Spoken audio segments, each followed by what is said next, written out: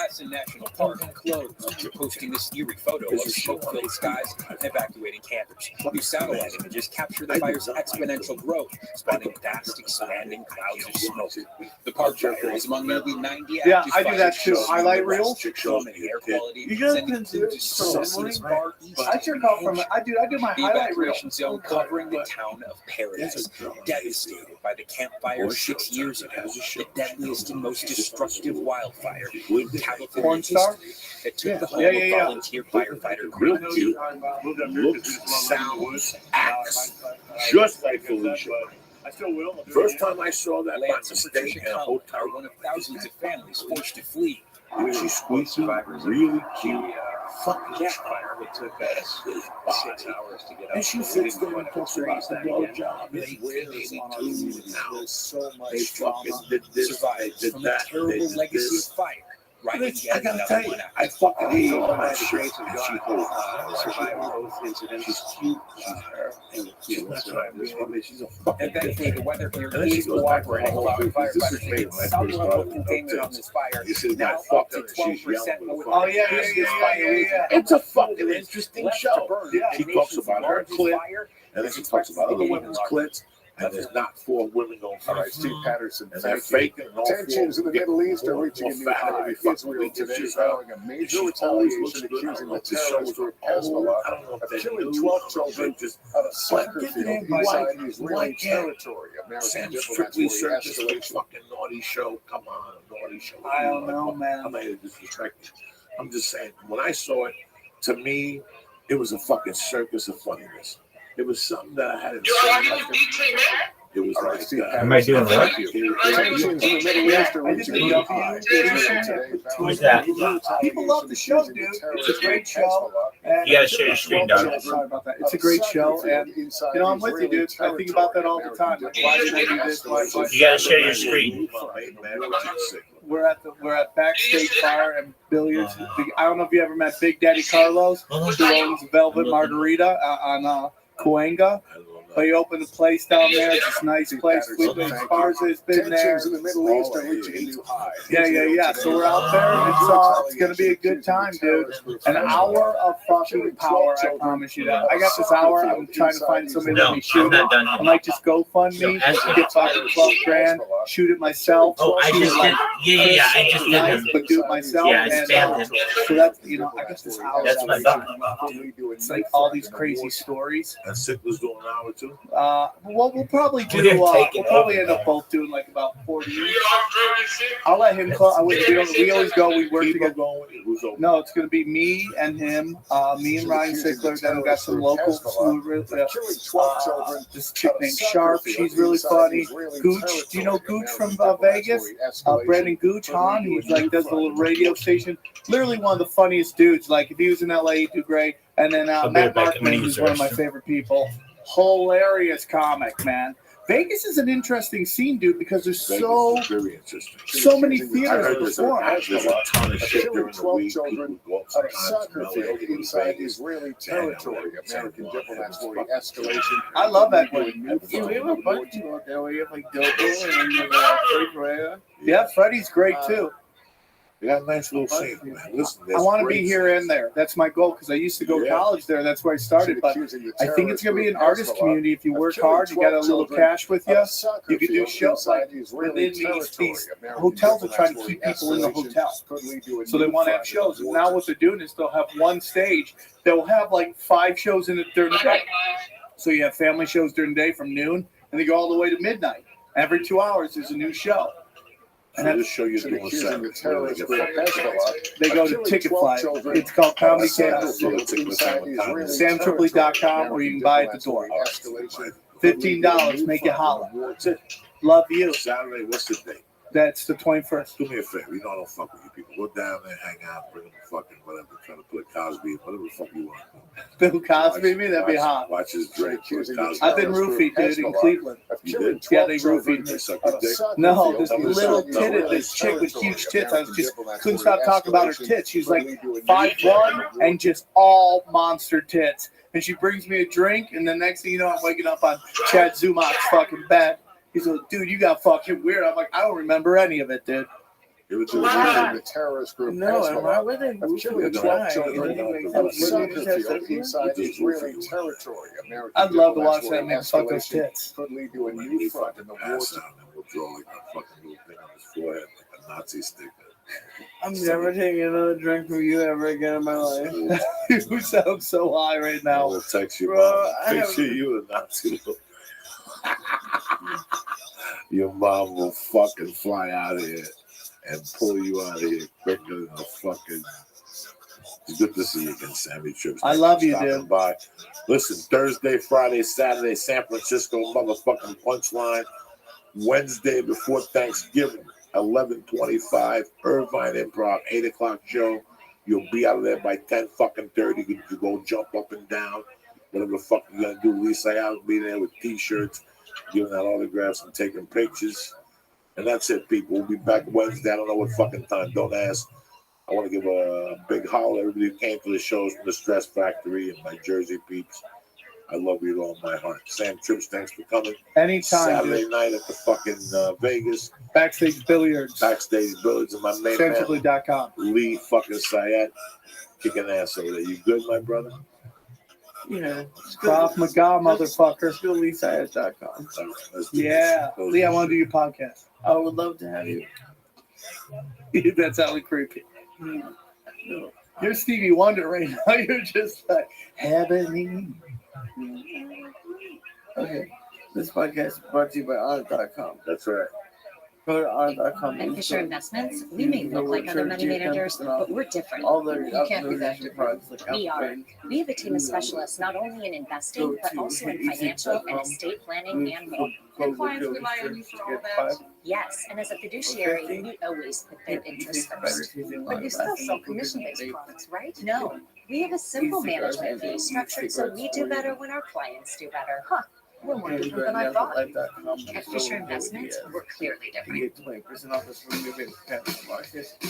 You might be used to living with your albuterol asthma rescue inhaler, but it's a bit of a dinosaur because it only treats your symptoms, not inflammation.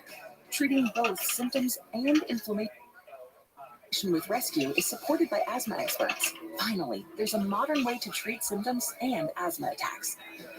Air Supra is the first ever dual action rescue inhaler that treats your asthma symptoms and helps prevent attacks. Air Supra is the only rescue FDA approved to do both. Air Supra is an as-needed rescue inhaler and should not be used as a Well, I've maintenance been busy treatment for at asthma. Fruits Orchard, Get obviously, medical help right away and everything's if orange it's not oriented. approved, continues to This is worsen, my or for favorite part serious of the allergic reactions. yeah. Using Air Not Supra the when material prescribed having could be worked on it or life-threatening. anything like that. Serious side effects Oh, include heart shit. problems, It's increased orange risk of lime. thrush or infections. Awesome. Welcome to the modern age of dual-action asthma rescue.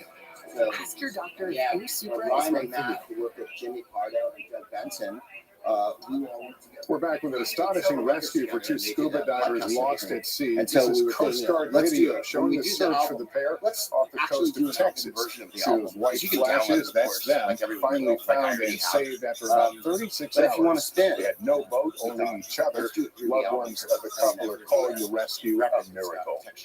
Now to an NBC News exclusive about a high-tech solution for preventing traffic jams. Google teaming up with cities worldwide to use AI to stop gridlock before it begins. Stephen Romo has the Well, story. Boston is As you notorious can for tell, bumper-to-bumper I traffic. moved at the time Leaving because the Beantown interweb drivers is in my fed blood, up. as you know. I'm like Boston Trump. has the fourth worst I will traffic fight a in the gigabyte in the country. hallway or Drivers whatever here Trump can did. spend on On the average other case, nearly 90 I'm hours old-fashioned. a year, I love almost books 4 days And so, stuck and I think behind the wheel. books and records are the The real national deal. average is The more than tactile 50 hours. function of Nobody it, likes putting a being record on stuck spinach, in picking up a traffic. book, So, putting the city of marker, Boston you is know. speeding up I think It's a that whole Groovy trying to make sure experience. their I really think we drivers should stop doing that. hit more green lights. It's called Project Greenlight, which in part uses artificial intelligence to monitor traffic patterns and then come up with solutions to improve traffic flow. The whole thing. Mateus Verkoway is a product manager with Google. You know that great feeling when you hit 2 or 3 green lights in a row? That's what we're trying to bring with green light. Greenway is one of the intersections Project Greenlight analyzed. What is AI actually doing to these lights? We're basically shifting a couple of seconds from one of the lights to the other one, right? And this prevents traffic from backing up. It may not seem like much, but a few seconds can mean the difference between getting a red light or getting green lights all the way. We're trying to create so-called green waves. Yasha Franklin Hodge is Boston's chief of streets. He showed us the city's traffic control room. Yes, so this is the traffic management center. Here, engineers monitor the city's roads. Project Greenlight makes suggestions to improve traffic flow, and the engineers then can implement those changes. Yasha says this will be a game changer. We think Project Greenlight can be an important part of reducing delay in Boston. But it's not just here in Boston. Project Greenlight is already live in Seattle and in 12 other cities around the world, improving efficiency and cutting down time at stoplights. This saves time for drivers and has an added benefit. Put his headphones. Yeah, I'm going to talk about it back. Up to 30% on our stops and 10% in emissions over the next 20 seconds. Hoping to put the It project is. in It is a one-man show. It's at least a novella. Yeah, that making is a positive impact on the You can do it environment now. and frustrated drivers. Stephen Roman. That you get nothing. I got fucking music.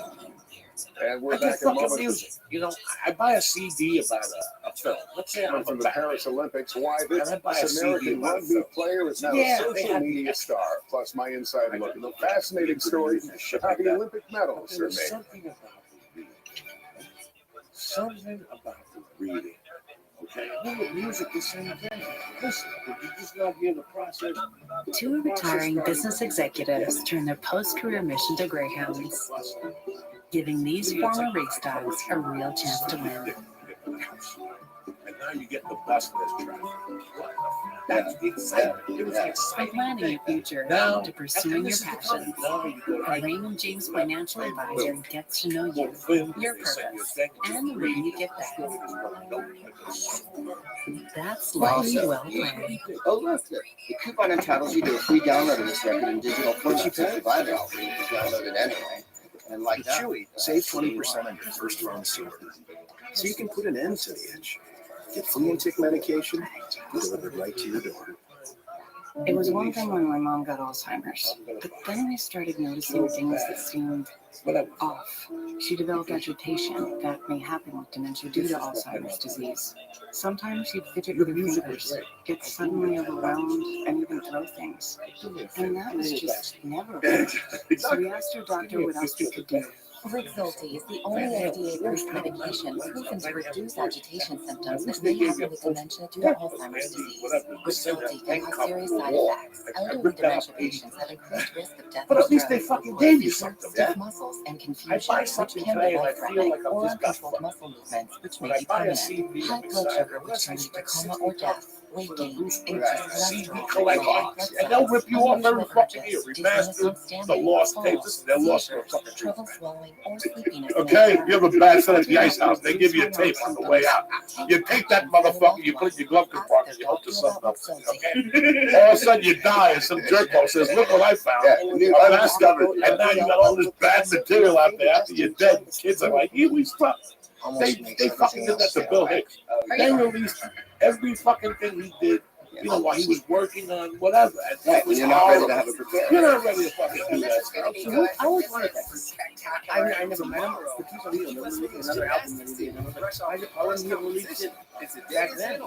because somebody found maybe the profits go to Oh no, diabetes it's or probably, something. it's probably to his family, but it's not even just him. It's always We're back from Paris with more of our Olympic coverage, including one of the game's social media stars. She's a rugby player from Vermont, inspiring followers with her empowering messages and unfiltered look at life at the Olympics. Savannah Sellers caught up with her and her Yeah, family. what is that?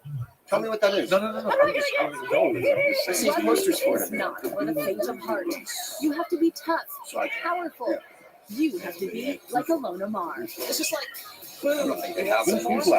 Watching videos Yeah. of their tackles and being tackled. It's intense. Yeah, it is intense, but I think What I And love just about it is that our sports is the same roles for both men and women. I love that we're encouraged to be physical. We met Alona and her gregarious family as they gathered at home in Vermont for the holidays. It was her birthday dad who first inspired her to try the sport in high school. She's like, no, John Lennon, that fucking Yoko will steal a fucking, she started putting out garbage. And that's not what he wanted. I don't know if he wants that garbage. Tupac, Tupac. How many fucking albums did that poor bastard put out? I know, and he didn't want this charge. Or he would have wanted to work on it. Well, they do have authors too. Jack London died in the book. And I'm not kidding. 2 or 3 authors came in and finished the book. I think that one's Assassination Bureau. But I mean, he was things off of time. And like Mark Twain's biography. Doing it again in Paris. And it's this thing. And he wrote into as well. This isn't to be credited until people watching me on TikTok. It also tunes my sport. She sends I don't even know that he really plus wanted it out, followers ever. and often Because it's uses him her being massive awful about platform all his to empower contemporaries. women. It's this giant journal, basically, It is of completely life. normal, sharing deeply vulnerable moments. So people, Kurt Cobain, his poetry after he died, there was big controversy. Should they release that notebook? Whatever Deals and shit. So that's your fucking That's about able women. That's I not don't really see a lot of my body type in media. I'm a very finish that you big, fucking edit. muscular woman. I want to keep doing it for them, for the girls who message me like, "Oh, you I know really everybody wants to see feel the process, so so I good about understand myself." that this. She's the got urge quite to a want fan to see club at everything home too. artistic. But by the same token, I remember a friend of mine at a Jimi Hendrix album. It was like just the worst fucking noodling on stage in London that some other guy put out and went like Above Hendrix's all, on that this. pride. And it doesn't make you like Hendrix more because he did this gig with this guy, and it's just shitty. And you're like, it was totally being sold like that. Savannah Sellers, NBC News, Jimi Hendrix with Burlington, so and so, Vermont. and you're like. And when we come back, metal masterpieces are behind the He scenes wanted to look at how they're stunning. of all artists. Medals are made. We're honing, refining, we're exploring, making it better, making it Slowing my cancer from Not growing just and your living longer are 2 things I want from my metastatic I breast cancer Floyd, treatment. And you with Kisqali, songs I that can we have love both. somehow. Kisqali is a pill that, when taken with an aromatase inhibitor, helps delay cancer from growing and has been proven to help people live significantly longer across 3 separate clinical trials. The Stones, So I think, have the have dozens, confidence to live but I my think life. they've been. Kisqali can cause lung problems or an abnormal heartbeat, which can lead to death. It can cause serious skin reactions, liver problems, and low white blood cell counts that may result in severe infections. Avoid grapefruit during treatment. Tell your doctor right away if you have new or worsening They kind of symptoms, put out including everything they breathing did, problems, but it also cough, speaks chest to pain, what they a want change in to your do, heartbeat, right? dizziness, They yellowing did, of the skin or maybe there's eyes, one dark album hearing, of Bosses tiredness, already. loss of appetite, abdomen pain, bleeding, bruising, fever, chills, They fucking or worked other on their significant shit and they infections, fucking a put severe out, worsening here's rash, 11 songs. or are planned to become pregnant or breastfeeding. Long live life and long live you. Ask your doctor about Kisqali today. What's brutal is Biggest this deal of the thing. summer is extended. Save up to 25% on moving and storage until August 12th. And see what Pods has been trusted with over 6 million moves. But don't wait. Use That's promo what in a code way was a BIG25 relief to when save. John Lennon got Visit shot. pods.com You can't say a fucking word. I'm sick and tired of you talking about this shit. They're not getting back together. You know, it's like you always got to And with the fucking right argue. help, I can make a difference. I can't every Earn up to 5% cash back on business. every day. Chase Some business cash agreements. Chase for business. Like I told If you have wet AMD, You can you insult never me, want to man. lose sight of the things you You know, love. I get why we talk about Some things should stand the test of time. Long-lasting Eylea HD could significantly improve your vision Let's just say and can help you go up to 4 months between treatments. If you have an eye infection, eye pain or redness, or allergies to Eylea HD, don't use. Eye injections like Eylea HD may cause eye infections, separation of the retina, or rare but severe swelling of blood vessels in the eye. An increase in eye pressure has been seen. There's wait till the Beatles get back together. All this shit's gonna end. None of this shit's gonna end. The most common side effects were blurred vision, cataract, corneal They got so injury, fucking and annoying. blindness. And every year, like, oh, there's a room. They got back And together. there's still so Oh, I much just to talked to say. Yoko. Everybody just talked to fucking If you Yoko. want And Eylea or a Paul similar and her don't still get ask along. your It was retina crazy. specialist about The Eylea beating the HD Beatles today left for on the this potential country for fewer was a injections. phenomenal beat. Never miss a moment of the 2024 Olympic Games Guys from that are my Paris. age, just For prove- in-depth They coverage know. of the You know, athletes, 60 events, something, and 70. medal He was counts. dead. Download the They were NBC playing the News shit app out of and watch the Paul Olympics was on fucking dead. NBC and Peacock. You know how many imagine this? What? They were playing a trick on America. That Paul was dead. Paul McCartney? Yeah, during Nazi mystery tour. It was magical mystery. Finally, tonight, making their stunning Where was he? medals. The athletes who win here will each go home with much more than memories. They'll also leave with a piece of the city's most iconic landmark. Listen, there's people therapy. Yeah, the end of what is it? Strawberry Fields? Strawberry Yeah, Fields. yeah. Paul was dead. I very proud. Yeah, Paul was dead. Very end of years. Culmination of years of work.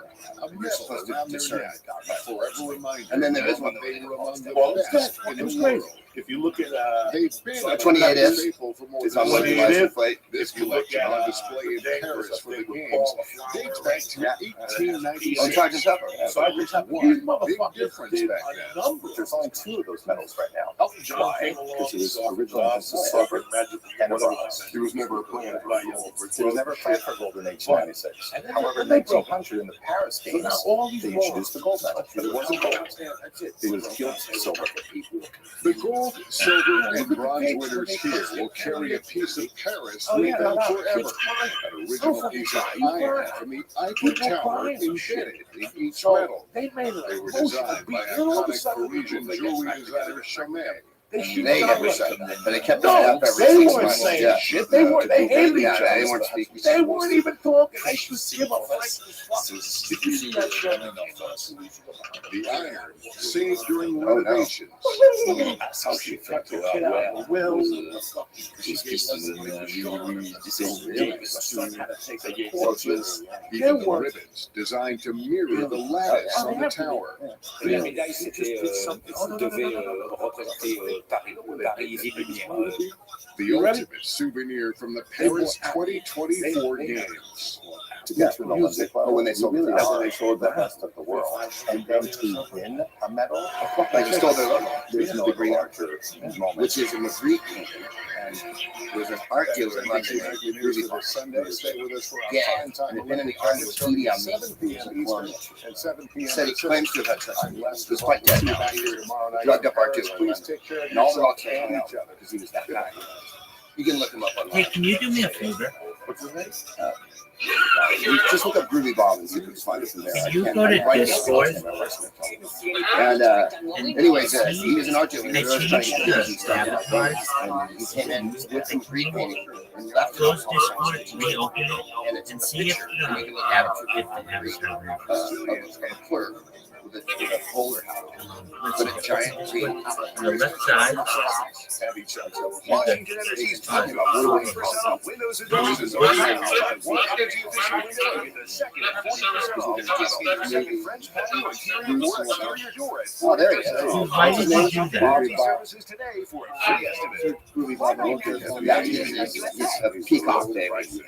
That's not nice. Any competitor's price. There's a picture of him and Mick Jagger in the back of a car getting dusted and they got their hands up. Customer service. And so he left that and 10 years in the industry. Check out our review. yeah, it was crazy. Wappy And his father Flanger, was you a can big, hear me. I have to apologize. really wealthy connected family that he was an art dealer and a bohemian.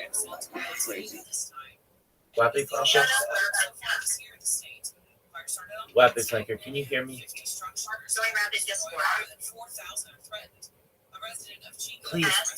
Please stop spamming Wappy Flanger. Please. Don't spam him ever again, okay?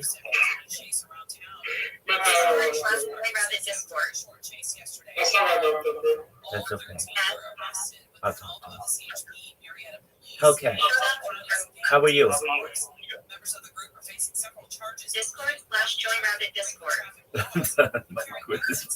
Poor man. Wappy Flanker, can you hear me? No, stop it. Don't do it anymore to him.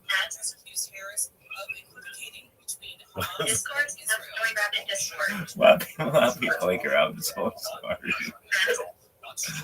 Wappy Flanker, can you hear me? Wappy Flanker, can you hear me?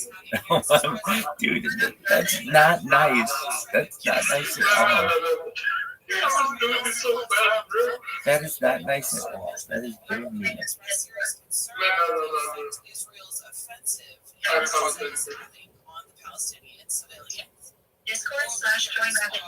No. Weppy Flinker, listen to me. Listen to me. I'm so sorry. No, I'm so sorry. I'm so sorry. Listen to me. Listen to me. No, I know. Someone is impersonating me, and they're spamming you on my behalf, and I've told them to stop. And I am apologizing because I just found out about it. I'm making you aware. I am sincerely apologize. I sincerely apologize. Someone who thinks they're helping me is not. They don't know who to spam and who not to. I hear him. Can I hear you, Rabbi?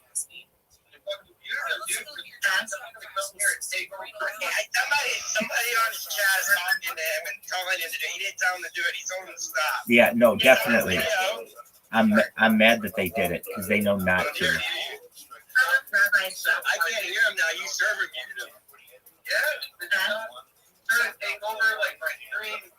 Discord/join Rabbi Discord. Shut up, Rabbi's cup. No. Shut up, Rabbi's cup. Don't do it to him anymore. No, it's not. No, it's not. I Discord/join Rabbi Discord. No. Shut up, Rabbi's cup. S. Okay, listen. The only way I can stop it is you're going to have to shut the stream up. No, don't do that. Don't do that. And put it to emote only. Actually, put your chat No, don't. Emote only, bro, and then stop. You. /join Rabbi Discord. Don't. That is not good.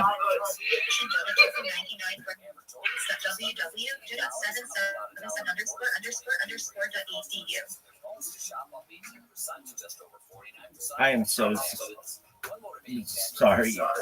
Someone is spamming on my behalf, and they did not know that they should not be spamming you like that. Someone is spamming too. Your dashboard just someone is spamming too. Sub only mode chat, brother, and see if that'll shut it off. And then put your advanced bot protection on. It'll be 30 minutes remaining. I apologize so much. I apologize so much for this. Someone is spamming on my behalf, and I'm trying to get them to stop. Thank you so much for trying to convey this to Wappy Flinker. I understand he is very mad, and I would be as well. I'm trying to stop it.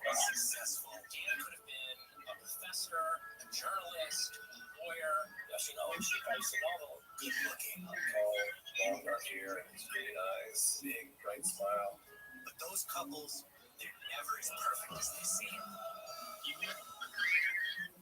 She never really addressed conflict. So if he had done something to bother her, she kind of buried it.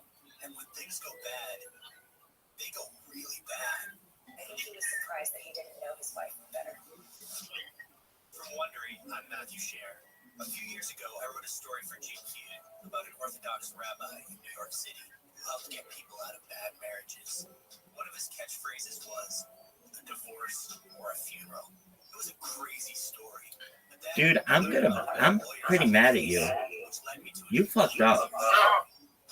Dude, he just booted me from his thing. If you do this ever again, you listen to me. If you do this ever again, you're out of the server. I can't have this. Dude, he banned me. And he was a friend of mine. And you knew that. You knew that you weren't supposed to do that. You know who to, you thought it was funny. And now you're in deep shit. Don't do it again. If I find out that you do it again to someone who I know, who I've told you, yes, I know this person, or they've been on my podcast, you're in deep shit. Okay, I'm not happy about this. He's my friend. And now I'm going to have to work to get his friendship back. And that sucks. That's a lot of work. It's a lot of work. He's a very difficult individual, and I understand. We just fucked up his whole fucking stream. And I understand why you think it's funny, but it's funny when it's people we don't know. When it's people we know who I've annoyed and been annoying for months now, they know who I am. That's why I say, do it to the people who are new, who are brand new. I've told you this like 100 times. Go to lowest to highest. Don't do highest to lowest to highest, and let those people know. Now I'm going to try to get Watley Flanker back, but I don't think I'm going to be able to. And I'm kind of mad. I like being in his server. It's okay. Don't let it happen again. Thank you. Don't go crazy on one individual. You can just spread it out and do it over the new people. Those are easy people. Those are easy people. Okay. To the far post. Ricochets back in for her second goal of the game. United States wins 4-1. They'll play Australia Wednesday. Chris Egan has more from France. Well, hello from the rowing canoe and kayak venue. I'm about an hour and a half drive from downtown Paris. This was not an easy place to get to, but this is a very important venue, especially for several athletes from the Pacific Northwest. Just a gorgeous place to see rowing and the canoe and kayak events as well. We have 3 athletes in sprint canoe, Nevin Harrison and Aaron Small from Seattle and Jonas Ecker from Bellingham. We have 18 rowers with ties to the Pacific Northwest, 17 from the University of Washington, and 3 coaches from the UW. The Huskies have established a long track record of success in the Olympics, dating back to the boys in the boat that won gold back in 1936. No other college rowing program will have more alumni competing in these Paris Games than the University of Washington. Teaches you how to work hard. He lived in New York City. That's He walked another around thing this that I fucking learned. park every day. You know, he was fucking New York City for a while. He was Tony fucking you're there. without a gun. This or guy you've made it. walked through Central Park and told me, wow, There's levels to the game. One thing that I think is really cool here is that New York City was fucking no one is the best at anything. You have guys that are really strong on the earth, or you have guys that are strong in the weight room, or you have guys that are good in small boats. Look who it is, Luis. But no one is the best at everything. The U.S. men's 8 boat got in some final preparation earlier today. Coached by University of Washington men's coach Michael Callahan. There are 4 college rowers on this boat, which include Ellis Olsen from Buffalo and Coxon Riley Murray, who grew up in Louisville. They'll get their first competition tomorrow. At the Paris Olympics, on Precision Hospital. Here's a look at the medal count. The U.S. springs to the lead with 7 medals today. Right there, you weren't Japan and shocked. Australia shared the lead in You gold weren't with 4 shocked. apiece. You were, as a kid, King 5's medal count is 16-year-old sponsored kid, by that T-Mobile. will be over the fucking top. And coming up tonight in prime time, you'll see the women's I don't know if gymnastics the school the next day, qualifications I'll say how plus wrong no it swims is. in the pool, Madison. It was supporting the legit. A lot to look forward to, Ariel, and more sports coverage ahead tonight as the women's soccer team takes the field in Paris. Here from fans watching them go for gold and preparing for another major event just like it in the Emerald City. And you just how to hit record. Just how to hit record out there. 3 weeks before that. I don't want to talk with you right now. I'm not happy with you.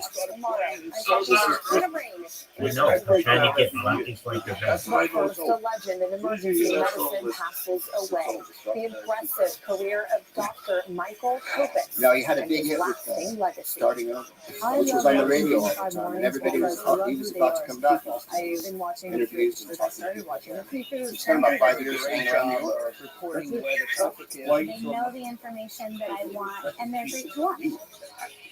There's nothing Toyota's even more hybrid choices than anyone else with the best-selling RAV4.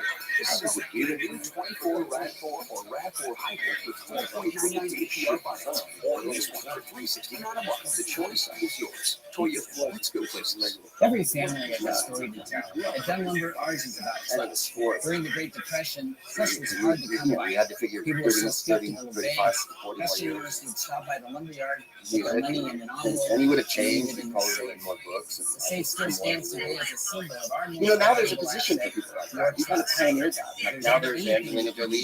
People who are in show business run around the world and I mean, they're always in trust.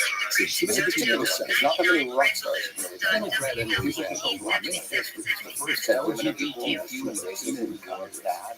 A leader in the state Senate, Randall has taken on this with Republicans eager red to blue protecting women's reproductive rights. I don't think he was doing it for this good time. I think he was a real artist, and I think that at the end of the day, when he finished the Beatles, part of the reason he wanted to be more productive was like things we love, what makes people come like a machine. In his view, I think We're he here was for required to make for parents who get up extra early for a workout. So when he was able to do his own album, the difference in content, obviously, between what he writes in the Beatles and then what he writes on his own, all of a sudden, now he's writing about mother and drugs, As a mom who carried a purse and a badge, Monica way Dillon more used heavy that primal badge stuff as a than shield, the Beatles felt. protecting women and kids, Yeah, prosecuting violent criminals. Now Monica's the only Democrat for attorney if you want to, can you play Beatles music? mental health There's one John Lennon called Mind Games, and it's him walking around something. If you want to see the video, we play him walking around the fucking park. We played it before. And people are like, you know, he's having a cigarette and he's jumping around and providing quality service to homes throughout the region. Our service he wasn't technicians hiding. at People always say like Garbo thinks this. Garbo went to the party clinic once every day and shot. You could see her on the street. Like, there were always pictures of her. Lennon didn't hide in New York. Rick Robertson told me stories about meeting him in a health food store. Yeah. He's personally worked on this. Let me ask you a question. That made him laugh. Yeah, that made him laugh. Because people go up to him and say, when the Beatles get back together, I couldn't talk to the magnet. They shot it like right in his house. Oh, huge impact, not And I've always said, it cannot be people say, well, if you live in New York, yeah, there's only one way. from medicine in the Northwest. If I can live myself. Not only That's it. It's a Dakota, go downstairs, rest squeeze down the street, smoke a joint. Okay, so don't do ever him again, okay? Go do lowest to highest, okay, my man? Lowest to highest. You did a very good job getting people on the podcast. That's what you need to do. Just go to random, lowest to highest, random individuals who are just empty in their room and say, hey, Rabbi wants you to be on our podcast. No, don't ever talk to him again. Don't ever talk to him again. His exact time is still unknown at this time. Coming up chapter 11 on King 5, how I think I'll get it. years long, countless lives he saved. Fuck Joe Nathan. Fuck Willis Reed. Fuck the Knicks. Look at him. A white dude without a bodyguard. What? Yeah, that's right. There's nobody. We never do this. Yeah. Different vantage point, showing a little bit of everything. And obviously, Look, that's not low to high. That's not low to high. Okay, spam him though. Spam. Just create clips on him. Just create tons of clips. What'd you say? Why? Okay, I understand, but you can just turn that machine on and it'll just create clips and it'll stay on his page. Early tomorrow morning is when Do you understand? This is 6:30 You'll be watching him the whole time. Get ready for some slick roadways out there. But if you watch him for an hour, it'll create 60 clips. Talking about transporting yourself through space and time and all that. Does that make The sense? video is so hilarious. What year is Hello. This is also going to cool temperatures. Hello? Daytime highs for tomorrow will be chilly. Hello? Can you hear me? Yeah. So just turn on the one that just creates clips and then watch Vitali for an hour and we'll have 6. We watch him, but turn the one on that creates clips. The song goes to number 1. And just leave it. Early Tuesday morning, hold on to cloud coverage into our evening hours. Temperatures will not go until those 70s. Just hit play then. Hanging out. And that cool down is short lived. We'll see temperatures warming up as we head into the weekend. 80s and even near 90s by next weekend. We are going to see about a 20-degree swing this upcoming week. Ariel. King 5 Sports Report, sponsored by Xfinity. Stream sports from the best seat in the house with Xfinity because it's only live once. I'm really fortunate. What a way to answer the bell. After getting swept by the Angels earlier this week, the Mariners came back and dared to sweep of their own in Chicago this weekend. Randy Rosarito is his match night for 1-4. He gets on base today in his first at-bat. That means one on his own. And 120 with the drug dealers. Nobody remembers that. They didn't give a fuck with the other 5,000 were kids. Castro let out 75,000. 2 on for Mitch Haniger. Puts it in play down the third base line. He runs for easily for 2 RBI singles. Back to Raleigh though in the fourth. He drops one into left field. He got the first and final runs of the day and leads the team in RBI with 66. 6-3. Dude, I don't want to see him. I don't want to see him on your screen anymore. You're going to Vitale. Go to Vitale and turn on your machine. Don't go on Wappy Flanker anymore. Just turn your machine on Vitale and just leave it for an hour. You'll create 60 clips. Monday will be the first opportunity to see the shoulder pads and give Coach Mike McDonald. No, if you do that, you will get booted from the server and we will never talk again. Separate the men who are truly violent or not. I mean, you will be banned and you're done.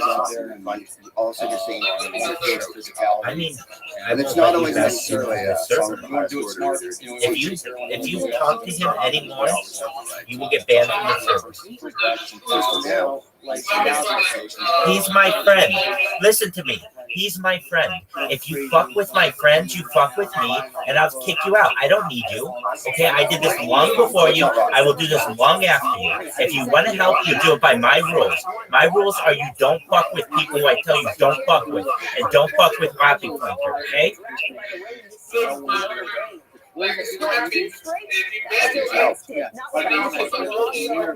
Then that's your prerogative. But it's not worth it too, because then you're not going to get any of the enjoyment of it. I want you to be part of this community. If you want to be unprofessional, then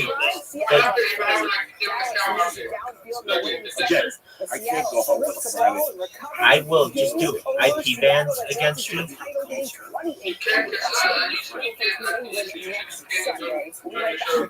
Yeah, but eventually Discord stops you from doing that. Trust me, that's why I don't spam on Discord. Discord's actually one of the most difficult ones. So here's the thing. You would need to keep changing telephone numbers for Discord, and Discord will eventually just stop allowing you to use that device. Oh, yeah, you're going to need more than that. You need probably 15 different numbers. Has more experience covering the places we call home. Raised and rooted. Right. That's what you have to do. But then here's the other thing that I can do. Is just make it so that new people can't talk in the camera. You have to do it.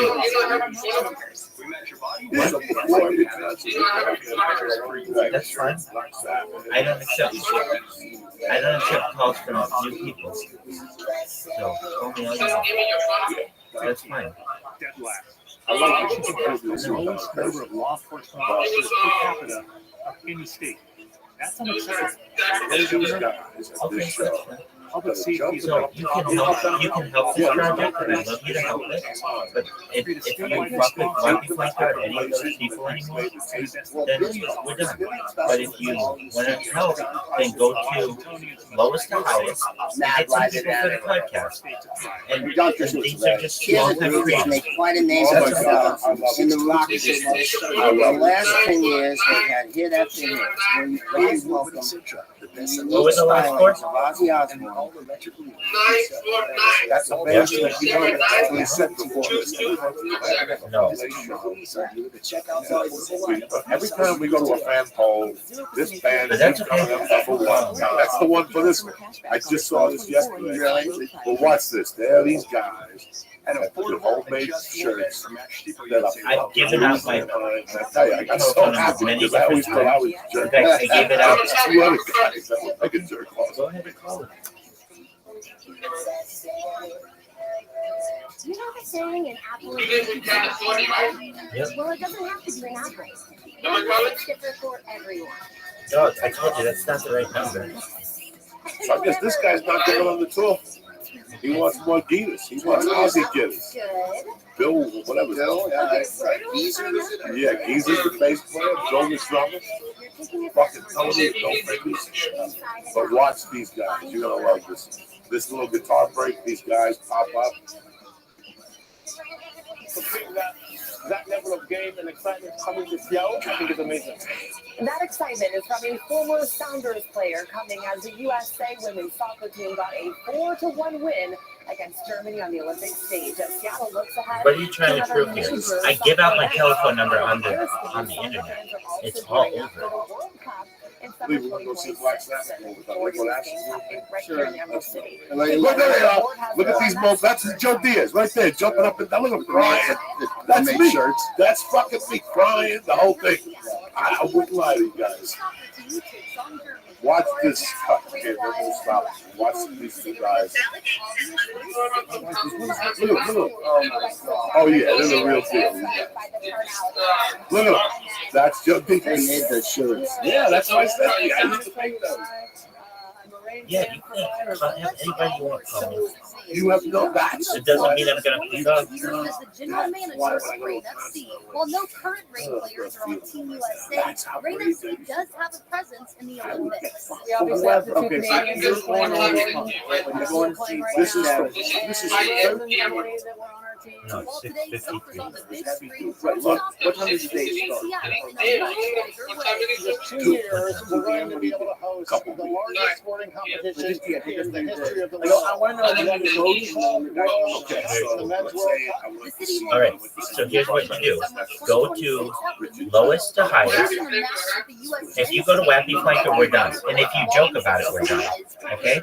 Don't joke about it. You can tell I'm very serious about this. To make sure that our games are not only the most fun, but the safest and the best games. You understand? I don't want you for so many years. fucking with that person. We have an amazing fan base here, and that the world deserves to come here to see what we Don't have. joke about it. I'm serious about it. I'm a very easygoing individual, but if you do that, I have no But today, all eyes are on Team choice but to ban you because I can't trust you. I'm telling you explicitly what not to do, and you keep joking about it. And if you think that's funny, then you can be banned, or you can get signed out, or any of the other things. I got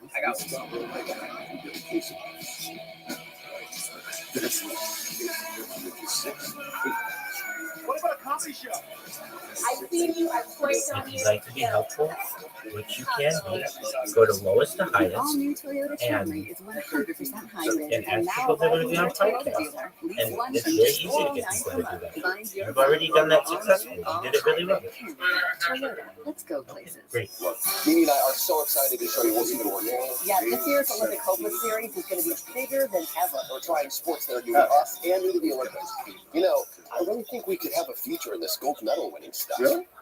Two of the guys are saying the same show. Everyone needs their own spot in the sun. Oh. It doesn't have to be big. Sometimes just enough for a chair, a book, and a cup of coffee. You might have a decking issue to solve. Or maybe $15. $15 Our staff is No, ready to no internet. No computer. You gotta go get them or no. stop by your local dumpster to get started on your next outdoor living project. Or contact me personally, Mike Dunn at Dunn.com. No matter what rituals you have, con T-Mobile, asegúrate you are ready for the game. ¿Te listo? Get 4 lines of unlimited with international calling included for just $30 per line. Ready? Check that. Right. So these use fruits and Además, you can save on every plan versus Verizon and AT&T and get 4 Samsung Galaxy S24s with Galaxy AI on us. Wednesday, Thursday, Friday. With great groups, if you go, we all go. We will get lucky. Then we will go Tuesday, Well, Wednesday, thank you Thursday. so much Big for fun. watching tonight. We Yeah, have so fun. much more Olympic coverage coming up on Team I was there Wednesday. When they did the drum solo, where the fuck were you? As you say, good night. Go to You weren't there Wednesday, you fuck. I was. That's the passion. Yeah, we used to get up to go see at the Bay Area Dan the Green, which was at Oakland Coliseum baseball, and that show started. Something you'll grow up. And we get up in the morning and go eat breakfast together, and then start drinking our and some of them. I remember one was Robinson, Cena, Linda, Ronstadt, Renaissance, and then the Eagles. And I think Peter Frampton came out and played with them. And then, but the one that I remember was Sammy Hagar, Mahogany Rush, Blue Oyster Cult, Jay Goss Band, and the Jan Hammer Group. And I think Jeff Beck might have been on that one too. And you're so drunk by and this was outdoors in the baseball park, so you had the violin and there was no assigned seats. Well, of course, we were on the grass.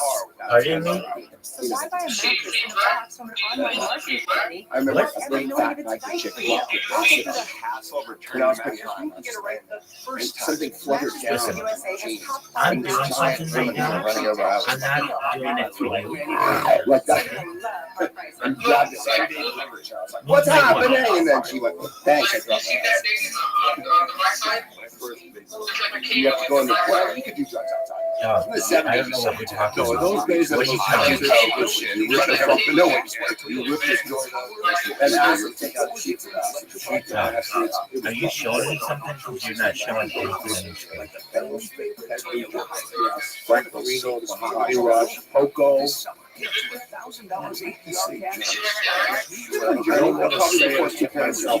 No, there was something. Yep. Oh yeah.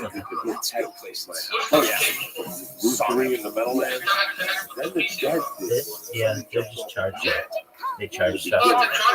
The very beginning, the dead came to drink. He was tripping on acid. He jumped off the fucking fence. Tripping boom. He decided I could fly. Because he and the dad did too. I didn't go to that. I didn't go to that. They did. I didn't see it. What does it take to be the best? I saw the The world-class leukemia team at Seattle Children's takes a competitive spirit, a desire to change the odds, and never That's the one. And when he was at Shea Stadium, giving David every Johansen. child a winning chance. He had a great group. Like Sealy, the gayest concert I've ever Spunky, seen. 3, and cancer-free. Marcus Eagles. Oh, yeah. Fucking the Go-Go. Yeah. Oh shit! I picked cards on a Tuesday night. I went to see the Pretenders. One hot. You know, we could finish the basement and do exercise. August but is it really the best time to be spending money on renovation? was supposed to show with Care Rod help? Stewart maybe. I'd say Okay, based I'm gonna on lie this down just for a conversation, little a bit. little renovation might be Please good to go, Tina. don't take over the internet. Be nice. I said I'm gonna just close my eyes for a little bit. Every financial need will meet Just you. just be good to people. Be nice to people. Just you're okay. You're okay, and you have a hold on. And you have a lot of potential. I'll get back to Wappy's Discord in time. It'll take some time. Oh, yeah. But what I want you to do, if you want to help, get people into the podcast. As soon as you have someone, I'll interview them right away. I saw ACTC in 1978. And they So this is what you say. Need inspiration? You go into someone's chat and you say, "Do you want to be on a podcast?" Question mark. That's all you ask. Oh, actually, say, "Do you want to be on a Spotify podcast?" Craziest I ever saw. Do you know what Spotify is? 84 was Michael Jackson. Excellent. So just ask them, "Do you want to be on a Spotify podcast?" You have no Prince idea. and Madonna. Prince and Madonna. This was fucking huge. You know, Michael Jackson, the big league was Heavily favored to return to the top of the podium and win it all around. Yeah, and he had Born in the USA. And Prince had Purple Rain. Prince had Purple Rain. The movie. He had a movie out there. You know, a scripted movie. At the same time, the album was kicking out. This is just overwhelming. No, don't say whose it is. Just say, "Do you want to be on a Spotify podcast?" Yeah. Some of these Tom Hanks produced for things. When I got back to the comedy show at 12 o'clock at night, And they talked about the early 70s.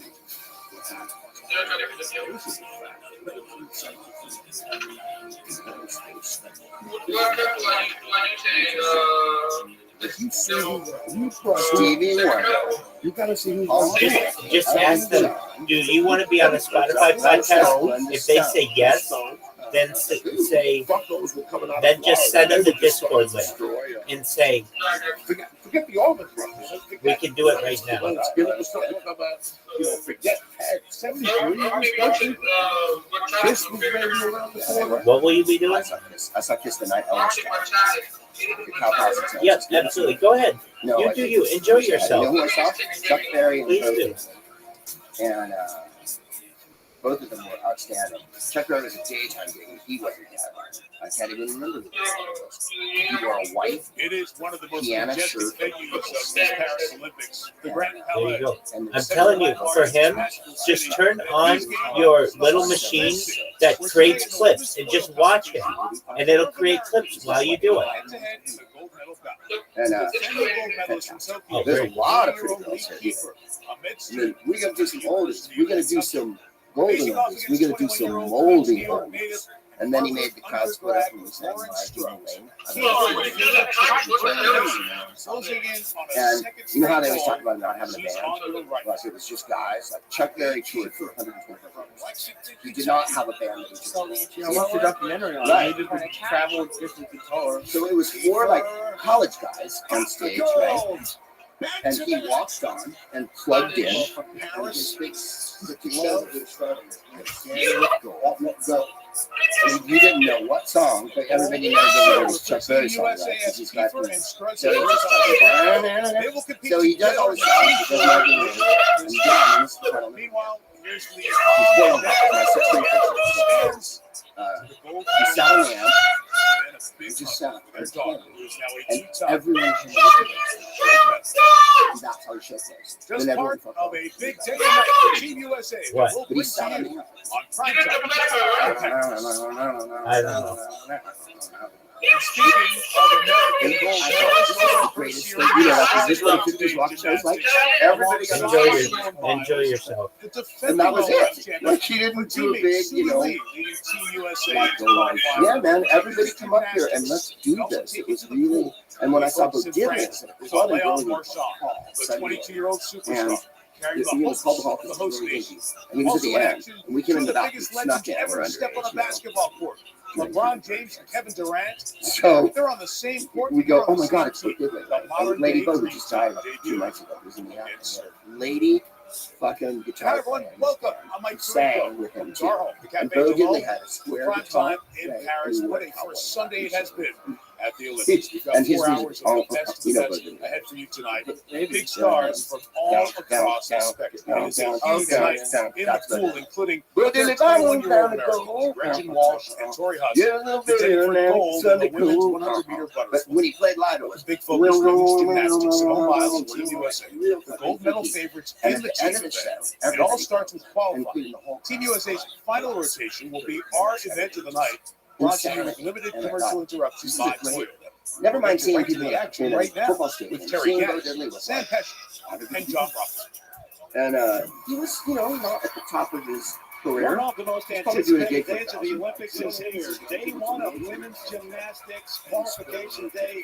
Listen to this I'll crowd. never forget it. And then we went up to him after we met him, and he couldn't show us. And he was dialoguing the fast. And 16-year-old Hesley Rivera, who's the So it was youngest a perfect athlete. night. You know what I mean? Like, Games we got flooded by him representing because the he, come on, I'm trying to The lead, of course, fun us.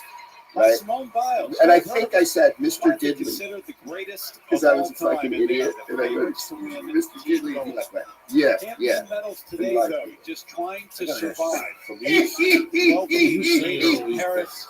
The top 8 will move on to the team final. The top 25 Don't you, qualify Joe? for the all-around Don't you final think that like with it's the two live athletes per experience, country rule in play. the Spots in the excitement, the event thrill, the finals on the showmanship, line the with the top moment.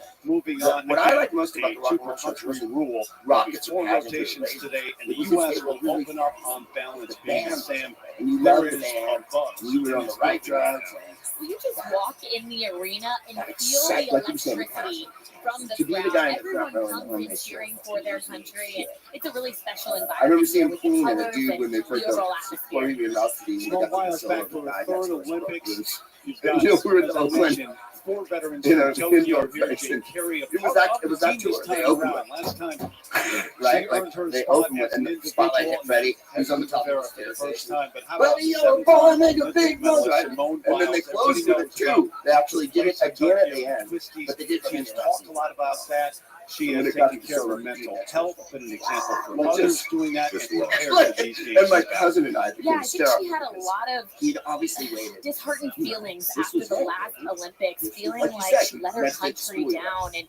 to be honest, I feel like a lot of people And in no one this said building shredder tonight, in a lot Red of State. celebrities we heard right here, are here to Swear, cheer her Dad. on. And so to see their support, hopefully she Oh, feels that on the tripping, competition so floor. it's as still she goes. She's called it the redemption. So, like, that's so what- we that's what I will wanted to see know when I last asked time earlier. around the When that U.S. guy team comes down and they silver start playing in like Tokyo. a song like that, like, what is Suni coming Lee to was you there, for? became a star They're at the even listening, Tokyo he's just so Olympics, excited, the he's all-around screaming. champ. I mean, this is someone who's done so much from that point to this point.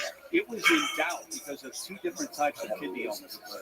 Yeah, coaches say that they think there's a little bit more pressure on her this time around, even though she's already overcome so many health issues. There's a lot more downside and a lot less upside that her coach just raved about right there. But if you see the emotion in her gymnastics, she's just excited to have this experience again. How about Jane Carey, the 24-year-old from Phoenix and star at Oregon State and the reigning Olympic gold medalist on floor? Part of the team this time. Yeah, she said that one of her specialties is actually being a little bit more understated than some of the other team members, but she also has a laundry list of accomplishments that brings a lot of confidence to this team. Speaking of confidence and excitement and enthusiasm, that is what Jordan Childs is all about. Yeah, she's that hype woman on this team. If you watch her during the competition, she's going to be cheering for the other athletes. She's going to be loose and dancing around, but when it's go time and she salutes, it's all business. And how about the 16-year-old? I was going to say, So last thing I you want don't to like hear was Sinatra. Bruce Springsteen. Yeah, She right. made Phillips from Oregon, New Jersey, her first time to the Olympics. I think a lot of people would be worried about her age, but what stands out to me about her is her poise and maturity during the competition. She is so confident. It's almost a quiet confidence that you see when she's competing. Still waiting to get her license. Still working on that. Hey, there's time after the Olympics. So, as I said, the U.S. opens up on balance beam. Therell be 4 rotations. They're such a strong team, but if there's one event that's been inconsistent for these athletes, it's balance beam. So for them to start on this event, it's going to be their first test in the race. There's the order in which they'll compete. Jordan Childs, Suni Lee, and Simone Biles. 4 athletes compete here. 3 of the scores count, so Jay Carey will not be up on beam. Jordan Childs to lead things off, set the tone for the United States. Family in attendance, Timothy, there's Gina, and there's everywhere sitting with Child's family here to cheer on. You gotta Not too bad dress up. having That's two really for your family. like that whole thing at the time. Bro, he did something that I never said. Wobble on that With the wig. front. Didn't know the fucking To lyrics start to things songs off, at the end. pulls it back on, and Projected the goal the for her words. now is to brush that wobble off, pretend like it's been perfect, and finish this routine strong. Cool as shit. Didn't give a fuck what the fuck he Series handspring layout. That's called a triple series. Yeah, 94. Sit tight. Damn it, this fucking thing. I didn't lose it, but when I saw it, I lost it. Smart adjustment. You can see a little nerve at the end of these skills.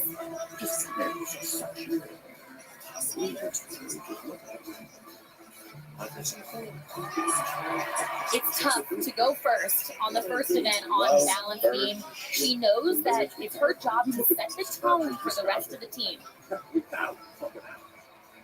Oh yeah, he made a million. Part of his mania is that he made $1 million.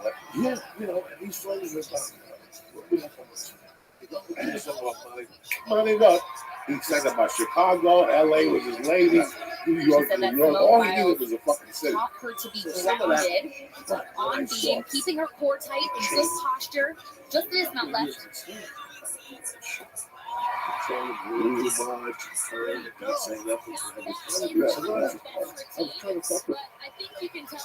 that was the one that really showed me. I can't tell by that look that it's not her best routine. Sometimes you need to rip the band-aid off and get the first one underway to loosen up a bit. She took me even deeper. Deeper, isn't it, Corey? Deep.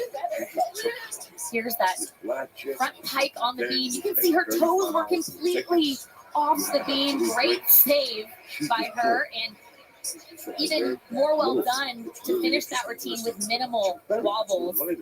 Tough to do when you start with one. And this was a highlight for me. Double pike. Just a tiny hop back, but clean landing overall.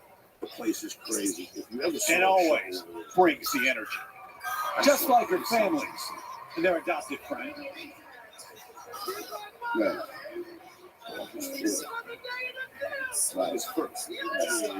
After the single, I was going to say, what's the new single? But I saw the year before. Right? Yeah. Hopefully.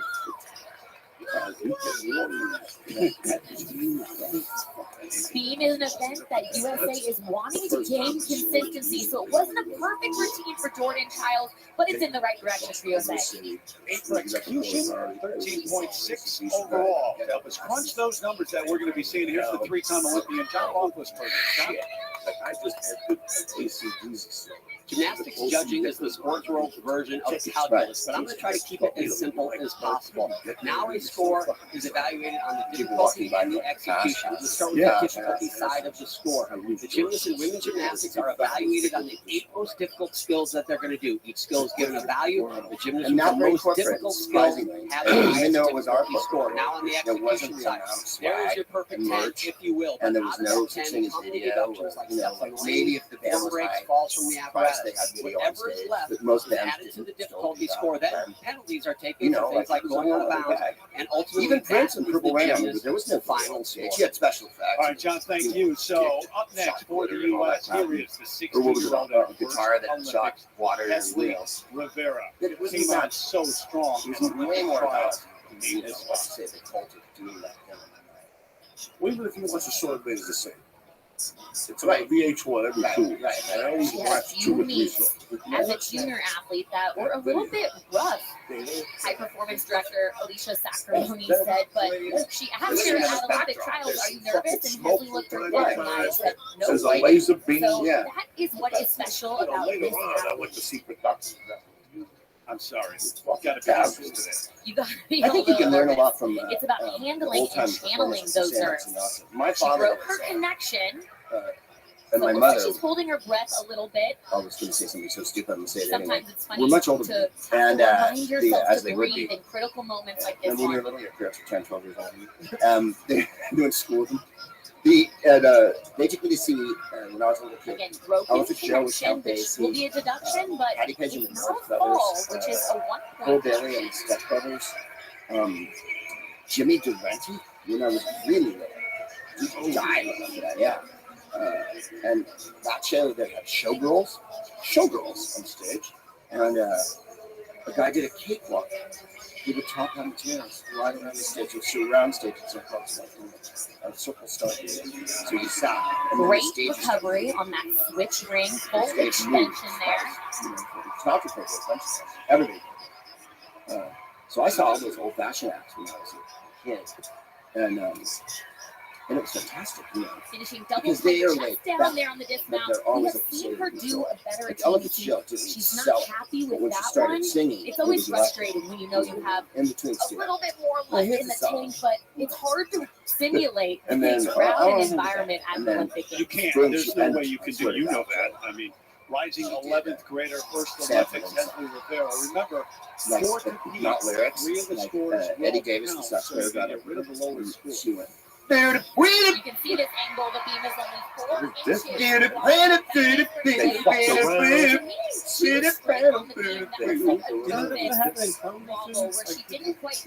It's already happened with live podcast. Completely flat. Same thing with that. Just a little bit unsure of herself on the landing, but overall straight on the beam, John. Yeah, that seemed like nerves to me, Sam, and that's understandable, Terry. You alluded to it. You got to be nervous a little bit and to start on beam at 16 years old. I cannot imagine the pressure. As a guide, each time a score comes up, we'll color code them for you. So you want to be in green. It's excellent. Yellow is solid. You don't want to be in red. That is below average. So Hesley Rivera opens up on beam and 12.633, the number for the 16-year-old. Still to come, Suni Lee and Simone Biles on balance beam.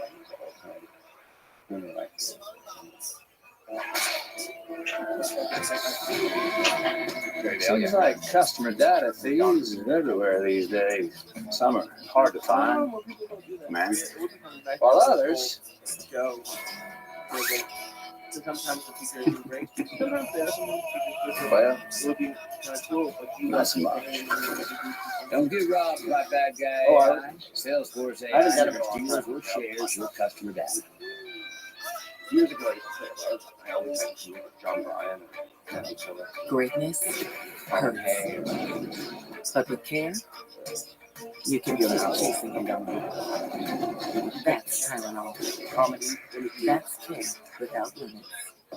Still on the court. Yep, the U.S. Bank Cash Plus That's Visa if people signature really card like it. gets cash back on everything I buy for a big trip. Time for that interaction. Everything. You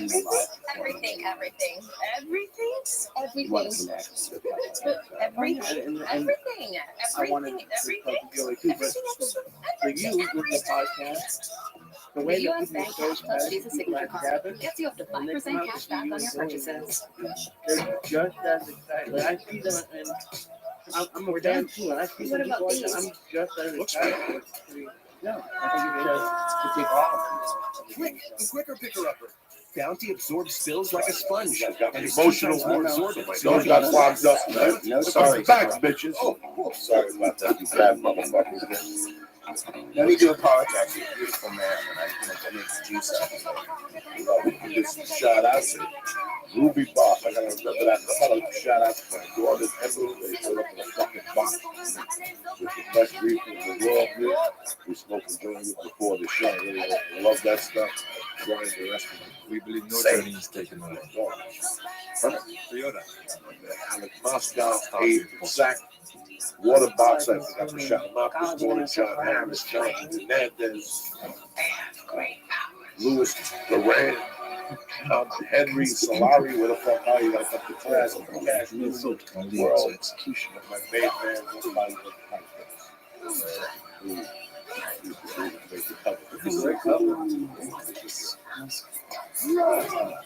but I brought you on to take both of these CDs. Yeah, well, tell me about your CD, Joe. Where'd you do it? I take them to Washington, D.C. CDs, specials. Anyway, my CD is it's not my fucking forte. Okay. So what about $574 for switching your home insurance to Allstate? I try not to think about home insurance too complicated. Actually, Allstate can handle the switching for you. Just call us. I've been It's playing a that lot, easy to and, say. and Yep. I had a club outfit I hadn't put down. Well, that's a You know step what I up. mean? Like, it was new enough that I hadn't put Goodbye, down. Joe. So I had a couple new things I'm working on that they were in there, and then there's stuff that I've been doing off and on, and finally sorted it out, put it. And then the last couple things I The read, games of the 33rd the Olympiad Giants have won the on World Series 3 times in a NBC row are last year, brought to you by or 3 times in Allstate. 5 years, so You're it was in the good 3rd time hands. around. So the last couple proud partner cuts, of the Team last cuts, USA. the And Giants manager. Target Utilized every night for about everything 4 or 5 back to nights, and school. then I made Target has your back. We didn't edit it too much. Where'd you take it? At the punchline sentences. Celebrities in the house today. Chrissy Teigen, John Legend, saw that in the opening ceremony, taking it in. He made a chicken chutney, so you get it. Dame Anna Wintour, Oz Lorman, Vogue, film director Maze. Andrew Luck was here yesterday and again today. Quarterback, there's another one too. So how about Peyton Manning It was just and Andrew nonsense, Luck? And I do Tony Bennett At too. the same God time. bless him, it's a negative part. And he And fucked that's up Tom the words. Cruise, who's been taking pictures with he's 80 everybody. something. I mean, he's been so gracious. He's been talking to all the fans around him. Yeah, one of Showtime them. Lakers I mean, it's my home club, and I'm in the from San house Francisco. today. So Bear yeah, Sea I love Arena. it out there. And it was the only place I wanted to Suni go. Lee Also, up next for the you know, U.S. I can get away with murder. Olympic experience. And, Simone's that's been what three makes it Olympics, by the way. You know, Plus, they know especially this is not just a it competition. was the This end of is the year last year. an experience. As we get more from Zora The Stevens. Giants are just For three U.S. gymnasts, Paris is their second Olympics, but it's really the first time they're getting the Olympic experience. They don't. They're not disinterested. I didn't do it in Chicago. Jordan Child, I mean, in San Francisco, and talking about Suni the Lee, team. they're We just waited 50 introduced years. to things like the athletes village and interacting That with part competitors from other It's not all countries. baseball. That cocksucker. We World Series. You know, when it's all spears, I believe. These are like And the match down. for these games is all over the posts the athletes have shared on social media. In one of Suni's posts, she said, "We didn't get to do all of this the last And then Olympics. before that, it's We were 1918. overly That's fucking hyped. crazy. Thanks to pictures and videos, fans We now got have three of them. behind the scenes look of 2004, cafeteria, 2008, footage of the group trying on 2012, Team USA 13. gear, and of course what those village rooms look like. And then last year, they sucked. Thank you. You do That's, want to share this it's experience. I saw And some. Suni Lee The Giants fans and said Sox fans can't winning the fucking All-Around whine. in Tokyo, We could for a long time. Right. But then when you win a Open couple, it's like, being shut up. Then you're a Yankees fan. We didn't win this year. Really? Fuck you. This is a really important routine for Suni Lee. Wow, that was a save right there, Sam. She's an animal when it comes, very cat-like, finding these landings. But she's been really honest, saying that her goals for Paris are a team gold, all-around final podium finish, bars podium, and beams gold. Basically, what that means is that she has to nail this beam routine and qualify for event finals and put her in a good position to hopefully make that all-around final. Got to be in the top 8 after qualifying to move on So to the it's event like final. a team that has 3 Something years. she's to certainly figure it capable out, and of they move doing. on. The team has a good quarterback that can pretty much stick around for a few years. She has the Well, Montana highest had- start value But 4. of any of the And U.S. Bradshaw had what? gymnasts 4? on this event. And that start value, you know, that's a nebulous item because Yeah. there's a lot of connection, which But he's been in like 6 or 7. Sigh of relief with Suni Lee in more than one way. I mean, yes, getting through that routine to open up, but also just making it here to Paris because that was seriously in doubt. Yeah, she's really relying a lot of her mental training. They talk about how she hasn't been able to do the numbers because of her health. And so this is a huge moment. She was able to hit that beam routine. and she struggled in training a little bit on this apparatus, had to change her mount. Talked to her coach, said the lighting was a little weird, so they watered it down slightly, a 2/10 difference in her start value, but certainly still should have the start value to contend with the top beam workers. Yeah, that should be enough, John. Here's the score for the 21-year-old from St. Paul, Minnesota, 14.033. In green, Sam. Yeah, just to put it in perspective, that would have put her in 5th place on the beam finals at World Championships last year. A little criminal, so Sunday came up with a bet. And coming up next, our first look at Simone Biles' competition at the 2024 Olympics. Oh, that was the game. Someone's used to the Emerald City. Come with My me. sister's house. To meet the wizard. They played money in that game. Yeah, beat him. At the end of the game. Yeah. Goal line stand. Fucking tremendously how good. And since he came back and scored again. And they still beat him. There was a stand where they had like 4 plays from within the 5. And on 3rd and goal, 3rd and 3, Dan Bunz was a reserve fucking linebacker. They put him in, and he I love watching crossed the C5 screen mornings and because I love nailed who it they are as fucking people. since he's You're running more back. than just your weather and your traffic. Right at the fucking goal. And Bunz said, I looked down where his arm was. I've And been watching Rich since I started watching the seafood, and now when that was it. Alicia said, And "Hey, they Shantae." were Shantae forced to does a great fucking, they didn't job score. of reporting They where did the not traffic score. is. They had to They try know for a the fucking information that I touchdown. want, and they're great to watch. I trust them. They scored and again, they're but it part was of the my end of that. family. And that was a good team with Cincy. That was Kenny Anderson. Yeah, Kenny Anderson, Chris Collins. And they hadn't been to the Super Bowl either, I don't think. I love that Super Bowl. We didn't have Jerry Rice then or anything. We had crappy running backs. We had Earl Cooper. Yeah, Ronnie Lott though out there hitting motherfuckers. Dude, we had the fucking best back in the world. Carlton Williamson, Ronnie Lott, Dwight Hicks, and I can't remember who the fucking fourth back in there. Hacksaw Reynolds, Greg Dean. The defense was nasty. And we didn't win the first 6 games. We were like 3-3, and then we caught fire. They had a special edition. Dallas was tough, too. Dallas was tough. But Staubach still. Well, back when I played, I saw a Sunday night game. 3 years. First day sample special edition. Audition for a role before he has right. Yeah. Hopefully, they had a biggest game of your life. There's go in everything you do. That's why 76 is there to fuel all the ways your mother was running the chair at home. And that's the legend. Everybody needs to get and his finger cut. You imagine? Tell him. He got the end of it, tip of his finger crushed, and the medical guy says, "Look, we gotta wrap this and take you to the hospital." He's like, "I'm not coming out of the game. If you leave it in, I have to cut it." He's like, "Cut it." You gotta keep. So he's missing some of the end of his. That's what you know you love.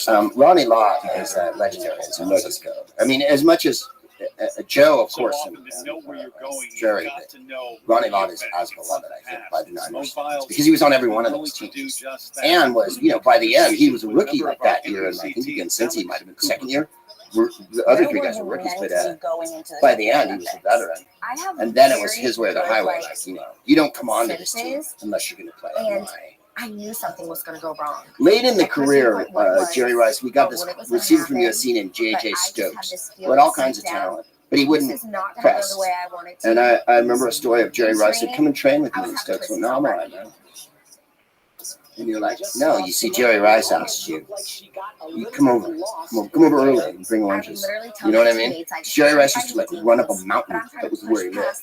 That was what he did every day, right? Like 7 miles, and then back down because Jerry Rice was. Basically, like, your mind and your body is at a disconnect. The best way to describe it is every day you drive a car. If one day you woke up and you have no idea how to drive a car, your life's going crazy, you have no control over your body. That's kind of how it feels like. I don't know. That's right. It's a tough ride to Santa Monica. Yeah, that time of day, golly, Jerry, I don't. Well, that's so nice that you want to put your money on. What I remember about the Niners is they never covered the Super Bowl. Once they got good after that Super Bowl, they had a fucking way. It was all. But that year they kept on. Yeah, they did. And you wouldn't bet them. You were like, they're fluke. 10 games in a row. 10 games in a row. And they lost to in those days, they couldn't beat fucking New Orleans. Yeah. They couldn't beat New Orleans. New Orleans were 0-9. They would beat the fucking Niners in San Francisco. Beat them up.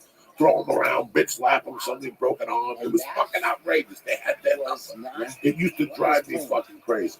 As soon as I land, I kind of grin and I'm like, and I salute and I want to run. Yeah. If I could have gone on a plane and flown home, they beat the Jets and the Steelers in the middle of the year, and they really handed it to the Steelers. And the Steelers were awesome. And it was like, oh. I was like, America hates me. I want to say it was that year. The world is going to hate me, and I can only see what they're saying on Twitter right now. That was the 80s in San Francisco, man. But Fred Dean left San Diego because in those days he called a bunch of free basic motherfuckers. They had the league covered with drugs. The girls are gearing up for bars. I come back out and I was like, "You guys got this. You'll be fine." They went to San Diego just handled all their drug offenses. Yeah, until he dropped the fucking ball when you bet. He was a good back to your bet. And he fumbled on the tooth. And you lose your goddamn fucking mind with Chuck Muncie. How old is that anger? This is the early 80s. This is the early 80s, okay? Listen. There's something about Uncle Joey. Your whole head just turned red for a Listen, second. there's something Uncle Joey got to be copying you guys, okay? So when's your record come out? There's something I got to talk about. All right. Uncle Joey plays fair. He's a great guy. I pay you. Citing a mental injury that continued to show up in the form of the twisties, Simone withdrew from competition event after event. That's why I stopped betting football, because I would not sleep. Even as a kid, me and my buddy Whitey were checking the screen. After changing her routine, she competed in the balance beam and won a bronze medal. He was fucking locked. Her decision to put her health first came with both harsh criticism and resounding support. Didn't run that house correctly. I would have thrown that After TV out. Tokyo, Simone took $5 2 is a years lot of off. fucking money in the 8th grade. During that time, she began to heal. I hated She got losing. married, That's why leaned on Well, those that, you close can't to be a her, gambler. Then. Cannot be a Gamblers don't care what made they her do. No. They I can't. just want to gamble. Yeah, they just want no. Especially when I got up at 8 and work. Listen, I'm selling ounces of coke. I could spend almost 300. You know, one game.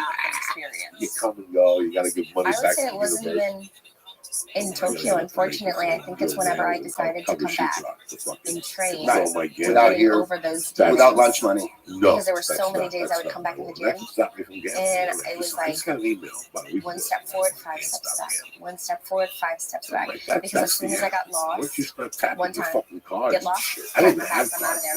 If I lost, I had to do fucking kinky shit. When did you Whenever I lost approach money, I always your had to do something. coaches and say, I want to come back? Do you ever try to go to It was kind of funny because the conversation didn't go how I thought it was going to go. Okay. I was like, okay, I don't know how to play none of I want that to go back stuff. to the Olympics. I want to I do don't have the this. patience to sit there. And they're sitting I across thought the table that and they look Vegas at was me and one they're of the like, charities when I was a kid. you know, and I was like, You hear people when I won 800, right? Let me give it a shot. And you know what? It's like life. Let you blow it for you. no, you set expectations for yourself Give it 2 years. for so long. And that's how Let's just go back in the gym, get in shape, and see what happens. The biggest And I was word like, beat so I we're got not was going to the 800. Olympics. They're like, we ain't going Paris? And I was like, oh, you're right. And he was like, let's not just think about the Olympics right now. Let's think about maybe getting your skills back, twisting comfortably again, doing this. And I was like, never watch sports. oh, those things? Oh. He's on Facebook. Yeah, Friends. yes. You know, it was that fucking deep. He had Oh, yeah. 2 jobs. And I saw that. And I'm like, I don't know that. And I'll tell you, it was a degenerate game. Yeah, the fucking Red Sox. And the So what Mets. made you actually sit them down and be like, I'm ready to go? Degenerate. You know what? Women are the ones To not have regrets, because I don't want to be down the road in 10 years, look back and be like, oh, I wish I would have tried. I tried. Yeah. I gave it my best, whatever the outcome. Yeah, rather than never trying and then watching the girls' parents. Butterflies and shit. And that's what they're doing it for. I learned so much about myself. Gambling's It's a very such a nice. My father was a degenerate horse player. Degenerate. I feel My like mother at this too. point, That was her nothing can game. break me. It's And they would do I've just been through so much trauma, so much healing, the process. I'm actually excited to see what happens after this. Part of New York is that with Mary J. Blige is fucking. So well, you talk about and share what she has been through getting back to this point, and then Yonkers. build up to Paris is All the way on over. Yonkers. Time has come. It's a long trip. If I wanted to get out of the last race, it's like fucking Hollywood Park. If you go to Hollywood Park, I made a mistake with Hollywood Park. I went to the casino once. No. On Fridays when I first got there, it was $1 Fridays. $1 beer, $1 hot dog, $1 admission. I thought I'd go down there one Friday. I was going to take money down. Just a switch lead. She has Not only completed a you connection gamble there, but comfortably, struggled, you so they know, played it safe today. Strong first connection. Yeah. I was an idiot and went to the actual casino one night because that's right where Paula lived. I went in there we played like a minute of blackjack, and this guy tried to sneak in on my bet. Because they have like side bets at those. It's weird to play blackjack in California. They have a bunch of side bets, and someone has to pay the casino to do it. It's a bank. It's really weird. But they have this like side bet that you have to hit like pairs. So there's like dude just putting money on my thing, and I was like, okay. I should have said no, but then he kept doing it. But then I split and doubled, lost one and won one, and he was trying to take from the winning one. I was like, no, dude, we lost yours. Any deductions to those He was judges? getting all upset. I was like, oh. She looks assertive and aggressive, which is saying something. She's on a mission. Yeah, coaches always talk about reading her Oh, body no. language. If you lose the money and you What don't I have the see money, is this confidence that's going to be scary today. no, I spent life on that nonsense. Not my sport, gambling. And I think about it on Sundays when I talk to Lee, and I think about it, and just fucking around, I lose. Just talking to Lee about bets, I lose. Unless we talk about, listen, it doesn't take a genius to bet. He averages 4 touchdowns a game. You're all waiting on whether the defense or the other team shows up. He's going to get his 4 touchdowns. His 28 points are coming from that. Comeback to win the bronze medal on balance So, beat Tokyo was so impressive for so I many have friends that gamble. for so many different reasons. Now she You're always starts chasing. out on beating her in It's Paris. like anything else. Beautiful It's just full like circle drugs. moment, and I'm thinking that I she's saw it probably kill not my mother. referencing those I saw moments it right destroy now, that. but to all of us watching With gambling comes and supporting drinking. her, it's If you're going to what gamble, you a might as way well to have a start fucking this cocktail. Olympic Games. You know. At the casino all This day. whole Yeah, turn. so it's just So difficult. She made it look really My easy. wife bought. She asked me what I wanted for Christmas. I said, buy Battleship. I like Battleship. So growing up. I fast still to have the get to same. that end of the beam. I saw she was crooked throughout that I series, never but she understood adjusts people so who sit there and say, I fast. played poker for 15 hours. Yeah. Unless you're And going then, to of win course, 15,000. finishing up But they don't. with a It's never full-in about that. dismount. Gambling is all about action. People who gamble Nicely done. want to be in action to gamble the next day. That's more important than winning or losing. Yes. When you have a big hit, it's fun and She will everybody be has a in good the time and you go to final, dinner. And no then, doubt. then there's the weeks that there's no fucking food and the car keeps getting sold and, you know, and all that jazz. Listen, 20 years of my And Tom drug Cruise addiction. enjoyed it too. Going into dark places. I love Celebrities I are could buy so many drugs from white celebrities. people. We're in good company. Snoop Dogg. I'm going. I remember I was in Beaumont, Let's Texas. see the shirt. You're gonna show us the Boy shirt. Slade's brother took me into KKK. Oh, Wow. there you go. Got it. Wow. On the other side of Styles Beaumont family. was a town I fucking hate Gotta be everybody. a high number, He right? took me in there. It's They phoned me to my brother. 14-7-3-3. They had guns. I was going to say, but they're Fucking craziness, man. And I love half of my whole rush was putting the $50 together. Underway If I here in think Paris. about it now, that was part of the fucking thing. The cocaine was the least of my worries. Yeah. It was fucking putting the whole deal My together. little girl's always very Wow. young, That's the whole just like me. Great Kuchel. I've always thought she was following in my Pleasure having footsteps. you. Hey, go get a baby. Found lately released. She's been looking up to someone else. I know how. I was just looking at me thinking about how we shot. She might even be the world's Special in Vegas. I take And my like CD Sydney, she's focused on her DC. technique. And I didn't use the same bits. You know, sometimes you use special edition. Use 2 different bits on the special. She wants to show Sydney to some make love. it And interesting. I'm pretty good with words, but this has to be just It's a lot of fun. So Gemini, help my daughter write a letter. Well, you want to do telling it right, you how know? inspiring she is. And be sure to mention that my I always daughter plans like on that breaking the world rustic record sound I do. one day. She says, I don't like the really polished CD sound. I bought on a trip in time. I bought the kid who died, Freddie Prinze live in Chicago. It was god awful, but the sound was just how it was. Fantastic. I could hear a dish. Yeah, I was going to say, I want to hear glasses. I want to hear glasses. I want to hear an ashtray. Yeah, yeah. I want to hear an ash hit a fucking ashtray. Yeah. That's how deep I go. Yeah. You know, when I look at really good comedy specials, I think I like what you did. I've always admired what you did. This was a cheers to. Yeah. Today, I'm testing out the new infallible setting mist. Let's see how well this holds. But I always liked the early specials. I like the carbon transition, black and white. It's 10 out of 10. 5 to 6 years after that, I They like started as dreamers, but today they're stars.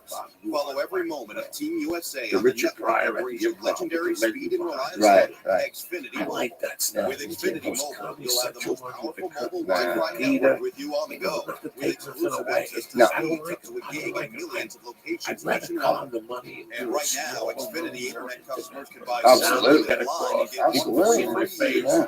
And DC was Get the fastest Yeah. connection to Was it the Improv? Yeah, I love that. DC Improv is My daughter works hard, Yeah, it is. and so do people There's a with little type 2 beam in the middle diabetes. beside that. But if their efforts aren't enough, could people do diabetes I thought it would be a differently? challenge because they're a little They can. Nice. Weekly Mount John. That's why I did the whole thing. 3 out of 4 Worked it out people so reached an A1C of less awesome. than At least I could 7%. kiss this material Plus, goodbye. people What's the name of taking this? Mounjaro lost up to 25 Savage pounds. Death. Mounjaro Savage is Death? not for people with type 1 Savage diabetes Death. or children. Savage Don't take Death. Mounjaro Yes, if you're allergic to it, you or your family have medullary thyroid cancer or multiple endocrine neoplasia syndrome type 2. Stop Mounjaro and call your doctor right away if you have an allergic reaction, a lump or swelling in your neck, severe stomach pain, vision changes, or diabetic retinopathy. Serious side effects may include pancreatitis and gallbladder problems. Taking Mounjaro will Sure. severely Our first relieve picture was just to get like a blood sugar baby risk. Tell your back. doctor Yeah. if you're nursing, pregnant, or plan to be. Side effects include nausea, vomiting, and diarrhea, I like which all can this. cause I dehydration appreciate and may this. worsen kidney problems. Thank you for You bringing can me do out. But thank diabetes you more for what differently you did. with Mounjaro. This to me is a Your loss. doctor about once weekly Even if I Mounjaro fucking put pays the partnership albums, with you Lilly. whack it off. You know what I'm saying? Just all right, hold on, Closed come back in captioning 10 and minutes. Yeah, I'll whack off back in more. 2 minutes. This is Toyota. what Start makes my your dick hot. impossible. I like when somebody goes, you know what, I want to do something outside the You know, the big word now when you do the meeting is It's a sight we've gotten used to seeing. Simone Biles coming over, high fives, hugs with Seal Landy. Seal and Laurent Landy, her coaches. Also, parents this week watching their daughter. It's been a very busy week for them. Juliet competing in the synchronized diving, and they were at the competition yesterday. Actually skipped practice, okay, with the other coaches and the athletes. They all said, No, you should be there. everybody puts out albums, and there's a coupon in there. You can download it too. So. Or Lee can if he's and one of those bored who beyond trained measure. with him I'll definitely in download it. Texas, Melanie Jesus dos Santos, representing France, coming in with really high hopes here for herself and her team in front of the whole crowd.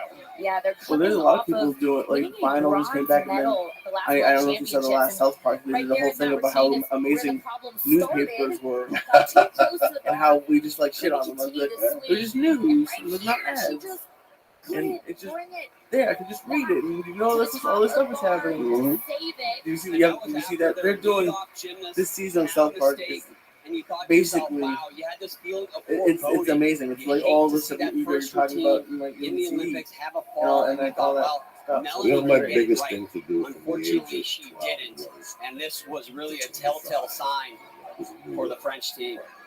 Well, I spoke to the team about winning bronze and asked if it gave them more pressure, and they said it gave us more confidence, but yes, it did add more pressure, especially competing here at home. Just in case, because you never fucking. The 24-year-old know. born in Martinique, moved with her family to France back in 2013. I was addicted to and just outside the top 10.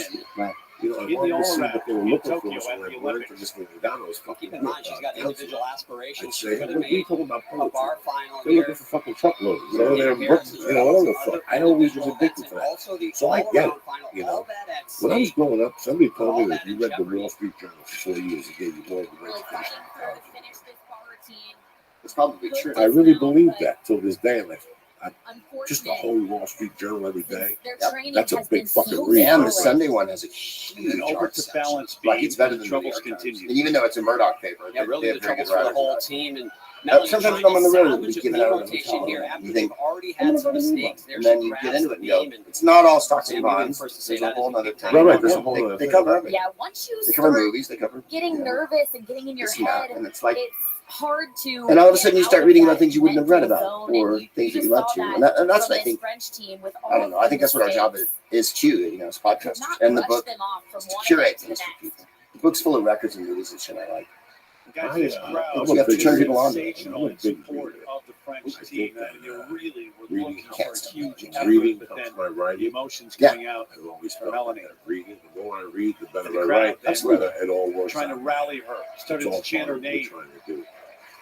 And the young comic, I've always been a good reader. I've always gotten something to read. You know, the plane, the Right. What's your fun? That's when you read the best. So then, I got nowhere to go. I might as well dig into this now. honestly If it really thought, sucks me, Sam, I'm I gonna thought they had a chance here. If Yeah, the book two bad takes me somewhere rotations, else, but I'll they're take a shot. tremendous on floor involvement. Where are you I at thought, the next here's your couple of moment. I'm in to get it the right, Bell and House it in just Brooklyn on happened Friday, on well. Black Friday, and the album drops that day. You can get it on iTunes at greatcruise.com. And then December 7th, I'm showing over at the Cine Family. I'm doing the Great Cruise Film Club podcast, and we're going to show the Palm Beach Story, screwball comedy from the 30s. And then the 9th will be at the Lubitsch, and then after we'll go to greatgroups.com. Then we'll be at the Nerd Network on the 15th. Just doing the podcast this month.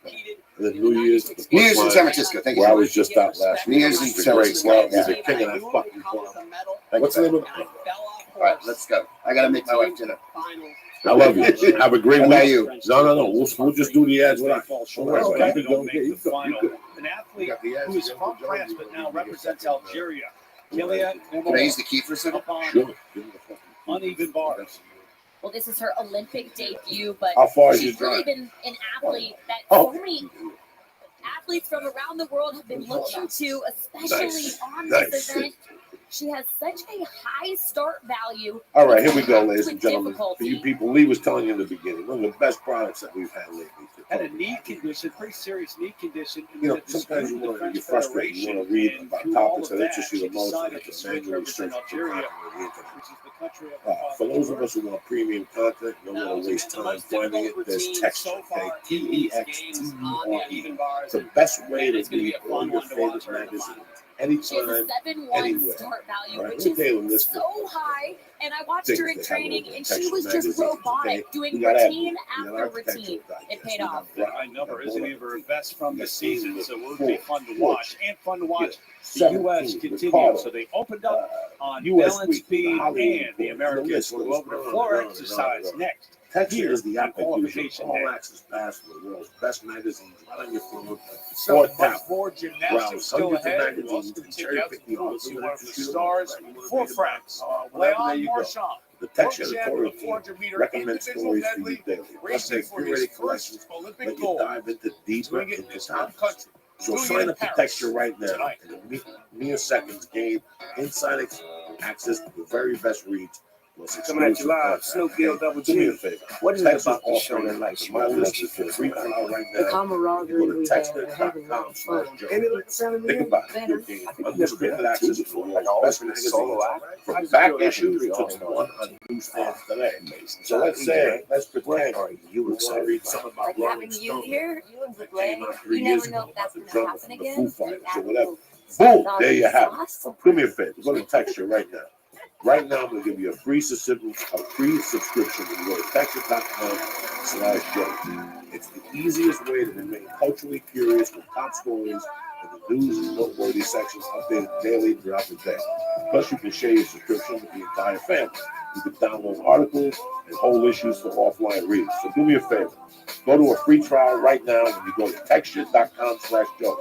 I'm telling you, it's a free trial right now. Just go to texture.com/Joey and dive into the world of Texture. All right, you know, who's better than you? On it.com. Listen, I flew back yesterday. It was a 1-hour flight. I love you, Greg. Good luck for you. Let me know when the stops. Happy holidays to you and your family in the ballpark. He's got it on vinyl. And he'll have it on iTunes Friday, fucking midnight. Go crazy. Please support Greg Fruit. Great comment. It's helped me a lot. You know, you guys love the show. Talking about Hanukkah, the Alpha Brain. I flew yesterday. I got back. I was a little fucking hazy, but Hanukkah was there for me. Whenever I fly, that's all I take. It's a turnaround 180. That's as good as it gets. It keeps the jet lag down. You know, just tremendous.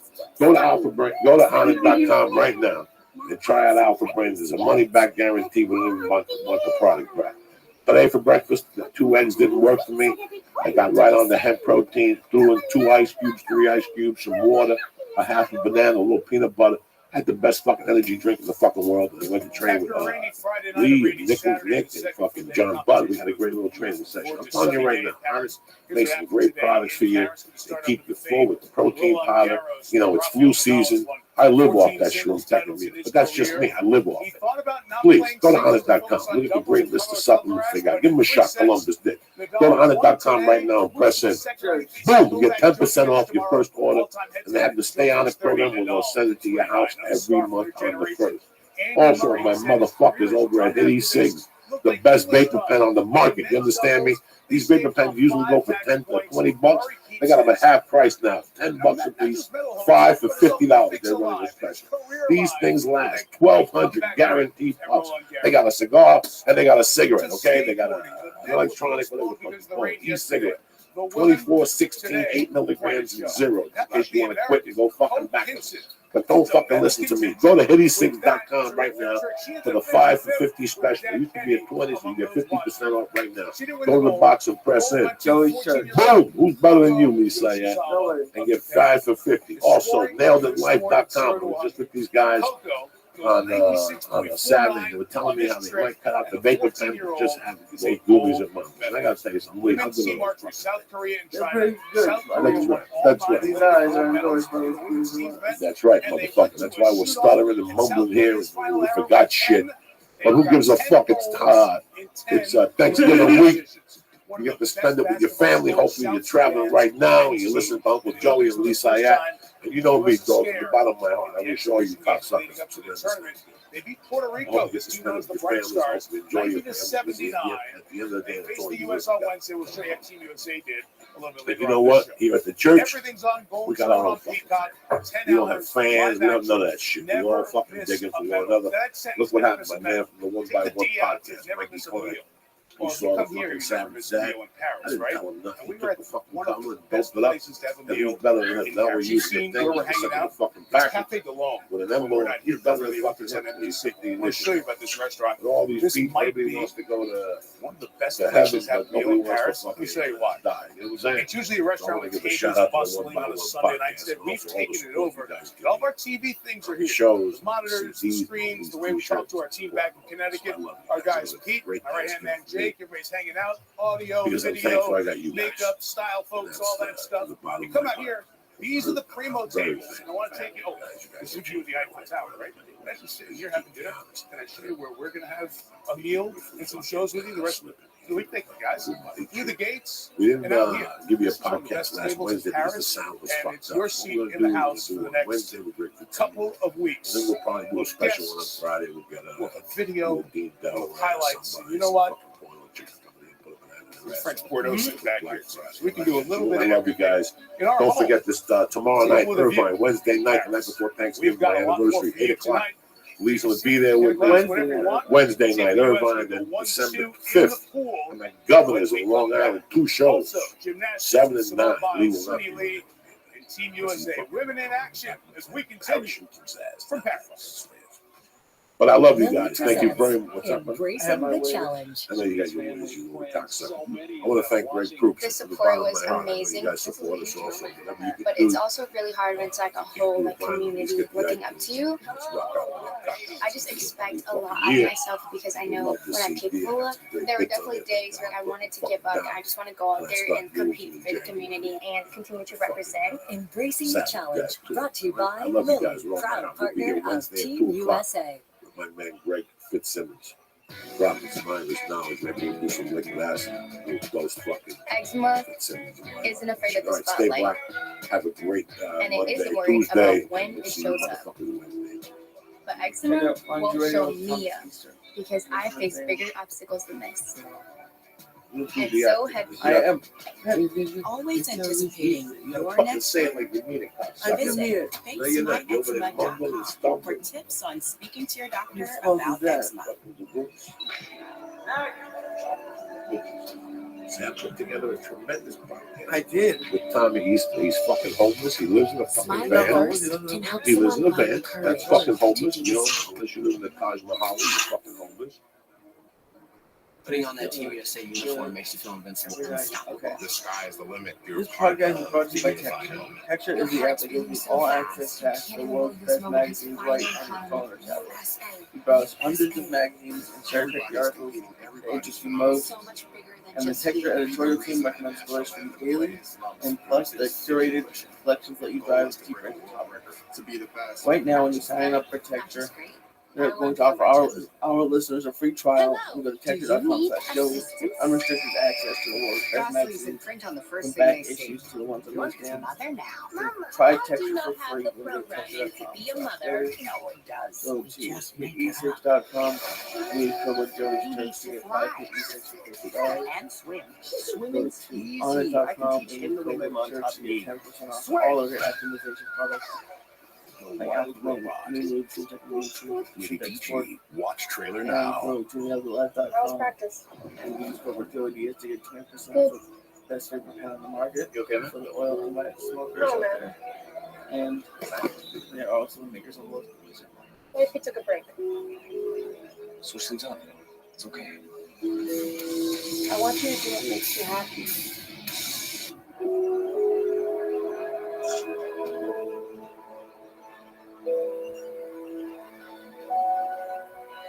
All Matthew boys. Chan. Fucking Dave Matthews. I can't stand Welcome those to motherfuckers Tropic looking Time. at my Our new mocktail smitties just hit the home deck. And That right shit now, drives me crazy. Those fucking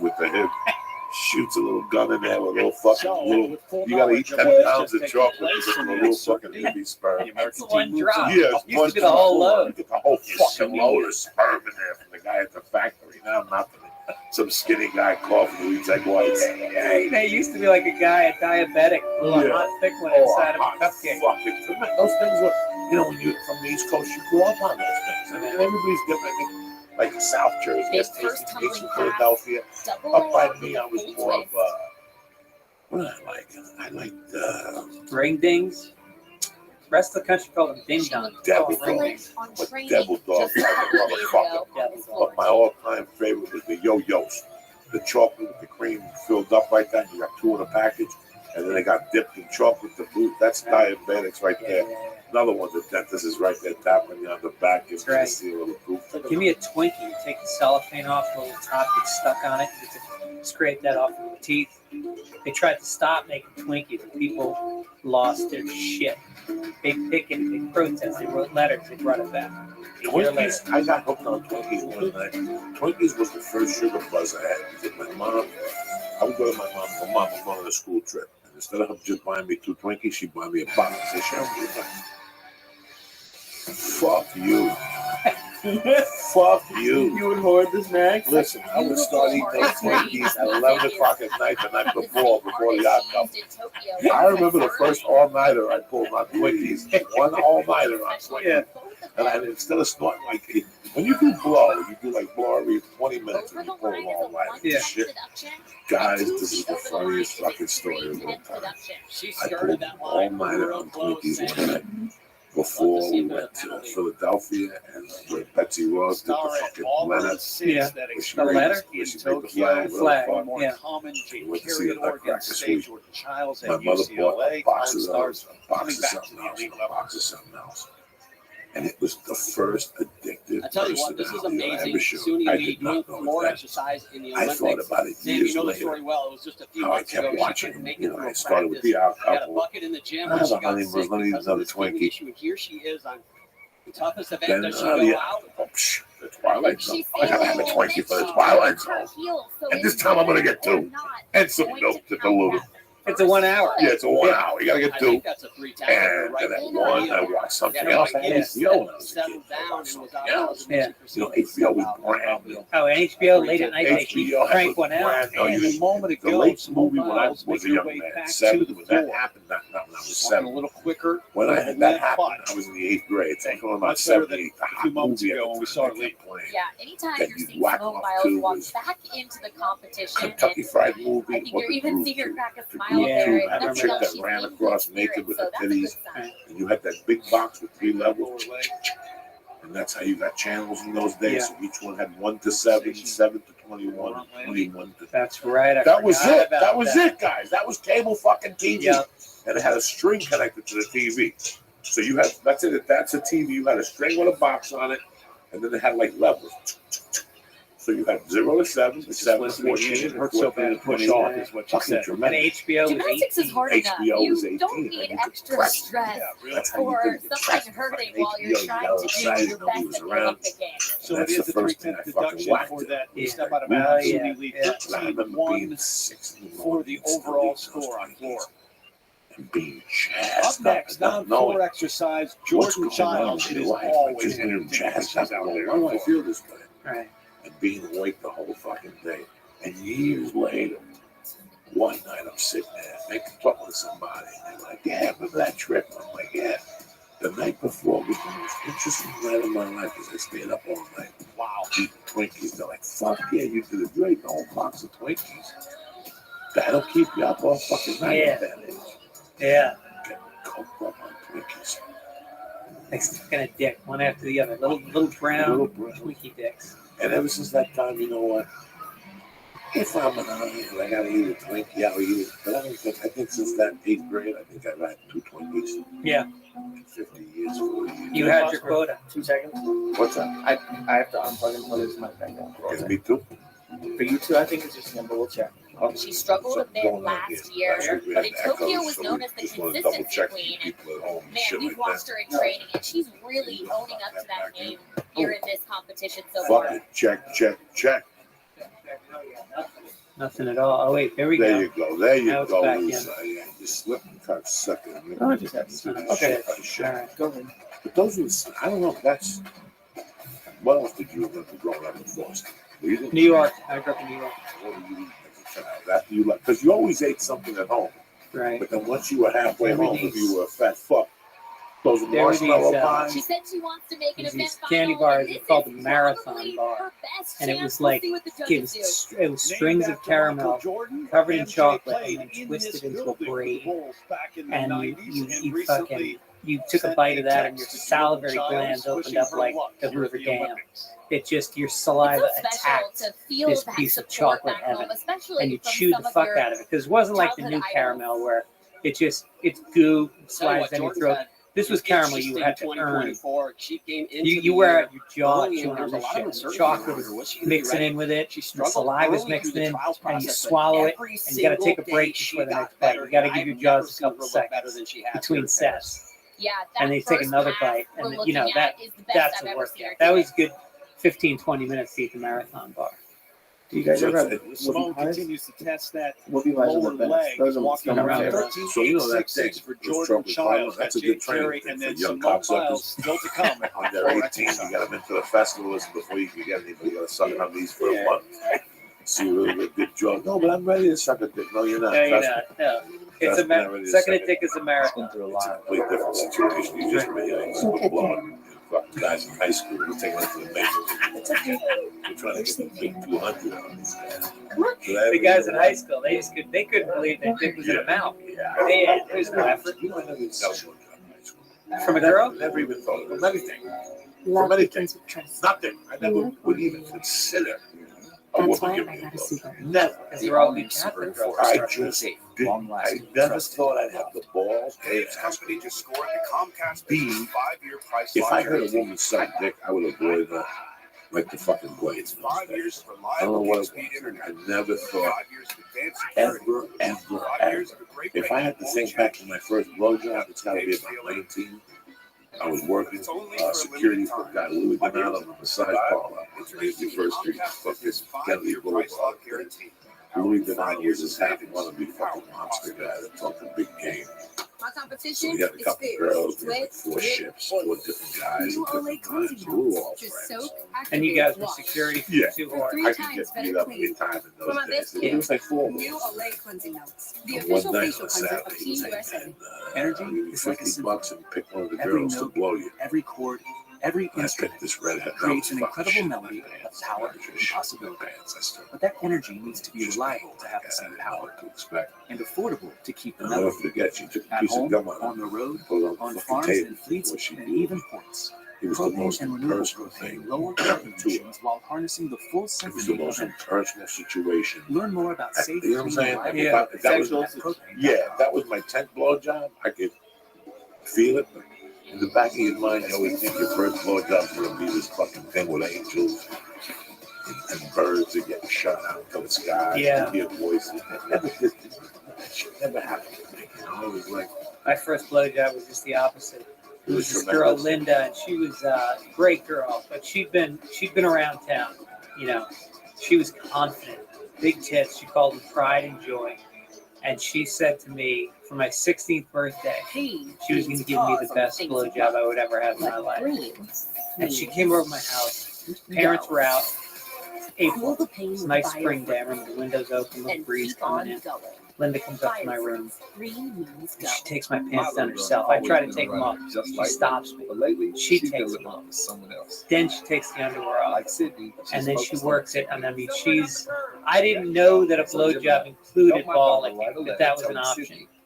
I didn't know that it's circle. I didn't know that there was 2 hands could be cranked on the base, decent size.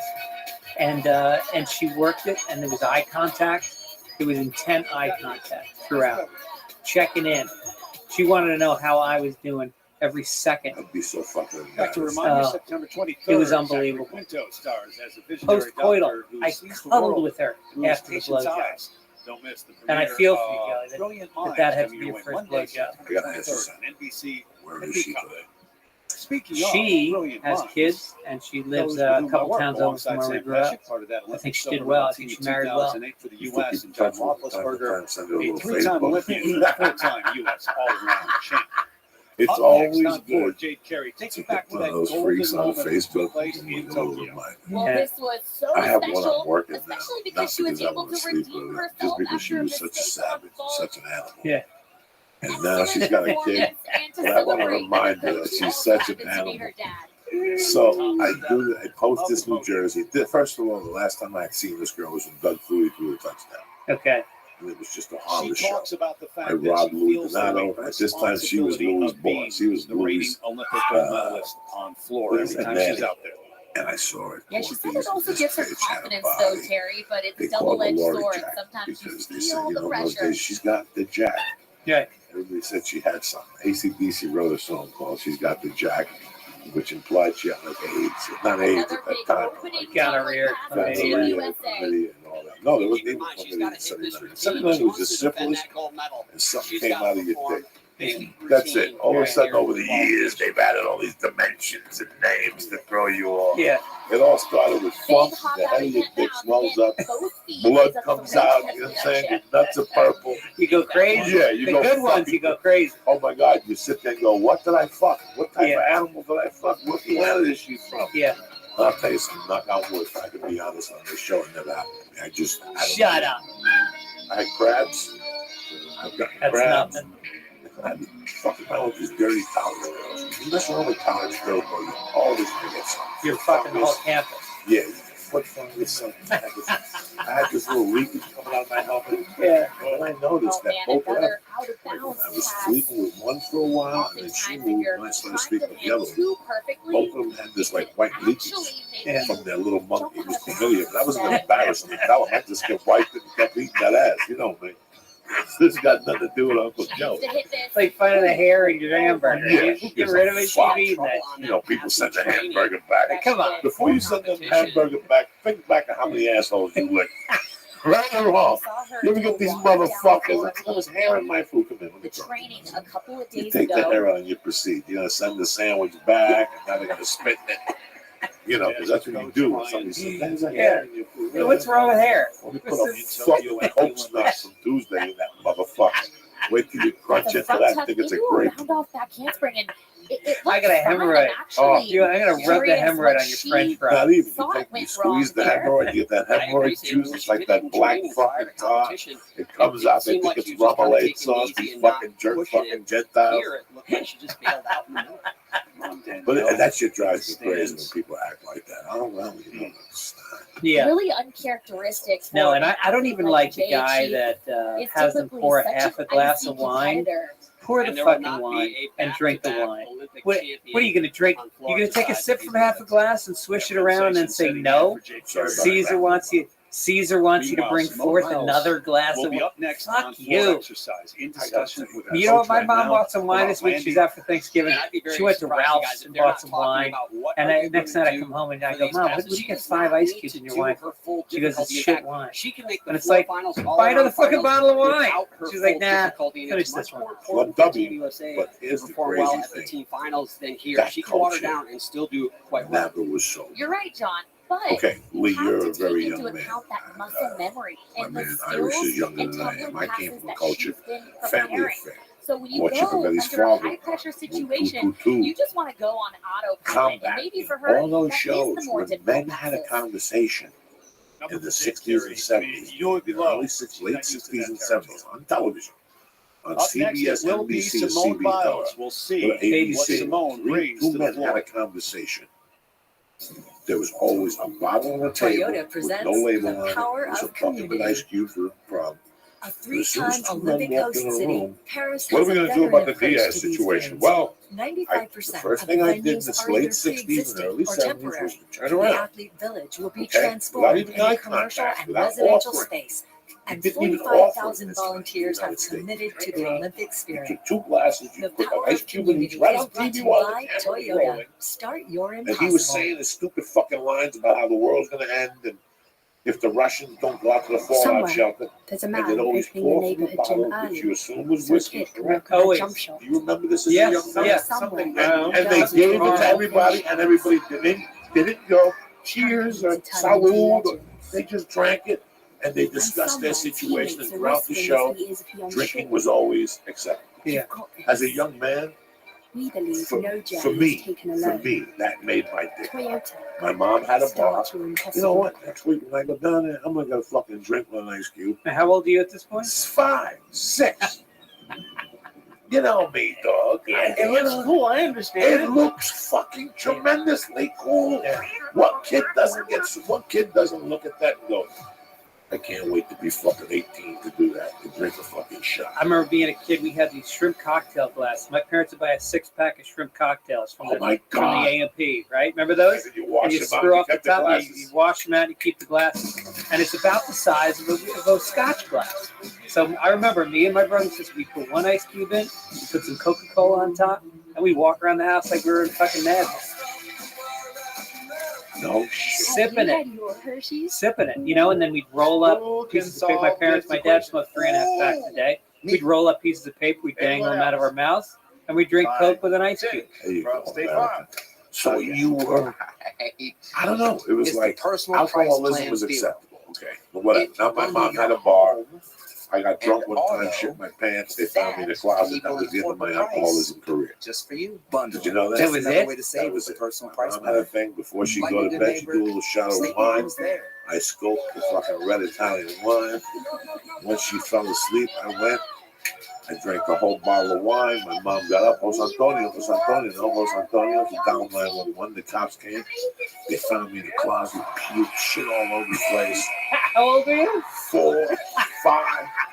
That was the end of my alcoholism career, right? That's it. Don't move. Everything. There was shit on my feet. They had to put me in the tub. I slept for 2 days. You know, it's always been a fucking disaster. And that was it? And you never drank since? No, I tried Jack. So you're free to baby on. Then when you do cocaine, Skin Essentials. you know, it's like a gin. It's like an Indian without gin. Yeah. You know, a line of Coke requires alcoholism. So I did that. But when I became 18, something really weird happened. I started hanging with people that thought they were Johnny Bananas. I had a friend that if he drank a whiskey, I'd have a certain glass. Yeah. That shit never bought it. And I went out to dinner with the Holloways. The Holloways were the badass Irish German family. There you go. I speak to Timmy every 2 days. In fact, he's a truck driver. He listens. Because you'll remember this when we graduated high school. Mr. Holloway took us out to dinner. I can't remember the place in Hoboken. Apprehension right We're now. all fucking sitting there. Thoughts in the mind. Mr. Holloway was a problem. I'm Mr. Holloway. After like the few drinks, but he had time to go here. Taped boys. up. There it is. You come to my house, you leave every We'll see day. that first Curse in pass, my very house. You watch sports. Can't drink in my house. That was our rule. She's been planning Both my to parents, do huge the drinkers. world's We didn't drink in the house. tumbling Do me that favor. Respect me. Right. Right now, it's a triple You know, double. we go every time we went anywhere. We'd always stop at Mr. Holloway's house and get tuned up. He would get more money. The best was when Mr. Holloway was on the couch sleeping. Years later, we come in at 3 in the morning. We're making sandwiches to go to a disco in the city. And as we walk past, Mr. Holloway turns on. He goes, "What, to go?" You know, I mean, we used to torment him. Yeah, but Power, you I have to forget the fucking assume story I if was going she's to tell you. Who the nervous, fuck she knows knows? We're talking lower about extremity. those, She was you going know, extra shrimp hard cocktail for that glasses. pass. And we were talking about And we went to dinner, and all of a sudden, some guy comes by and he goes, you know, excuse me, Caviar Sauvignon Blanc 68. And, you know, and all of a sudden he opens the bottle, and then he's got like a thing, and he fucking, I think he drinks a little, and he spits down it. And I'll never forget, he goes to Mrs. Holloway, and he goes to Mr. Holloway, and he gets to Roger, and little Roger's crazy. We're crazy at the time. We're fucking crazy. Little Roger looks at him and goes, "Give me the fucking bottle." Just give me the fucking bottle. And that was the end of that in my life. I knew that I wasn't the only one who thought that way. Right. A glass is a glass. Yeah. I don't give a fuck what glass. I don't Right. give a fucking wine glass and a whole fucking serenade with the sweater around my shoulders to have a fucking drink of wine, all right? I know people who are broke that fucking drink wine out of a bottle and have a great time. Have a fucking great time with Same alcohol content. Same alcohol. I never understood the whole glassware. Yeah. The whole thing. When I snorted coke, I drank fucking gasoline out of a rock glass. It don't matter. No, I mean you got an ass hair on your hamburger or some wine that tastes a little bit fruity. Suck it up and don't waste everybody's fucking time. We're trying to go out We're trying to get this done so we can do the next thing. We can't do the next thing if you're sending fucking 1 ounce little sifters of wine back. I won't have it. I won't have it. I don't even care if my shit is too raw. I eat around it. It's always just that one little red chunk in the middle of your steak. So you eat around it. Eat everything else, but don't send it back. That shit embarrasses me in no way. You know what I do when the food sucks? What? I pay the bill and get up early. Yeah. Double. And I make a mental. I get the call and I call this fucking dude. And I walk tell him, into don't this go there, the food path in sucks. order Well, I to went there stay last in Tuesday. Get the bounds. fucking suck. Had It that tastes like $100 gas. There, which is a 1/10 deduction. Did he say tastes like gas or tastes like ass? Ass.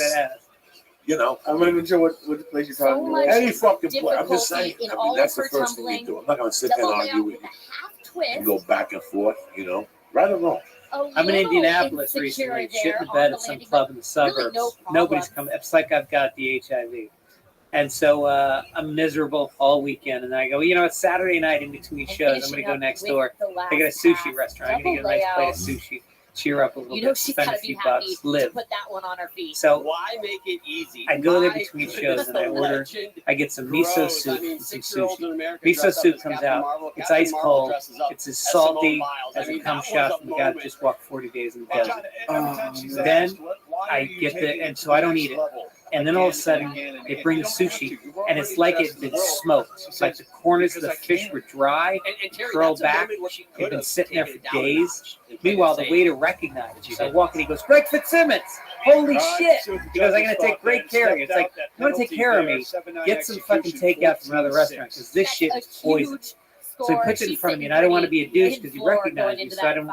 So I just, I gave him a big fucking tip, and like you said, I just walked out. I wasn't gonna eat that shit. When you have the Simone Biles First of all, shame 6'8" start value. for going to a sushi place Sitting next pretty, door to John, Indianapolis. despite How many not fucking feeling people left great, Hiroshima getting through to this go to and reminding Indianapolis, us okay? again, Simone Yeah. Biles does things So shame on you. nobody else can do. It's like you don't leave Auschwitz to move to Iowa to open a bagel So shop. Walt next, You've already been where in torture for 40 she fucking continually years. does You know things what I'm saying? nobody in the You world leave can Auschwitz to go to New York and get the party started. How the fuck did you connect those two Hundreds of bars still to go.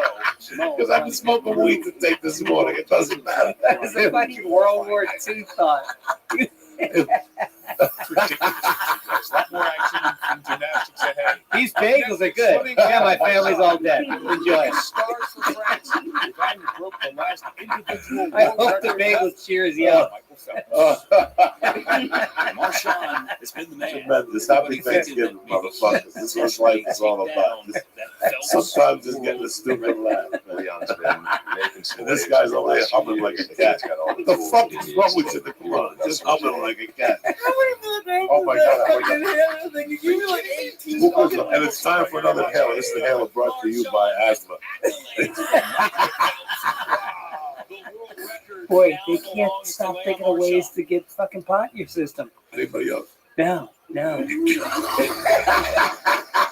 wipe it in your nose, you drop it in your eye. Has anybody come up with the eye drops yet? That's got to be nice. The cannabis eye drops. I'm sure they have them. I gotta hit acid here. I'm good, thanks. Look Look at you. I got 3 hitting up there. Just, well, I'm not gonna tell nobody, but I gotta come do with the dog. Acid, that feels like 1979. That's why I bringing live it back. Listen, just in the words of about Bob that camaraderie. if you don't know where your past, you don't know your as a future. whole, as a country. Gotta take your acid from time to time and take Enjoy, you back let's there go just to red, dip a white, little blue. bit. All right. What do you do once you take the acid? You gotta stay indoors. We stayed here and we did a podcast with me and Lee and Ari Shafir. Eddie Bravo came to mediate. He didn't get high. And we just gigged with you like 5 assholes. You 3 took the acid. For 5 hours. Just No, you didn't. A 5-hour podcast? we did a 3-hour podcast. 2.5, yeah. 2.5, 3. And then we sat here for an hour after I just sweat. I'll hire more Sweat. first responders. Yeah. Didn't I send you the video of the Mexican guy taking his clothes off? No. $1 billion I won from drug So we're here. I called Duncan. You know, Duncan likes drugs. I called Duncan. You want to come to the podcast? He said, "Yeah, I can't. for our state to thrive. You know, I have other plans. Okay, no worries. Set. You know, Dream cabin it's like, oh, I was going to come anyway. If you want to have a couple people. So Duncan sits at home. He's watching this fucking podcast. In the middle of the podcast, he decides to send me this stuff. Now, we're 2 hours in. We're burning. Was this last week? This is about 6 weeks ago. Biggest We're game burning. of your lives. There's Go in everything you do. That's why 76 is there. Jimmy Greg, you won't even touch the phone. I gotta let him touch it. Look at that marshmallow body. Holy, I feel good about my body right now. Oh, don't do it. Oh, Christ. Holy Christ. That's right. Just Not two every hours. By yourself. It's like Bobby Lee the Mexican. I'm gonna send you this. How's that? Yeah, please. Show this to your mom tomorrow. Everybody's sitting around showing this to them on Thanksgiving Day. You know what I'm thankful for, Mom?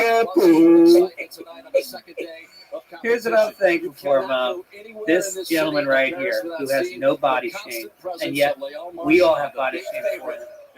He doesn't give a fuck. He taped that. He probably put on a date service and sent that out there. So let's give it a You got list. any replies? Oh, I would reply just to stab him. Right or wrong. I take him to a secluded place. Like if I was single, gay, and crazy, and I'm just living life by the seat of my pants, oh, he's a goner.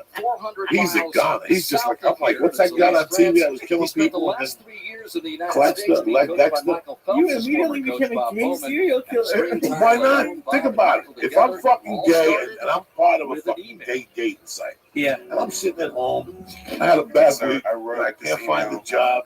My last date, the guy wouldn't suck my dick. He gave us a good piece of ass. He gave a bad blowjob. I'm sitting there, I'm gayer as fuck. I'm at home watching something on Netflix. Getting worked up. Go TV, and this guy pops up on his screen. You just got to think about this. As soon as this video ends, first thought that comes to your mind is, how many bullets do I have? Do I have a rubber sheet? This is going to be fun. Do I have to go to Mexico for this? Or is this No, giant this guy TV lives in you Sherman tell us? Oaks. I guarantee this guy lives in California, but this guy lives right over the. You see this guy when you go to Ralph's way back. Yeah. He's behind the counter. He's lonely. He's just looking for another hemophiliac. What's he? He didn't have a dick. He didn't have a pussy. What do you call those people? Hemophilia, you mean hermaphrodite? Hermaphrodite. Same fucking. Hemophilia. That means you can't stop bleeding. That means you're gonna stab him once, you can walk away. What happened to those people? Remember when we were kids? They always There's had no more. No, there's no more hemophilia. They're gone. Yeah, they disappeared. Right. Some people things change. What happened to the hemophilia? Hemophilia was, I think people started saying homophilia, and they changed it. It became gay guys that bleed a lot. Practices and all that stuff. You want to edit that out, Lee? No, fuck no. You just sent me the Also the way Oh my God, that's hysterical. That's what I'm hysterical. saying. That could be any I guy. could see him like That's working probably on got that that. from a dating site. Yeah. That's it. It's That's a really dating site in Mexico video. All right. You're at home in Mexico. You could kill. Absolutely. You get that in the thing. Yeah. You said 500 you got the drop book. Uh-huh. pretty long. Got everything. Yeah. If you could kill somebody, how would you do it? I was like, what would like Michael? It just depends what they did. 24. Yeah. Like it depends what they did. I have evil thoughts. Kind of That crazy. running through my mind. You know, I really. I was happy with it, but I'm just really One curious or about two what Michael people would do in these situations. And having those Disrespected fans us. Disrespected themselves because they fuck with us. Talk Yeah. about this race. Let's try to figure out what needs to It happen crosses your for mind. I was a kid Leon on to my perhaps stepdad break worse. a world record. well, obviously, I was going to get really good with weapons, and my plan they was, asked me, my "Are you gonna do genius it? Are you plan gonna do was it?" to I hide was like, under a I car, don't know, like, pop out, and I'm shoot. not doing the race before I'm gonna I was race. always good with escape routes. You'd be surprised. Escape rats? Like how to get out of a situation. If you shoot somebody here, you're not, you know, you're going to fucking look around this area for a while. You have you have drones. You have Google Maps. You have I all went for it these from the very things. beginning. You could go back. The fly was good. I could go back and see if you ever walked in that neighborhood a year ago. You know what I mean? Yeah. That's reality. I could really go back. It costs money. It's going to cost you money. We were talking about this last week. 2 months ago at the comedy store, kids sipping until the end. busy Sunset fucking Boulevard. Okay.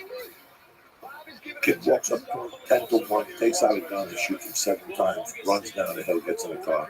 They've never heard of scene from the guy. Who watched this documentary? It's been on all week. It's a brand new documentary. I watched bits and pieces. The Tupac Biggie. March the Penguin. 400 IM was like Michael Tupac and Biggie right his house. Oh, So I was wondering when it got. Oh, I gotta see that. It was a Southside Crip thing.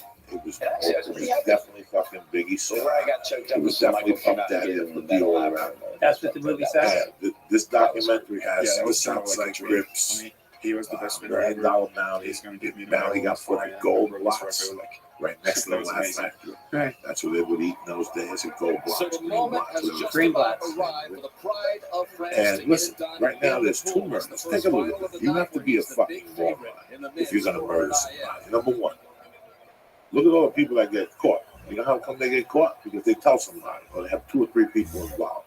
You're gonna ice somebody, you're gonna ice them yourself. And the ices that we've seen, look at the fucking best ices that you see. Look at this thing at the county store. 16, 15 people on a patio, cops selling Cienega. When people get bullets, they go crazy. They don't see. You don't see them. And there was no camera out No there. camera. Even with the fucking camera, I got a hood on with my thing around me. It's tough. Yeah. It's fucking tough. Yeah, you gotta Don't do get it me right. wrong. Look, they got the 44 caliber too with a fucking ticket. Yeah. You do make mistakes with a fucking a parking ticket. But look at all these money guys. They're physicists. These guys shot people every night. Put them in the trunk of a car. Took them to a fucking deserted place. Buried them. Put lie on them. Make the body disappear quicker.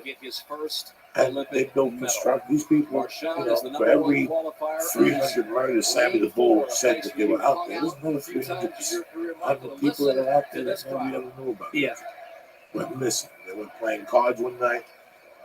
Got into it with some asshole like the guy that played Tommy in Goodfellas that just pulled a gun out and shoot you and everybody's scared you in the room now. Yeah. They make a big scene. Tablecloth. That shit happened. Totally random. That shit happened. So you have to think about it, how you would do it. The But person. how would you do it? No, but in terms of enjoyment for you, what would feel best to you? Below Marchand is the lone American to make it. Chase Kalish, who is the defending gold medalist, did There's not only make one it to person. this final. But Carson Foster trying to keep a streak That's how alive you of do it. 9 straight medals for the Oh, Americans in the Olympics. No. Very There's possible. some people that He you gets shoot on in the the fucking podium, head but the big Yeah. favorite is because they deserve Marchand. to get 2 shot in the head. lengths of There's the some pool people in that you shoot each in the asshole of the 4-stroke disciplines. and watch them. Upwards? You put it Upwards. straight up. You watch them live for 4 hours. Giggling for their fucking life. You get shot in the asshole, you giggle. With a fucking 32, you get shot up the ass. Nothing to blow their heads off. Just something to keep that hot bullet in their asshole. You put the gun up the asshole? Just a little bit. Just a little bit. just the crown. Fucking gun. I'm sure this guy's not a freak. You don't want your gun with the hip. You know what I'm saying? You don't want a gun with the hip. You can't get rid of that. Safe killing. You gotta do safe killing. So, What's your favorite gun? but I figured if under God's eye, if anything ever bad happened to me in my life, you have to realize that this is the way I'm going. Yeah. Because I can go grab that fucking person. First of all, it'd be documentation. Remember, Septa It was would the have to be favorite heading into documentation his because I own can make Olympics the in Tokyo 3 years ago. He didn't I even was make the scoping out for final, a few so he's days. got unfinished Get really business. fucking hungry and angry. record pace here. Watch his I would underwater. probably pick His them off underwater's off up the every fucking single street, have a cave, predetermined pick up momentum. apartment, And just when he's doing that, he's getting under gag the them and water. start the He's getting process. out to clean water. I'm glad you mentioned that. Like the whole like Because he what spends was It's that? called Fiction. Reservoir horror under movie. the water. Citizen. What was that movie? They're balling them out, duct tape, Oh, Jesus. duct tape hands. And first they start with punches for like an hour. Yeah. An hour? First of all, go to the pharmacy and get a couple of IVs to keep them alive for a few fucking days. That's nice of you. He's not gonna be able to eat. He's not gonna teeth out. He's not gonna be able to chew. You gotta go IV. Let them have teeth. Yeah. And you just punch them for an hour and you hit them with sticks. Then you rock them to death for a little while. What's that? You rock them like I ran. Oh, This good. this 200 is a big Then you kick them again. Where's the toy? right here. And you keep them Still alive. just over That's the record whole. pace, You want excuse them me. to suffer This is like you where did. he Yeah. really flies. And this is Then the you come part back and where eat a the few crowd sandwiches votes in him front of me. stroke by stroke every time he pops up. When you get Maybe that some event like Twinkies this, and Devil Dog. Some men, you put fucking gun up their pussy. or gun their dick and play with them and ask them questions. How's that feel? That feels you fucking good to me. And then after about 12 hours of that mental torture is when you really start to shit. And I go into ice. Yeah. That's why I just take a razor blade and start with paper cuts everywhere. Just about 2 hours. I probably faint 2 times because I can't see blood. It's like I come back. This is why this is just a fantasy, ladies and gentlemen, because I'd be fainting right now. But after I fucking chop them up with that razor blade for like 2 or 3 hours, and I rub that juice off out, that sea salt, I rub them in the sea salt like a chicken cup. You understand? I'd roll them in that sea salt, and there's no worse pain than that. Look at this lead. This is then if they were a woman, I'd take a razor blade and slip and clip by make them fucking eat it, and then put more juice off on that shit. And then I'd kick them again, ask them questions. You know, by that time I'd be crying because all the pain that they inflicted on me is finally coming out. Yeah. But it's cathartic. For a human to do something like this, he has to know in the back of my mind while I'm doing this, I'm going to get caught. But it's going to be well worth it. I'm going to go out of this world with that pain, that person got to see. And that could be throwing more salt on them. Then I start on their genital parts. Then I start carving up their assholes, you know, taking their nose off, more salt. The thing about an asshole is the more you cut it out, the bigger the asshole is. Yeah, no. And then I take the 32. Just leaving the burger for fucking 4 hours. You don't want to see that part. Looking like a fucking chicken fucking. You hang them upside down so the blood leaks out of their fucking earlobes. And that's it. That's how you do somebody who did something bad to your family, did something bad to you, did something bad to a daughter, a son, something. That's the only way. Anybody could go up and shoot you from the car, like Kennedy, they shot him from the fucking Tambuk Tower. Yeah. Any fucking moron could do that, but to just pick somebody up by the throat and go, you're going. And guess what? I'm strapping myself up like one of these Arabs. As soon as the cops hit the basement, I pulled the fucking booby clip here. So we all go anyway. You're going. You're going. Yeah. Don't think you're not going. Fuck it. That's the only way to do it. If you're going to do somebody who just fuck with you. Yeah. Now to shoot a motherfucker like that. One of these dummy town agents or like all these fucking stupid comedians, that's easy. You invite them to the comedy store and wait till they go to the back and blast them with a gun with a silence and leave them there. Yeah, where's the fun of that? The easiest hit is the one that's the most hard. Look at all the great hits in time. Listen, the greatest hit of our time, in my eyes, was John Gotti and Paul Castellano's Sparks Steakhouse. A week before Christmas at dinner time. That's celebrating throughout this country.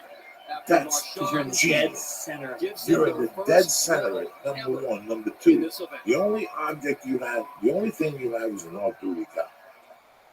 That's what you're worried about. At the 200 and the halfway point, he I'm really started to make a statement right there, didn't he, Michael? Without question, he really is able to get that fucking great crossover turn Hollywood there. To be able to set I himself ripped out up a knife and again. started Look stabbing at some how deep fucking he family. goes off of these 2 walls. off-duty cops shot the guy and sustained him and put him down. Off of Off-duty these cops walls everywhere. is so They're walking with their awesome. families. He A lot of gets them carry a underneath piece. of those that turbulent But, wake up you know, top. in that He's case, going this is underwater for Paul over fucking 6 Castellano. seconds. He walks out of the restaurant, That's the last and all of a sudden he starts getting black. Remember, one gun is bad enough. You ever see that? You ever see that scene in Heat? When they rob the bank at the end, they come out to the car and give him the money, and Fucko sees the guy and he brings out the bazooka. It's on. Can you imagine that? Put that scene up. As Sit there, smoke a joint, and just sit there. had to be huge pressure, What but would he didn't happen make to it my look like it insides was. if I ever So heard that? Marshawn runs away from the You field. He would beats try. You Matsushita by more definitely than pee your 5.5 seconds. Carson Shit would Fox to start the to United trickle. States Your takes heart would bronze, beat and he's standing by with endless, Melissa endless. Sweat. Endless. That's Mouth not. goes dry. That's not your world. I think I might pass out. You pass out. I pass I out. don't think it's hit yet. Somewhere I in trials, passed out. I I was pass like, out. I pass out I all was the so time. nervous in between sessions. Your heart, your body my brother, can't fucking he handle woke it. up at 4:30 to watch me this For morning some prelims, people but who he are just not said, trained in that, that's why "There's they never send a time you to the think basic defense, this training one, that's what I to thought shoot about, and guns, to hear how I a just, fucking I'm so machine happy gun it's over, and sounds. I'm so happy So it your went the way it did. response, your reactions to that. I like these guys that buy a gun and go out in the street. They don't know nothing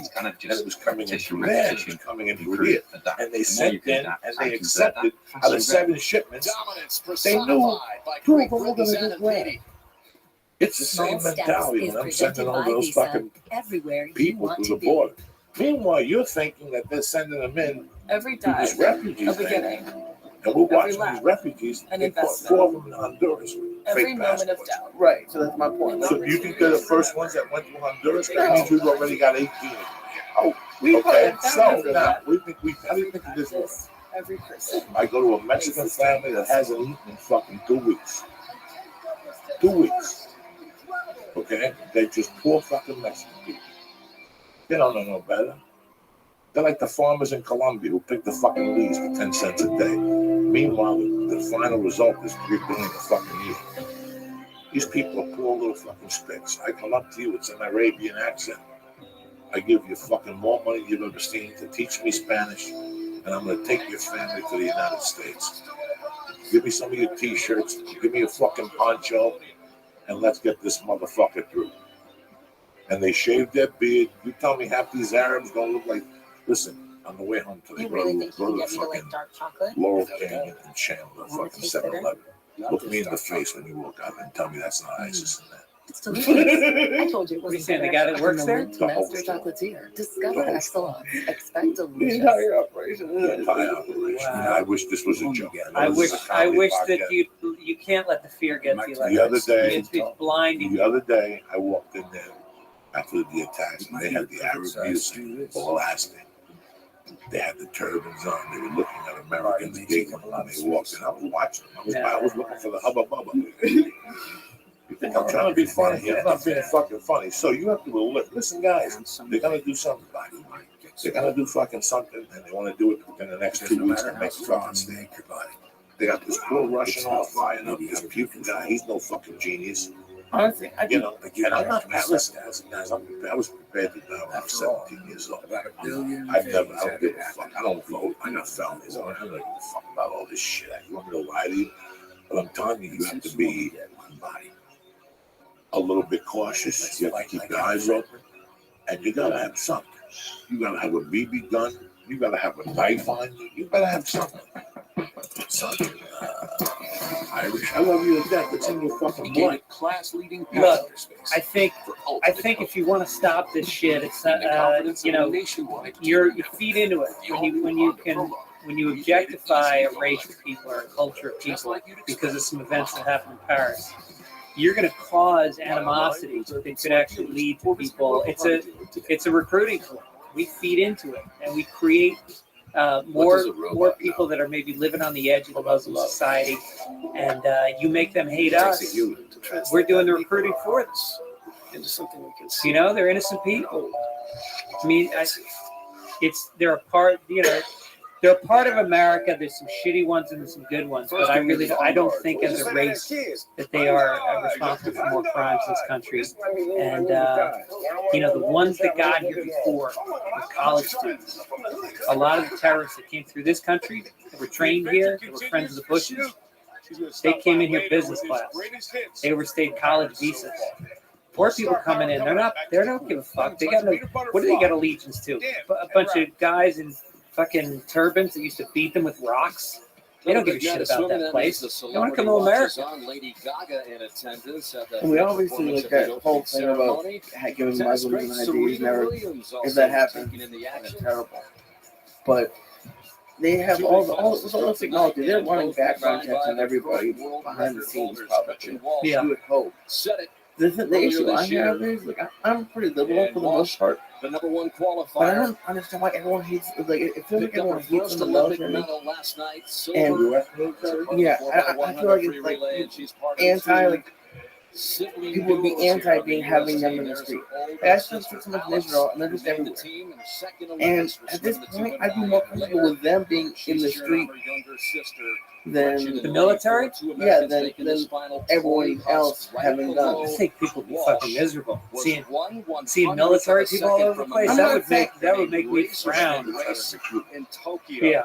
Devastated by that result, but here she is 20 years later with a chance to not only get on the podium, but to win it all. So it's Huss there in lane 5. You've got the top 5 from Tokyo all back here, buddy. Jesus Christ, I gotta look at the corner and there's a tank out my front. No, I'm not saying it's Tokyo. tank. You've got Maggie McNeil, the You gotta come to protect Uncle Joe. Bring the tank.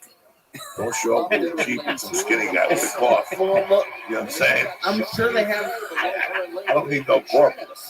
I shot the sheriff, not the deputy. This is LA. I'm Sitting in the big gun. Fuck is that? Come on.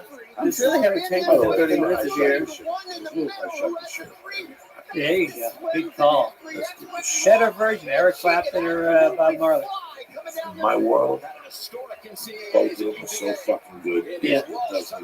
You're right. It's like all along the Watchtower. Both versions. This is Dan from Bray, Dan from Irvine. Sure.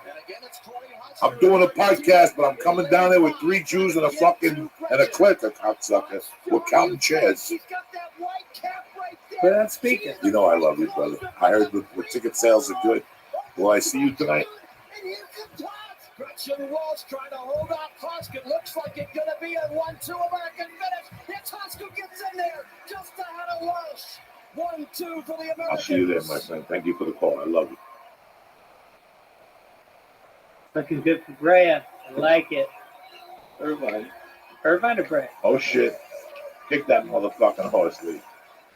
What a finish by Tori Husk, who was also a part of that relay with Gretchen last night. Yeah, these British guys dug the reggae. Stones, they love reggae because they had Jamaicans in London. So these guys are playing rock and they're throwing some little upstroke reggae sound there. But she's on top with an Olympic gold. Somebody told me that's what reggae guitar playing is. You don't hit it on the downstroke, you hit it on the upstroke. 3 years ago, 1/100th of a second away from a medal. That is so devastating in so many different ways. And now, 3 years later, Danny, here she is at the top of the world. Wow. Second goal for Team USA here in Paris. Goes to Tori Husk. Well, the slow reaction doesn't affect Gretchen Walsh there on the right. What? Because once she I gets in the don't pool, know. Are you kidding me? Oh, shit. than anybody else, including her. What's Something happened with Husk. And I might go back to last night with that relay. She Oh, was shit, Lee. flat on the relay. Taking you Faster deep than in the anybody fucking else murky on water Team there. USA, including Walsh. And she did not Now, we're give living up in, on this, so determined all the way into the wall. Yes, we are. But we got kids, so you got no choice. You gotta say we're gonna make it work.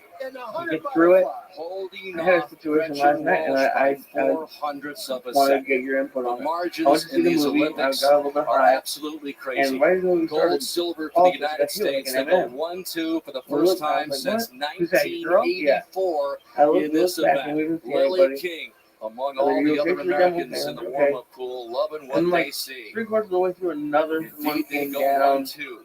It didn't hit anything. 4/100 is better than And I was Walsh. a little Sean hot, so I was Yufei like, of China gets I the wanted to get bronze. up and do So Husk something, and Walsh and then I was like, now have their I second I medals of can't these get games in Paris. overconfident. I don't want to Husk like with do it. gold I'm and the like silver. punch Walsh somebody, and with then 2 what if silver they have a weapon? medals. What if there's 3 of them? Let's go down Yeah, to so like, I Melissa. didn't know What a start to if they these kept doing it, I Olympic was gonna have to Games do it, but for they these two. You they get didn't do silver it last again. night in the And when the relay, movie was over, they were and gone. then Tori, you barely You know what it was? missed 3 No, years but there's ago. no one there Can behind you it. explain the emotions of winning gold? Well, what, I feel like I'm in shock right now. Like I don't even know how to process it. Like I feel like And ate that motherfucker and said, this is like Jesus is loving. Who the fuck are you kidding? you know, You I got it. Let me know if it happens again. You pick that fucking M up and you're like fucking Jesus. You were like that kid in the Animal House when he was jerking off the Playboy and all of a sudden the chick shot through his ring down and he looks under your face. How special is this one for you? It's really, really cool. I mean, I feel like just the crowd has been amazing. It was so cool to watch the men's 4 And the girls just broke it up to fuck them anyway. USA Who's gonna close? Congratulations, ladies. Animal House March. The kid whacking off the Playboy. Oh my God. You forgot about that. Nice run. Forgot about that. That's right. And let me tell you the brilliance of that the movie. opener. The Americans Once make a she stand. lands in, what's the next scene? Husk Is can't Kevin believe Bacon going the emotions of the stop, Olympics. and they run him over, and they show Well, Kevin any Bacon in Olympic the athlete floor. managing Oh, time right. Oh my focus, of God, course, Dad, is a you constant understand challenge. Charlie's brilliant? And despite Which the demands, American breaststroke veteran nobody Nick really Fink does no more. excels at They didn't get you with just multitasking a fucking and showcasing hook. his They mastery got you with a as he straight hook. competes 'Cause in Kevin, his second Olympic Kevin Games. Bacon gets run over, you fucking die. Yeah, You're yeah. like, you're stoned, you're a kid, you don't know better, you just fucking. I think it's nice Right. to get up and get some stuff done pretty But early. little shit like that. I remember like Little the shit the like cake that. the cake float that they built. Yes. What did it say on the side of it? Eat that. Eat me. Eat It said eat. Like you didn't need that, but it was there. Oh my That God, little- they have it. No, they really don't. great. A little bit of extra. No, they don't have it. Is that what you're talking Let me see. Let's see. Oh my God. And keep everything going when there doesn't No, seem to be much. no, they don't. Yeah. I like the responsibility of things. There is time for everything. And you gotta make this happen. He's not even in his own. He's in his dad's room. Look at him. Put the music on to put the sound on Every time an alarm goes off,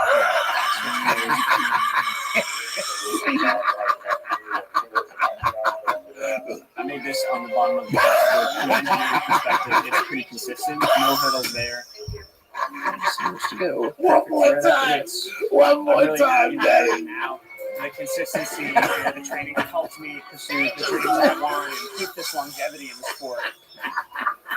I can't keep up with those 18-year-olds in the college team as much as I used to, but on the things that I master, He's gonna tear that up. That kid is gonna tear it up. realizing that the work life swim helps a lot when you do. In his dad's room. Not even his own. He's gonna spunk one out right where his mother sleeps. He doesn't give a shit. You can walk away. That's for the happy after this magazine. one. I think that it's worth it. That is real comedy, ladies and gentlemen. What you see today is bullshit. Now, who wrote that? Animal House was written by what's his name? Well, it goes for his first Olympic medal in his second Olympics. What's his name? Yeah, Harold Rose. Breast final coming up. I think it was produced by is it John Landis? Yeah, that whole team. But was it really Ramos? Okay, here we go. Oh my God.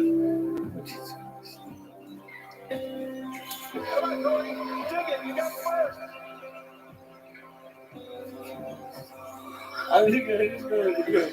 Alright, so it's produced by Right Wings for the. Oh, right. And then what do you want to see? Who's right? That's right up on top. Be on top. There you go. Yeah, Ramos, Kearney, and Miller. Fucking hell, Ramos. No, not on board. Me? Yeah. Oh, you're saying he's great. I have no empathy. Oh, yeah. Yeah. Stripes. I have an obsession. He said, okay, watch my heat, bitch. Yeah. Watch this. I have zero. Watch this. Ain't no worry. Ain't no worry. You don't like me. It's okay. You like all my friends. Yeah. Oh, yeah. You don't like me. Okay. My feelings ain't hurt, but what I'm going to give you? I'm going to give you this. I'm going to give you stripes. And then just out of respect, I'm going to put Ghostbusters on you. How you like me now, motherfucker? Yeah. And I'm gonna steal your cast while I do it. And guess what else? I don't have to give you 50% of the tape like the rest of these suckers. Yeah. All right. How's that for you? Yeah. All right. That would, what else? See what else ran this. Was he Groundhog Day? Does that make me a bad person? You know I got to work with him. No shit. Yeah. Wow. He was Groundhog Day. What's that? Groundhog Day should got an Oscar. Dorsey is writing or directing? Right. Right. So, like them toasters. Look at your picture on that. You like my work. Never fucking loved it. Opens up with Does your Animal cleanser House. go the extra mile? First Neutrogena move. Makeup Remover Cleansing Wipes. Delta Clinically House. proven to gently cleanse and remove up SCTV. to Then goes 99% of makeup. with The number one Meatballs, followed by dermatologist recommended Caddyshack, makeup remover followed by wipe. Stripes. Clean finish. Oh my Neutrogena. god, from 1979 to 81. People do that? Meatballs, Caddyshack, Stripes. Story to tell. I take one daily They have to pay him. You know those people that I love Fitzsimmons. You know what I love about Fitzsimmons? He's non-threatening, but he makes me Jardiance works fucking 24/7 laugh. in your body to flush out Thanks, sugar. man. And for adults Nothing- with diabetes nothing and I no heart like disease, more Jardiance come with the than risk when of white fucking cardiovascular death people too. got hard. Serious side effects may include I ketoacidosis wish that that's a may be complete fatal. different type of Dehydration white that can lead people. to sudden worsening of But when kidney I see a function, white genital yeast dude, urinary like tract Tommy infection, Easton, a rare life-threatening if I have a bacterial problem, infection I'll call listed with Tommy immunity Easton, and talking vinegar. left. Stop Jardiance and call And your I'm doctor gonna right die. away if you have symptoms of this But they're infection, gonna die with it. ketoacidosis, We're gonna or die with allergic our hands reaction. up You may have because increased that's risk their for lower nature. limb loss. Yeah. Call your They don't doctor know right no away better. if you have They don't symptoms of know Irish. infection They in your don't know legs no or better. feet. Taking What? Jardiance Let's will go discipline down your there. insulin and may Next cause thing you know, low you're blood getting sugar. stitches and they're in the hospital. I love you, man. The fuck? I got 18 stitches. I lost a leg And what happened exactly? Why are we here? because my sister, the guy called her a stupid cunt. And now I got no leg. I got no leg. I got a roller skate. I got to hang out like the terrorist, the Australian dude who killed his girlfriend. What's his name? The terrorist. Michael Phelps is the only other male to do it. Notorious. Notorious. Whatever his fucking Notorious. whatever his fucking name is. Yeah.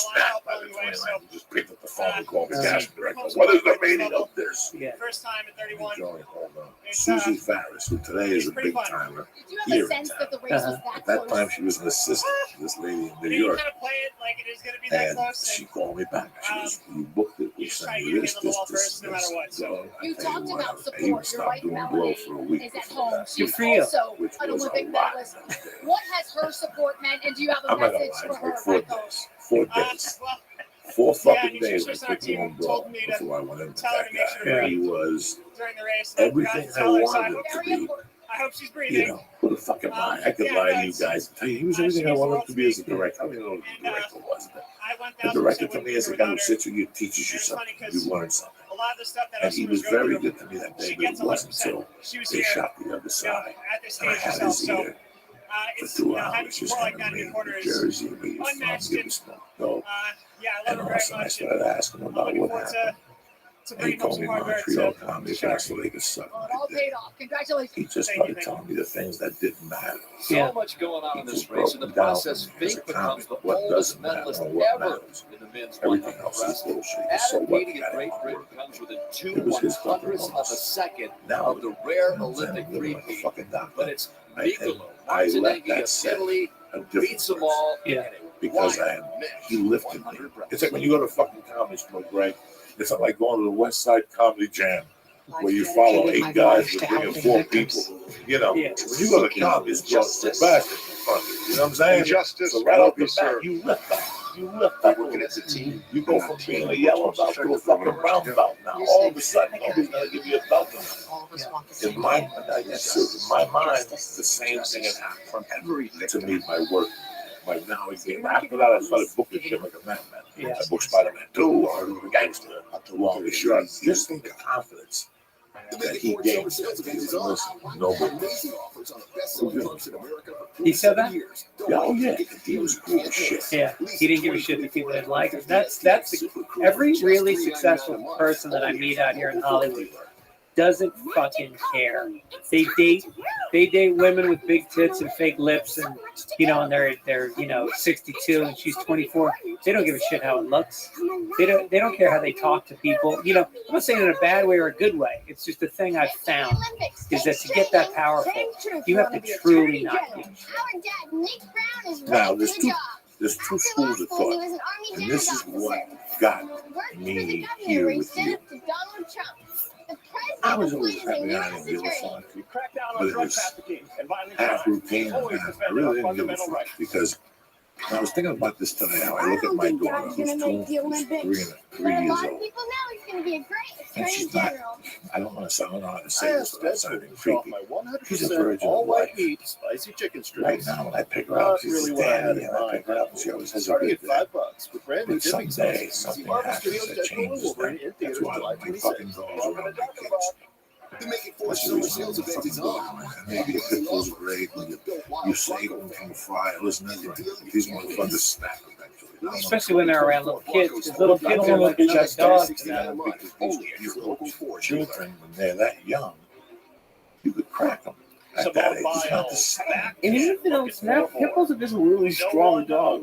Well, whatever. It's not the point is that, even when they get to their first pushing match at school, it affects them. If a kid hits them, it affects them. And we have more from Simone Like, Biles. I was Go a ahead, fucked up. My dad died when I was 3, and I walked around like a momo for 2 years.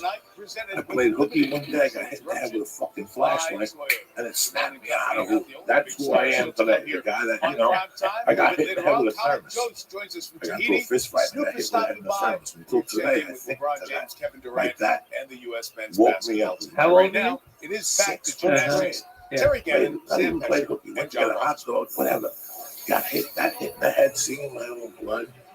Knowing that could happen now, it makes a different person. The announcement I was sitting there, what's going to happen?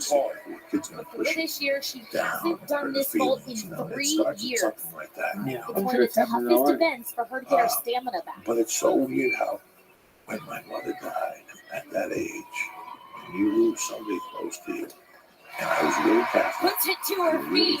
Couldn't ask for anything better from suiting up on vault. The time away from that fall didn't help. It worked. I think so. Whatever training plan, they have been so intentional about bringing her back, slowly introducing these skills one beat at a time. It is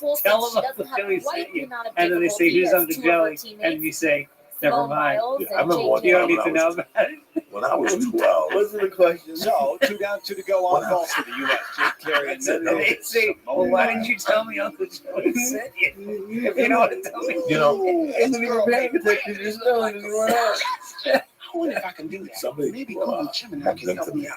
I was Choreograph a gold medal what's floor it called? routine for Leslie Jones. You know, Dunkin' Donuts, Yeah, Starbucks, Right. Coffee Bean and Tea Leaf. A series of enthusiastic full leaps. The Jones wobble, a full body wobble with a shinny. It's going to be an extra 2 points. The floor finale, You never ending get in a a fucking dramatic straight split. answer out of them. You know, never. There's always, and it's not that they're bad guys. Yeah. It's that, and it's like that scene. That's how I was raised. My little The girl perfect always scene. right on, When just I was a like me. kid, But lately, we would get she's been raided living all the with time. someone My mom else. had a bookmaking job. Right. Like Sydney, she's focused on her technique. I worked the bookmaker, but part of my job was looking out. Help my daughter write a letter telling Sydney why is that car there? Why is Be that sure to doing mention that things? my daughter plans on breaking her world record. Scenarios, who's out of place. Those old school neighborhoods, it's not who's there, it's who's out of place. Yeah. That dude wasn't there last week. Those neighborhoods, they're old school sticks, black people, and Chinese, and white Irish people. They don't move. That's their spot. That's been their spot for 30 fucking years. Yeah. How many bars down? You go to Boston. That's Mel's chair. Who the fuck is Mel? Mel's been coming there. Don't be in that chair. It's 5:05 when Mel comes in here. Mel's been sitting in that same. It's something about who we are. So you learn to see not who's there, but who's out of place. All right. So I used to work at this place, and I remember that the cops would tell you when they were going to come. The raid you. So instead of you having 10,000, have 1,400. Let's take something. You know what I'm saying? And in those days, a lot of people don't know this. Bookmaking is a ticket in New York City. Yeah. It's a felony in New Jersey. I think it's a ticket in New York City. Yeah. They give you a ticket, they give you a fine, they take 400 off the table, whatever, but it's so weird how you learn how the lingo. Because everything you say is used against you. Everything you say is used against you. The darkness A of lot of people bipolar don't realize depression that shit. made me There's feel one like cop life that's was sitting there, moving there's on one without cop me. that's listening. As soon as you get in the car where you sit with your handcuffs on, he's writing something. What the fuck do you think he's writing? What the fuck you just said? I'm like good fellas. And just a kid on the street selling cigarettes. Yeah. What's he saying? Movement disorders and weight gain So are right. not common. Yeah. Caplyta can cause serious side effects. Call your doctor about sudden mood changes, behaviors, or suicidal thoughts right away. Antidepressants may increase these risks in young adults. He didn't Elderly say his dementia name, patients have increased who risk he of was death or with. stroke. Caplyta is not That's approved it. for You dementia-related fucking- it's psychosis. amazing how many times I Report got fever, arrested. confusion, or stiff And I muscles, would which may throw be the life-threatening, fuck or off, like a uncontrolled couple muscle fucking movements, which words. may be permanent. Because they Common weren't side used to effects that include shit. sleepiness, dizziness, They were nausea, used and to dry people mouth. talking. These aren't all the side And you're effects. still talking. In the You ain't darkness of saying bipolar 1 and drives 2 people depression, fucking nuts. Caplyta can help you let in the light. Ask your doctor about Caplyta. So what do you Find savings and do? support at Caplyta.com. It's like jujitsu. It's like verbal jujitsu. You're not committing your weight in any one direction. You're balanced. You're right in the center. You're in your own weight, and then you can go any direction, anytime. And Blackstone gas griddle. You won't Where you find all going these for premium Thanksgiving? brands. You still didn't bring the fucking turkey over, Only did you? neighborhood No. They're gonna eat chickens. Yeah. That's what you want for Thanksgiving?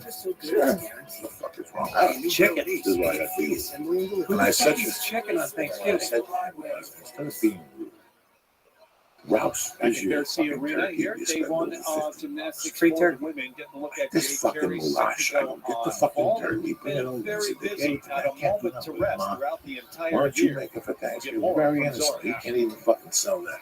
Now you Athletes stuck used to eating have to chicken choose like between a college or fucking white dude in gymnastics, Boston but market. that's They not have the a case family anymore. thing they do. Who gives a fuck what the family And is? You're the new white fucking Yeah, son. right. So you Change gotta the set the rules. market and enforce it. So next year I'll do it. This is Sydney there Lee was at ain't Auburn, gonna be and no Jake next Carey year. goes to Oregon You're State. fucking And you talking this to the year athletes, today. You got 24 hours You got to 20 prepare. tonight. Go over there with the fucking turkey. Go. I just got this at Ralph.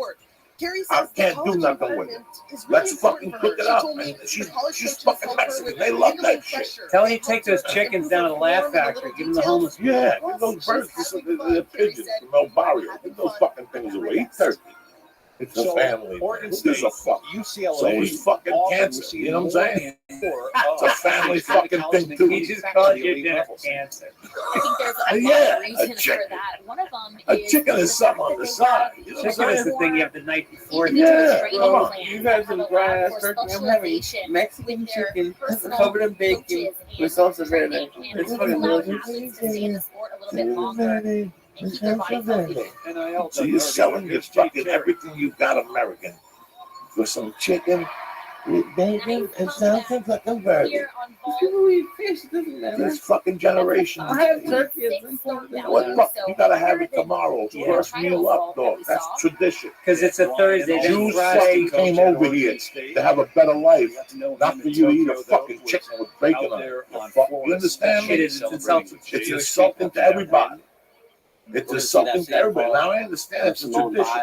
You know what my tradition is on fucking Thanksgiving Day? Having somebody lick my asshole with a Coke rock in it. square? That's my or are tradition. they I wish I could do that for Thanksgiving. was Just pretty go into square, what's Sam. a happy One of the better baby ones I yoga think I've position. seen her do. Yeah. What do you Have a think? hot Chinese Yeah, chick it come looks over good, and and she just put stayed little rocks in within my the asshole and lines suck it on the and jerk my map, fucking which dick is off. also That's my good for. tradition.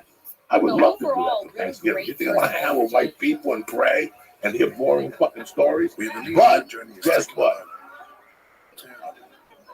You gotta It's eat a not turkey on impossible. Thanksgiving. So don't offend me no more, right? When you leave here, go over to fucking, just buy one. Bring one over there and go, listen, they gave me this. What do you want me to do? So just for the Now- record, Blake, The second you eating vault chicken on coming up after Thanksgiving the is 14, cancer. It's cancer. You eating Cancer. turkey on Thanksgiving is a coke rock in your asshole while an Asian girl eats it out and So if jerks you're, you if off. you're That's doing what the you want on head-to-head at home, Thanksgiving. That's Not just even how- close. Not even Jake close Perry on this experience. event. My fault. I wasn't gonna tell this story, Move but her ahead of her now teammate. it That should kind of be matches easy up now. for Jake You Perry. had Joey on your She has a podcast and radio show a 5.4 couple years ago. listed. That means And you she's had me going on. for the 2.5. And I think That's about this all the phenomenal. time. You ask me a question that I think about constantly. You said, "What's the hardest part about working with Joey Diaz?" Oh.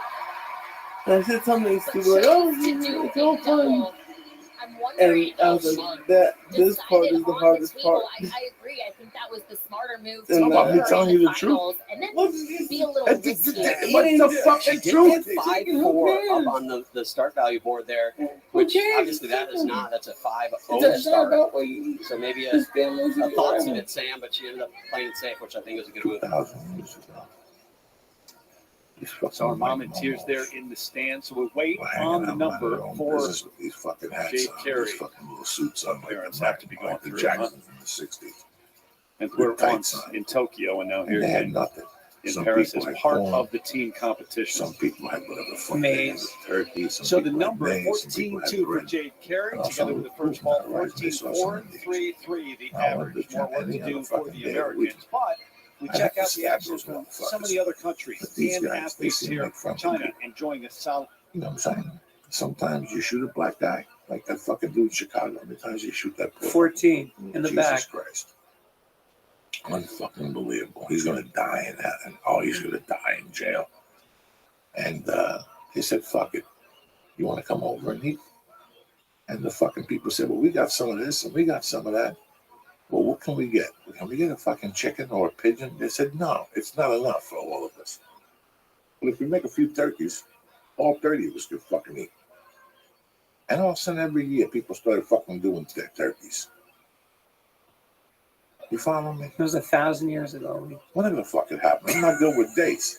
The point of the story is, let me tell you something. Let me tell you something about my world. One of my tightest friends in the world is a girl by the name of Stacy Pokalula. Do you know who Stacy Pokalula is? No. She's a comedy publicist. I love Stacy very much. I went to her house one year, which was already a taboo, because she had Thanksgiving at 6 o'clock. That's always a bad sign. I'm a pot smoker. Get that turkey ready by 2. 3. Yeah. 3 the fucking Yeah. latest. Right. And I'm talking, that turkey better be fucking sliced at 3. Right. Don't bring it to the table at 3:30 and I gotta eat fucking potatoes and bread. I'll have a fucking kind of shit. 2 is 2. 2 o'clock because you're going to take another pass at it. There's a rematch at That's around right. 10 o'clock at night. And whose world is that? You're talking about 7 o'clock. I'm talking about 5:15. Yeah. You know, if you eat at 2, you're making a fucking turkey on Wonder Bread by 5 o'clock and you're in my room. Because I'm getting you high. Right or wrong? After that turkey, the whole time. Are you smoking between courses? I'm smoking all day tomorrow on Periscope. I might even go to church tomorrow morning and smoke right in front of fucking church on Periscope just to let these motherfuckers know how it's done. Anyway, back to Stacy Pokalula. I waited, I held out all fucking day, and I went up there at 6 for starters. She gave me a fucking box of mashed potatoes. That was the worst mashed potatoes I ever had in my life. If anybody knows me, if anybody knows anything about me, I'm so sensitive that I was drawn to tears, and I'm not ashamed to say this. I was very upset that I was so upset that I got home, went to bed, and my wife woke me at 3 in the morning. She said she knew how upset I was, that she made a turkey and mashed potatoes and stuffing. And I got up, took a shower, drank coffee, smoked a joint, and ate turkey till 6 in the morning. That's because my wife. Your wife did that for you? That's how serious she was. That's beautiful. The moral of the story was I didn't talk to Stacy for 8 fucking months. She kept calling me. She didn't know why. And one night I had to say, "You know why, Stacy?" because you made the worst mashed potatoes I've ever had in my life on Thanksgiving night.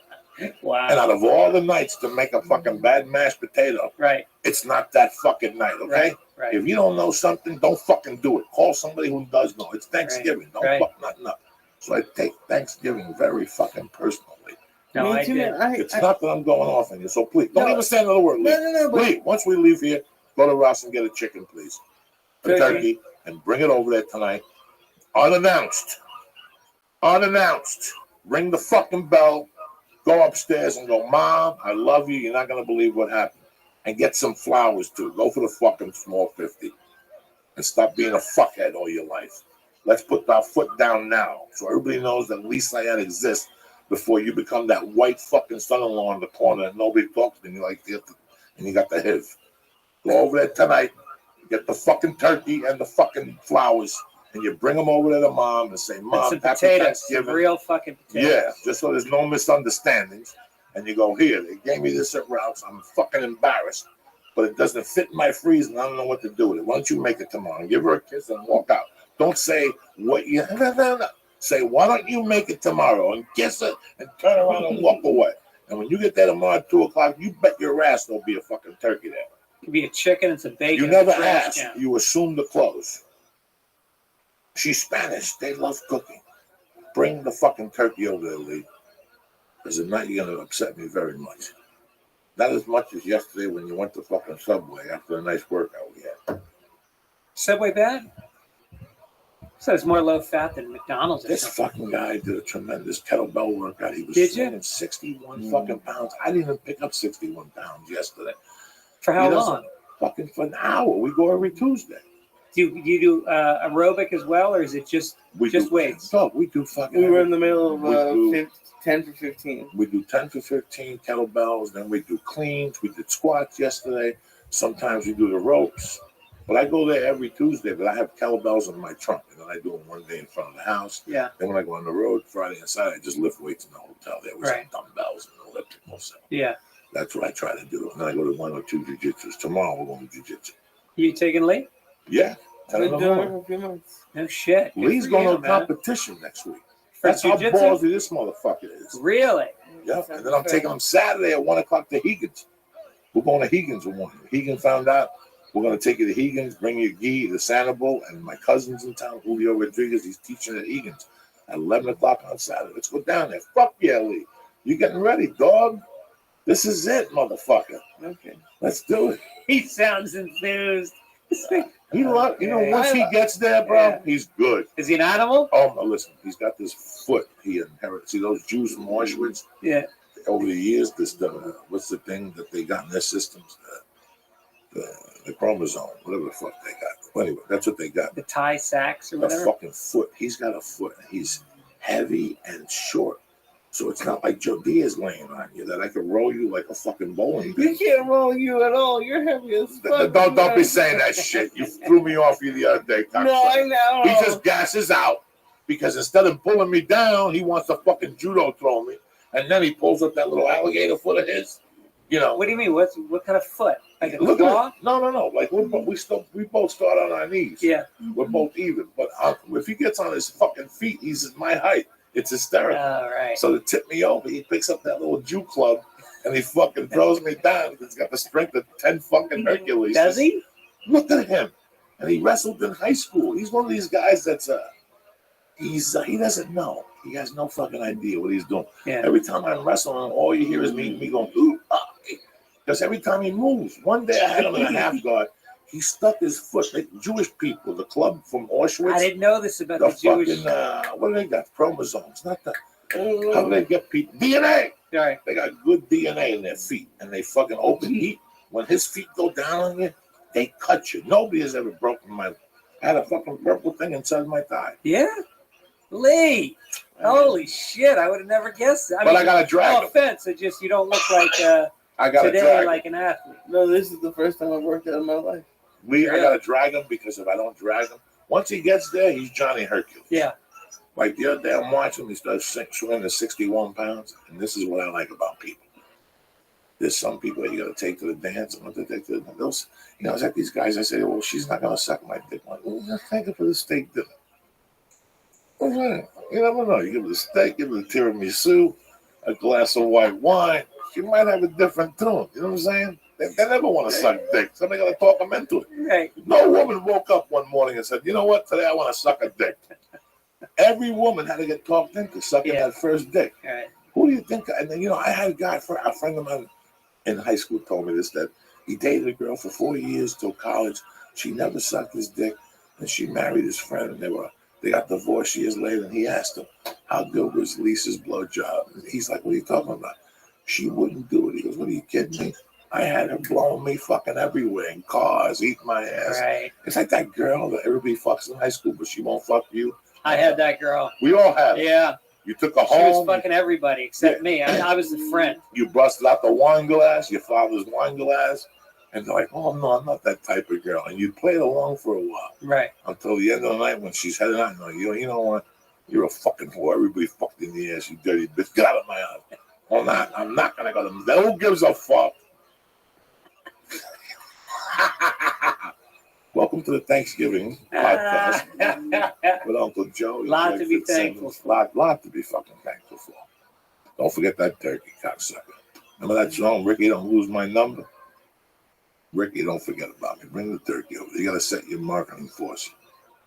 You don't want to be the third son-in-law sitting in the back of the room like a fucking mameluke. I'm not. Why am I going to bring a turkey over there? You live near your mom? No, she lives in Boston. Oh, so she's in town. No, his mother-in-law. Oh, his mother-in-law. His mother-in-law. She lives nearby? Yeah, they're Spanish. They love to fucking cook. There's 4 of them. They're going to make chickens. How many chickens you going to make? Bring a fucking turkey over and get the party started. Why are you so scared? I'm not scared. Yes, you are. This is not about, I don't like turkey. You eat a scab off a fucking foot. You eat turkey from fucking Subway. Yeah. That means you'll eat anything. Yeah. Right, so stop it. Don't say that. I don't like to eat turkey because it's dry. All of a sudden now you're trying to throw the dry fucking thing in there. Grab a leg. Grab a leg and rip it off. Turkey every day. Stop bullshitting me. Turkey's fine. You got to set your mark and enforce it. Oh, bro, what? What? I moved here. I had a lot of Thanksgivings where I didn't have anybody to have it with. Now I'm having it with this girl I've been dating for 2.5 years. I don't give a shit. I really don't. I don't care. I'll eat turkey at some point, or maybe I won't. It doesn't matter to me. You believe this fucking? Why does turkey matter? Because it matters. You gotta have it. It's fucking America. It's America. You got to set at some point. You got to set your marker and enforce it. That's it. They're gonna eat chicken every fucking year. You got to bring a turkey over. She's gonna cook anyway. She's a great cook. She loves to cook. Bring the fucking turkey over there and set the rules for next year. You believe I got to do it? Yeah, but that doesn't take like 8 hours. It takes like 8 hours. You set it up in the morning. It's not 8. It's maybe 6 hours. So you throw it in the morning, and it's a whole day together. It's not just about eating the turkey. It's about the process. You stuff it. You clean it. You tie its little fucking legs together, and then you wait, and the house starts to smell like turkey. And you watch some football. You fuck around with your girlfriend in the other room for a little while. Whatever it takes. I know you. You're gonna get high, and you're just gonna keep smelling that turkey as you get high and hungry, and then that shit comes out, and it's got wet stuffing coming out of its pussy, and you eat that, and you get some real mashed potatoes, and you get some sweet potatoes, and you put gravy on all of it. And then you just say, this is a lot to be thankful for. I also want to thank my man Dante Gazzini for the beautiful cards. Savage Dad. I can mail these out to all my prison friends. I have a prison pen pal. I'm taking one of those home with me. It's going on the fridge. I need you to sign it. I need you to write a note on it. You want me to write happy holidays to my man write Irish? Something from the heart. Absolutely. It's a beautiful picture of Joey. You can see the love. Something about pictures of people from behind as they're walking hand in hand. That doesn't get tired. I love that. I got a nice picture. My wife, my 2 kids holding both their hands, walking away. It's one of my favorite pictures. I got to get out the cards because, Joey, you reminded me that you got to send those fucking cards out to people, you know? I sent it out to family, and they were all touched, friends. Sometimes you don't talk to a friend all year, but they get that card from you, and it's like you're still in touch. Listen, a card or letter, it says a lot. Yeah. It says you took the time. You got to lick the fucking stamp. Right. How many people even have a fucking stamp in their house? Stamps.com. People don't have stamps no more. You know what I'm saying? You gotta live. I love writing that dude letters in jail. Yeah. Like I don't write them every week, but I wrote him for Thanksgiving to keep his chin up. You know, it's so weird how when you're locked up, you're like, oh, this is gonna be the worst week of my life. You know what? My Thanksgiving in prison was fucking tremendous because there was no bullshit. Yeah, stovetop, mashed potatoes, and white turkey. I'm in. Yeah. I don't want no more. I don't want nothing. Once I go to your house and I see walnuts and grape nuts, and I got this recipe from the Pilgrims, cactus and octopus blood in the stuffing. I gotta go. Hey. That's why I have my wife make that early. So when we go out tomorrow night, there's no misunderstanding. So we always go to people's houses. They want, don't we put pork chops? Somebody's house, they put a turkey with a fucking pig in a fucking lizard's ass. What do they do? That's your Dunkin'? Yeah, it's a Dunkin'. They put a fucking they put a duck in a fucking turkey with sausage. Yeah. And I saw that dark meat from the duck. Oh my God. That's the day. That's the year I cried. That was the worst. I'm telling you, I didn't talk to Stacy for 8 months, dog. 8 months. I had a Thanksgiving with some friends. We usually do family. We did a friends thing this year. And we go over there, and I bring 2 turkeys. We go to Ralph's. I got my 2 turkeys. I spent $50 one time. I went back the next day, spent $50. I got 2 turkeys. Bring them over the house, stick them in the oven, spend the day together. They serve the meal. Too much food. There's not that many people show up. There's an untouched turkey at the end of the meal. We go to leave, and we're waiting for a plate. And they give us some mashed potatoes, some sweet potatoes, some Brussels sprouts. And I think there must be another plate because there's no turkey on here. And they didn't offer any turkey. They kept the turkey, kept the whole fucking thing. Sent us home with nothing. And I didn't talk to that guy for a little while. Fucking savages. So that was the guy from Irvine. Yeah. General manager. His name was Dan. He used to run Gray. Yeah, he's back and forth now. It's hysterical.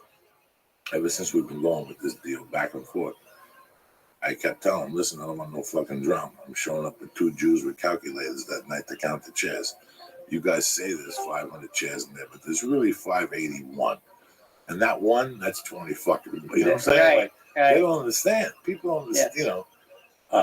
So this morning I called and I'm like, not only do I have 1, I got 3 Jews going down there. It's like a fucking 3-camera shoot. You know what I'm saying? I got clickers coming from everywhere. Those numbers better match up, cocksucker. Right. He called back to say, I don't care if you have people with clickers down there. So now we got them sweating. We got the guy with the clicker down there. So you got to do those fucking people. I did a club in Florida. I won't say which club. And the contract said 340 was in maximum capacity. Because just so people know, we get paid bonuses when we hit sellouts. And the sellout then should be, according to the contract, 340 seats. That's what it says is the maximum in the room. I get there, the place is almost completely full. They tell me the next time I didn't hit the bonus. I go, let's go count the chairs right now. Because I counted 435 chairs. You said 350. That's 85. You're telling me there was 85 empty chairs last night? And it starts fucking stuttering and we don't have to count the chairs. You know, sometimes we add chairs when they were left over from last week. Give me the bonus, and we're good. So they gave me the bonus. Sure.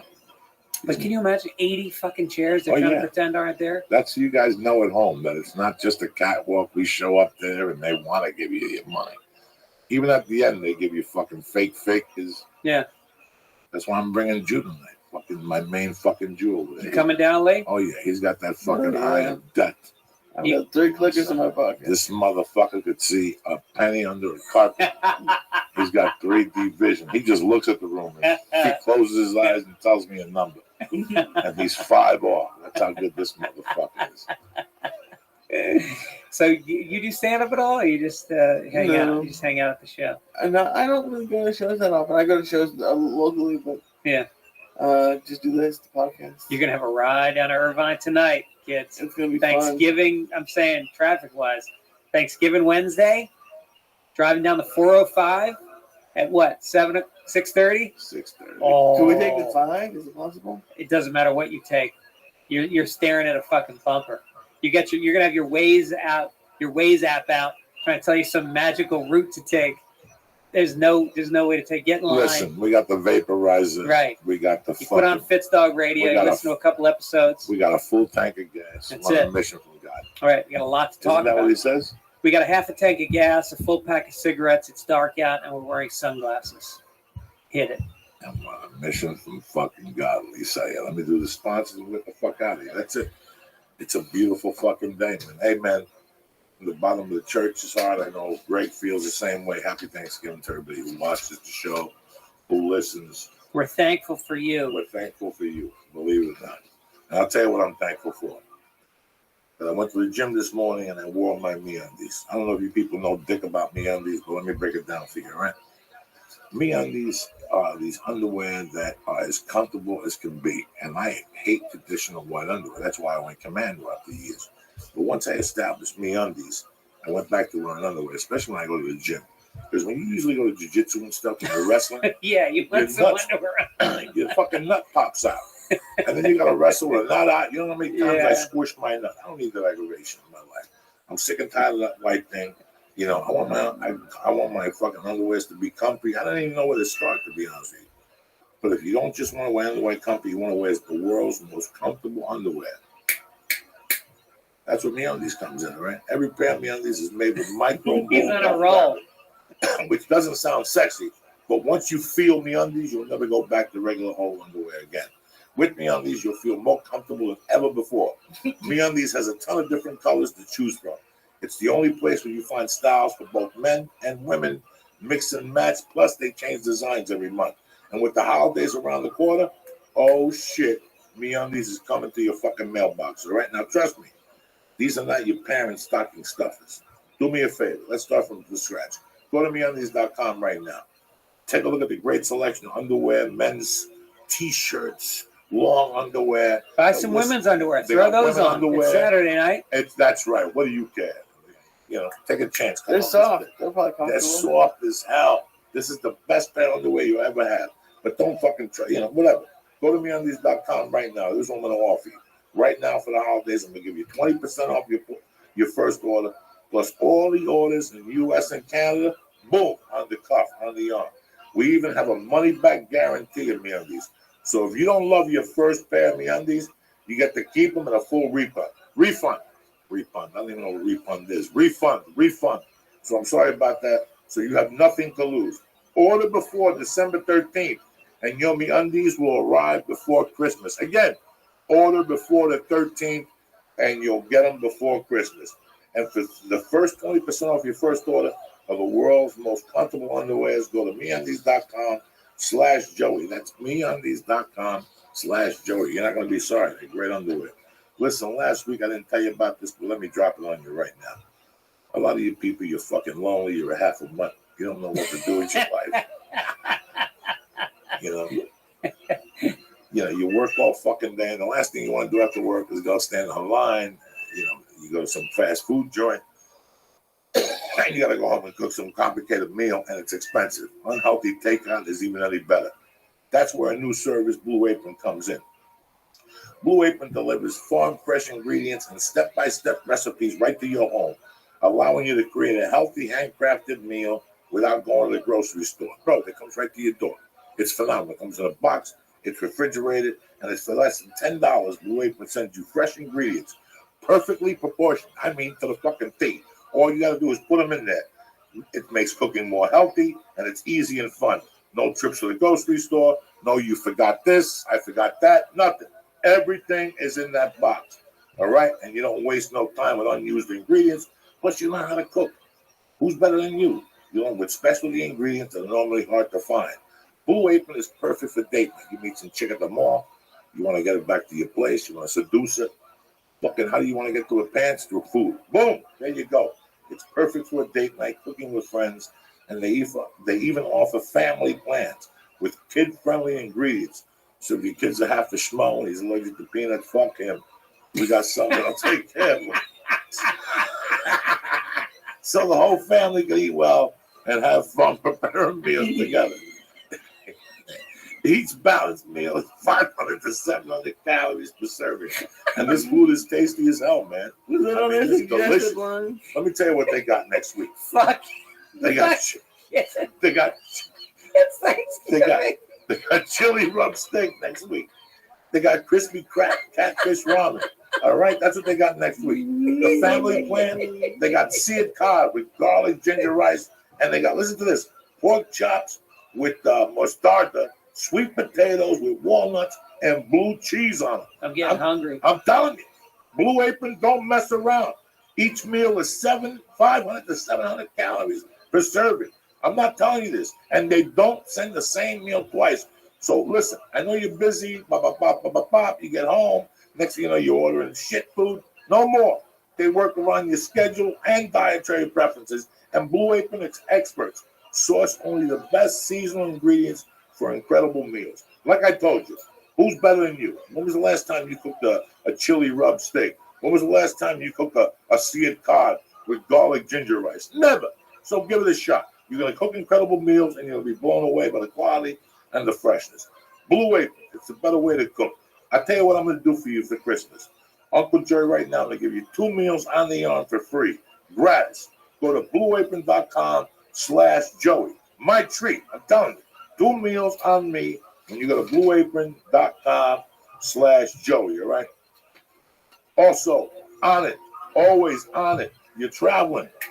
Shroom Tech Immune. You want more conditioning when you do aerobics, or you want to breathe better. Shroom Tech Sport. You want to make a protein powder that does, you don't need 50 grams of protein. Your body can assimilate it. 2 scoops of hemp protein. 32 grams of protein. But listen, who the fuck am I to sit here and tell you what's crack-a-lackin'? Go to honest.com right now and press in. Church. Boom! And get 10% off your first order. And they have the Stay On It program. They also have kettlebells and supplements. They have an array of great things. But listen, who the fuck am I to tell you? Go to honest.com right now and take a look at the superb list of supplements they have available to you right now. That's honest.com. So again, happy Thanksgiving. I want to reach out to Blue Apron, On It, and MeUndies, and thank them for supporting the show, and my main man, Greg Fitz, for coming on and having a blast with us here tonight. Thanks, brother. Happy holidays to to you. you. That was a fucking blast. And you, Lee. I laughed my ass off today. I haven't laughed that hard in a long fucking time. A real laugh, not that fake fucking TV shit you people are used to. That fucking kid flying in the window in Animal House. Drop it on him, Lisa, yeah. This show is brought to you by Blue Apron. He sounds like he's in Pakistan giving a hostage message. Look at this fucking. They got a rifle to his head. Say it. Say it, infidel. Blue Apron sends gourmet recipes and all the fresh ingredients you need to make them right to your door. Our listeners get their first 2 meals for free. Just go to blueapron.com/Joey and start cooking incredible meals at home with Blue Apron. That's blueapron.com/Joey. Look at the camera when you're talking. Take your time, man. Don't worry about nothing. We got all fucking night. We do. This show is also brought to you by MeUndies.com. Go to MeUndies.com/Joey. I'm here under my own free will. I promise. How are you going to drive to Irvine? I'm not. You're Irvine. Captain Kirk of the Enterprise. No, I'm not. All I know is give me a 20-minute head start.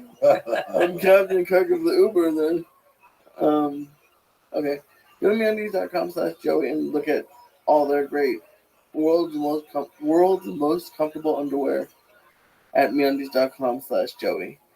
Every pair of MeUndies is made with micro-modal fabric, which doesn't sound sexy, but once you feel your MeUndies, you'll never go back to old underwear again. Did you just read all this? Yes. I don't know why he's doing this. I don't know. Why are you doing the whole thing? You just Close read the it. show, Lee. Close the goddamn show, will you, for Christ's sake? Okay. Thank MeUndies, thank On It, and thank the other people. Let's boogie with Stu, for Christ's fucking sake. Cool. You're lullabying these people to death. And get out of here and go get that turkey before 6 o'clock. That's it. No more fucking around today. Ralph's bringing you Thanksgiving year after year. That's right. They give you. And Mendes is the fucking boxer. The dude that trains like an AKA and shit. What Mendes, Mendes. yeah. What the fuck? I say Javi and I Dude, go right to the Mendes. I thought my name is Javier Mendes for a while there. Everybody called me Javier Mendes. No, it wasn't. So embarrassed. No. You just say Javi, and it just Mendes rolls off instead of Vasquez. Rose Gracie's in the house in the background, like the assistant manager back there. Look at All smiles. What's up, buddy? What happened? What's the scoop? Oh, I have to check. I have no idea. What the fuck? I just gave you 2 minute window to check. I turn around and you're staring at me like you don't know what happened to you. Still 21-17. Jesus Christ. 250 left. What's up, brother? Not much, man. Great to have you on the show. You know, I know you, 10 years? I finally find out you're Cuban. I'm fucking believe it. How was that Cuban food? And it was delicious. I'm burping it right now. I can't wait to get home. And you're a Rancho Cucamonga Cuban. That's where you came when you came from Cuba, or did they take you somewhere else? No. I came. I lived in Oman most of my life, and then I bought a house out here when I got inside. Now, when you came to Oman from Cuba, were there other Cuban people? No, just our family. Just our family. Did you run through a church first? No. You know what I'm talking about, right? Yeah. The church groups take you to go to Minnesota, No. New Jersey. Fuck, didn't you luck out? I lucked out. I never got religion pushed on me ever. So. No, but I'm talking about like when you come. This is what happens when Rothschild came. Mm-hmm. All these Cubans that come out. There was a show a couple of years ago. It was called Barcelo. And it was all the Cubans that came on the fucking raps. And what it talked about was once you get here, you get sponsored and you go to a church. The church takes you in and you move into the family. Like Rudy Sargent, when he came here in the 50s, he came before Fidel. And he said they moved you around every year, just for like 3 or 4 years, until you found where you wanted to go. Oh, that was cool. Oh, yeah, just a lot of Cubans. Not me. We went right to Union City. We fucking stayed there. Fuck that. We were involved in no church. But that's good. I just bumped into a girl I was in Portland, Oregon. And the waitress said to me, we have a Cuban group here who works now. She came over and introduced herself. She had been in the country for 10 fucking years. Her English was better than mine. Where'd you learn English? And she, when we came, we went to Minneapolis first. They took her brother's family. They were older. They took him to camp. Because Toronto has a ginormous Cuban community. Really? Fucking-normous. Why do Canadians go to Cuba? When they go to Cuba, they fall in love with some 16-year-old Cuban hooker and they bring them right back to fucking Toronto. They have kids. So, no. Toronto has Cuban restaurants, Cuban music. You think you're in, like, fucking Union City. They have, like, 3 or 4 blocks. This is in the year 2000. Toronto had a 3-block Cuban neighborhood that was bumping. And I met one of Fidel's bodyguards. And he was telling me he had a book. He was going to do all this shit. And it was really interesting. I went to lunch and he was telling me how Fidel picks up chicks. Fidel walks into the restaurant to eat. He sees a woman that's attractive. He has one of his guys send over, walk over to the girl and bring her the card. You have to call that number, and the next day the car comes and gets you and takes you to the doctor to get checked out. Blood test, they check your monkey, they look under your titties, everything. And then after that, they take you, they buy you dresses, they dress you up, they draw your hair, just like Tom Cruise in the Scientology show. Remember, they took the chick shopping. They take you shopping when they send you to Fidel's house. No way. Fidel gives you a stabbing, keeps you around for 6 weeks, then you disappear. They cut your head off and you become dog food. Damn. No, I don't know. It's just that's how it happens. What is it like for you guys? Like, when I see another Jewish person, I don't get like that excited. But when you guys see other Cubans, is it like there's not that many of them out here? I mean, not that I know. I'm starting to meet more Brazilian people because of her, but I mean, it's not like Cuban people are just running into me all the time. When I was a kid and I bumped into fucking somebody Spanish, I'd get excited. Really? Yeah. When I was a kid and I bumped into somebody Spanish, I would get very excited. When I bump into anybody cool, I'm excited. But I always want to hear other Cuban people's stories. I want to hear how they were raised. Because I know we were fucking crazy. But it's amazing. Rose and I were talking about Cubans and grandfathers and whatever. Rule number 1, Rose, I'm going to make your life fucking simple for you. Cuban men are like German shepherds. They all got one fucking disorder.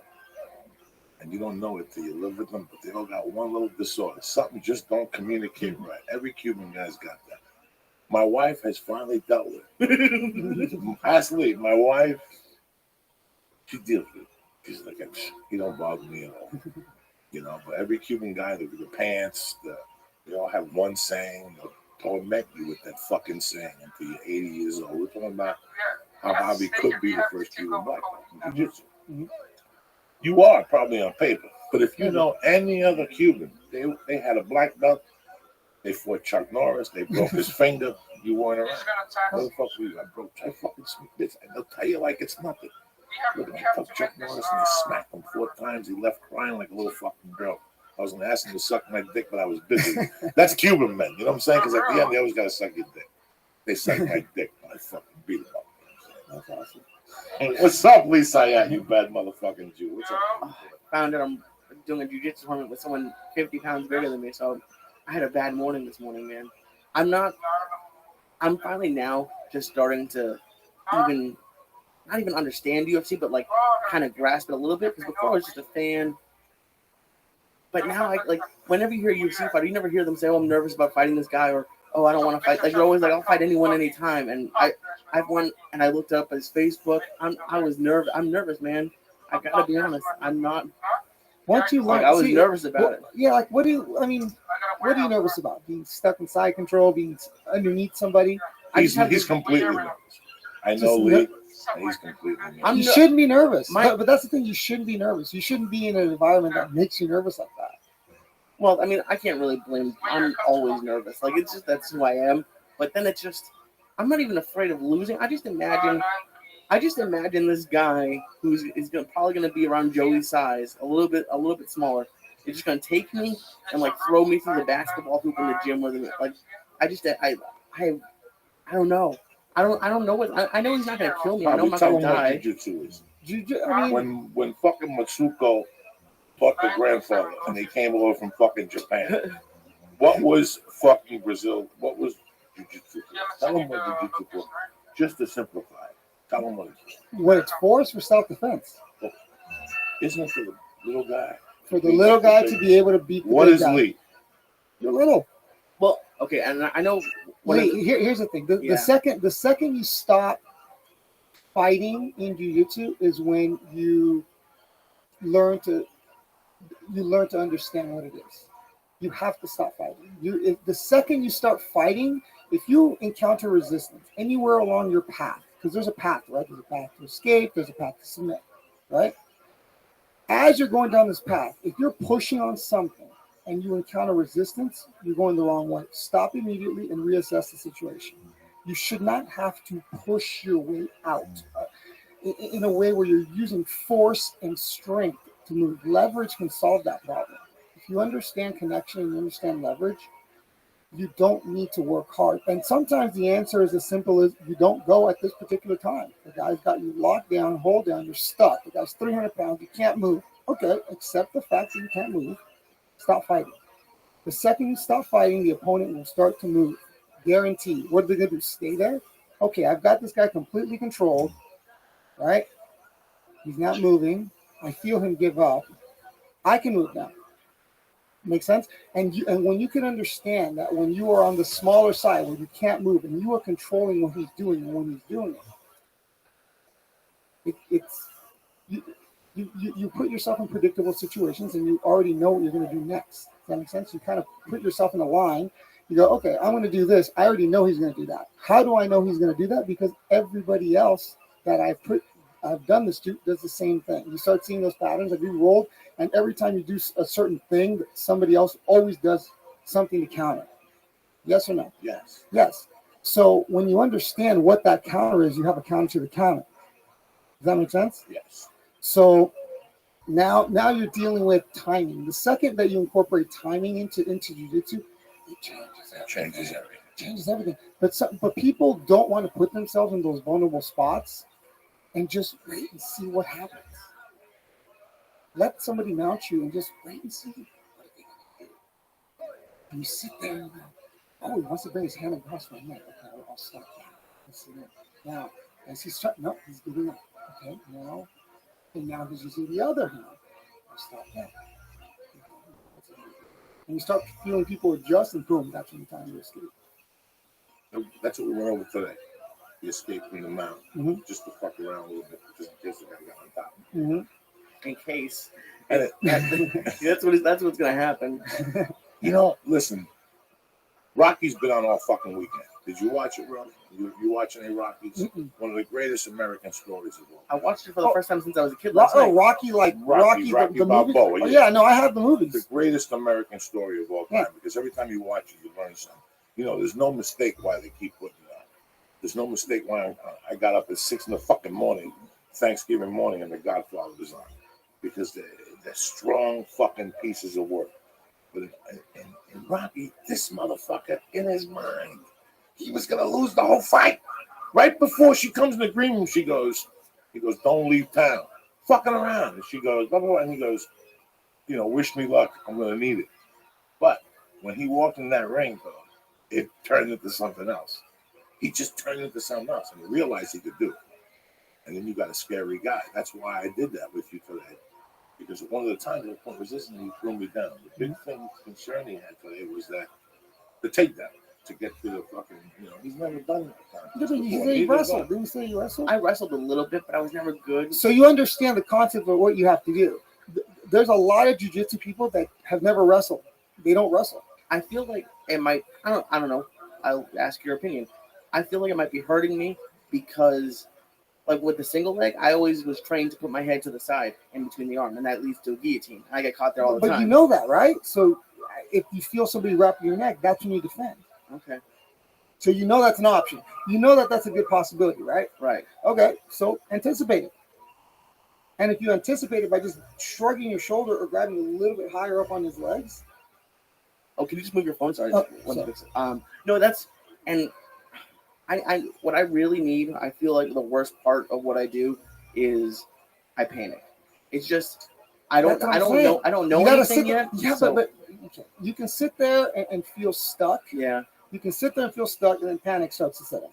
Or you can sit there and accept that you're stuck, and just study what the guy's doing. A lot of times, people will make movements. Maybe it gets better, maybe it gets worse. But unless you put yourself there repeatedly, you're not going to know. Right. The more you study the options from each position, the more you study defensively the options. What can the guy do? You can knee bar here, you can toe hold here, you can arm bar here, you can American here. The second that you understand kind of where you are,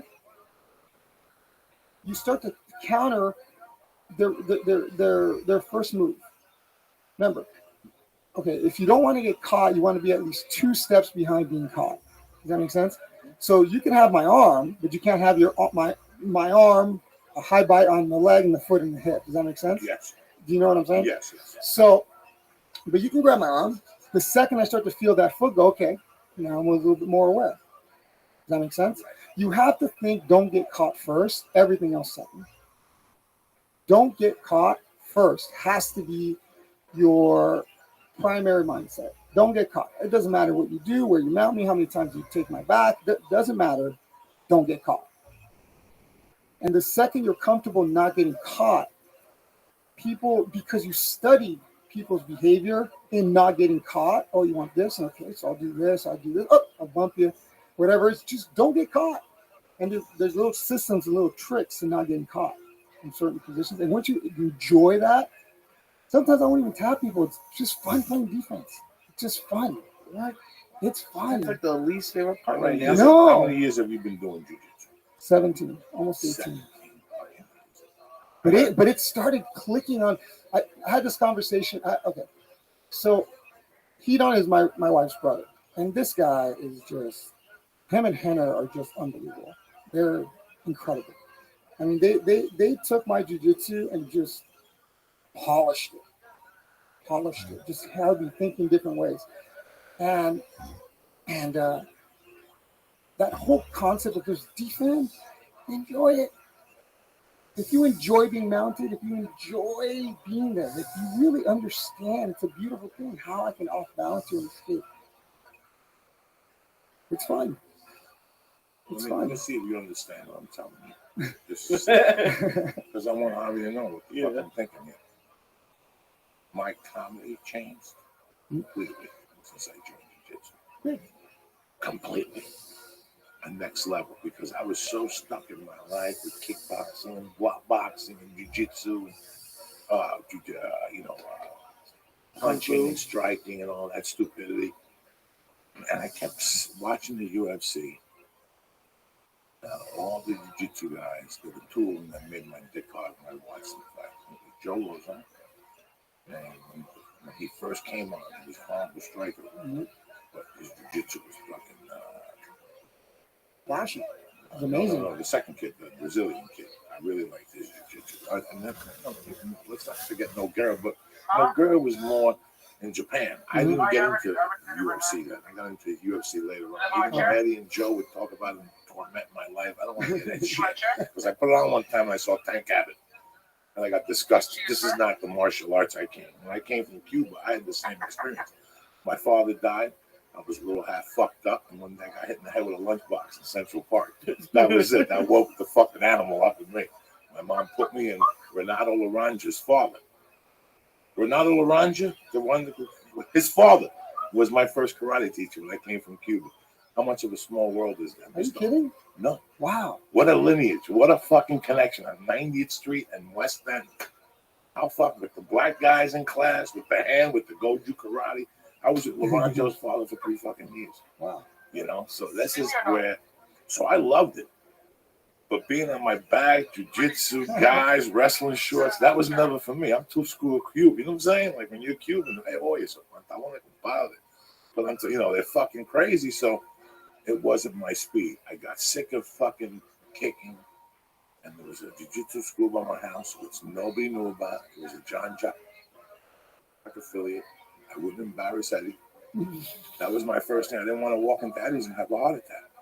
Can you imagine if Eddie's best friend comes down here and dies on the fucking mat? Let me die somewhere else. I don't want to fuck his shit. Were you really nervous about dying? I was fucking nervous. I had never done it before. I had just gotten on my back in the living room and fucked around like an idiot. You know, just trying to do arm bars by myself with the cat and shit like that. Not the Damian Maya. Once I saw Damian Maya, I was like, I have on YouTube. This shit. He's good. And then I met Marcella with Eddie, and I started watching his shit. He's amazing. And I started standing up and I smoking pot, watching Marcella and Eddie Bravo, purple belts, and I gotta get into this shit. But I'm not gonna tell nobody. I'm just gonna go try it. And the first day I went to try it, I thought I was gonna die. Like on the way home, I'm like, I'll never do that again. But then everything else came in. How can I quit? At this age, I'm having a baby. You know, I want to live. I want my baby to see me doing something. So she learns. I have to set an example. At my age, I kept going back, man. And then I started traveling and just going into schools on the road so nobody would know who I was. Right? I would just go to school. I just want to do it here one time. And I would have fucking heart attacks. It got to the point I would take aspirins. I would kiss my cats. I would kiss the baby. Like I was fucking nervous because I couldn't get on the bottom. Once you grab my neck, that's when I would start. I would start panicking. I hadn't been in those situations in a long time with the sleep apnea. See, you have to just. I think what really offsets panic is just thinking of the situation. Don't think of okay, what's happening to me right now? Accept the fact that this is happening, and just think your way through it. If you're thinking of an escape route, you're not thinking about panic. Does that make sense? Yeah. No. And this was my first year of jiu-jitsu. Was me laying on the floor and you getting on top of me and me tapping. And I flew to Burbank, to Vegas. The guy that really twisted me a little, I would ask questions. Big John McCarthy on a plane to Vegas. I told him my situation. He goes, listen, I got a guy there. I wanted to ask him to leave the first 2 years. I mean, the guy just didn't have it. It was horrific. I didn't want to take his money anymore. One day out of nowhere, he just started clicking. Now he teaches my beginner classes. You know, he goes, just stick it out. You can't breathe, Ty. Compose yourself, Ty. You keep going it again and keep going and keep going. And that's what I did. I joined the BJJjournal.com. So I kept a note every time I went, the things I learned. I was just going to jiu-jitsu for a year and not doing nothing. Dude, I just did that. I did that over the past 4 years. I've written down every single thing I know. I write it down before I go in the shower. When I get in the thing, I hang the shirt, I hang the gi top, I put the fucking pants to air out, and I take my shoes off. And before I go in that shower, I sit down. It says date, time, notes, what you learned, Yeah. Just break it down. No. At least I can set my goals. This time I'm going to go 8 times a month. Let me ask you something. What if you had the instructor's notes? And you could add your own notes to it too. What do you mean instructor's notes? That's what I did. I wrote everything I did down. These are my notes. These are my step by step. Here's your notes section. Dude, that's what I've been doing the past 4 years. Is just writing everything down and organizing it. 100%. It's almost 2,000 pages. Like with no background for me, that would be great for someone like me who. It would have been great for someone like me also. You know, like because after class, I was just thinking about it. I don't remember everything we did in class, so I'm amazed that you go home and like can write it out. Oh, because I don't return calls. I don't do nothing. All I think about is that class, how I got caught. When I think about what we learned and what I got in the class, what I'm really going to use out of the class, you know what I'm saying? Like what really fucking stuck out from that class. Every class should have that. Every class does. Yeah. You know what? I learned this, but I'm older. I'm not gonna fucking berimbolo my way into your fucking living room. You know what I'm saying? The chance of me berimbolo my way into your living room is slim and none. I know. You know what I'm saying? I'm gonna do little things. And no, look, little things. The little things are what's gonna, that you're gonna have breakthroughs on. I mean, as far as I'm concerned, I've had breakthroughs. Breakthrough moments, breakthroughs in thinking, or you just learn this one way to really finish. Submission X, like this one thing that so you start, the more time you're there, the more of those moments you have, and it just grows and grows and grows and grows and grows. It never stops. But you'll start noticing that things that you did 2 years ago, you're not doing anymore because your game changes and your game alters. And because as you're learning new things, you're trying new stuff. And you kind of sweep out the stuff that you don't use all the time. It's there. You know how to do it. If the opportunity presents itself, you have that. But here's the new stuff that you're kind of working on. So it's always a constant state of mastery. I learn something new and I try to be able to do it. And I'm just attacking it from different directions or concepts. Concepts are what really have changed my game. That's what Beat-On and Henna were teaching me. Concept. It's the concept. The concept, then you apply it everywhere. It's not the move. It's the concept. Once you understand how leverage works and connection works, once you start understanding those concepts, your mind gets blown. Because the simplest things create, incredible power and incredible leverage. Simple things that require zero energy. You get maximum power. How is that? And you just sit there and wait. The other guy's working his ass off trying to do something. You just sit there like, are you done? The goal is to get them tired. Just get tired. Keep trying to tap. In the beginning, not only was my cardio bad, but you're spastic. Yeah. In your first 9 months, you're spastic. You're just moving around. Then I watched Hodge Grayson, the big guy. Match. I watched that match over and over. He knows he's gonna mount, and he knows he's gonna fucking just choke it. Mm-hmm. And it's just a finger in the ass, man. It's just a wear out. It's just a wear. They're like this. And little by little, his foot moves in, and then he just straightens up. And he adjusts his hips, and you're on the bottom trying to grab, and all of a sudden he grabs one fucking collar. Yep. And all of a sudden that's 2 minutes. That's 2 minutes. Yeah, and he's breathing. Yeah, that's the go. And you're on the bottom, and and all of a sudden the other thing goes in, and he ain't even doing nothing yet. It's just in. That's it. That's the part that blows my mind the most about jiu-jitsu, because that's all I like. I don't care about a move at all right now. I would love to just. It looks like they're almost like what are those things that can just roll around? Like I don't know. It looks like Sonic the Hedgehog just rolling around the mat. There's no end to it, and every time I do it, I feel like it's like there's an end. Well, there's a lot of ends. There's an end. But then it's just like you're just moving one part of your body. But every time I watch like purple belt and up just go, it's like they're almost swimming. It's amazing to watch. It really is. For a guy, it blows my fucking mind. It blows my mind.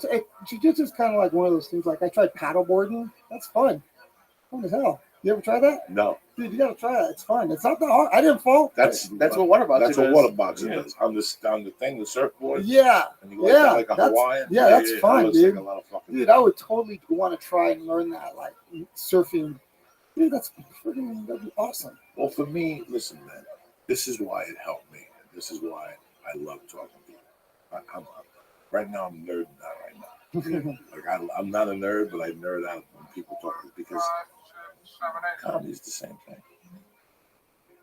Comedy and jiu-jitsu is the same fucking thing. Same animal. You have 1,000 jokes and you don't use no more. They work. But you don't use them more. They got old. You evolve. You get yourself in the spot one night, there's Chinese people, you whip out a Chinese joke from '84. You follow what I'm saying to you? But it's the same thing with comedy. You get rid of that shit. I'm not going to do an arm drag no more. That's purple belt shit. You know what I'm saying? Even though that motherfucking arm drag killed motherfuckers for 20 years. Yeah. You know? Yeah. Do you get bored of moves? Yeah. Do you? Yeah. After 17 years? You get bored. Yeah, you get bored. You understand that you understand it's not about the moves, bro. It's about the journey to the submission. How? Okay, I'm in your guard. 8 foot in the hip, I'll clear that. Let's see what you do now. Okay, you want it back? Okay, no, I won't give it to you. Oh, you really want this foot on the hip? What if I just hold it here? Oh, you're going to move your hip that way? Okay, so I'll just follow you. You want an underhook? Nope. I won't give you an underhook. No, you want to sit up it? Nope. Then the third time, if they do the same thing, then you go to the face. First it was the chest, and then for them to learn not to do it again, you just push their face. Nobody likes their face push, so they sit back on the back. Now they're looking to possibly put their other hook in. I go, okay, no, I don't want that hook in.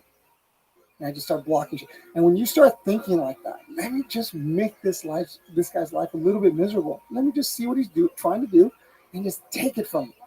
Just don't allow that to happen. You know what I mean? Don't allow it to happen. And just see what he does. Oh, you sat up? Okay, I'll back out. Okay, let me see if I do that again. And we'll do it again. At what point do you attack though? At what point, like, because I'm People assuming you're looking for a do hole. dumb things in the attack. You just fall into attack sometimes. Oh, great.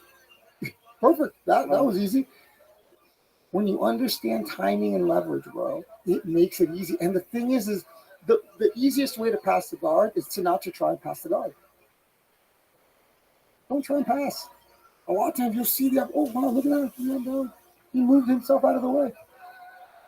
The best way to escape the mount is sometimes to not just try to escape. Just study what he's doing.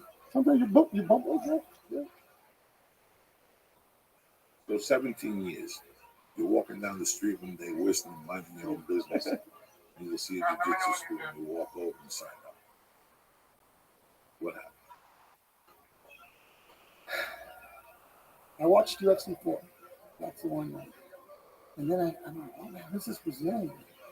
So then I went back and watched, 2 and 3, because UFC 1 at the time wasn't out. I didn't see that till much later on.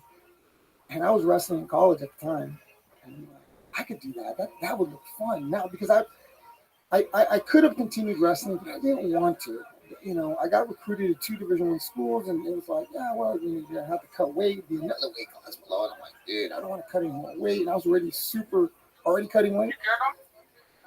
And so I loved grappling. I always kind of tried to be creative in wrestling. My wrestling coach used to call me Thomas Edison Award. He gave me a Thomas Edison Award. I was always trying to reinvent shit. But, dude, this has been working like this for 50 years. You don't have to change it. You know what I mean? But I was always trying to find that, that path of least resistance, because wrestling is so hard, dude. Everything in wrestling is hard. You know what I mean? As I've gotten older and I've applied jiu-jitsu concepts to wrestling, it makes a little bit more sense now. But man, when I was younger, it was just all go all the time. No timing, no rhythm. There's a rhythm. There's a dance in wrestling. There's a dance. There's a dance in boxing. Who's controlling the dance is the one that's landing the most punches. You know what I mean? There's a rhythm and stamina. Yeah, I'm sure there is. I don't know what it is because I don't know that lifestyle. Everything has a rhythm. When you watch a basketball game, you see a team fucking destroying like Lakers in the day.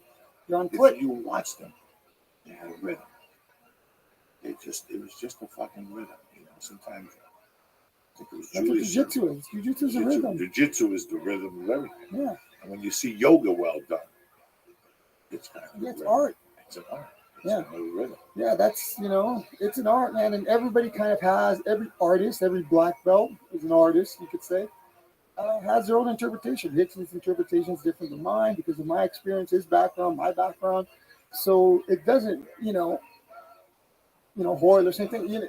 All these guys that bring these different backgrounds, they all interpret the same information differently, I feel, because they start to gain their own input of their own experience and things that have worked for them. That's why you see the differences in styles. It's the same armbar, same thing. There's 3 different ways you can accomplish the same goal. You sometimes pick the one that you like the most. Same goal. Untangling the arm, same goal, but man, there's a couple different ways to do it. Makes it easy. Okay, got that. Okay, now I do that. Let's move on to the next thing. So that's in my pocket. Next time I get there, okay, untangle, it's easy. That's how you got to put it together. So you walk into this jiu-jitsu school. What's this guy's name? Oh, Rodrigo Medeiros. He was one of Carlson's black belts. And you're starting there as day one. Starting there as day one, but I wrestled through college, so I already had a wrestling background. I was there. Vitor went right after he fought Tank Abbott. Vitor was trained there. Murillo Bustamante was there. Valigi Ismail was there. Who else was there? The big guy, Carlon. No, was the Heckler there? No. What was the Heckler's name?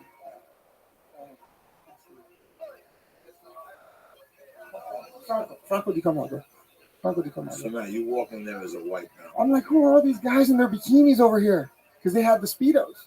You're walking out in the middle with no shirt on, no shoes, just Speedos out there. With a bunch of Brazilian kids. So I walk in, I'm like, who are these guys? Hole in the wall. And his head went through the wall. Anyways. And the style just clicked for me at the time. The style definitely clicked for me at the time. Carlson's style is very aggressive, very flow-based. So a lot of things in combination, tricky transitions, stuff like that. No real concept of connection. It was mostly speed and power. From I felt comfortable in the style, and that's what I felt that I was using. And whether or not you could do it to a larger person, I mean, I usually could, but it wasn't easy. You should be able to beat bigger people almost the same as you beat smaller people. Same concepts, same leverage. For the most part, it just takes a longer time. I know him. So I did the tournament circuit. That's where I competed against Eddie. So I heard, you and Eddie were like battles. Yeah. Purple belt. You started with blue belt and purple belt. Yeah. And you've known Eddie how long? I mean, I probably met Eddie within 6 months. No, less than 6 months into starting to train. So 17 years. Yeah. I know Eddie a long time. And seeing his evolution and his game and his transformation, because he documented everything. Which I thought I have done also now, finally, but he's been putting it out along the way. So you see his journey. You see what he was thinking in 2003. You know what I mean? What was he thinking? How is he thinking? How he's evolved? What you know now, right? It's like your history. And he's done a great job with that, and I applaud that. I thought it was good. When did you incorporate striking? I mean, I started in '97. I had my first MMA fight in '98. So within the first year, so I was a blue belt. So I got my belts relatively quickly in jiu-jitsu. I got a black belt in 5.5 years. So that's pretty fast for most people, especially at the time. Back then, they were promoting like super slow. You get sandbagged forever. So were you already a pro fighter? Like, were you going 7 days a week, or like? No, it was a very different time. I trained jiu-jitsu, and then I trained with the boxing gloves on here and there, and try to take you down. And once I got people down, there was no stand-ups at the time. So your ass was down. All I needed was 3 takedowns. Because I got you down, I can stay there. There's no such a thing as this thing. UFC incorporated that to increase the pace of the fight. You know what I mean? Imagine if there was no stand-ups. Why wouldn't you be able to stand up? That doesn't make sense. What do you mean? Like, because in wrestling you can stand up. Why can't you stand up? And why wouldn't they let you stand up? This whole evolution of standing up off the bottom, has not been around forever. I don't know. This has been in the past like 5 years or so. I mean, guys have gotten really good at that shit. Like, you see the evolution of MMA. You know its history. Same thing with jiu-jitsu. You see the evolution. What's your see the evolution. Or de-evolution, some of us call it. Do you get mad at some of like the new, I don't know, not fancy stuff, but like stuff like kind of like the DH rule in baseball, like just the when people change?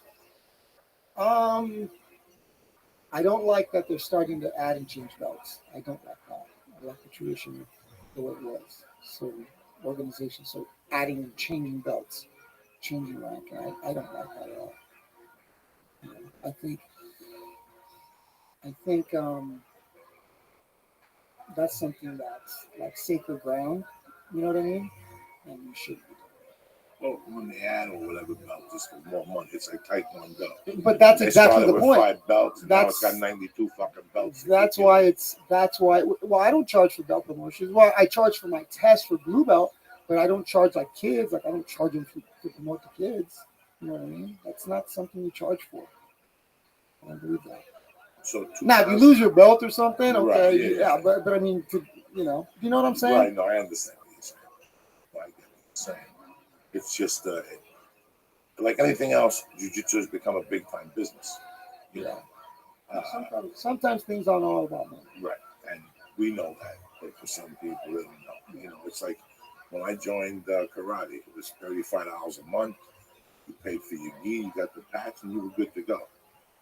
I remember 10, 15 years ago, when I first moved to LA, I went to a Subak Do thing. Every time I went in there, they hit me up for $35. So, oh, you got to buy the books. You got to buy the VHS tape. You got to do this. You don't have to do shit. But it became a business. You know, it's become a business. And, but who gives a fuck? Now, I'm interested in this fighting thing. Okay. 98. You have a fight. Now, when do you go pro? Open hand, dude. Open fucking hand. Open hand. That shit hurts. I did a tournament. The first 3 fights I had were in one night. Boom, boom, boom. Yes. It wasn't my first 3. Yeah, I think my first 3 fights was a tournament, an 8-man tournament. I made it to the final. So I had 3 fights in one day. Getting smacked in the face. Trying not to get smacked in the face. You know, I mean, this is very raw. This is early. Like, you ever seen like the early tap out videos? The old ones that they used to do, like it was like that around that time. Some of those guys were all our buddies. The tap out guys. They were down in Orange County. Yeah, guys, right? No, they were on like San Bernardino area. Wow. Yeah, so if you look at one of their first posters, I'm the little wrestler dude in the poster. It's crazy. Yeah, it's crazy. No, it's been a fucking crazy ride. But for you, I just saw, you know, like when you pulled up, you know, the strike base, I was spoken to Rose before, one of the improv one night. She was saying, you should go down there and see him. It's a complete different fucking game. Yeah. You're a really interesting guy. Like you, before, I was fucking mesmerized. He really had me going before. Because you're saying the truth. You're looking at it from a 17-year-old. A guy who's been doing jiu-jitsu for 17 years. Yeah, but you 3 more years, you'll become a master.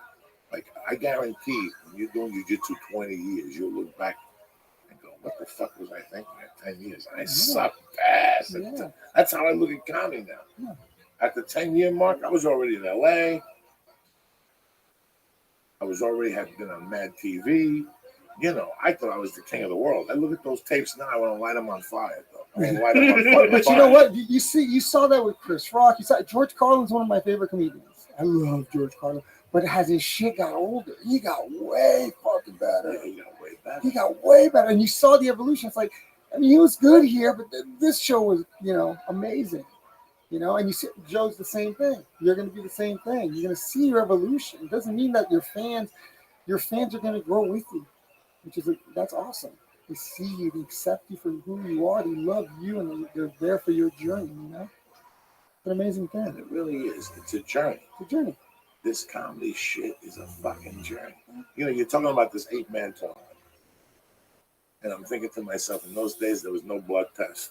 No. They didn't wear fucking gloves. Commission. The mats had sperm on them from the ref getting his dick sucked the week before. You know. And you do this. No commission. No commission. And you flip this.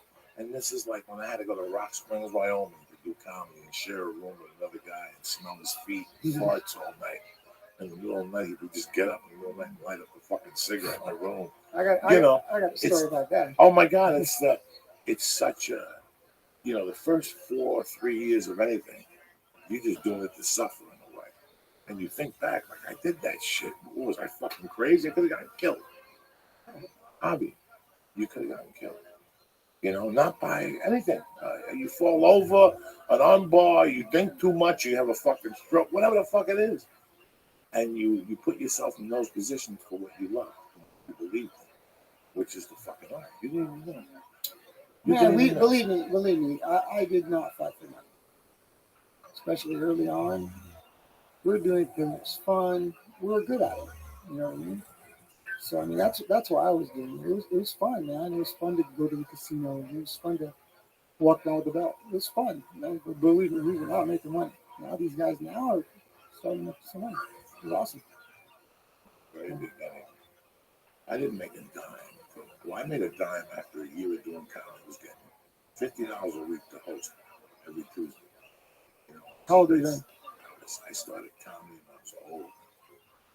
I started comedy when I was, what the fuck is 20 something? 32? 32? 32. Wow. No. I started comedy at 20. But I didn't get serious till 31. I was just divorced. I had every credit card taken away. I had a fucking car that got jacked. What do you call that shit? Repo, you got an actor and take it repo. I had nothing, so I said I got nothing to lose. This is the time to do what I really want to do because I got nothing to lose. What do I got to lose? From what I've heard from comedians, they love their job. They love your job. It's fun at your job, and that's, I mean, man, it's not even about money if you're having fun, man. If you can sustain a life, you're cool, and you can do something you like doing, man. I'm very blessed to be able to wake up and put the guns on me. Go have fun with my friends. What were your options? Work at a grocery store. Well, you were in college. Yeah, you went to college on a fucking scholarship, so you at least would have got a college degree. I went. Well, remember, no, I didn't get a scholarship from high school. I was gonna get a scholarship after junior college. So I was already like 21. So it was my first 2 years of junior college. So, it was funny because I had options. I had a bunch of options, but now I had felonies. So I was like, well, that takes away other options. But I could still do something, And thinking about the comedy, I kept thinking about the comedy. Something drew you to it, You know what drew me to it, bro? That it's at night when I have my days. That's what I really liked about it. And I started asking more and more questions about why would I do this shit. My mom had a bar. So I saw her in the daytime. She could take care of me in the daytime. She was around in the daytime. I liked that. I didn't like that people had to fucking work in the daytime. I fucking hated that. I hate that kids have to go to school at 7 a.m. Gotta get up. Fuck them. No, they gotta go to school. Fuck that shit. Cuban style. Go to school at 7. I don't want to see your rotten ass till 6 and shit, little cocksucker. No, but that's what I'm saying. Why can't they start at 10, Fuck that. No, they don't start at 6, man. Because that toughens them up for the future. So when they wake up, I remember when I was a kid, my mom, this is how Cuban we were. She would put most of the cod in my arm. You know what most of the cod is? I mean, foot and foot. That's a most of a fucking cod. It's a codfish. They took the whole fish, they blend it with fucking, everything that's good for you. And it becomes a cream. And your mom puts it on a spoon and gives it to you. And you're like, it's like E when he eats edibles. And your mom goes, go ahead, spit it out. I'll fucking smack you. You're going to have to eat another one. So if you spit it out, don't worry about it. You're still going to have to drink. I'll fucking sit here with you till 10 o'clock. I don't give a fuck. And she would, and then finally, Mommy, put it in there. She started putting freshly squeezed orange juice. And I would just fucking down it. That's how Cuban we were. And then she would look under my eyelids. But if my eyelids didn't have enough blood under there, she would have a fucking heart attack. Fucking Cuban people that doing that shit. All his mom gave her emulsive cod. Yeah. Emulsive cod. When you're a kid, it takes you from level A to level B, Jack. takes you to two fucking different levels. It toughens you up, and you don't get fucking sick. You don't get sick. Your fucking immune system's on fire. You're drinking the heart of the fish every fucking morning for breakfast. Are you fucking kidding me or what? That is just, I can't believe more. And now they pussied it up for kids. They made it raspberry flavor and orange flavor, but it still smells, it still tastes like dick. The blood of the fish is still fucking in there. Oh, God. I never even heard of that, but that sounds terrible. Emulsión de cod. Emulsive of cod. Look it up, Lee. Put the picture up with your friends. Get the computer fucking working. What the fuck? You're sitting there all done stuff. Did they win? No, we lost, and it looks like Gronk's hurt, so. You lost? Yeah, look at that. 22-21? 30-24. Oh, my God. They got upset in Denver in the fucking snow. Gronkowski's hurt. It's all over and shit. What's going on? Thank God they didn't put any money on. That's right. Thank God. No, Did you put any money on that Ronda Rousey fight? No. I was at home minding my business. I was in San Francisco working. I was in Jersey working. Oh my God. Somebody made you do. Oh please, it was like 22,000 to fucking 3. Jiu-jitsu just every time I watch the UFC, look what it looks like. It's none of these. See that red one? That's the fucking one now. It's raspberry flavored. But no, you gotta go to old school. And most of the fucking, when I see it, I go, bloop. That's how you know. See that fisherman? That's the motherfucker right there. Look at the ad. Oh, no. Emoción de cod. That shit, kids, that's what makes your dick hard and fuck.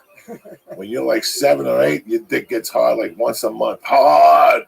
You don't even call for your mommy. Mommy, what's happening? And your mom comes. She don't even know. I don't know. Oh my God! It's like you're the Exorcist. That's like compatible as milk. Is that true? Yeah. No, that means it tastes as good as milk. No. It don't taste as good as fucking milk. That's a lie. It tastes like milk with fish juice in it. That's what it tastes like. It tastes like milk, and it's clear. It's a little thick. It's thick. I'm thinking of going to get it because you know what? I'm gonna start giving it to my daughter. Oh no! Why not? Oh, you'll toughen that bitch up. That's Does it really work? Yeah, it really works. Oh, so might as well. So why don't you take it now? Because I don't need that type of protection in my life. That's like if you're fucking people with AIDS and you're eating assholes and shit. Fucking people with AIDS. Yeah, you're fucking hanging out with people with hepatitis B and shit like that. That's when you drink that shit. Nothing will happen to you. You know, you're hanging out with normal people like you and fucking Hoggy, and Rose. I'm okay. I don't need that type of protection. When you're hanging out with fucking indecents, people that are savages. Charlie Sheen. This is when I was a kid. I was always sickly, so my mom would give me this. And it kept building me up, and it kept, it fucking added to my fucking greatness. She would give me steaks and emulsive with God. Cubans, bro, they toughen you up when you're a kid. That's the beauty of our culture. That's it. Like, there's rumors that if you started acting gay around Cuban people before, they would take you shark fishing. The parents would take you shark fishing. Mama, I picked that thing on it. You have to go out there. I don't see no sharks. Throw them off the fucking boat. So, it's just the weirdest culture. They're the weirdest fucking bunch of people, man. You hear some crazy shit. So that's what what's the matter? You're sitting there. Nothing. I was thinking, when you were angry about the belt, like, what does your black belt mean? Like when you see how long did it take you to get the black belt? 5.5. 5.5 fucking years, honey. What do you got to complain about? Oh, I'm not complaining. You broke the fucking record. BJ broke that. BJ broke the record. Jesus Christ, 5.5 fucking years. I've been a white belt for 8 years. No. I'm just teasing you. 5.5 years. You were tearing it up in the circuit. Like you were just coming back and they give you another belt. Well, not exactly. So the first time he saw me, I was a white belt.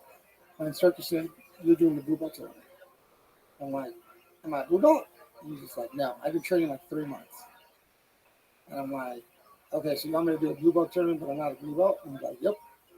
So we went up to Santa Cruz, it was like the second or third U.S. Open. It was like the second one. Now they're like 19 or something like that. And I won my division, and I won the way I beat the guy that apparently won the Pan Ams in the final. So 3 months later, I got my blue belt. Like 3 months later. So then, like during my blue belt years, I won like 16 tournaments or something like that. And then I got a purple belt, which was a year later.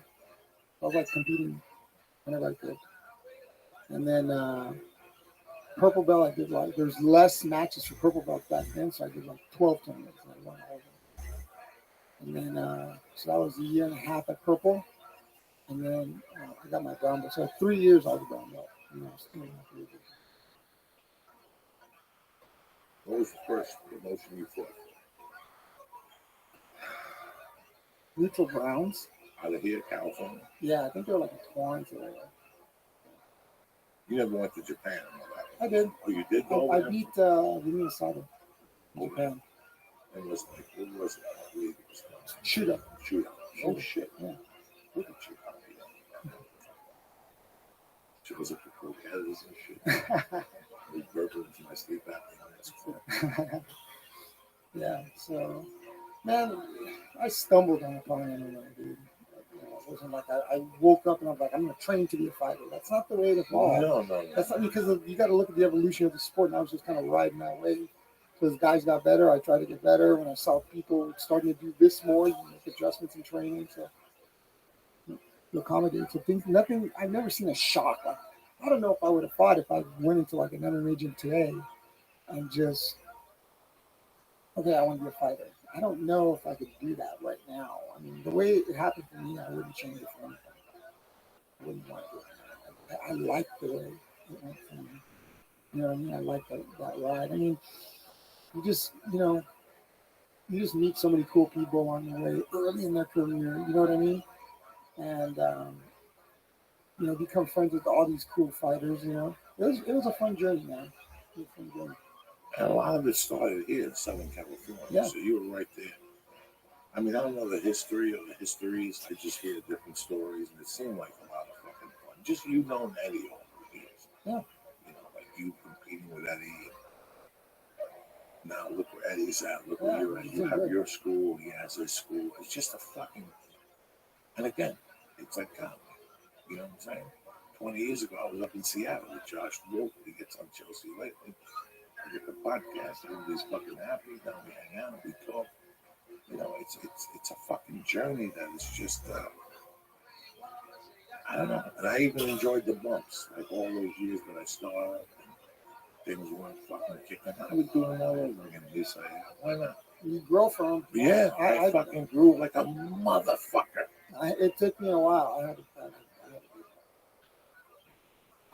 dig them. You know, it's funny that you said that. One day I was out. I don't know what the fuck I was doing. Some guy came up to me and said, "Hey, you remember me?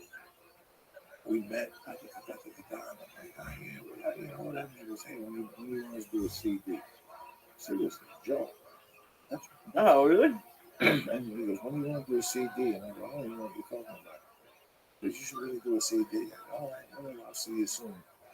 And he kept calling me. "Did you take the CD? Did you take the CD?" No, I didn't. He goes, "Why don't you go to a fucking place? And he goes, I'll charge you whatever. And you could, some guy will take the CD for you." At the time, I was working on National Lampoon Radio. Did you know that, Lee? No. What is this? This is on Sunset. We drive by it every night when we go to the comedy store. You know that crazy lady dances across the street? Yeah, right when you get off Lower King. Right when you get off Lower King. Right in that building there used to be National Lampoon Radio upstairs. And I would do the martial arts movie minute. I was talking about Sonny Shiba, Bruce Lee, or whatever the fuck I was talking about.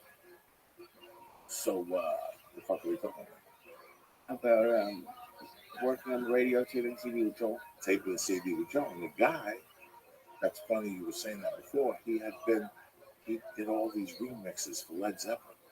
The guy was beat up. The guy was like fucking 60. He had done every drug in the fucking world. And I became friends with the guy. You know, nobody would talk to him at the studio. I always talked to him about music. He brought me recordings. So he goes, "I'll take the CD for you." And I fucking take the CD and I send it to Joe and we put it up for sale. And every 3 months, I get a check for $8, $6, $4. I'm the podcast next time. I think we taped another CD. You know, we taped a special. Yeah. I looked at the other day. It is so bad. We taped it 10, 10 of 10. Oh, I wasn't around for that. That was right before I came around. With Felicia. You have to see how bad this is. Oh, no. You have to see how bad this is.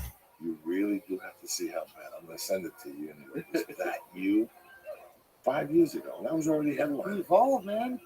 You know, this is something happened. It really fucking clicked.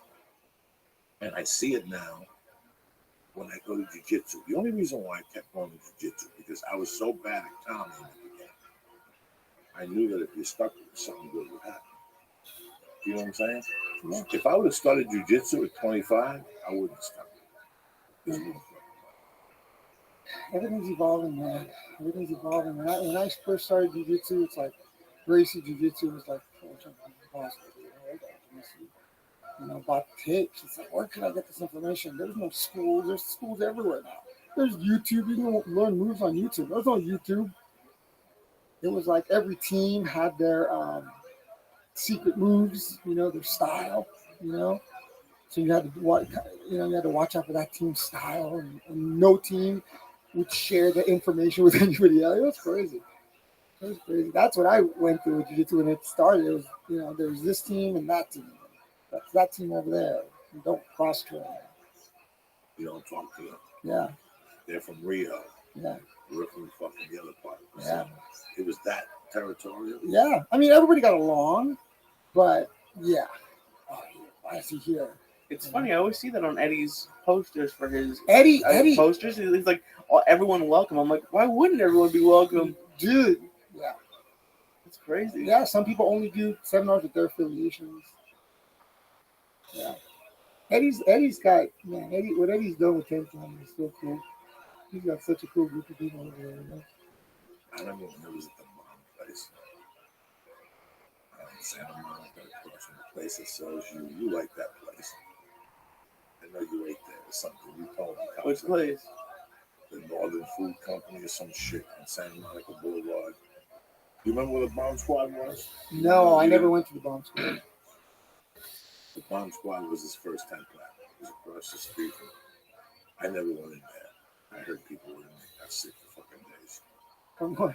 The food. Oh, I've been lucky. I've never gotten food poisoning. So you know, two people in there got food poisoning. I don't think Mexican food. John Solano and Eddie Brown. Oh, really? Eddie Brown was at home right now, fucking miserable. He ate tacos in San Diego. Now he'd be it. Eddie Brown would have been there. Oh, shit. Why not? Relatives there? Yeah. Family got sick in Solano. Oh, really? Solano had food poisoning too, so beware. Eating fucking Mexican tacos. I thought I was gonna get food poisoning yesterday. I went to that place right up the corner, and as I was in there, I was like, "Ooh, fuck it, I just got a couple tacos." You gotta be fucking careful now, bro. People ain't doing food fucking right no more. They're filthy and black or something. Car alarm's going on. Oh, yours was cool? Yeah. That was yours for sure? Yeah, that's fucking crazy. You gotta put some Tony Bennett on or what? Study not on this shit. Sunday night, November 29th and shit, you're fucking up. I'm not done. I'm not done eating them. New England fucking losers. I know. Get a kiss of death.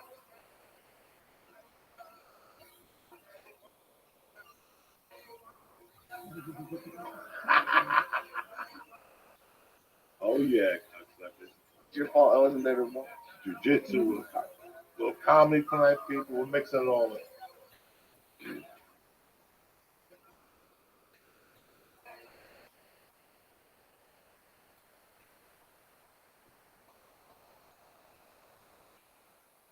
Who's that?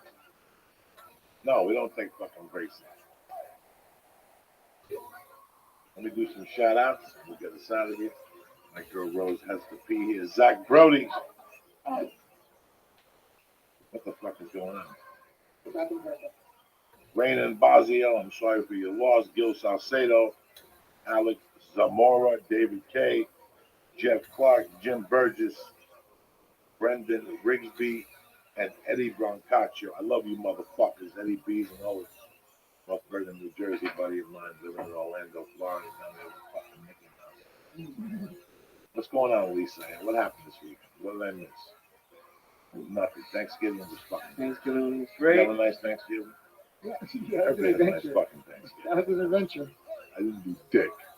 Okay, I got invited to go to 2 places. I went to jiu-jitsu at 10.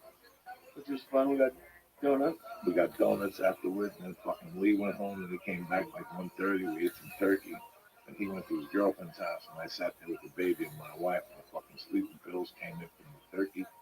The turkeys always come with sleeping pills. And that was it. I slept. I got up like at 6. People were beeping me. Where the fuck are you? I ain't going nowhere. I'm staying in. I'm getting old, bro. You just get fucking bored. You know? I can't. I was on the road 5 out of 6 weeks. I was on planes. You know, 3 of them to the East Coast. That sucks the fucking energy out. Oh, well, what? Yeah, I hate the fly back. The fly If I back go is East what? Coast, I try to stay there for a little bit. No, I gotta come home. I miss the baby. You know, I miss the baby. I miss my wife. So when I leave on Thursday, I come home on Sunday morning. So I come home in the middle of the night like a fucking burglar. I'm walking around some nights at 4 in the morning. I just got in at 12:30. Thank God I don't drink and do drugs. I smoke 15 joints. I drink fucking decaffeinated coffee. But that's the extent of it. I get tired, guys. That's a lot of fucking hours, man. And during the week, I get up at 5. So the secret is I have to fall asleep at 10. Who goes to sleep at fucking 10? My wife goes to sleep at 10. I stay up till 1 and get peace of mind. I watch TV, I make notes, I try to make fucking jokes. Yeah. I talk to this fucking gazoo. Yeah, I go to bed at 1:30. 1:30, so I'm walking around at fucking 5. After 3 days, you're a zombie. You got a headache and shit from not sleeping. And I can't take sleeping pills. You know, I just can't do it. Can't do it. I can't wake up. What about melatonin? Isn't That shit wears off after fucking 4 days. After 4 days, you're back to square one. Today, I saw something really fucking interesting. I saw the last 24 hours of Michael Jackson. Everybody see that show? God fucking damn. Well, I never even heard about it. God fucking damn what that poor kid was going through. Michael Jackson? Yeah. Towards the end, man, he had such a bad addiction. He was taking pills to wake up and shit to go to sleep. But the night he died, he took 3 heavy-duty fucking sleeping pills. Like 3 fucking, that would put us to sleep for 12 hours. He took a short-term one, a long-term one, and a medium-term one. They're called benzodines or something like that. And they had benzodines in them, some fucking craziness. And the guy's like, look, these 3 pills alone would fuck somebody up for 15 hours. This guy was still fucking awake. That's when they put in that prohypnol shit. The fucking whatever that shit is that they give to, what do they use that for surgery and shit. But, what is it? Pro football, whatever. So he was supposed to, he only administered 25 milligrams. He said that after he put 25 milligrams, Michael Jackson got up and poured half the fucking bottle in there. That's how crazy this motherfucker was. What it took him to go to sleep. I did some research on like drug addiction on the brain. And I have a different respect for addicts, man, because a strong enough drug, and granted the mistake was made to start the drug to begin with, but you can get addicted to different kinds of things. So sometimes it's out of your control, or you just don't know. But it basically hijacks your brain. The drug, the dopamine that's released by your brain, which causes pleasure. The addiction to that pleasure, you can say, for that particular individual is so high that it puts that drug, getting that drug, feeling that high, feeling that happiness, more important than anything. And then if you stay on it long enough, then it's permanent.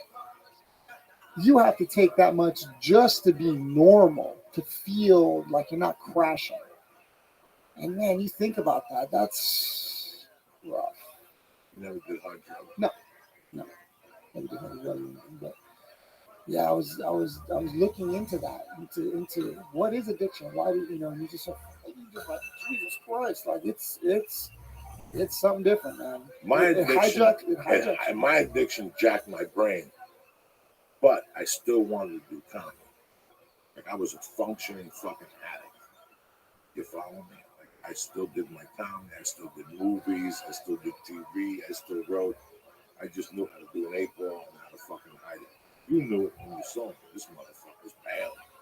You know, why is he so fucking pale? People knew it, you know, in your mind. You think people know. I just watched that movie with Denzel Washington. He plays the pilot. Oh, that's a great movie. Flight. Yeah. Flight. And he floats the plane. How fucked up is he? This guy partied all fucking night with a couple of lines of coke to straighten out. He got on the plane and flew it. That's a reality, guys. That's a fucking reality. People do it all the fucking time. For 10 years, I walked around getting on planes, you know, going into hotel rooms, walking out of that floor, foaming from the mouth like Lamar Odom. You know, I did all that fucking crazy shit. Got on planes, thinking I got on a plane. I was so fucking coked out. In those days, there wasn't no tunnels to the plane. You follow what I'm saying to you? Like you got exposed to the outside. You walked on the So ground. if it was raining, it was raining. I remember being in Cali Airport and people with jackets, freezing, with snorkels, walking to the plane. And me walking to the plane with a t-shirt like this, bro, with steam coming out of my back like I fucking was an angel. You understand me? Floating to the fucking plane. That's how fucked up I was. I had the jacket in my hand, sweating profusely. Steam is coming out of my fucking back. I had been snorting blow for 3 days. Didn't stop. In fact, the third day, the pipes went. We snorted coke with candles and 3 feet of fucking water. Walking around like scuba men. This is addiction right there. Me and 4 other guys and a chick with a skirt on. I had never seen before. You can't write this shit. I got on the plane. And before the plane even took off, I got up so many times to go to the bathroom to snort coke. This is crazy. And I think about this whole day now. Then I got up so many times I was embarrassed. So I would just take the little dish, the little fucking thing that you pop down, and I put the blanket over my head, and I do coke under the thing, and I pop the blanket off and make believe like I was just under there hanging out. That's how fucking crazy I was, Rose, in 1987. That's how crazy I was. I think about that shit now. But then I think about Michael Jackson shit. Next level. Because those are like pain pills, sleeping pills. Oh my God. And he was on them. First off, do you know that motherfucker had a wig? That was a wig that was stitched on. Was he bald? Bald, like fucking Lee Sayat bald. Because when he burnt his head in the Pepsi commercial, the burns were so deep, he couldn't even grow hair there. You could see during the Pepsi commercial as they're pulling them off that this is on fire, right in the middle, like a fucking little old man, like he had a yarmulke there. He was a black Jew, Lee. Did you see that? My God. God burnt him there from all the money he had and shit. Burnt him, sizzled that little Jew spot there. And did you see the documentary that they were filming as he, like, right before he passed away? Okay. That was great. But do you know why? Why? Let me tell you the fucking story to the documentary. Here you go, guys. The rehearsals were going so bad that they were thinking of pulling the plug on the tour. The guy that came out during the tour, the dude that came out during that movie, yeah, that guy sent an email to the producers in England saying, dog, this ain't gonna work. He ain't gonna do 2 nights, never mind 50 fucking nights. Oh my God. He was addicted to the time of his death to Demerol. He would go to the doctor's office right in Beverly Hills and they'd shoot him with fucking Demerol every day, 2-3 shots a fucking day. Okay, that's why his lungs and his breathing was so bad. His cardio was so bad at the end, he couldn't even do the fucking dance moves no more. So what he did was he went and he got hooked up with ephedrine. Is that what you take? Ephedrine. Yeah, I don't take it. Like, no, is that what you would take? They make with I don't know. I don't even know what that is. He went and took like straight up ephedrine, which is like an adrenaline boost. And the day they said tape that so we could see it and send it to us, that's the documentary, bitches. Oh my God. He did 40 minutes and it was perfect. They greenlit it. They said, fine, that's bullshit. He's fuck. So what you're telling me is for the last 2 weeks he's been coming in here all fucked up, and today he comes in jumping up and down like Johnny fucking Piper. So they found, bro, when they fucking did his autopsy, he had 2 pages of drugs in his system. 2 pages, guys. Just pill after pill after pill after. It was fucking crazy. It's a different type of addiction. You know why? Yeah. He was going up to people at parties. What do you do, sir? I'm a doctor. Oh my God. Can I ask you a question? I can't fucking sleep. What does your physician say? Well, my physician has put me on this, and this right away. You want to be the fucking doctor that saved Michael Jackson? Come to my office tomorrow. Let me check you out and do a thing. He had that scam going with 8 fucking doctors and doctors. I bet he didn't even have to go. He's Michael Jackson. He was getting pills sent to him from all over the fucking world. And you know, when I saw this today, I couldn't live that. I could never live that. I'm surprised he made it to 50. He's been hooked since 1986, 1987. But what started him? Isn't anybody curious about what caused him to start whatever? Yeah, because look at him as a little kid, a cute little kid, and then how does it get to?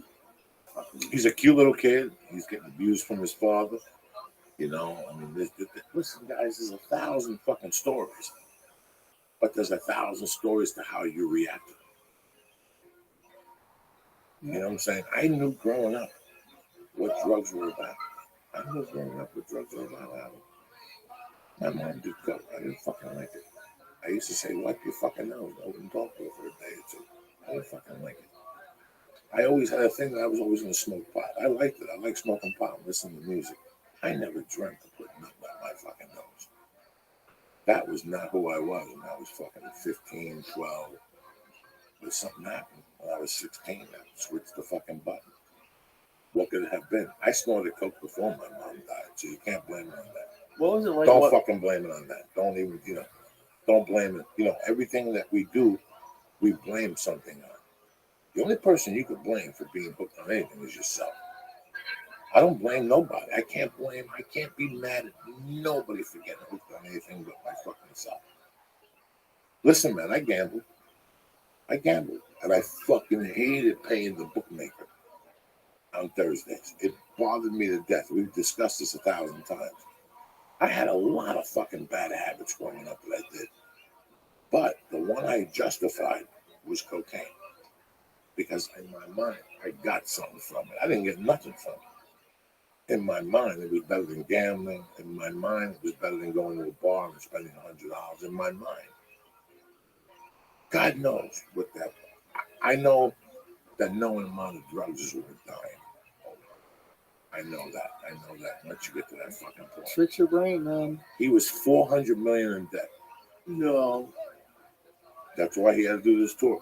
How do you get This tour was gonna fucking justify everything. What was the name of the tour? This Is It, right? Wasn't that the name of the fucking tour? Yeah, at least it's a documentary. This is it. If this don't work, this is it, Michael J. You lose the circus, you lose the museum. At the time of his death, he was $400 million in debt and he had 25 lawsuits against him. 26 lawsuits against him. And now he made $2 billion last year. He's the highest paid dead guy fucking ever.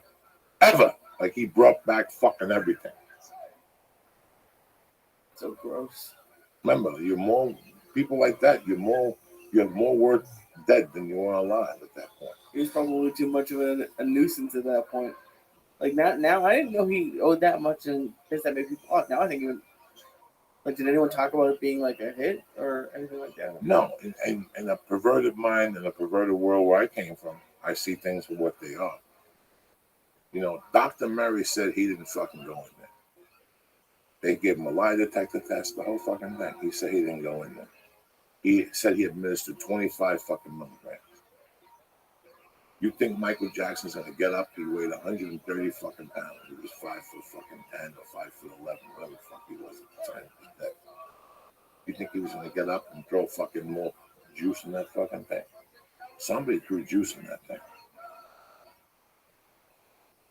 I'm not no conspiracy theorist. Maybe the fucking doctor did fucking kill him. He took the $25 million and lost his license and got out of debt. He could still bang women and shit like that. He was banging 2 Chinese chicks and flying. He was flying around the world, slinging dick, telling people he's Michael Jackson's doctor. So December 13th, what goes down? Talk to me. Man, EBI 5. EBI 5. Orpheum Theater. Also pay-per-view on Budo Videos. Yes. Okay, so what goes down? Talk to me. Man, 16-man tournament, 155-pound weight class, the best of the best. What are you weighing at right now? 155. No shit. So you stay like, this is what you walk around with. 180. Fucking beautiful. So, brackets are out. So, not easy. Who's in your bracket? On my half of the bracket, I'm fighting this guy, Lucas Brown, first. And then I'd get the winner of Eddie Cummings and Steve Martinez. And then on the other half of my bracket, Nathan Orchard's going against the guy. And then Hani Yahya is going against the guy. And then the winner of those matches will go against each other. And the winner of that would go against me. So my lineup would potentially be, if I win my first match, that guy, Eddie Cummings, probably Hani Yahya or Nathan Orchard in the Oregon finals. Rough. It's a rough side of the bracket. It's depending on how you look at it. I look at it very differently. I don't even look at it as easy or hard. I look at it as I've been having my eye on these guys for a long time. It's one way for me to get them all in. What's the purse? If you submit everybody in regulation, $20 grand. And then they have different brackets. Yeah, and then winner take all. $20 grand. So I mean, the winner gets paid. Fucking tremendous. Eddie's doing a great thing with the CBI. Yeah. To see him, like I said, from the bottom squad over the Highlands, over the Burbank, and now fucking his own place downtown. He's a bad motherfucker. What's up with you over there, cocksucker? You crying because of New England Patriots? No, I'm good. It's crazy. I was just thinking it's crazy that he's on EBI 5 now. I remember Yeah, when it was EBI 1. 1. Yeah, this is like a real event now. Yeah. Well, I know that UFC Fight Pass just bought them. Oh, cool. Somebody just picked them up. Somebody from there. Like those videos where they have all the archives. What's that station where they have all the archives? Yeah. UFC. Yeah, one of those things. Pick them up. So, no, they're real. They're fucking real. Yeah. It's going to be, it's fun, man. It's a fun format.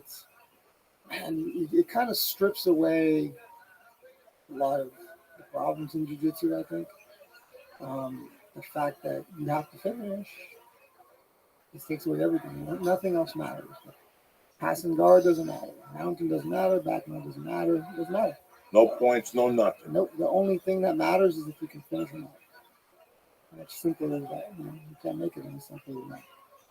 So the winner can call themselves a jiu-jitsu champion. To me, guy who submits everybody and is playing that game without points, because it doesn't matter, Joey. I can roll with you for an hour. Okay, we'll roll an hour. And in that hour, I'm very free with the way I roll, so I'll give you side. It doesn't matter. It doesn't matter, just so I can practice my escapes. That's kind of my mentality. I'm going to defend. Be fun. And, you start to really simplify your game, man. You start to go down to the basics, what works, what doesn't, because nothing matters unless it's you're topping that. Nothing matters. It makes things so much easier, so much simpler. It's that much more pure jiu-jitsu. That's what you feel. Yeah, well, it's the like I said, it's the journey to the submission. What's going to happen? Journey to the submission. Because there's no journey in a point tournament. There's just no journey. You understand what I'm saying?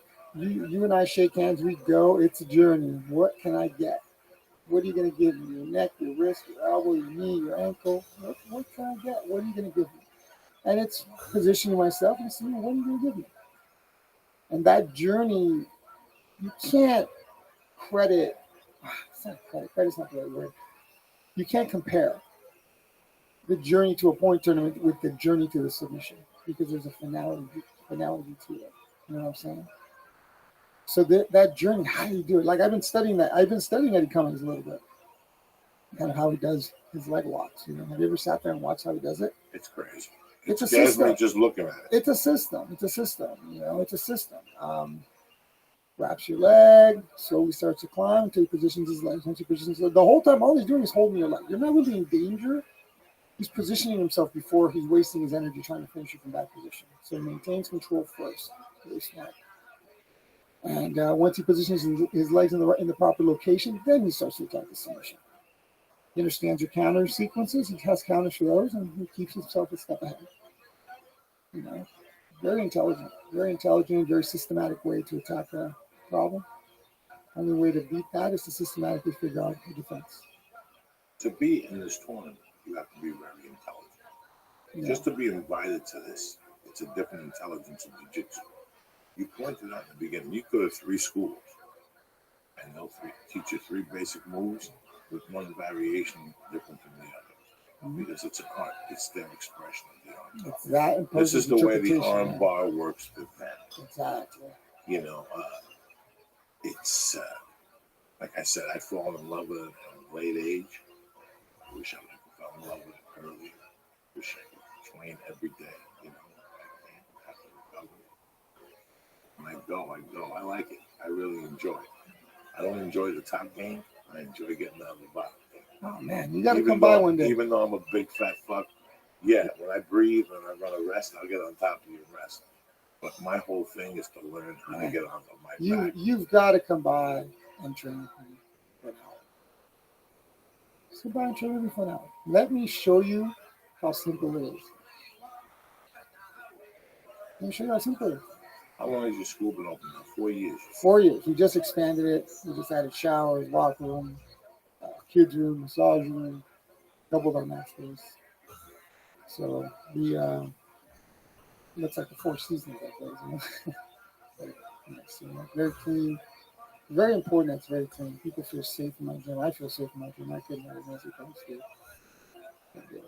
So you know, as it is, you know, you're kind of already putting yourself in the risk of getting hurt. You want to not get hurt and get some sort of skin infection or something. You know, very important.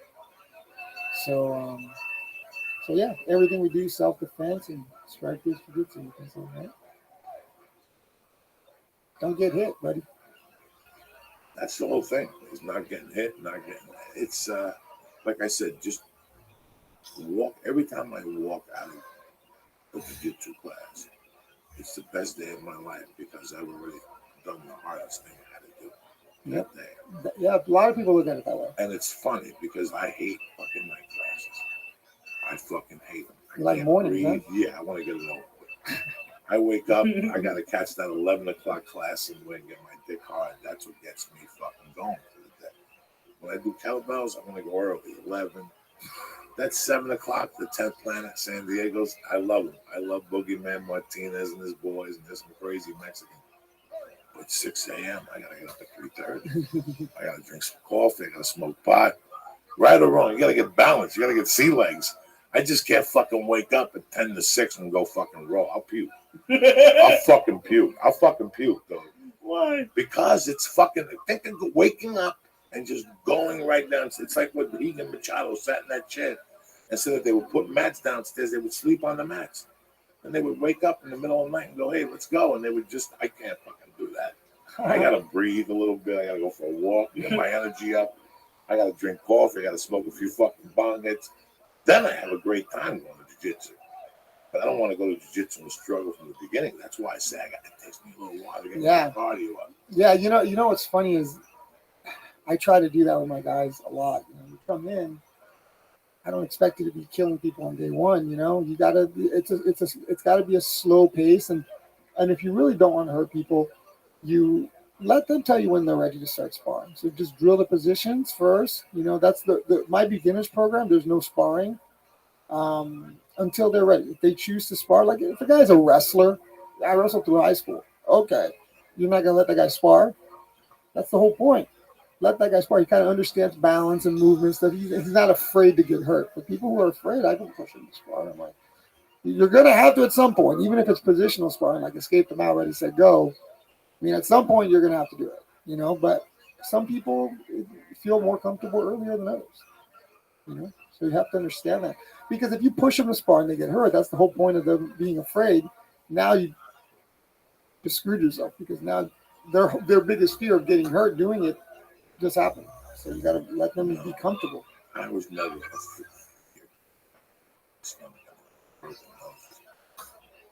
you know what? You know, it's my ankle and shit. I just want to be able. I'm going on stage with a bandage on my head. You know me. I don't give a fuck, Jack. I don't give a fuck. I go on stage with a sling. That wasn't my main thing. Main thing. I can't describe to you the anxiety I'm getting on the bottom. You got me inside control. You've got to come by.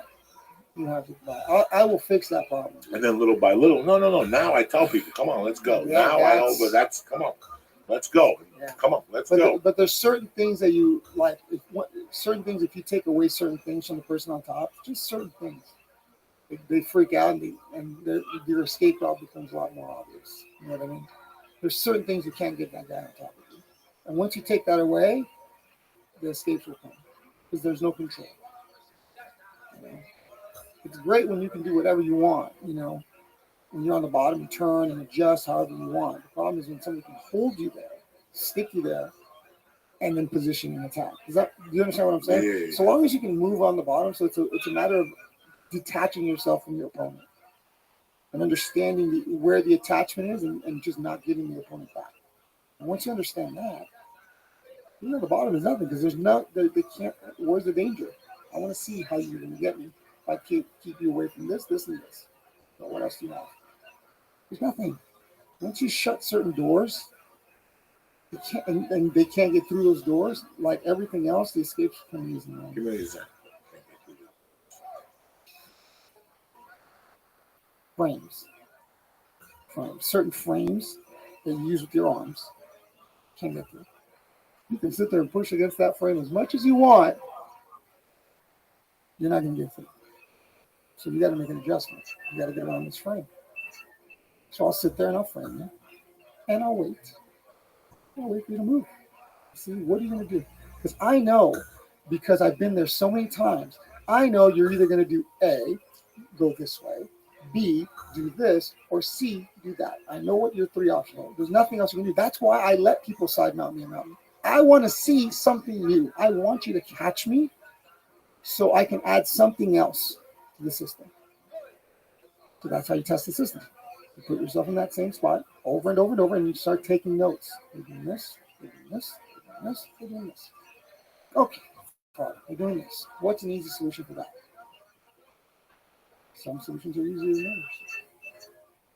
You know, that's kind of how I look at jiu-jitsu.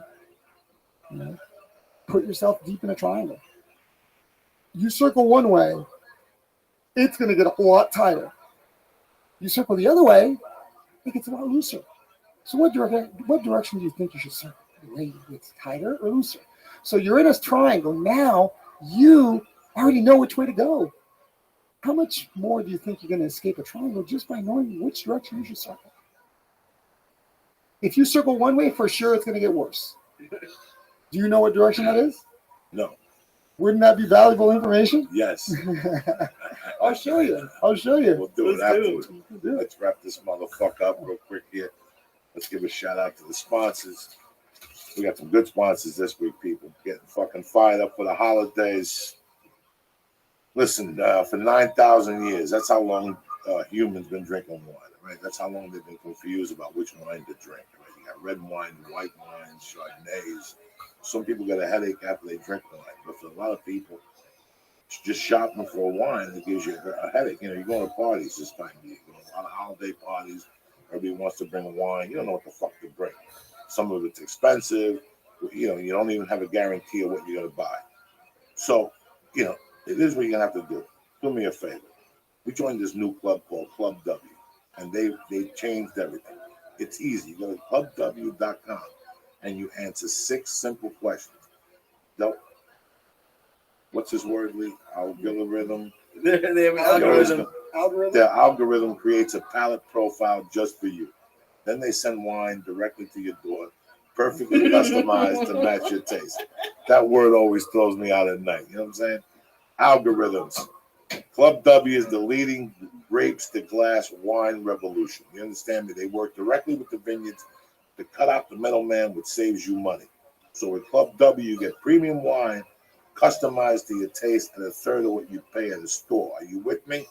They even have a no-risk, 100% money-back guarantee that you'll love what they send you. Now, do me a favor. Listen, the holidays are coming. You want to get out of the fucking Christmas present? Like spending a bunch of money? This is the way to go. Club W. What's a bottle?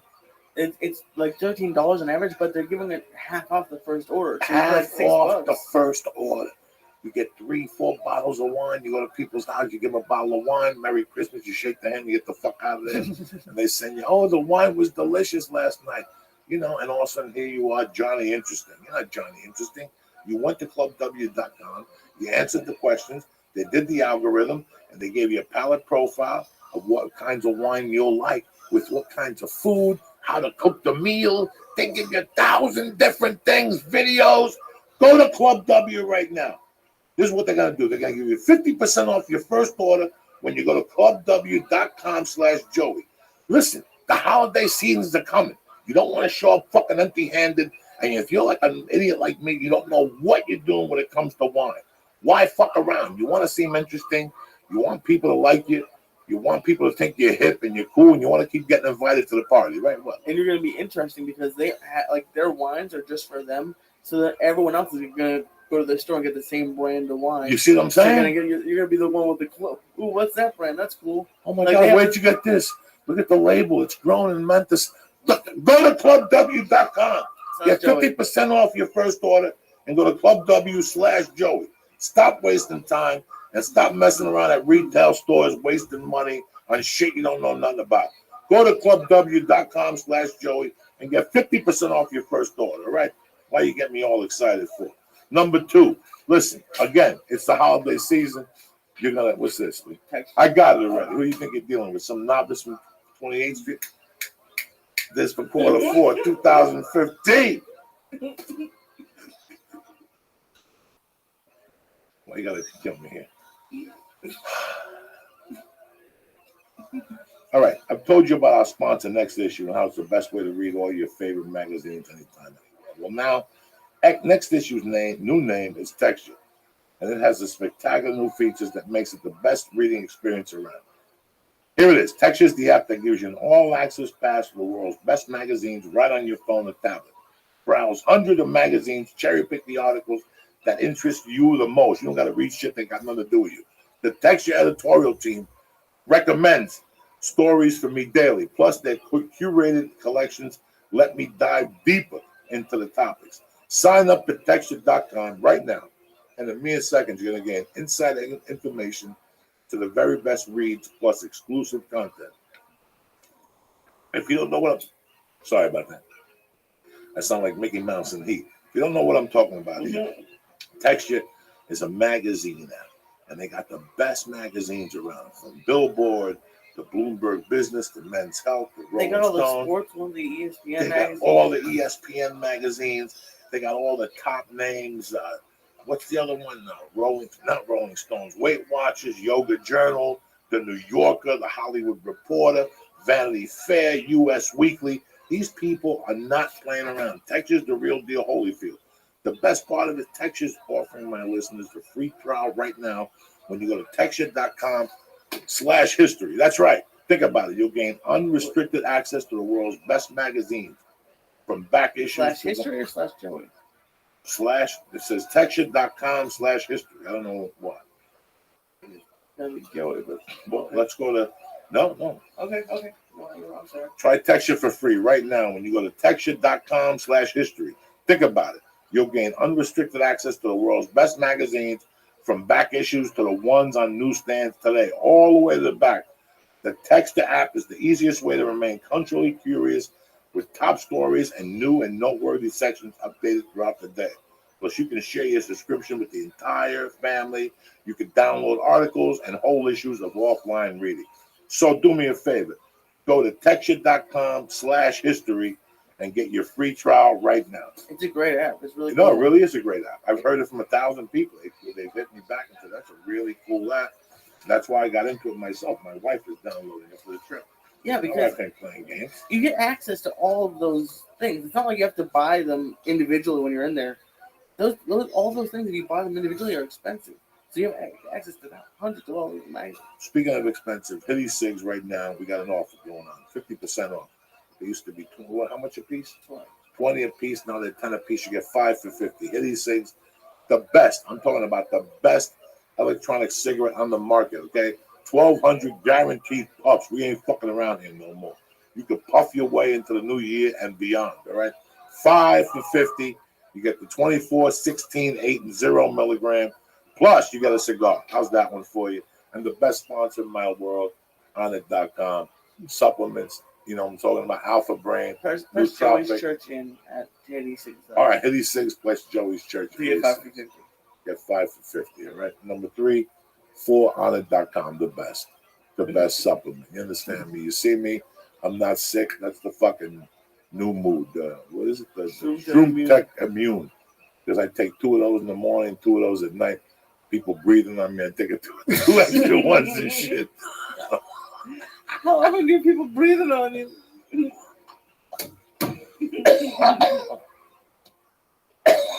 gonna make me laugh for what they say. Anyway, go to Onnit.com right now and press / and get 10% off your first order, cocksucker. So I want to thank Club W. I want to thank Texture. I want to thank Onnit and Hitty Cigs. I want to thank my man Javier Vasquez. I had to fucking think about that for a minute. I had to focus and watch him on EBI 5, December 13th. Go live to the Orpheum Theater or go to BudoVideos.com right now and get the pay-per-view, and you can eat chips and shit. Listen, it's going to be a great week of fights. You got the UFC on Saturday, and you got Javier Vasquez on fucking Sunday. All right, so what do you want from me? I want to thank you again. What's the name of the school? Gracie Jiu-Jitsu in Rancho Cucamonga. There we go with the fucking Gracie name. Everybody's fucking making $10. You know what I'm saying?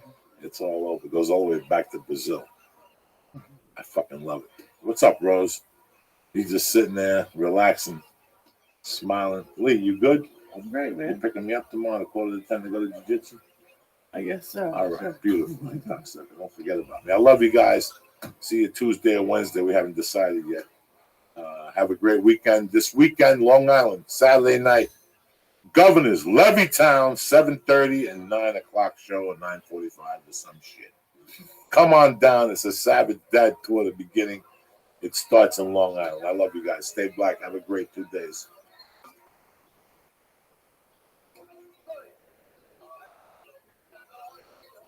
This show is brought to you by Club W. Go to clubw.com/Joey to get 50% off of your first order of great wine coming from Club W. And they're a wine club that changed everything. They have a 100% no risk guarantee that you'll love what they send you. Go to clubw.com/Joey to get 50% off your first order. Go to texture.com/history to get a free trial of their great new app that gives you access to hundreds of great magazines, like ESPN magazine. Go to texture.com/history to get a free trial, and go to Onnit.com. Get 10% off. Go to Onnit.com, use code word church to get 10% off.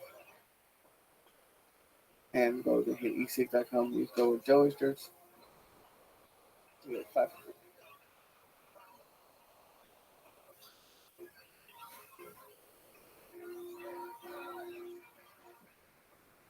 To the rainbow. The fucking stories are tremendous. I did an interview with him on that show, and we both had a few drinks. Told me his chick kicked him out that night, and was like, "Yeah, it's bad. I got to go to Europe right now to do this thing with the Snake Pit, which was his band." And so they said, the people say, "Listen, we're here to promote Snake Pit album. Whatever you do, do not bring up Guns N' Roses. Do not bring up Guns N' Roses." And in my head, by the way, I've been drinking with the guy, so I'm not intimidated by the interview at all. And we've kind of already talked about it a little bit. He's brought things up about it. So we get in the interview, and my first thing is, I gotta ask you, what happened to Guns N' Roses? This no one, and everyone's like, what the fuck? He just real cool. He goes, man, I'll tell you what. Everyone, it's really easy to be friends with someone when you're broke, but people change when they become millionaires. He said, and we just realized we weren't going to be friends. We weren't the same kind of millionaires. He's like, Axel wanted to buy property and own rights to songs and buy mansions and live out in Malibu, and I wanted to buy poisonous snakes. He was like, we're just very different people. And he's like, that's all. He's like, we toured so much that when we finally got a break and we got our money, we're like, all right. He goes, we had a moment to decide what kind of. By the way, I'm totally paraphrasing and saying it the way I remember it, but he's like, we realized, like, all right, now I get to decide what kind of millionaire I am. And he's like, for me, I just moved right up the hill from where we used to hang out in a little nicer place, filled it with poisonous snakes and fucking and good guitars, and just kept partying. And he's actually wanted to do fucking yoga and go out to Malibu and do his own private part. Like, it was like just different people. I was like, that's fucking fascinating. Because you do see that, like coming up in this business, there's guys that you're friends with when you're young because you're both trying to do open mics. Like Dimitri Martin and I were like really good friends because we were both doing open mics. I'm not saying like either of us are to blame for either of this, other than just being very different people. But when you're hungry, we're the same person. We want to get on stage.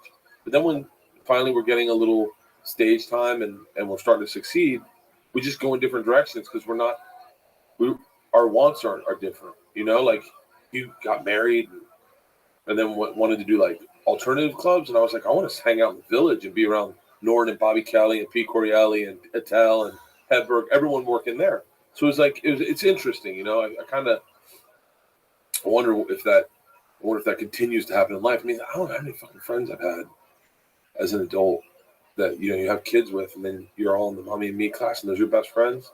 And then you guys go to a preschool and you get brand new best friends. And then you go to a grade school and you get brand new best friends. Then you go to a middle school and you get brand new. It's like fucking life changes. The only friends I have that are constant are comics. It's I don't know where I'm taking this. I had a weird experience. I hung out with a friend that I haven't seen for a year. And we used to be like really good friends, and we're still friends, but like I've just been around certain people for the past couple of years, and then we got in the car and they were legit having a conversation about the Kardashians, about the show, like it mattered.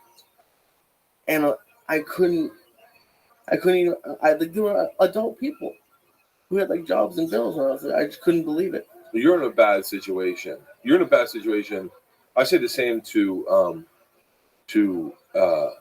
Jamie, who works with Joe, and Red Band, who works with Joe, because you get to hang out with you get to hang out as a fly on the wall and a participant. Some of the most interesting fucking conversations that people are having today. And I'm not saying that me and Joe are doing it today, but like some of the people I've listened to the interviews, like the one you did with what's his name?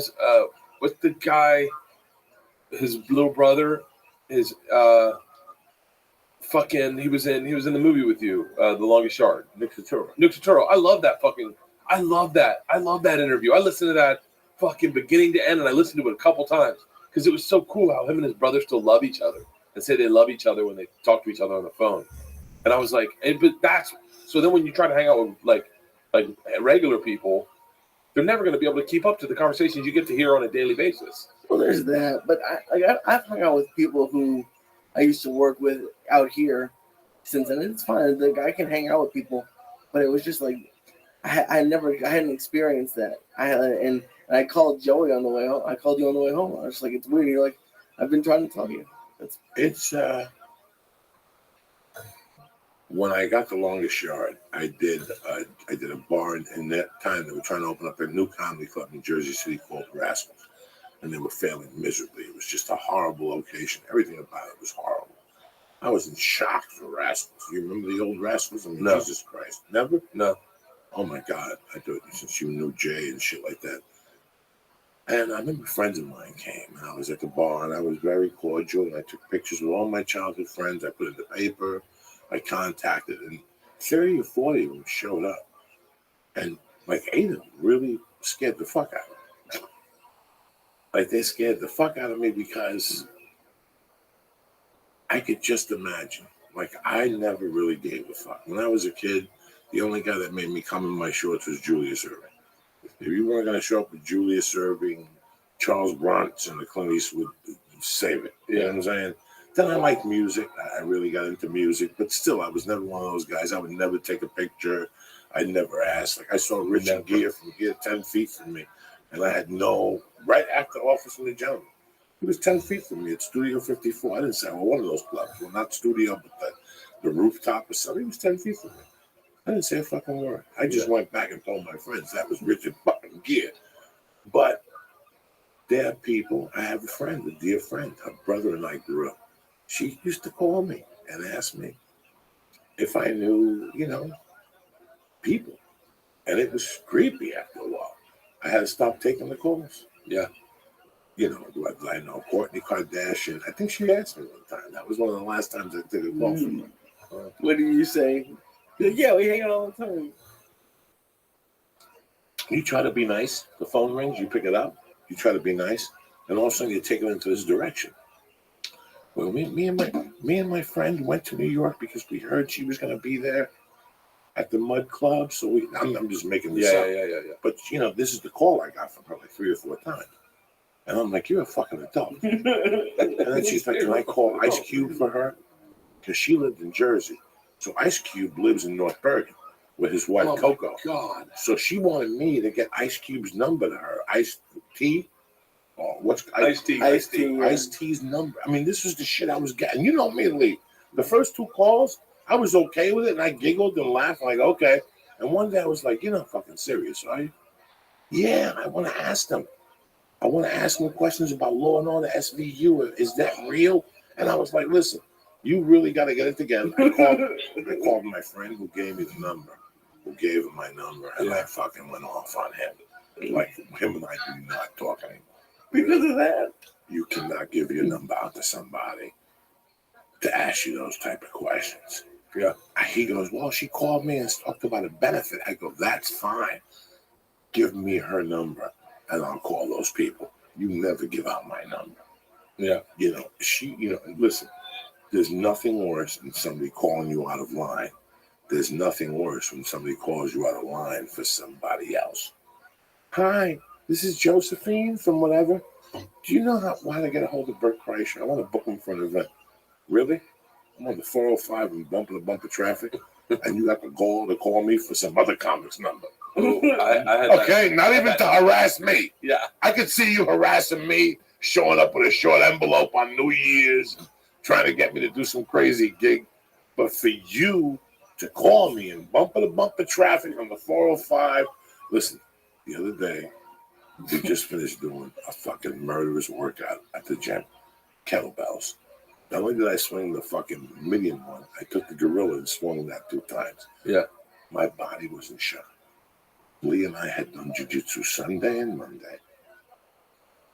And then we went to this kettlebell class. Before the class started, I looked at Lee and I go, Lee, why are we here? You and I killed ourselves. I think you were joking. You and I killed ourselves. Listen, guy, we rolled around. Yeah. Lee, how many times did I say one more time? Oh, like 20 times. One more time, Lee. 3 minutes. Let's just do 2 minutes, Lee. Wrestle with him 2 minutes. I'll take a breather. This is a young kid, Spencer. Get in there with Lee and then take 2 minutes. You're the young one. Yeah. Get the fuck. Work this out, Then we went back Monday, did it all again. Tuesday, I'm looking. Before the class started, I looked at there, I go, Lee, why are we here? Lee thought I was fucking with him. I go, I'm serious. I can't walk. We go into this class. We start doing all types of swings. Then at the end, he closes up with 3 cleans, and you got to walk across the floor. And then put the thing down and do 3 more cleans. It's a great workout. I'm not complaining about the workout. Yeah. I'm just trying to stay in my state of mind. By that point, listen, the class starts at 11 o'clock sharp. By 11:25, your mind is already throwing the food at you that you're going to eat. Yeah. Because it's what's keeping you in that class. Every time he goes, this time we're going to do 10 swings. You look at him going, no, we're not. We're just going to do 2 swings, and I'm tapping out. I'm taking my wife, I'm going to eat a steak. This is when the back, because every time you do a set of swings, the first thing you think about is the 9-inch. All I'm thinking about in class is a 9-ounce, the prime rib lunch from Morton's. Yeah, Burbank at $21.95. It's like 6 meals.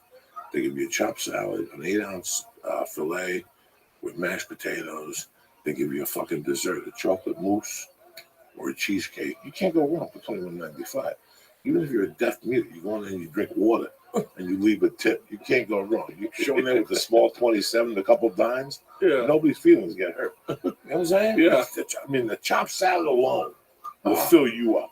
Yeah. Okay, never mind the 8-ounce fillet. So every time we do a set of swings, that's what's keeping me in class. I have no reason to lie to anybody. I'm a fat fuck.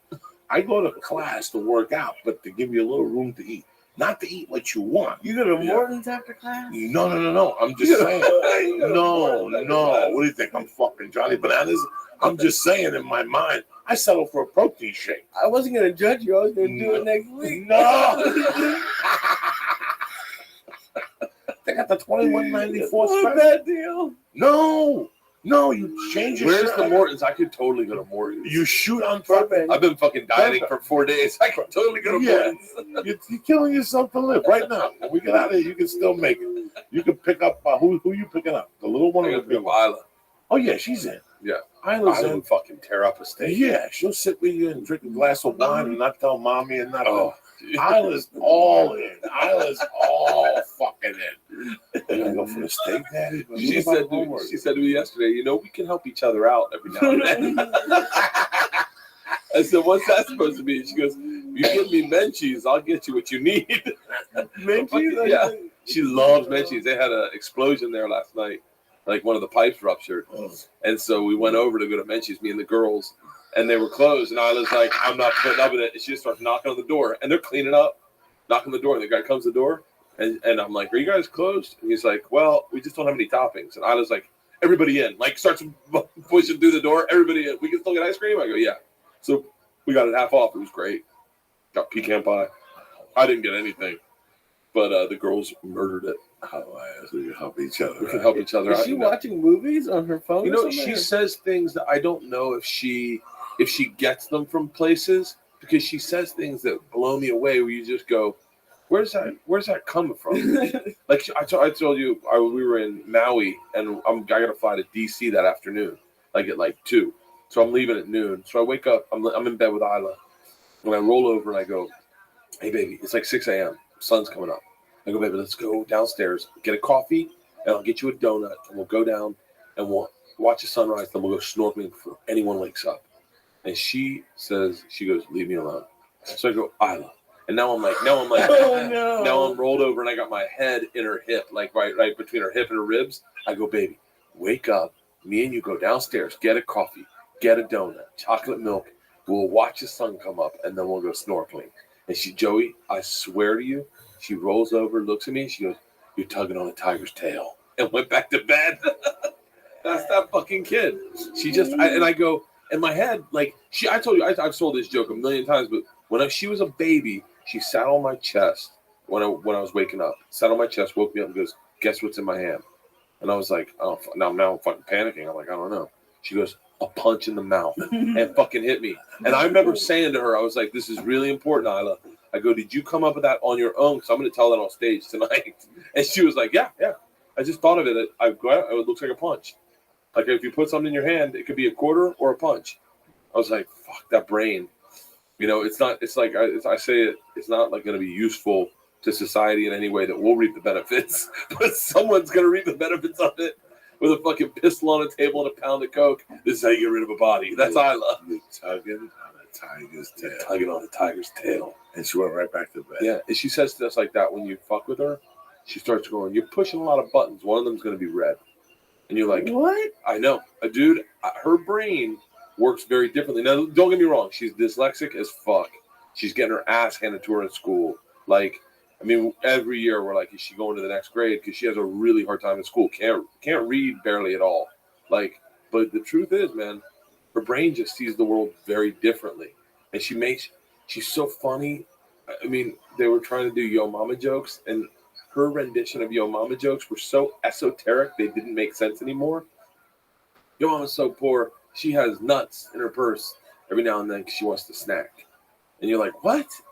But her brain just, it spins out, like it just has, I don't know, man. Now, G is a genius. Georgia, fucking G, you got no she's beef perfect. with. She's perfect. A's, the homework, you don't have to tell her what to do. independent. She reads. Very nice, very sweet. Oh, very sweet. Very loving. She's in honors classes. No drama. No drama. No drama. Gonna be a knockout. No boys yet. No, nothing. Still believes in like Santa Claus. Like, I mean, the youngest 6th grader in the world still believes in Santa. Still believes in the Tooth Fairy. That Willie, we hide a little elf on the shelf everywhere. She still believes that he's magic and he watches her. Like, I mean, she's just like she's so perfect. And Isla's already skeptical. She, on one of, I have this, Joey. I have this, and I will post it on Twitter today. I have this. It is one of my favorite things ever. Isla on her Santa Claus list, maybe like 2 years ago, 3 years ago. One was, I want a Polly Pocket. I want La Loopsies. I want Barbie camper. And then one of them was, I'm not even fucking with you. Mind you, Joey, she was 6 years old. She wrote, I want proof that your gang is real to Santa. I want proof that your gang is real. And then she took a fucking GoPro last Christmas and hid it on the mantle and started it. And I went, and I saw it. She was trying to catch Santa Claus. Started it. So I go in. I see it. It's fucking blinking red light in the middle of our living room. So I go in. I put everyone to bed. I have the video on my computer. I won't post it until they don't believe in Santa. I go into my bedroom. I go to sleep. I don't go to sleep. I just sit there for like fucking 5 minutes. Lights out. Everyone waits. I just walk right back in. I have a white mitten on. I have the bells in my hand. I have a flashlight in my hand. I get underneath by the fireplace. I jump down and jingle the bells. Right. I flash the flashlight around. Priscilla doesn't move. She just sees it's me. Just stares. Puts her head back down. I reach my hand up with the mitten. I grab the GoPro. I turn it around and then I turn on the lights and I start walking around with bells and moving presents around. Then I take that, and then I let it play all fucking night long. I then take that video and I simply splice out me walking in the room on iMovie. I have fucking 40 minutes of video. I splice out me walking in the room, and then it just looks like the room just sat still, and all of a sudden, out of nowhere, Santa shows up at the end. And then the next day I go, guys, the GoPro's dead. And I was like, Dad, we got Santa. So now, mind you, I've done all the fucking work already. It took 2 seconds. You know how easy it is to splice out me walking into the room and getting under the thing.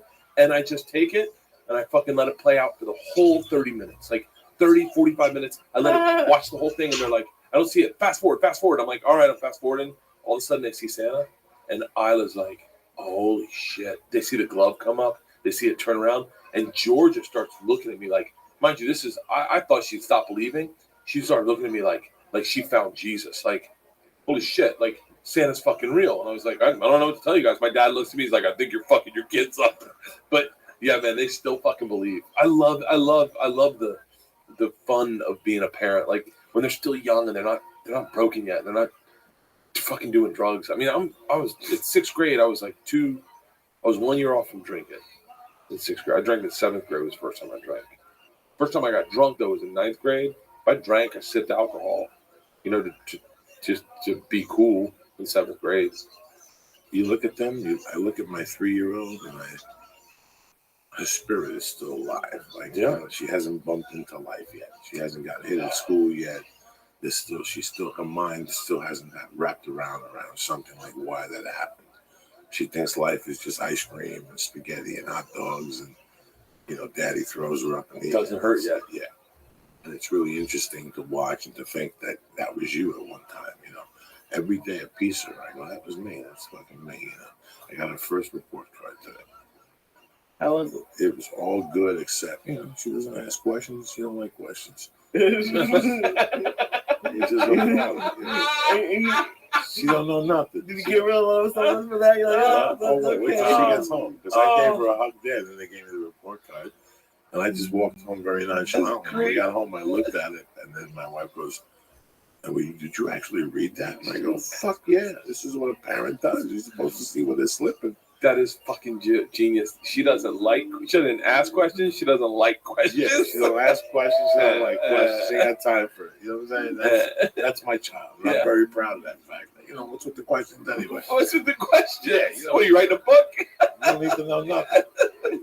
Listen, man. I'm Mercy. I'm here. What else do you need to know? Yeah, that's it. Don't worry about nothing. It's so weird. I came from my house and my mom would look at me straight in the eye and go, listen, What fucking happens in the house is those three monkeys. Mira oye kaya. You know, this, and this. And I had to live by that. Like, I had to live by that. Like, by the time I was telling my friend, Julian, that when I was a kid, by the time I was 8, people would talk to me about drugs. I knew everything about drugs. Yeah. I had seen coke in my house, and I couldn't say nothing. I couldn't say, you want to see, I'll show you pot. No, I couldn't say nothing. Yeah. I had to act like a fucking moron. And I played a double agent for years. It took me years to get on a podcast and talk about that shit. I would never. That early life, what I saw as a young kid, that's a double life type. You can't talk about it. You know, when I saw my stepdad shoot Nico Picadillo on 148th Street, I wasn't allowed to go back on Monday and say, hey guys, fuck Saturday Night Live and fuck your dad being a fireman. Let me tell you what I saw Saturday night at a fucking Santeria party. I couldn't say that. Yeah. I kept that for years. I didn't tell somebody I saw my stepdad shoot a guy or my stepdad beat up a guy in the Bronx over a fucking dog. I never told that to anybody because. Can we pause for 1 second? There's a lot of interference. There's a what? There's a lot of noise from something.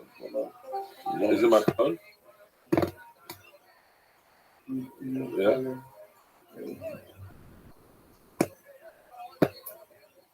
Sounds good. All right, there we go. Thanks. Sounds better? Yeah. Are we back? Yep. Okay. What time is it? I don't know. I'm not late yet, am I? 1:20. Oh, I'm fine. I'm fine. We got fucking tons of time, but I had to talk to you guys about something. I spoke to Lee about it.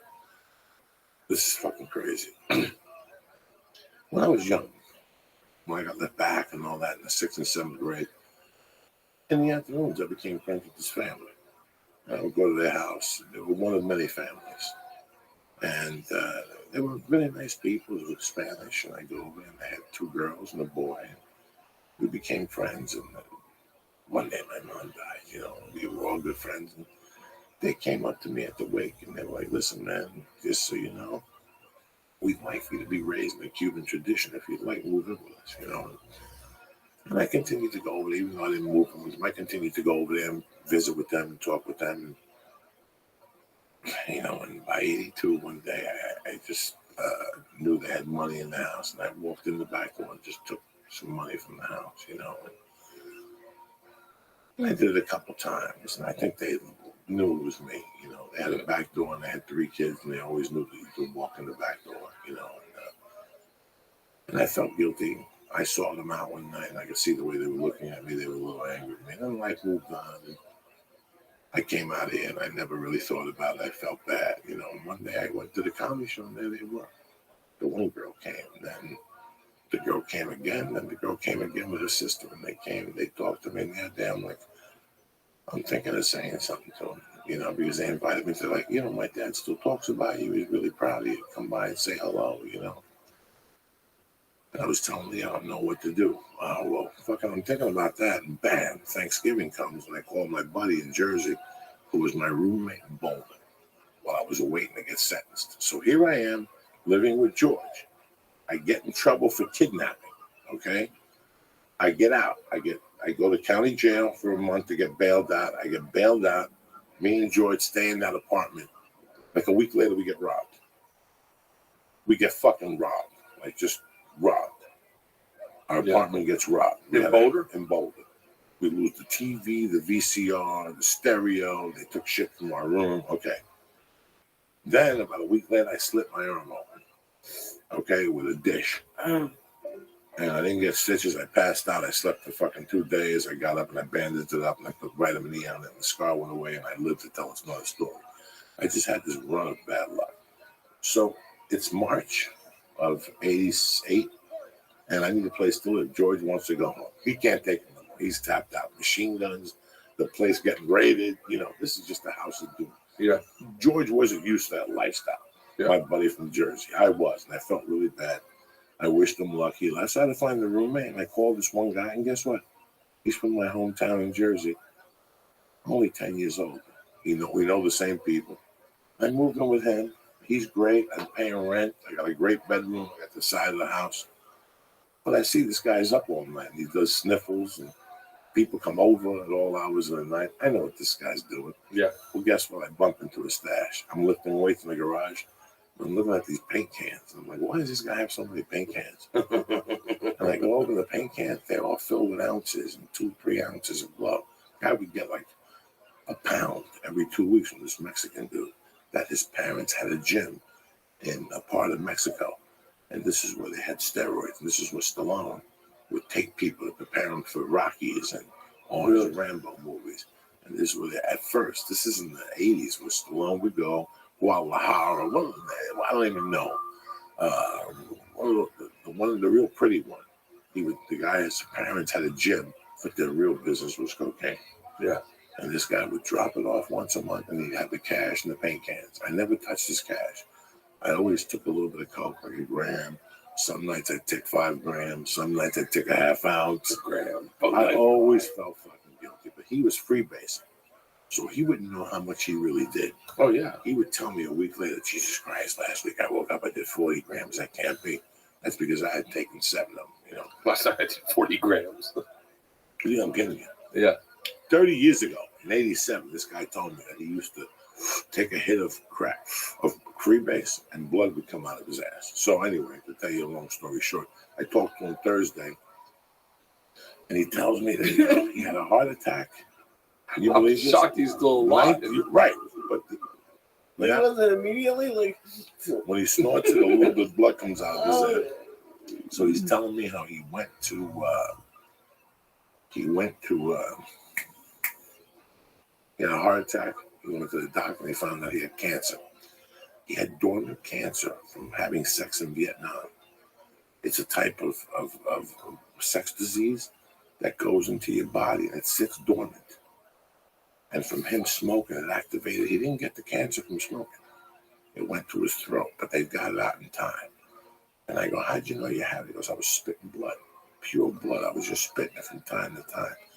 And listen, guys, I could tell you 1,000 stories. This guy was a sweetheart. In fact, at my wedding, he came over to me. He goes, there's something I really got to ask you. This guy's fucked up. Yeah. And he goes, there's something I really got to ask you. I go, what's that? He goes, was it you that was taking my cocaine? Yeah. I don't know what it was. I lied to his face. It's your wedding day. You deserve it. Listen, let me tell you something. I was really embarrassed about having to lie to a good friend of mine. Yeah. And Lois ate away of me. You know what? Every time I go to Jersey, sometimes we hook up. We just got a Cuban sandwich. He's a good guy and he's a smart guy. And I came in here Friday and I told Lee, Lee, it's eating me alive. I don't know what to do.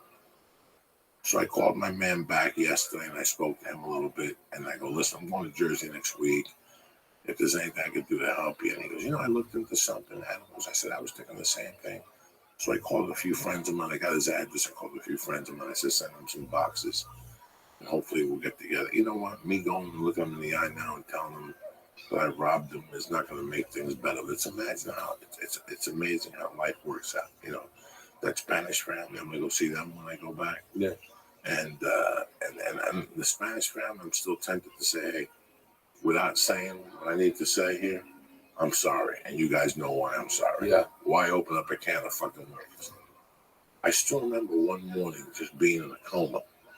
One Friday morning, like just waking up fucked up the night before. And one of my friends knocking on the glass where I was living. And me looking over. We were living in a basement apartment. Me and him had beds on the floor. Like animals.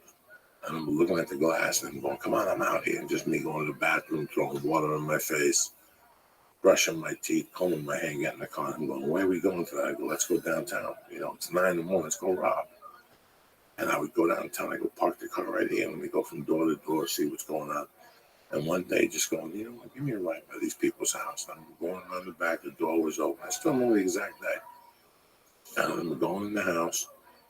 Going in like this living room, and they had one of those beers from the German Fest. Yeah. You ever see those mugs? A Stein that you open up the top. It's got a lid. Fucking yeah. And something just attracted me to the Stein. And I went in there and I stuck my hand in there and I took out $450. In my world at that time, it was like $10,000 fucking dollars. I ran downstairs. It was maybe 10 to 10. And I made this kid take me to 135th and Amsterdam to some fucking Colombians who had a disco in a basement and who had chickens. And they had a DJ booth. And they would play music. And these fucking immigrants would sit there dancing like to rap music.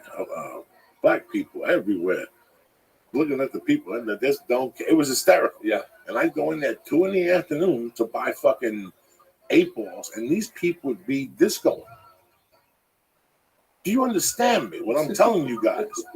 That I would go in there at 2 PM, and without exaggerating, they'd be 20 to 30 people on the dance floor, already dancing, drinking at the bar, snorting blow. And Who were they? Were they like people who worked nights? People They had to work nights. No, people who didn't work at all. This is people who snorted blow. Who snorts blow and dance and goes to work at night, please? You barely got up at 5 PM. You got to be at work at 7. You're not going to get up at 12, go do blow, drink. And then, oh, you know what? I got to go to work now. The cocaine is gone. Fuck no. Sober.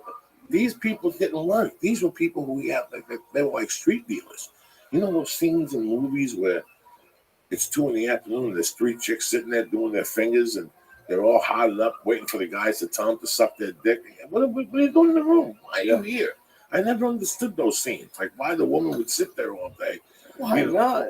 Oh, Jesus Christ, go somewhere. Go for a walk. It was all their girlfriends, and you would walk in the booth. In those days, it was $300 for an 8 ball. And it was that good. This is the $300 is a lot, right? In those days, this was the spring of '82. Spring, February of '82, January of '82. It was $300. You got a half a gram for free. And it was beautiful cocaine. And you'd walk into the disco. The guy would make you go into the DJ booth. The scale was under the thing. He put it on. There were 2 turntables, 3 turntables, and in the middle there was a gap for the fucking scale. And on top of the door there was a slash for 2 different types of coke. He laid a line out for you while you were waiting. He cut it up for you. He was spinning music while he was weighing up the coke. He put aluminum foil. He gave it to you. You walked back into your car in Amsterdam. And you fucking believe that? And I had like whatever. I had balance 150. I gave the kid driving the yardstick, and we probably went to the city and ate somewhere.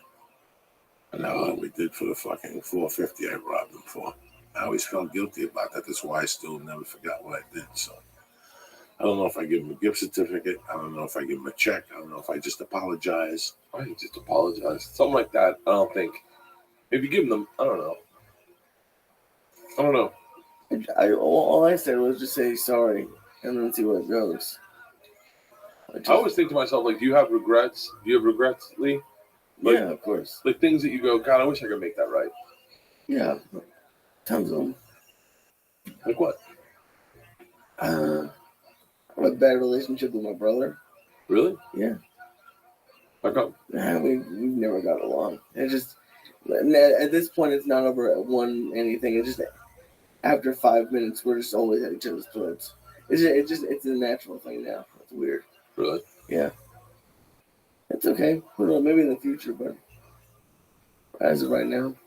Well, relationship regrets where you stop talking. I have a friend I haven't spoken to in years. I have a couple of them, and I don't understand. I have a friend now. My best friend, the one I took the picture with that I tweeted to you when I was young. Fucking, I called him up. I invited him up. I said, listen, I'm coming up to Jersey. If you want to come up, get a hotel room. We'll hang out.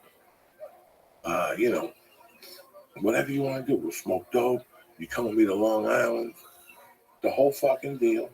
That's how young I was. Good God. How old were you? 18. Holy shit. Mustache and everything. Mustache and everything. And he was fine. And when I saw that picture, when his niece sent me that picture, I realized how much I loved him and I missed him. Yeah. In the last 10 years, I've seen him once at the Gotham Comedy Club in New York outside. Yeah. We split a 500 milligram brownie. And he called me 3 days later. He goes, I'll never eat that again. That was horrible. I couldn't even think for 3 days. But he's my brother. He gave me a place to live when I was young. And yeah. So honestly, you ever have this is going to happen to you. You come from a big family. Yeah. You know what? Sometimes you just want to hang out with your sisters. Yeah. But they got to be the boyfriend, boyfriend's mother and the boyfriend's father. It's the opposite for me. Sometimes my sisters just want to hang out with me and not my whole family. Because if they hang out with my family, they hang out with my daughters more. I don't even talk to them. And then Leanne, they love Leanne, so they talk to Leanne. And so, like, for Thanksgiving, my whole family, everyone went down to Tampa to see my parents' new house. And we go, and the girls left Friday morning, and I didn't leave till Friday night. So I hung out at my parents' house for the day, like a kid, like with my sisters. And it was so cool because I never get to hang out with my sisters, like just alone, where you get to talk and go, and you see their personalities, and them not having to take care of your kids or cater to your wife or my mom and my sister. It was really fun. It's different, and that's all I said to him. He goes, "Well, do you know what the reservation for the hotel room was?" I never made it for you because you never told me. So he goes, "If I come up, how many beds can you get me?" I go, "Why?" He goes, "Because my daughter and her fucking boyfriend want to come up now." Listen, man, I grew up with this guy. Yeah. You know, there's completely different things. I don't know you, Bert Kreischer. One day you're going to call me and say, Isla did this. And in my mind, I'm going to go, it's time to take Isla for a ride. Put a gun to her head and explain to her, this is what's going to happen to her if she keeps fucking around. We'll take her to a fucking neighbor where women are fucking around doing drugs, and well, that's where you're going to end up. Yeah. That's what you want. We'll let you with it. It's 50. No. Why fuck around? Why put your mom through this anymore? You're killing your mom. You're killing your sister. And they'll look at you and go, no, take me home. And then you got them. Sometimes you got to take kids to the murky fucking waters. Sometimes you got to take them to the murky waters. And go, this is what you want. You want to kill me? Here. You want 50, right? I tell you what. I'll give you 500. Don't come back. I'll tell your mom that you just left with the dog. And they'll just look at you. They'll just look at you. Sometimes you got to take a kid and go, this is what you want? Look at that girl. Is that what you want to do with your life? It's going to happen. I can tell you two things. I'm sorry, Bert. Or I can say, look, I love you, Bert. It's time to take her for a ride. Yeah. And, you know, we'll smack her around. We'll take her to a fucking yum house and tie her up and let her see what. She loves yum-yums. She loves yum-yum donuts. Oh, everybody does. Who doesn't love yum-yum donuts? Leah's the customer of the month. She loves yum-yum donuts. Did you see him? They put a picture of Lee running out with a box of yum-yum donuts out of this fucking thing. I haven't got a yum-yum donut since months. And then you... No, it wasn't me, cocksucker. He had the bright idea to have donuts on Thanksgiving, so before jiu-jitsu. So I went, and that's the only time I got recognized with 2 boxes of donuts. 2 boxes of yum-yum donuts? Mexican people recognize him, put his picture on telephone donuts. And I keep talking about being healthy, and I have 2 dozen donuts, and this goes like, hey. Oh, I had 2 of those coconut donuts at jiu-jitsu. And that night I'm sitting there, it's 1 a.m. I'm high than fuck. Listen, once I break midnight, I just go deeper than deep. I just start eating everything that's around me. I go on the balcony and smoke. And I just sit there and watch fucking whatever's on TV. Oh my God, I went in the kitchen, and on top of the baby chair was the box of donuts. I opened it up, and it was 2 chocolate coconuts. I picked them both up with 1 finger. I had to try, and I fucking ate them both. Yeah, I got you for them. No, I don't know. I didn't know what to do for a few days. Whether I apologize to these people. Yeah.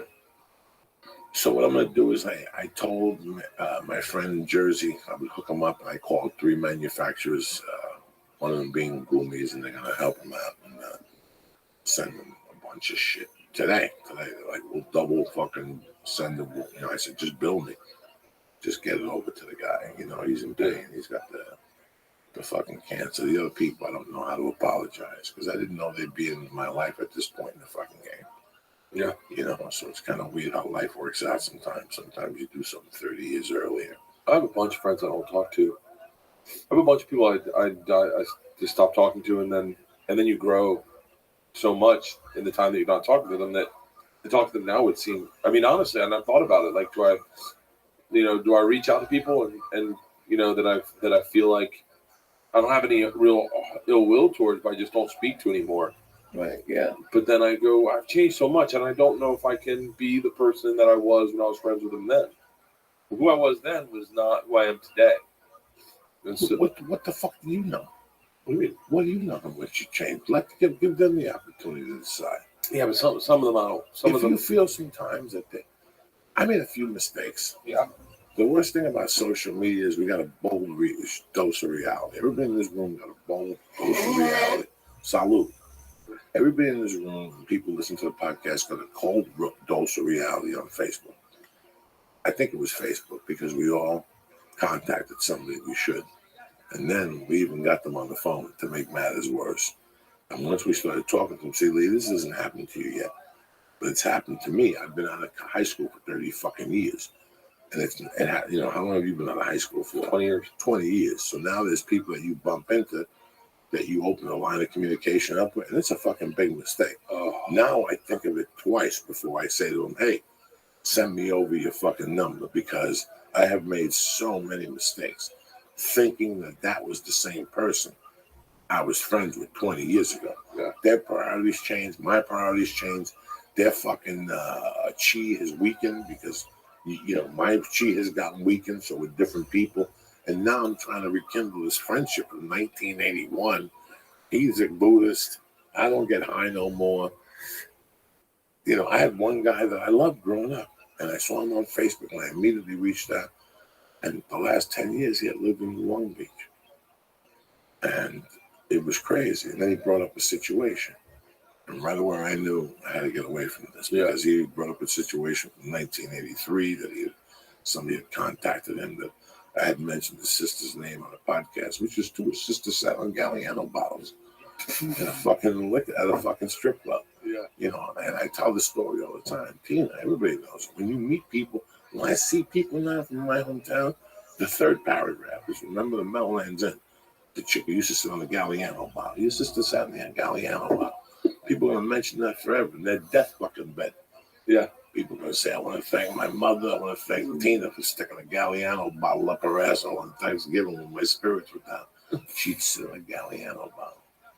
She'd take a bottle of Budweiser, pop it, put the bottle, jerk herself off, take all the beer out of the bottle into a monkey, and then spray it at the audience. In 1982, okay, I was a young man. I witnessed it, and people wouldn't know he was her brother. They wouldn't know? Yeah. So he'd be standing, and all of a sudden, oh no! Lee would walk over and go, are you going to fucking erotic banana night tonight? Because on Wednesday, she had a thing that for $2, they gave you 2 frozen bananas. And you gave them to the strippers. They put them in their pussy, and you could eat them.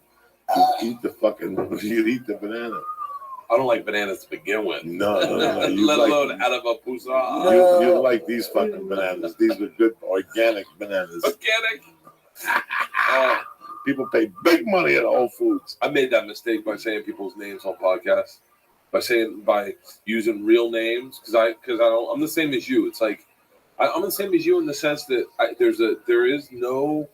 I was talking to someone about this the other day. There's no real, like, you look at Daniel Tosh, and he is on stage a very different person than he is off stage. You don't know who he is off stage. All you know is his persona on stage. Off stage, completely different guy. There are a lot of guys like that, that who they were on stage was not who they were off stage. But what I always liked in comedy were the guys where you couldn't see the character and the act. You couldn't differentiate between the character and the act. It was the person. That person is who you saw on stage. Sam Kinison, like Hedberg, like all those guys I just dug. Like, Attell's a guy that is 2 different guys. You don't know who he is off stage really anymore. And you're like me, is that the Joey Diaz on stage is identical to Joey Diaz off stage. Maybe it's a little louder, a little more hyped, a little more energy. Maybe there's a lot more depth and range to who you are off stage that you don't show on stage. But for the most part, all that depth, and I've seen it before, you do it before, all that depth that you have, you don't give a fuck about sharing it on stage. If you feel like saying something or on a podcast or on stage, you'll fucking say it. This is who I am. I'm sorry. This is you're getting this. And it gets confusing for me because you end up living. It's just taxing in a weird way because I end up telling these stories or writing in my book. I wrote about this girl, Jenny Powers. And I didn't even think. I wrote everyone's real name in my book. It was the biggest fucking mistake. Big mistake. You can only write the first name or the last name. But, like an idiot. Yeah. I just used everyone's real names. And fucking, she reached out to me and she was like, are you fucking serious? Like, this is what you thought of me in high school? And I was like, uh-oh. I had to call I only have like one friend left that's like real. That's very real. Where you can't fuck with him because he's been through it all. His name's Cayman. He's real. Like, you tell him, one thing is not fuck him. Like, When I fell off that waterfall, I was eating pills a lot, and I was like freaked out. I was like, man, I'm eating a lot of pain pills to get through this. It hurts, but I'm still enjoying the pain pills. I called Cayman. I was like, I'm worried. He's like, don't worry, man.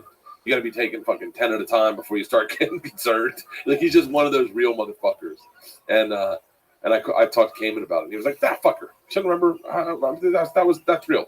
What are you going to do? Everyone's got a better memory of themselves when they tell it to you. Well, in high school, I was a star baseball player. Well, kind of.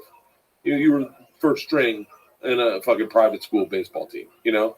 But, like, everyone's got a fucking tainted memory of themselves. If I'm the same way as you, it's like that guy I am on stage is identical to who I am off stage. It's almost like, and I don't know if you'll like this analogy, but it's almost like this Bill Murray effect. It's like, I know that people have told me they hung out with you, and I got high with Joey after a show, or I hung out with Joey after a show. He sat and we went and ate or something. And it's just like it's like, for you, it's not a big deal. For them, they're hanging out with the performer. Does that make sense? Like, it's a lot of weight to them. Like, when I hang out after a show and I drink, people are like, can't believe you're hanging out drinking. You're like, well, that's what I'll do. That's what I was going to do anyway. I was going to sit here and drink. I mean, fucking go to my room and drink by myself. But it gets convoluted. And some people, they just went off into regular life, and their Facebook profile pages are all the best part of them. It's not the bad parts. They don't share the secrets and things they don't like. All they have is the picture the one time they flew on a private jet, and the one time they were on a yacht, and the one time they were in Mexico, and the one time they're in Hawaii. And their kids, after 40 fucking pictures, they pick the best one and crop out the kid that's got the lazy eye. Those people, I'm not those people, and I don't get those people. But those people, when they run into me and you, and I think that we give them like a reflection of what we remember the truth to be, or what we see, what we remember those times to be.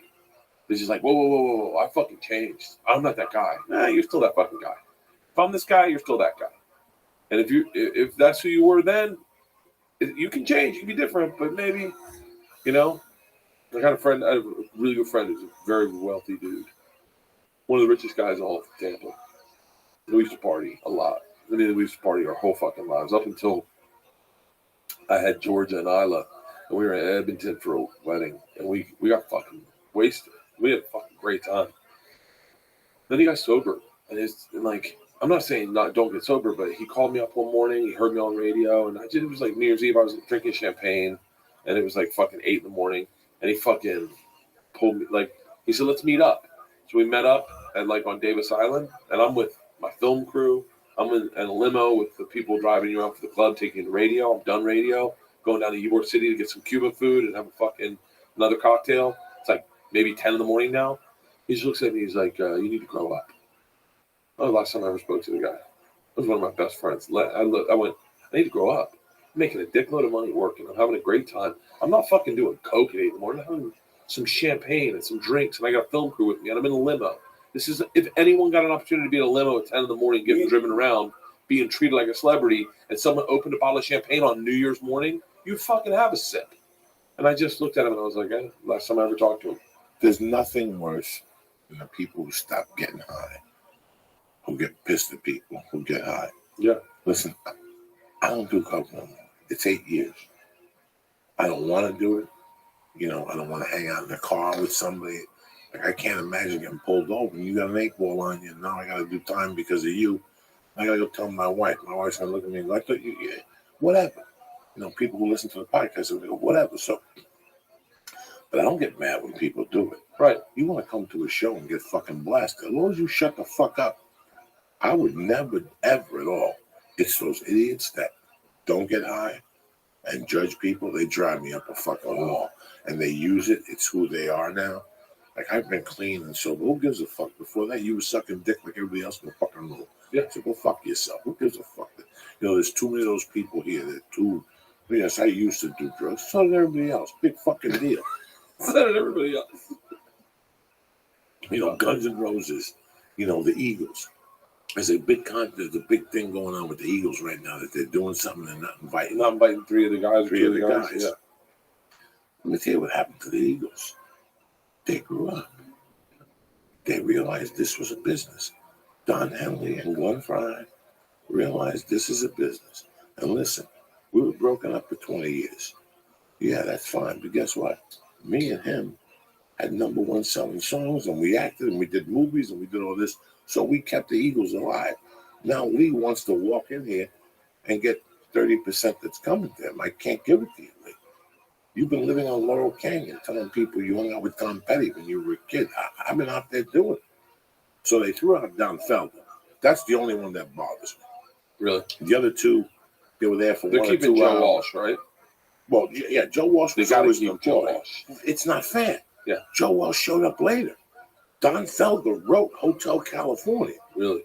Yeah, but what happened with Don Felder, he's one of these guys that he didn't need much.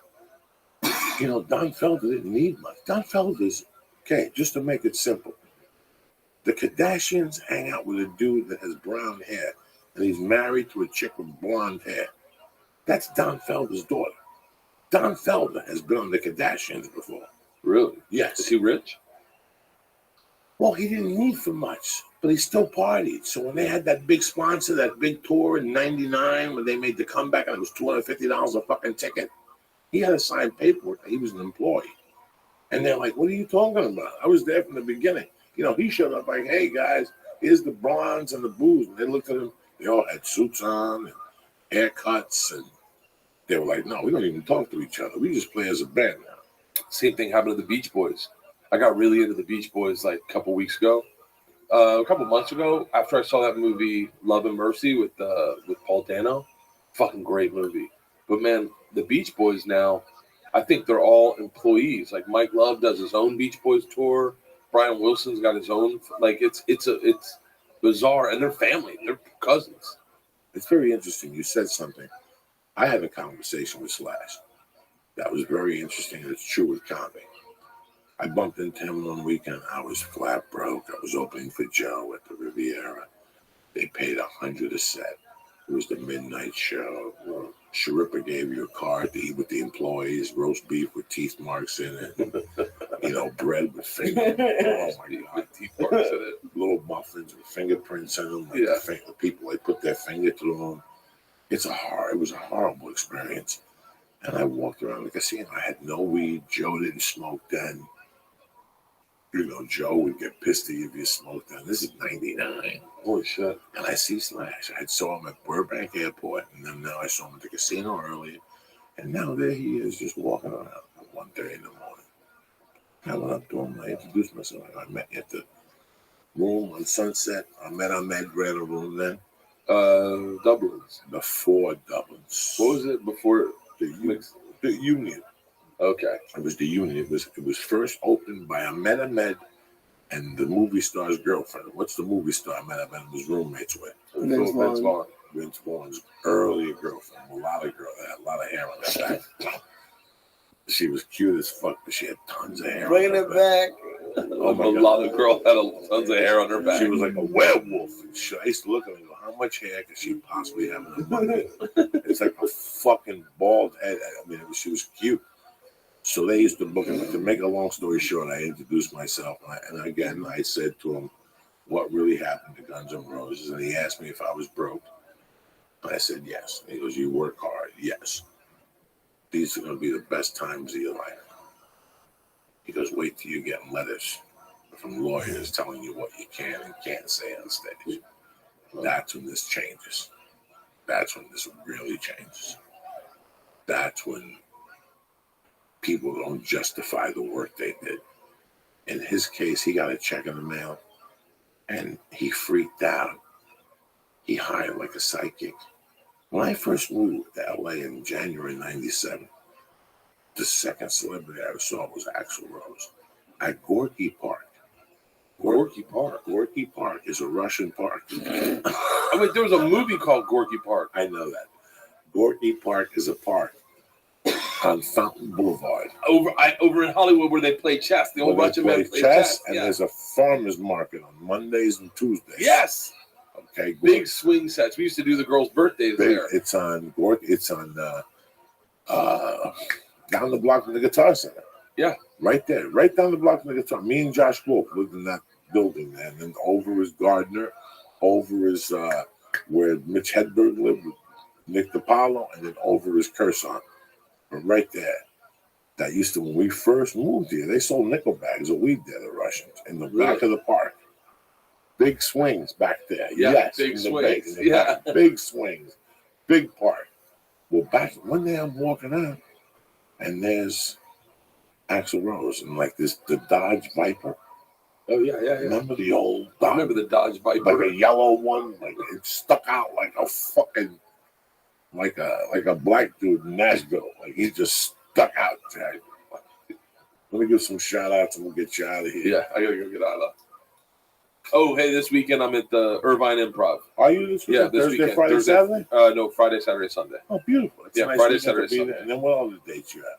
That's it. Then I start up in January, and I'm on tour until June. So go to burtburtburt.com. Check out my vlog on my YouTube page. I'm trying to do them daily or bi-daily, twice a week, 3 times a week. So go to my YouTube channel, subscribe, and then check out my podcast. Joey, we're going to do a 2-parter. Joey's going to come on next week and we'll do it. Well, after I go to Jersey, I'm going to see these 2 people. Yeah. Let's see what happens and see we'll how talk it about reacts, this. and we'll talk about this. We'll continue it. Let me give 100 p.m., 1 p.m. Hebrew to shout out Marty, 101 hoster, Chris Arena, Leon Vega, my main man holding it down in Spain, JT always on there fucking around, Kruski, Chris, Brendan, 19 Kruskill, Chris, Brendan Stuff, the main bastard, and Boston John. You all get shout out. This Saturday, I will be at Governor's in Long Motherfucking Island, bitches. And then it's December 17th, St. Lazaro's birthday. I will be at the American Comedy Club in San Diego. Lee will not be there. He will be in the Love Shack, tying mama up, getting her beaten about Atlanta. What's her name? About who? What's the singer she likes? Lana Del Rey, telling you about her feelings on Lana Del Rey and what it means to her when she hears those songs. That sounds like and you got to sit there and take that ear beat until you finally say, listen, what's going on with that dick sucking you had in mind? Oh, because we're fucking, I got to get this cabin fucking rocking and shit. You sit there and you probably sit in the cabin and text with her. No, I had to text her. You got to text her, come on over here, sniff this fucking Jew nutsack. It's so funny to see Lee go from when I walked in and we had a coherent conversation to see him blinking off over in the corner. Oh my god, I had 600 milligrams because, can I say what you said when you came in? Of course. Yeah. You were like, what's a good amount to have if I just want to go to sleep? And I was like, well, not a good question to ask me. He goes, my limits are really there. I'm not saying I'm at Joey's level, but I'm close. I told I would love to be able to take a little bit of an edible and have it work like a Xanax and just put you to sleep, or like an Ambien. Be the healthiest way to go. Like, what the fuck do you think I do every night? How do you think I fall asleep the best? I got fucking pills at the house. And I'll tell you what, there's some nights I take the pills just to give me a different high. But you want to sleep like a fucking baby? Yeah, I got the recipe. What is it? One of these stars, maybe 2 of these stars. Joey, you realize that would fucking cause, how many milligrams is that? Let's pretend you eat 250. Let me tell you what's going to happen to you. You're going to sleep 7 fucking hours before you even know what hit you. You're going to wake up with a pillow over your face. You're looking right at you. No, it's still going to be on. You're going to be thirsty as fuck. You're going to get up. You're going to go pee. You're going to go drink some water. One of them is going to ask you, are we going to do this? And you go, hold on, I'll be right back. You're going to go right back into that bed and sleep 3 more hours. It'll be the best 10 hours of your life. Plus, if you worked out, it's going to clean all the acid out of your muscles. Really? And you're going to feel like a new man. I popped 375 milligrams yesterday. Then I went home and I popped 2 fucking Z-Bows. And I smoked another G-Bo on top of that about 12:30. Z-Bo and the G-Bo? Oh, by 1 o'clock, I was on fire in that living room. I turned the TV off. It took me 10 minutes just to get up. You understand? I love those. But once I got up, I went right to that bedroom. And when I woke up this morning, I didn't even know where I was. I didn't know what country. I had to drink a big cup of coffee. Yeah. And I had to talk to them for a little while just to get my speech back and shit like that. And then... Just to get my speech back? Sure, you gotta get your speech back because it's all fucked up. Fucking yes. Well, have fun in you gotta Jersey. listen, man. I read something very interesting that's not surprising. What's that? That prescription pills are down because people eat medical marijuana. It's not a surprise to me. God forbid someone in your family gets some type of cancer and the radiation. This guy Manny was telling me a story how he stopped eating. He stopped eating. He goes, it wasn't even enjoyable no more. I couldn't taste food. And then he ate the last thing he thought, a can of Chef Boyardee. He goes to ravioli, and it brought him back to being a kid. So he went back to the supermarket. He bought a bunch of cans of that, and then opened up his appetite. You know what I'm saying? So this shit at night, I'll tell you, this is the best. I don't give a fuck what anybody tells you. And even if you don't like edibles, you get something that's strong, and you just take a little bite off it. You'd be surprised. I'm teasing you. What are those? Indica or sativa? Or just a hybrid? You want to go to sleep or you want to ask questions? I want to go to sleep. What's it? Yeah. What are you, hippie? When you go to this farmer's market, talk about chutney and shit like that? No. I wish Mercy could come into that too. Do you ever eat edibles? No. Okay, so all you. Only time I've ever eaten edibles is with you. Okay, so this is all you need. I tell you this in the sincere way. This should last you 2 weeks. In 2 weeks, I'm talking about 7 nights a week. This is 7 nights. So take a piece here, take a piece here. Now, knowing you, because we're family, I'm going to cleanse. Okay. You're going to drink a glass of wine, which is the igniter. Oh, really? Sure. You know what happens to me if I drink a glass of red wine and eat a fucking star? Yeah? You don't want to know. I have to go to the hospital. Really? Oh my God, man. You will get fucked up. If you drink the wine first and smoke reefer, you will get sick. You will puke. If you drink the wine first and then smoke, you will puke. You will puke. You'll get a bad headache and you'll get sick. I've never had a good experience smoking and drinking at the same time. Me neither. I've never been able to. Me neither. But let me tell you something. I'll tell you what you do. Get one of those Club W bottles tonight. Is she coming over? No. Perfect. You because you try it by yourself, because now you have something to offer. Don't do it with her, because if you have a bad night, then this wasn't that good. Not really. Now you look like a fucking jerk off. But I tell you what, you eat one of these, you need 300. Right now you ate 6, so you're damaged fit to that. Right. But tomorrow you eat 2 stars, and you drink. You get a glass of wine, and you take 2 sips out of it and see what happens. Well, that's the thing. You're gonna feel the best you felt ever.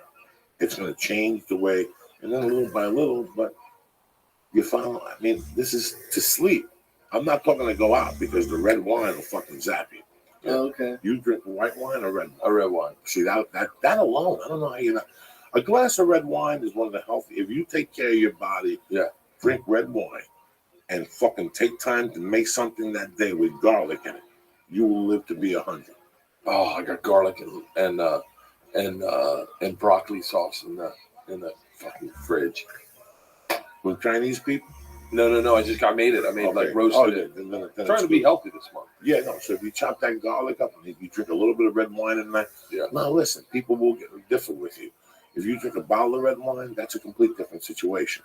But a glass of red wine will never kill anybody. I don't give a fuck. I know living proof. I don't drink.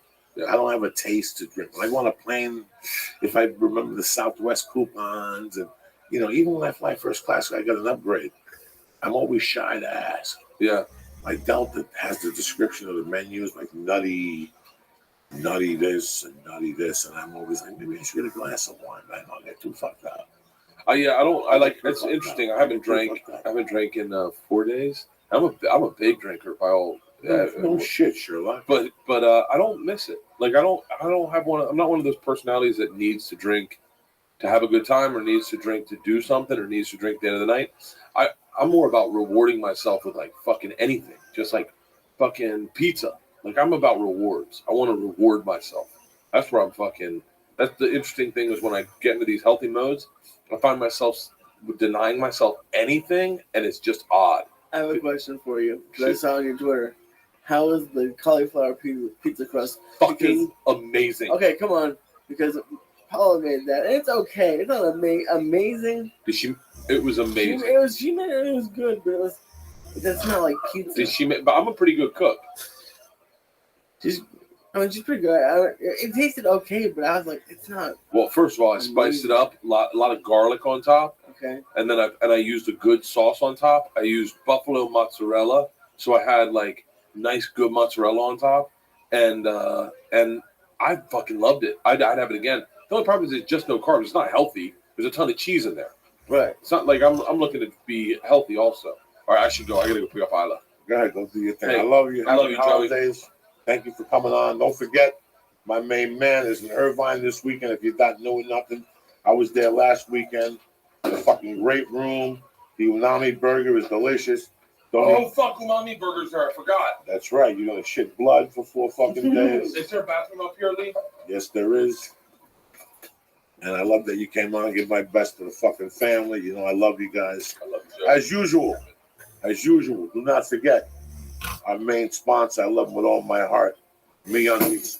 MeUndies is just a complete different experience as an underwear for comfort. They keep your nutsack in. I mean, let's talk about underwear. It needs to be comfy, snug in all the right places. It's got to look good, feel good, and smell good. You don't just want to wear underwear that's comfy. You want the world's most comfortable underwear, and that's MeUndies, all right? Every pair of MeUndies is made of micro Modal fabric, which doesn't sound sexy, but once you feel your MeUndies, you'll never go back to that regular white, shitty-looking underwear again. With MeUndies, you'll feel more comfortable than ever before. MeUndies has tons of different colors to choose from, and it's the only place that you find styles for both men and women and new signature design every month. They also just launched a new boxer line. It's like wearing nothing at all, only better. They sent me the long ones and the short ones. Unfucking believable.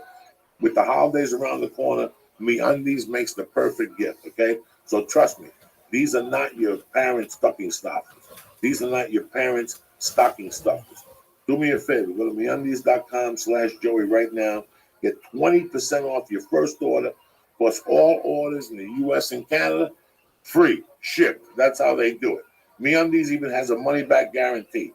If you don't love your first pair, you get to keep it and keep the refund, and they'll get a full refund. You literally have nothing to lose. Order before December 13th, and MeUndies will arrive in time for Christmas. That's December 13th, and MeUndies will arrive in time for Christmas. For 20% off your first order at world's most comfortable underwear, head to MeUndies.com/Joey right now. That's MeUndies.com/Joey right now. Number two, stay black, brother. Number two, Onnit.com. My main Doom Coons. I love Onnit. Onnit does not play. You're looking to stay healthy. You don't want the flu. Shroom Tech Immune. You're looking for more endurance when you work out. Shroom Tech Sport. You're looking for a better protein, an organic protein, a plant protein. Nothing that it's very settling in the stomach. Hemp protein. I loved it with all the chocolate. It's delicious. A couple ice cubes, some water, a banana, some peanut butter. That's what I had for dinner last night. I love Onnit. I love the hemp force protein. But do me a favor. Do yourself a favor. Go to Onnit.com right now and press in. Church. Boom. And get 10% off your first order. They also have the Stay On It program. You give them the credit card, it comes right to your door on a monthly. Don't cost you nothing. All right? That's how good Onnit is. On the third, LosGumisHermanos.com. From now on, no more nailed in life. They're done with vapor pens. Go to LosGumisHermanos.com right now. I want to thank Onnit. I want to thank MeUndies.com.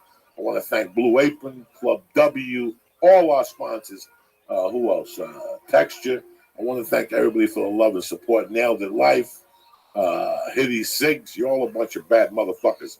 Support these guys. Don't forget, Long Island, Saturday night, December 17th, San Diego, California. Lee, what do you got cooking, cocksucker? Just Find Your Radio. Find Your Radio. Do not. What? You're what? Yeah, just Find Your Radio. That's it. Yep. That's it. That's all you got, Uncle Joey? That's all I got right now. All right, my brother. Lee's going to take care of the cats while I'm gone. He's my brother. I also want to congratulate Lee. He's doing his first jiu-jitsu tournament this weekend over at John Jock Machado Toys for whatever. All I got to say is I don't have the balls to do a competition.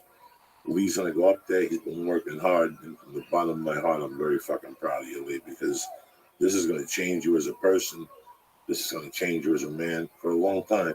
You're either going to love it, they're either going to sit on your face and break your elbow, or you're going to go in there on Monday and really kick the fuck out of it. And I'm really proud of you, man, that you even get the balls to do it. So congratulations. Win or lose, you're a fucking winner. You don't lose on this move. I'll do it. I'm happy I'm doing it. This is what the church is all about, is trying things and doing it. Nothing happens on the couch. Nothing. It's going to be interesting. He's 280 pounds. Who gives a fuck? But you're 220, 230, 280 if you fucking really lay on top of him. So you've got every opportunity in the world. And just the fact that you're going, it's going to rise you as a human being. Watch. You're gonna tell me on Monday you feel completely different. Everything feels different because you did something for yourself, man. And I'm really proud of you from the bottom of my heart. So congratulations. Well, thank you, man. For taking the move. And beside that, I love you motherfuckers with all my heart. I want to thank Bert Christ. I want to thank you guys for listening and for the support and for keeping Savage Dad at #1. I can't ask for anything else from you guys. Thank you very much. Crazy. You're helping me prove a point. So thank you. Have a great weekend. We'll be back we'll be back next Thursday, December 10th. I'm taking Monday and Wednesday off with the family, but I'll be periscoping you motherfuckers. So stay black. I love you. And we'll talk next week from New York.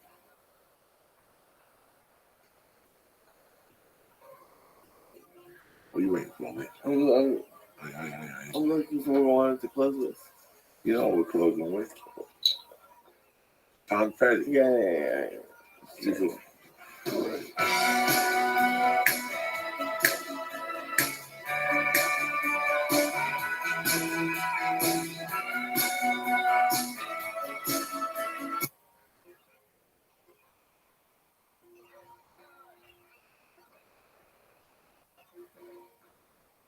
Fuck you, Ben.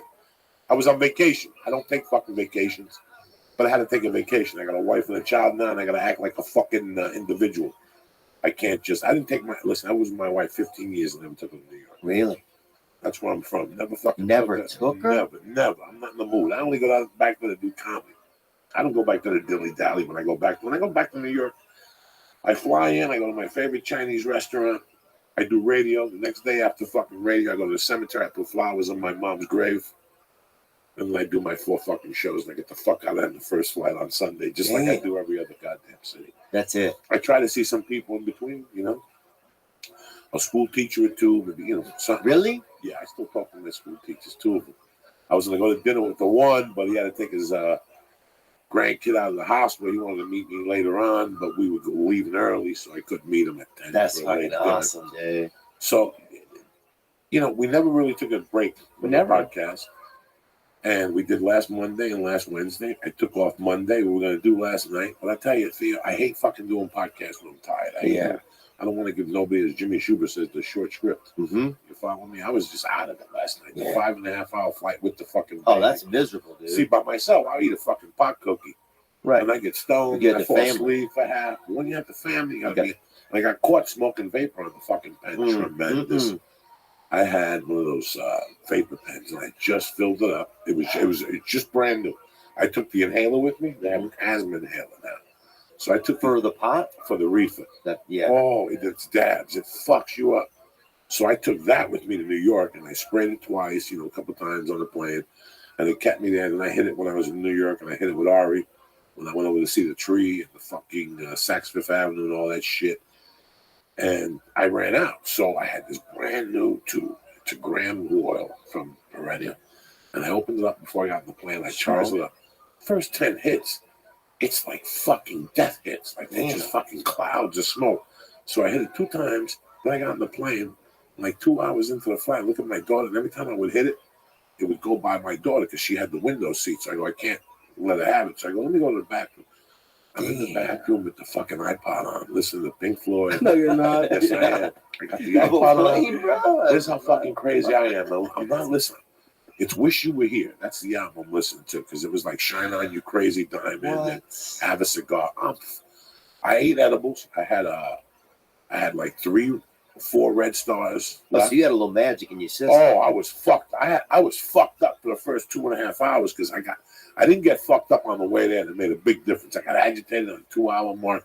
At the 2.5 hour mark, if you don't have something, once Mad Max is finished, right, you're ready to kill a motherfucker on the flight. Mad Max is not the movie to watch on a fucking plane. Because there you are sitting there, everybody's driving, jumping over people and shit, shooting motherfuckers. And you're sitting there next to like some fucking politician or some shit. You want to get up. You want to get up. So I said, fuck that. So I dosed myself on the way out. I had Virgin. I had main cabin select. It's the one behind first class. Mm-hmm. So we could all sit together because in first class, we couldn't all sit together. I would have to sit by myself and she'd be fucking crawling back and forth. So we're like, fuck that. Just get the main cabin select. How tall is the child you have? She's a fucking midget. She's 3, you know. She's just a little baby. But how tall do you think she is? She's up there. Oh, that's not very tall. No, she's a little baby. Oh, that's not so very tall. I got up. I go to the bathroom. I close the fucking door. And I'm in there. And I'm hitting this pen. And I see clouds, Theo. And I'm like, wow. What color was that? Fucking clouds of smoke. And I'm hitting this vapor. And I'm hitting this fucking sap. With your iPod on. With the iPod on. Listen to fucking Shine On, You Crazy Diamond. And all of a sudden I hear, and I see the little red light going on. They're like, open up. Are you smoking in there? And I put the thing in my pocket. And I take this out and I blow a couple clouds of this shit. And I go, hold on. Like I'm putting my dick in my pants, which I really did piss. And then I fucking wash my hands. And I open up. And what's the problem? And she goes, were you smoking in here? I go, no. Wow. I go, do I look like I was smoking in here? And she looked at me. She goes, does it smell like smoke? And she took, they take everything out. The garbage. They do everything. They look for a cigarette. Yeah. Oh, wow. And now what were you doing the whole time? Just standing there? I'm standing there going, I don't know what happened. I banged it. When I came in, the plane shifted and I hit the wall. And that's the next thing you know, you people were knocking on my thing and they're like, we don't smell no smoke. I wonder what made it go off. And I'm sitting there going, they fucking know. They're just playing. Oh, really? But then they were cool the rest of the flight. Espionage, bro. I sat there. They were cool. And then at the end, I gave my wife the keys. I told my mom, I go, listen, they called me in the bathroom. I'm going to get arrested. So take the car keys. I'll see you at the house. What did she say? She just fucking looked the other way and like shook her head. What is my wife going to fucking say at this age? Damn. I'm 50. What are you going to say to me? You're punished. And then I walked off the fucking plane like I owned LAX. Wow. Nobody said dick to me. And that was, did you think, though, somewhere in your head that whenever you got to LA, there was going to be people? Oh, fuck yeah. They've been waiting for me before. I've been approached at the plane one time on the way to Columbus. Is it kind of cool or is it just fucking not cool? If you're getting off a plane, you got an ounce of weed in your nutsack. Yes. It ain't fucking cool. Be uncomfortable. But if you get off the plane and you're cool, you know, you don't like the one time I was in Columbus, I had weed on me. And some guy said, I didn't do nothing. He leaned back and I go, hold on 1 second. He turned on. He goes, fuck you. So I said, fuck you or something. I kicked the chair and he went and told the stewardess. So I was the bad guy the rest of the fucking flight. Oh, jeez. And then do you start to feel like the fucking bad guy, too? You're like, oh, you're the bad guy? You start saying shit in your head. You're the fucking bad guy? Fuck with me, cocksucker. Put that seat back again. Yeah. And here's what happened. We went to Columbus. They got us off the plane. They got statements from both of us, and they let us go. And a year later, they got on the plane. That same fucking guy's on the plane. I go, how you doing? And I just sat there the whole time like a little fucking. So in all your years of being on the plane and like having weed under your nut and all that, you never once smoked a cigarette in the plane? No. Wow. In 1983, I was flying. You used to be able to, didn't you? Yeah, you could smoke in the flight. In Russia, you can't have heard. Really? Mm-hmm. Do anything in Russia? No, but I heard that you can, though. You could smoke in like certain areas. You could smoke on a plane. But I'll tell you what I did see one fucking time, though. Fuck, you brought my thing. I don't even know what I was going to say to you. Smoking on a plane. In Russia? You never once smoked on a plane? No, but in 1984, February 1984, I got on the plane in Aspen. It was Aspen, Denver, Jersey. On the way back from Denver to Jersey, there was a soldier next to me and I had a brown bowl of weed. And I'm like, you want to get high? That's when you can smoke cigarettes on a plane. Yeah. He's like, let's go do it. We went to the back fucking of the thing. Me and this guy had a wooden fucking bowl. I put the weed in there. We each took 2 puffs. The whole plane smelled like weed. Wow. They were pissed. Who's smoking marijuana on the plane? We're going to search it and do shit. I walked out of there with that soldier saluting the cops and shit. You gotta take a chance from time to time. You know? For a soldier, you got to, bro. I'd get a soldier high. I'd get him doped out of his brain if I had enough dope for him. They fucking press heavy-duty charges on you one night, Theo. I got so fucked up in an airport. I had 12 ounces of blow on me. Man, I was coming from New Jersey. No. Do people from New Jersey get busted for coke more often than other people? I don't fucking know. I was a fucking criminal. And I was living in Aspen. And Coke was $1,800 an ounce. Right. And I'm like, are you fucking people kidding me? I'm paying $800, and they're fucking beautiful ounces, and I could cut it and still make money. I go, fuck it. So I started getting guns and bringing them to the East Coast and started bringing Coke back. But this was the problem, that I would take the 1 o'clock flight from New Jersey to Denver, and that's really 3 o'clock, which would get me in there like at 7, and it would start snowing. I still had to take a connecting flight from Denver to Aspen. That flight would always get canceled. Here I am in Denver Airport with 12 ounces of blow, geeked out of my face at the fucking bar. I remember one night I was at the bar just drinking, fucking doing lines in the bathroom, and I kept putting the Coke in the locker. And I kept spending all my money in quarters, taking the Coke out. And I became friends with a guy at the bar. Me and him started snorting. We got fucking lit at 6 a.m. I stayed in the airport all night getting fucking coked up, jerking off in the men's stall, the fucking bathroom. That is dark and That awesome. is fucking, yeah. Dude, that's the dark side. Oh my God. That's the worst, bro. You're just up with your fucking ideas, feeling your fucking pulse. What's up, Lisa? It's been a week without an edible. I know. I'm just glad and I you're never back did Coke. from outer space. I don't know if you guys know. I'm pretty high, man. Oh, no, fuck you. We don't fuck around. Oh, yeah. Theo I'm Von, already high. my boy joined jiu-jitsu 3 months ago, and he did his first fucking tournament. I've been going to jiu-jitsu for 2 fucking years, and I'm still scared of going to the tournament. Lee went Saturday. It's so much more fun than He practice. took 3rd fucking place. No Well, way. out of 3 people. So. No, bro. That's still, bro. You know what place I took? No fucking place. All right, true. I wasn't there. I was walking around the fucking Central Park with ducks, and there you are, fucking choking motherfuckers. My heart goes out to you, bro. You're a bad motherfucker. Yeah, it's commendable, bro. You could have Commendable, bro. You could end up in 4th place, right? You could have got disqualified. You could have true. showed up. I had a little bit of a bronchitis right now, so I wanted to quit, but I knew if I didn't do it, you, John Butt, and everyone would kill me. So I'll just go. No, we wouldn't have killed you. I understand. What was the match like? I wanted to see you play out the hand. I was never scared of it. Like I've said, I wrestled in high school. It was never good, but I knew I wasn't gonna like physically die, or occasionally someone breaks an arm or something. But that's not even the end of the world.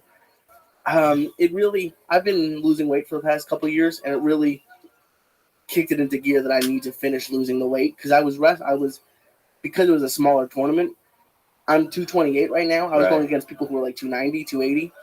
So it wasn't an ideal situation for me. Were you pretty did you smoke first? No, oh God, people ask me that, man. I can't imagine doing that high. Before jiu-jitsu. It makes it Really? When Javier was choking me that night and I was stoned out of my mind, I was like, I just had to laugh. It's a different world. Is it? Oh. Could you be high and do it? No. I tried a couple times. I almost had heart attacks. Oh, damn. Because when you start breathing heavy, your mind takes you away. Yeah. So, like when you're on an edible and you breathe heavy, like when I go to jiu-jitsu this morning, I was breathing heavy. I was having a hard time. Yeah, So if I would have done an edible, the edible takes your mind away. And all of a sudden the edible tells your mind, you're about to have a heart attack. And your fucking heart starts pounding just from listening to your mind. Oh, damn, it's not even true. Sometimes just here I'll start having like a little bit of a panic palpitation. attack. Really? Yeah, the edibles, let me tell you something. Edibles they're copacetic for everybody. They create a lot of anxiety. A lot of people say, I like smoking pot, but for me, it gives me anxiety. Yeah. And it's not good for you. It's not good for you at all if you get that uncomfortable feeling. There's times we eat fucking 8,000 milligrams of edible, and it's an uncomfortable feeling. You go through an hour of like, Jesus Christ, this is terrible. I feel pretty uncomfortable right now. I feel pretty high. Do you really? Yeah. Because I don't ever smoke, so I feel fucking... When did you start comedy? Pretty high, man. You've been around in LA for like 10 years. Right? Yeah. I started like 12, 13 years ago. Okay, because I know you were in LA. You were really young, like 2005. You were doing something. I was young, man. Do you ever miss the weight? Bro? I miss eating what I want to eat. Yeah. I miss, I didn't care. Like, how much would you eat? All. Would you just eat the fuck out of something? Oh, sometimes? yeah.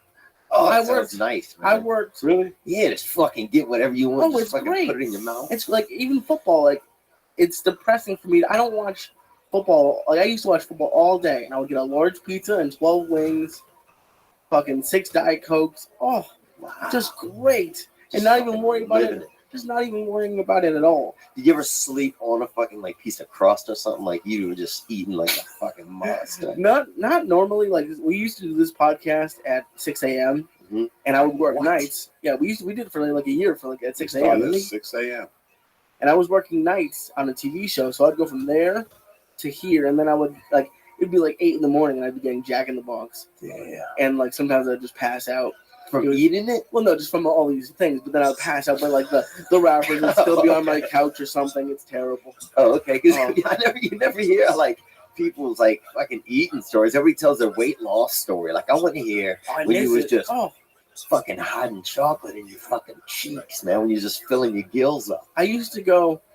I got up to 315. That was the highest I ever got. Yeah. At a certain point, I was every night getting 2 packages of Reese sticks and 2 either Swedish fish or gummy bears. And Reese in my sticks? Yeah. Oh, those are the best. Are they good? Those are still the best. I can't have them. But those are the best. And then either Swedish fish or gummy bears. Yeah. And just have them. And I would tell myself I would have I would have 2 of each the next day, but it would never happen. So I miss them all, huh? I miss that. Now I have a fudgicle, and it's depressing, but it still tastes good, but it's not. It covers the spread, but it ain't what you really fucking want. That's the worst. Now you grew up where? Louisiana. How far from there? A suburb? About 40 miles. Yeah, 45 miles. So your family's eaters. Yeah, our family's like we didn't eat a bunch of food, but we ate as much as we had, pretty much. I mean, I've had 3 experiences in New Orleans. Yeah. And 1 outside of New Orleans. And all my experiences have always been around food. It's a very food culture. People love to eat. Food culture. And depending where the fuck you go, they'll hit you with some alligator. Shrimp po' boys. Shrimp po' boys like a motherfucker, Oh, they'll fucking. When I went to shoot Grudge Match, we shot that movie. But, I was low mentally told them, they put me in a hotel where they give you all the meals are inclusive. Yeah. And at first I was like, I'm not gonna fucking eat no fucking hotel. Oh my god. The hotel food was good. Every fucking meal was world class. And it was all like a 7-course. Yeah. Start to finish, salad, dessert, appetizer, everything was fucking delicious. So it's a food culture. So I mean, you're in great shape. You take care of yourself. Yeah, kind of. I mean, I like. Do you eat what you want? I mean, you have a great metabolism. You work out a lot. Not as much. I wish. Yeah, I work out a pretty decent amount. I wish that I fucking started. I wish I actually ate more and like just like you would do, like you did, just like sometimes I just want to honestly just fucking. It's fill fun. myself with fucking food and salt and fucking It's fun sugar. for a little bit, but I would give anything to be as skinny as you are. So it's, Really? Yeah, man. I've never been skinny, so this is like a new thing for me. Oh, well, so your whole life's fucking feeling a little bit different on you. Yeah, I mean, I'm 228 today, so it's not great, but it's better than 315. You didn't look fat to me, man. I just thought, like, man, this guy, like, he's got kind of a unique shape, but he's chill. But then I was like, oh, and then if you feel fat, that's it. I don't feel any different at all, but it's like I would imagine. Well, I'm surprised you're not fat. Like beignets? Are you serious? If I lived in New Orleans and had beignets and shrimp po' boys, I've never even had one, but I just see it and it just looks. There used to be a place in Boulder. Baby formula too, actually, down there. Baby formula. You see a lot of the sisters making baby formula outside of the French Quarter. I don't know if you ever noticed. In a bottle? What do they do? Huh? In a bottle? No, just a can, bro. They fucking it's just canning up. It's true, man. A couple of sisters out there canning up. It's it's weird you talking about this because I think that like my best eating period, you start off skinny. You work out in high school, you play football. I had a friend that used to eat a box of fucking cereal for breakfast and Entenmann's cake. Oh. How the fuck that in a gallon of milk? Whatever the fuck the milk is with the cereal. Was he driving a truck? That's insane. No, he was in high school. He Oh, would that's lift weights. And then, I was eating too. I had a great appetite. Then I moved to Colorado and they took away the night eating. There's no more drinking and going to eat what I was used to eating. Right. There's an open steak sandwich at 2 a.m. with a filling of cream of turkey soup. And not even brushing your teeth. Shit. Just going to bed with dirty teeth. Fuck and yeah, shit. son. That's how I do it. Fuck dude. yeah. Fucked up. So that's where I'm from, man. I play if you go to bed with dirty You teeth. got dirty teeth. And you don't, I don't eat here at night. I go home. If I'm really high, I'll eat whatever my wife cooks, which is controlled. It's like a chicken cutlet. You know what I'm saying? Like, it's not like 20 chicken cutlets. There's 20 chicken cutlets. You could fuck shit up. There'll be like one leftover chicken cutlet. I'll eat a chicken cutlet, eat an apple. You know what I'm saying? Just to, It's crazy. I've been lucky all week. My mom has been here for almost a week. No and way. I haven't eaten this good in 4 years. She's making breakfast? She hasn't made, we've been sleeping a little late. She had a couple days she made breakfast, but it's been like she made brisket. She made a couple kinds of different kinds of chicken, and it just I like all of that. Stacked all my entire fridge is full now. For like I like peach cobbler. She made icebox cake. Have you ever had that? All you do is you take a layer of graham crackers, and you have to get the cook and serve pudding, not like pudding cups, but you have to cook pudding, and you just do layers of pudding and graham cracker. You put it in the fridge and let freeze up, and then put some whipped cream on it. Mm-hmm. Paula's been talking about it for 3 days. She loves it. Sorry. Okay, what we say? We used to we used to have this game where you would fill like two dudes would fill their mouth with sugar, you know, and then you slap each other in the fucking cheeks. But here's the thing, bro. It's hard to hold a whole bunch of sugar in your mouth and keep it all. Well, here's the thing: it starts dissolving, but you get parched because all your moisture's going into this thing, so your body starts to dry out. So then you're basically holding the sugar in your dry mouth at a certain point, man. You feel like the desert. How old were you? I don't know. Like you was a child. Okay, like when I was like 8. Like 8, 7, 8, 11, and 14 even. 14 even. And this one 18-year-old chick. 14. We used to have this fucking girl who was probably 14 that went shirtless, bro. So she was like fucking 4 to 14 shirtless, bro. Shirtless. Why was that? I don't know. It was just the whole family was pretty much shirtless, and they didn't do any different by the girls, man. This girl was shirtless as fuck. And we all thought, like, damn, she's like a long hair. She's like the most best looking dude you ever seen, right? We thought that till about 11. And then somebody's like, that's a girl, man. She just goes shirtless. And we're like, and nobody told her to put a shirt on in school or something? Oh, I don't know about school. But she was in a children's school. I was a little bit older than her. But I never saw anybody just be completely shirtless like that. Who puts fucking sugar in their mouth? Oh, yeah. Yeah. Well, it was a cheap game, bro. It's like if you don't have a bunch of money to go do something, you fill each other's mouth up with sugar. And then y'all just gotta slap each other in the cheek. There was a kid in my neighborhood, John Carney, not a bad kid. Always great sense of humor. We had a brother, Brian Carney. In those days, kids didn't have ADD. They didn't have autism. You were just retarded. Yeah. Well, you had the cheeky eyes. Yeah, you just wasn't cutting it. You just wasn't cutting it, man. And they used to torture him. Yeah, we called them God's favorites. Yeah, they used to make him drink piss. Like they'd piss in a beer bottle and close it and then put it in the last bottle. And he would take it, have a beer, and he'd fucking drink it. I was never involved in this shit with Brian Carney. Was he handicapped? No, he just wasn't sharp. You know, Yeah. He just wasn't a sharp kid. Nice kid, always said hello, Brian Carney. But they did weird things to him. Like they used to make him eat shit. Like they pay him like $15 to make him eat a lot of like weird stuff. How much shit? I'm even actual shit. No. Like fill his mouth. Did with you pepper join my and Discord? shit like that. And they had this other kid, the guy who they just fired from the Miami Hurricanes, defensive coordinator.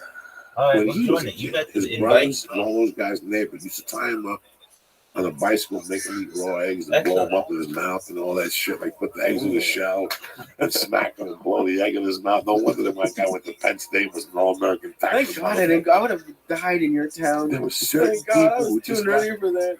I would be one of those kids. The guy I got into it with when I did that club, before I met Lee, I did a club in New York City. One of the first times I went to New York to do comedy on my own, I booked a music club in the village. Right. And I went there. The guy that started a fight with me, his name was Brian Burns. And when we were kids, when you were in grammar school, he already had a legend. What he would do is he had a gang of guys that would take you, tie you down, and they would put duct tape on your balls and fucking that glue shit from the tape. And they would call it a table. Oh, yeah. They would give you a table and they'd lay you down and wrap you up with tape and pull the tape off you and shit like that. He was known for all that stuff, for spraying stuff on your balls. He was a big time bully. And you know what happens to bullies, bro? They get beat up later on in life. People, and I remember that night, like I was like, I could take this fucking guy. And I had already a plan. He kept coming in to try to apologize, and I kept going, you know what? I could take this guy. I could kick him in the fucking knee. You could see he got like 300 something pounds. Right. He never stopped eating. So, but you felt like it was crazy because the tide had switched with that dude. Like back in the day, he was a bully. Yeah, he was a bully. Mean kid, you know. He was, bro. When I was in 8th grade or 7th grade, he was already in high school torturizing people. They said if you play football, be careful. Because if something happened during football practice that you hit him hard or something, he'd get his friends to give you the tape. Especially if you were Spanish or something. Yeah. Like that, you know? Oh, that shit got racial, huh? It was what it was. Yeah. It was what it fucking was. I mean, we had one Mexican kid that showed up in our town. We didn't have any Spanish people. And we had one Mexican kid. Let me think about what this kid's name was. I think it was Nick, right? And I remember we all had science class. And actually, in science class, I had these hamsters you could play with until the second bell rang or whatever. Then you had to put them in a cage, and everybody could then we would do learning, you know. And this fucking one time, they had this hamster, right? Superman, we named him. And I was holding him in this fucking big sweatshirt I had, right? And after class, I forgot he was in there. He fell asleep in the little pocket where you put your hands, right? So after class, I just throw him a book bag. I'm running. Next thing you know, I get in a fight with two brothers, right? Get beat up pretty good. And one of them had fucking killed this hamster that was still in this pouch. He fucking punched it. So I never had it, like, sometimes I'm not even joking, bro. I'll have dreams where I feel like I had an abortion. Poor Superman. I knew something wasn't going to be good. Yeah, I think his name was Superman. Let me think for a second. It might not have been Superman. Would you take the fucking hamster out of class and put it in your fucking pocket for anyway? No, because you was sitting in class. You just nothing to do.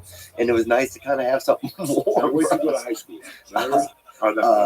Next to that town, a couple away from there, called Covington, Mandeville. Where'd you go to college? I went to LSU and University of New Orleans. Really? Mm-hmm. Did you graduate from LSU? I graduated from University of New Orleans eventually. Look at you. So I made it through. When you went to LSU, they still talk about Pistol Pete Maravich. Oh, dude, the town I grew up in. Get the fuck out of here. He lived and died in our town, dude. Get the fuck out of here. Yep. And Lee Harvey Oswald went to middle school in our town. Get the fuck out of here. Swear to God, dude. And I mean, I say this a lot, but and once in the 80s and in 1994, a bunch of infected monkeys got out because Tulane University had their primate testing facility center in our town. And a bunch of infected monkeys got out, and they let us out of YMCA summer camp to help the police look for them, bro. I remember they came to summer camp and they basically took the kids to look for. Let me get that pen real quick. Not kids, dude, the tallest boys. They took the tallest boys right out, and we helped them look for them. I remember surrounding a couple of chimps outside of a Kenny Rogers Roasters, dude, up a Highway 190. It's a true story, dude. That's the name of your book. Huh? I was surrounded some chimps up next to a Kenny Rogers Roasters. And dude, the shit got racial. Like people would go around town, they were yelling. I mean, this is fucked up. I mean, this just shows you how far in the South you are. People were like, 90 monkeys just escaped from this place, whatever. And you'd literally have, like, people riding around with guns, fucking Confederate flags. It's like, dude, these are animals, man. Like, relax. Like, the shit almost got, it was weird. Like, people were like, these fucking monkeys. Like, they planned it. Like, it was crazy. Like, it was. I just threw that name out because today, in today's paper on Twitter, it said that the basketball player from the Lakers is producing the Pistol Pete Maravich. Oh, that's awesome. Biopic. And I'm sitting there going, what kills me about today is they're doing biopics about people that these motherfuckers don't even know. That movie should have been done 2 weeks after he fucking died. Yeah. But nobody thought about doing it, Do you know much about Pistol Pete? I mean, I think I know a pretty good amount about him. I mean, I know he played, I know he played at LSU. I know he played for the Jazz. I know his two sons. Really? Yeah. They played ball like whenever I was growing up. So one of them like a little younger, one of them a little bit older. So I mean, they were legends. It was kind of, it was a small town. Like it was legends. Yeah, the biggest name in his fucking. If he lost, his father wouldn't let him sleep in the house or shit. Would make him sleep in the fucking yard. This is Southern basketball, Jack. Dude, they had a half court or a quarter court in their upstairs of their house above the in the attic. They had a basketball They didn't court. fuck around. The marriages didn't fuck around. That old man didn't fuck around. That dude, he had that's why he drank himself to death, Pistol Pete, because there was no childhood. His father made him go out there and do wind sprints and shit. Yeah. And that guy wasn't fast, but his fucking handling skills were just phenomenal. He made up for it. In my life, I've seen two people handle a ball fucking phenomenally. One was a guy named Pistol Pete Maravich, who's an NBA player. And another guy was a kid from South Carolina. His name was Jackie Galoo. White kid or black kid? White kid. Mm. And he played basketball on acid. That's why he didn't get drafted, because he was such a freak. But his handling skills, I saw him play, and I played against him when I got older. His handling skills were so fucking unbelievable, what he could do with a ball.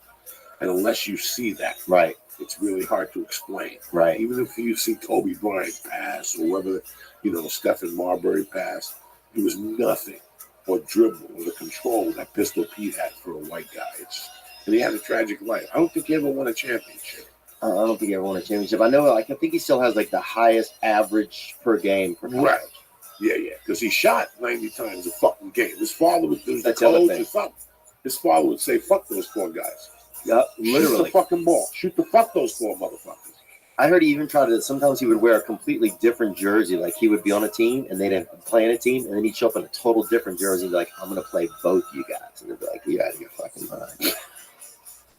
It was nuts, bro. But yeah, man, we got out to look for all types of chips that I got out of that joint.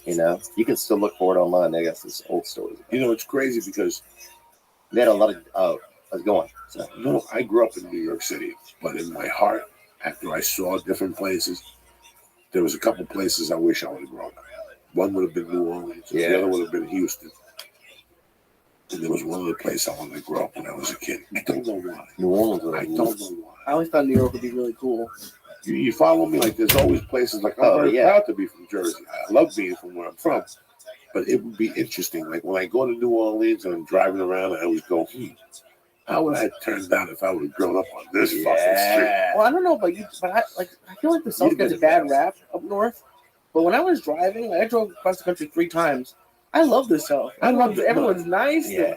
It has nice weather. I felt like I got a bad rap when I was in Mass. People are fucking, I don't know. People are chill down there, man.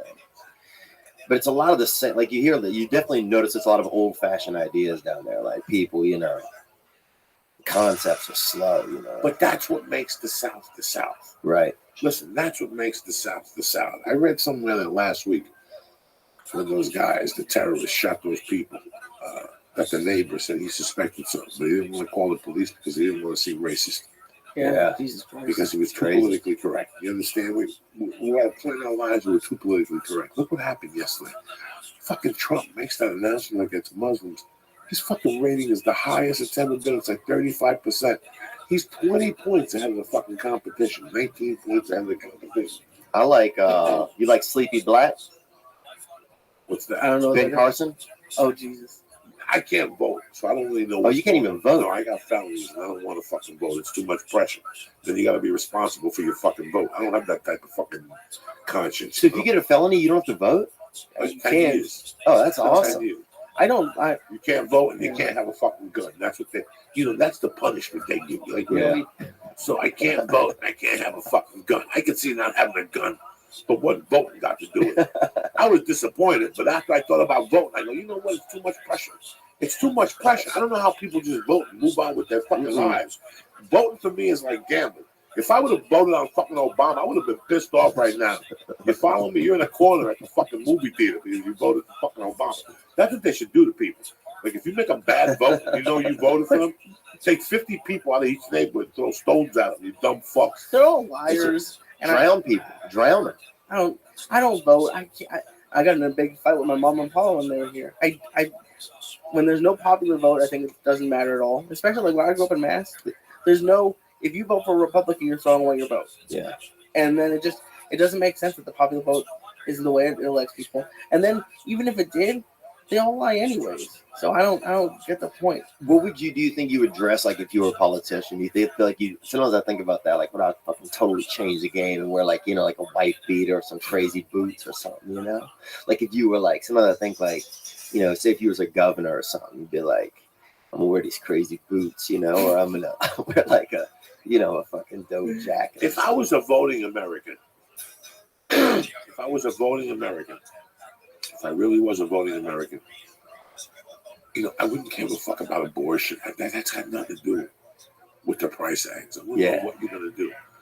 The country's in this state of the country right now. What are you going to do to get us out of this state? Let's go step by step for your 2 terms. Let's go for the 8 years. Yeah. Give me the 8 years. How it's going to pan out. What are you going to do the first year? What are you going to take care of? What's second on the agenda? What's third? Yeah, Do I an give a fuck agenda. about the homeless problem? Not fucking really. There's a ton of fucking problems you got to take in before we worry about the minute little things. Agreed. Homeless people want to be fucking homeless people. What do you want me to do? A lot of them are doing fine. A lot of them are doing fine. You see them over here at the end of 134 getting changed, then they walk over to their fucking Corvette. I'm driving a fucking Subaru, hustling like a fucking savage, taking 2 planes a fucking week. And these cocksuckers are getting changed, making 40 grand a year at the end of the 134. You know, listen, man. It's not the point I'm talking about, but that's I want to know your plan. I want to know your plan step by step by step by step, how it applies to me as an American. I want you to plan it out for fucking people who make $50,000 or less. I want you to tell them, real people. Real people. Yeah. You know, and now you were talking about the South, that they're slower and that all that shit. You know what? I like that. Yeah. I like that that's there and the reason why it's there. There's a reason why a white guy would say that he's going to stop Muslims from coming in right now. And people raise their hands. Half of them and say, oh, it's cruel or whatever. But the other half are Americans that feel, you know, we got to stop this somewhere. Oh, yeah, man. I think you got to shut it down, bro. I would say if they had walls you could press a button right now, I'd put them up everywhere. But it's not just that. It's, you know, look at the fucking, the people, the white dude, you know, it's people who shot at the movie theater. Let's not just blame one fucking No, 100%. We got to find out who's in there. I just want to know who my neighbors are. We all got to figure this shit out. Who's here? Listen, man, Pete, you said it best yourself. They're building buildings and people moving in and out. They just said that these people have a fucking passport duplication. You don't think they're here? You don't think they're making billions on oil? They have everything. It's just, and I don't know because what are they gonna do? They're gonna walk? Are they gonna go around now, knocking on your neighbor's doors, like, hey, we're gonna check all the Muslims out? Well, you can't. Not even Muslims, but even just regular people, you know. I don't pay too much attention. If Trump hadn't said the things he said about Hispanics and this stuff about the Muslims, I think a lot more people would be on board. Yeah. I actually read an article yesterday that they're predicting that Trump is going to bow out at the end, just like he did the last time. So maybe he doesn't want too much support. I don't know. Right. But it's just it's crazy what people say, and then yeah, if you lay out a plan, right? What happens when they don't do any of what they said? Yeah. Like I voted the first time for Obama, and he said like the whole thing like 100 days I'll close Guantanamo. That was like the first thing he said, and it's coming up on the end, and that's nowhere near being closed. But maybe he didn't know that he couldn't close it. I don't know. But how do you hold them accountable? You can't. It's great. It's just like. No, let me ask you something. Just for the argument here, because I don't know nothing about nothing. I'm a little high though. Are you guys still? I'm very high. Okay, I'm just making sure everybody's high. Why was it important to you that they would close Guantanamo? No, why is that such? I'm not arguing with you. I just want to know. Personally, I have no thoughts on that, but that was just the only thing I could think of right now. Right. Like that was he said in the 100 days I'll close it. I don't know if that's good or bad. I'm not. Now, do people want them to close Guantanamo? Yeah. Why? Because it's they're not giving them like fair trials and just keeping them there. I did comedy there once. Did you? Yeah, for the troops there, not the prisoners, but it was pretty fun, I guess. I mean, I don't know it's chill in there. The chicks only had like 7 chicks, not even that hot, but some of the guys seemed friendly, and we went swimming and everything. We had a good time. Now, what made you want to get on stage? My dad was real old when I was born. That's all. How old was you? 70. My dad was 70. Hold on 1 second. I gotta go get a tissue. You shit? Oh, that's like shit a little. No. I just gotta go blow my nose. But yeah, I wonder what kind of hats I would wear, or special pants I would wear if I was the president, bro. You ever wonder that, man? Like American flag pants? Yeah. Yeah, like a little, The pieces when somebody breaks your. How's the podcast going? It's going good. It's on right now. Huh? I guess no. We can talk. Stream? Yeah, we're streaming right now on YouTube. That's so. Your dad was 70 years old. That's crazy. How was that? How was it? Like, was it? It was pretty nuts, bro. So wait, who's high? You're high? I'm very high. Okay. Oh, Joey's high. Oh yeah, Joey. I think most of the people listening. Do I seem super high? You think? No, I thought it was funny when you said like going to do learning. I think that was Oh yeah, man, I get caught up sounding like a fucking retard sometimes. I'm pretty high though. Like if I'm trying to think, like say if I wasn't myself and I came up to me, okay, and I said, "Fuck, that doesn't make any sense," and I said, "Hi." Fuck, what were we talking about? What were we talking about? Yeah, no, it's sometimes I wonder that, like, if I was sober watching a high person, would I be able to know they were high? Dude, I wonder if you came up to yourself, bro, would you even like who you are? Would you be like, look at this bitch right here? Oh, that's deeper than I was thinking. That's sometimes I think I try to be. Joe, what do you think? Me? Would you like yourself, honestly, if you met yourself, dude, being 100% honest? No, I don't even look. I hate when I do a movie and I have to go watch it, or somebody makes me. I'm dreading watching this fucking special. You know, I'm dreading all that shit. I don't want to see me. I don't want to fucking hear me. I don't want to see my body. I don't want to see my physique. When is it special? No, we just shot something in Vegas. Oh, y'all did? How was it? Awesome? It was what it was. You know, I got to see it. You know, I just went through the motions. I don't fucking know. It's good. I'm really happy. Too high right now. Bro, it's good. That's good. Oh, is that I hope you? not. No, I hope it is. So your dad had you when he was 70. Yeah, he was old. How old was your mom? 32. She was young. That was slinging some thing. He was throwing it out there, man. That was his first marriage? No, he'd been married a couple. He'd been married one time before. Is your dad still alive before we talk about it? No, he'd be old. Sorry. It's all right. Appreciate it, man. He would be almost on. He'd be 106. 106 now. I don't know. You only get 22, so I'm all fucked up. I know you've been around here for 10 years, maybe. So I'm 30. You when you were 70. Yeah, he got old, man. He just, I don't know. And that's what my mom, like, when I think about my mom, like, who would bang, like, an old guy? Like, that'd be crazy, I feel like. Was he, like, an attractive man? Was he, like... Yeah, definitely handsome, but, yeah, I mean, he didn't have any money. You know what I'm saying? Like, who kind of thugs it out with an old dude that many times? Let me get back to you know? How old was your dad when he passed? 86. So he was around until you were 16. God bless you, bro. Yeah. You got to have him until you were 16. Yeah, that's a good point. Yeah, man, it was kind of wild having like an old dad because all the time you spent, it was just like a little bunch of like kind of vignettes of like he would take me to this bar sometimes with him, bro, and you know the lady would give me fucking chocolates, right? And then I mean one night the lady, I'm not even joking, kept giving me chocolates, and my dad's like, no more chocolates for me. You know, and I'd had probably 30, bro. Like nothing could stop me from eating chocolates, bro. I'd just continue to put chocolates. If they had chocolates around me, I would just continue to put them into me. And this lady, my dad said, no. And then the lady took me to the side of the bar a little while later and just gave me fucking like almost like this lady wanted to like poison me or something, you know? So he used to take me to do like weird shit like that. I don't know. God bless you. Yeah. No. You fucking know. You fucking know. I lost my father when I was 3. I lost my mother when I was 16. So that's crazy. Yeah. So you know some of the. But right now I have my daughter when I'm 49. Every morning I wake up. I can't lie to none of you guys. I wake up, I put my feet down, I go, God, thank you for giving me another day to see this little fucking girl. All I want is enough time. Just so I can give her the fucking mentality of the church. That's all I need. Let her work it out like I worked it out without my mom. That's the best way to fucking do it. Because I feel like I'm going to die. I did blow. I you're not had going to die, man. You know, God fucking knows. You get shot by one of these fucking monkeys. Who knows? Yeah. But you always...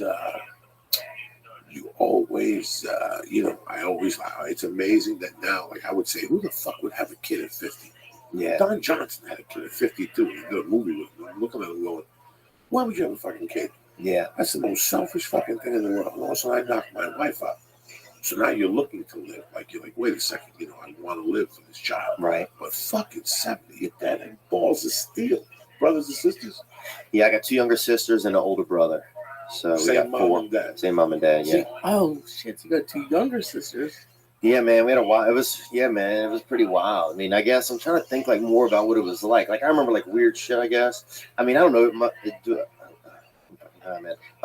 So I remember like my dad would he let me drop like say as soon as I was tall enough, like 11 years old. I remember being 11 years old and my dad being like, "Hey, will you drive me?" You know, because he couldn't turn his neck, you know. So like, he's like, "Hey, will you drive me?" And I'm like, "Yeah, I'll fucking drive you." I'll hit like 5'10", a little growth spurt when I was 11. So next thing you know, I was driving my dad places, dude. Like I remember we dropped him at the post office, and he said, "Go around the block," and I went around the block. and fucking hit like 7 cars, bro. It was fucking solid. And my dad had a Cutlass, like a Delta 88, you know, like a just straight up fucking rig rider, bro. And I would just, and it was a piece of shit. It was all banged up. And I would just go around the block. And then one time he let me drive on the interstate. I was doing like 70, 80 miles an hour driving to Hammond. And it's probably about like 30 miles. And my dad's just fast asleep in the fucking passenger side. So those are the fucking good old days, man. What I feel from you a little bit when you tell me the stories, you're happy, you miss them and everything. But are these stories weird to tell sometimes? Like, are they weird to tell? Yeah, a little bit. I mean, it's not the normal American family. Like me, I have the same family. Right. So I could see that we both share that same little twitch because as you get older, you'll appreciate those stories more because nobody fucking had a life like that. Right. When you're 11, your dad's like, drive the fucking car.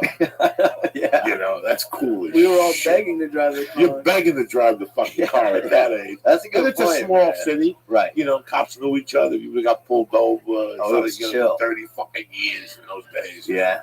But just the fact that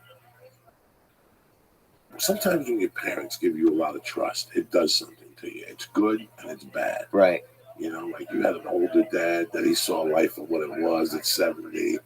And I bet now when you tell those stories sometimes, you're like, should I even say the story? Let me tell you something, Theo.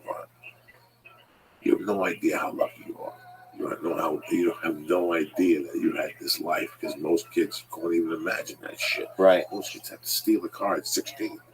You know, there's so many good points of growing up. No matter how you grow up, as long as your parents were around, right? Just having a life is great. I know it's tough. People get adopted, they get stabbed, they get beat up and shit. You know, I'm very lucky when my Thugs and Muppets, man. Yeah, when my mom died, I didn't have to go into the system. You know, I was old enough to make my own decision. It's so weird. Till today, I realized I didn't even do paperwork. When my mom died, my friend said, "You want to live with us?" I'm like, "Yeah." That was it. I kept going to high school. Like nothing. I just switched my address. And then nobody asked any questions. Who's your legal guardian? Me. That was my legal fucking guardian. Me. Those are the fucking days, dude. I feel like kids can't have anything like that anymore. Like all the, I don't know, it's just this ambiance. I think before some of the technology we have now, that just made everything fucking dope. One of the reasons why I wanted to go home with my wife and the baby was because of my paranoia of dying. I wanted to walk my daughter up and down the same streets I walked. Right. So I parked the car. I walked up Giving Out Terrace. I walked down Union Turnpike. But the best walk we did was in the park where we used to play basketball. Yeah. It was open. I took her in the park. And now they replaced the hut. There used to be a hut there. And one of the most racist things I ever heard come out of a person's mouth was in that fucking hut. That me and everybody in the park looked at each other and just kept fucking shaking our heads. Damn. There used to be a hut there. The guy's name was Mr. Kennel. His 2 sons are still alive. The one son's still alive. Nice kid. I always liked Jackie's, isn't it? This has to be 1975. We're in this park. And we're just playing tag, whatever the fuck you play when you're 11 or 12. There was a basketball court, but in those days we weren't allowed in the basketball court. The older kids were drunk. Unless they picked you, you couldn't fucking. So we just played whatever, the monkey bars and shit. Chill. And that hut was there. And it was the summertime. Mm-hmm. And I'll never forget that Mr. Kennel was in that hut. And that was, you know. He was coming in there? No, he was sitting there with a fan on him in this little hut, and the window was slide open. And he's sitting there, he's got his glasses on. Mr. Kennel's got to be 40. Right. And there's 8 Spanish kids, 20 Italian kids, 6 Irish kids, and 1 fat black girl. Blowing him? With a huge, with a huge Julius Irving afro. She's the little kid. Right. She's got to be tight. She's just she's throwing rocks at the kids. They're all throwing rocks at each other. They're all having a good time. And all of a sudden, out of nowhere, one of the white kids spits at Marlo. And Marlo spits back at the white kid. And Mr. Kennel sees this. Now, we're over here. I don't know what the fuck we're doing. He sees this and he slides open the window. And he pops his head out the window and goes, "Hey, don't let that nigga spit get on you." Right? This is 1975. He goes, "That shit will go right through you." And he closed the window. And me and the other kids sat there and looked at each other like we had never heard Like I heard nigger on the Richard Pryor album. Yeah. Like, that was it. For him to yell it, that was the most great. And Marlo just kept spitting at the white kid. Like nothing happened. Marlo didn't give a fuck. Damn, man. That is great. Well, that hut is gone. My point is, the hut and its racism is gone, right? They had this kid that lived down the street from us named Boogie, and the dad was like a bus driver in our town, and he used to cut our hair, right? And he's a bus driver that cut hair. Yeah, he was a bus driver that cut hair. And here's the crazy part. I didn't think about this. The only haircut he knew how to give was his own cut, right? Like the style he had, right? And it was fucking, it wasn't even a style, it just looked like shit, right? So all the boys and most of the girls had the same cut in our town, man. Everybody looked jacked up. But what were we talking about? Black people? Oh, no. The priest yelled that shit, man. The first time I really want to go to New Orleans was when I read about fucking the mafia down there. Mm-hmm. And how that guy ran the mob and how everybody thought that whole Kelly assassination came out of New Orleans. It was also very interesting to me that I saw a movie called with Richard Gere and Kim Basinger. Fatal Attraction? No. Fatal fucking Attraction. There's a chick that shows a pussy. Oh, that's I knew it is Sharon Stone. Right. This is. What if Sigourney Weaver showed her pussy? Would you look or not? Fuck yeah, with that overall. Actually, I love that sexy overall. No Mercy? No Mercy was a movie that came out in 1987 about white. 86 about white motherfuckers killing each other in New Orleans. And the guy that was her boyfriend bought her. Mm-hmm. Bought her. Like that happens in New Orleans. He bought her from her mama. Right. He raised her and they put a woolly out and fucked her. She was beautiful. Kim Basinger.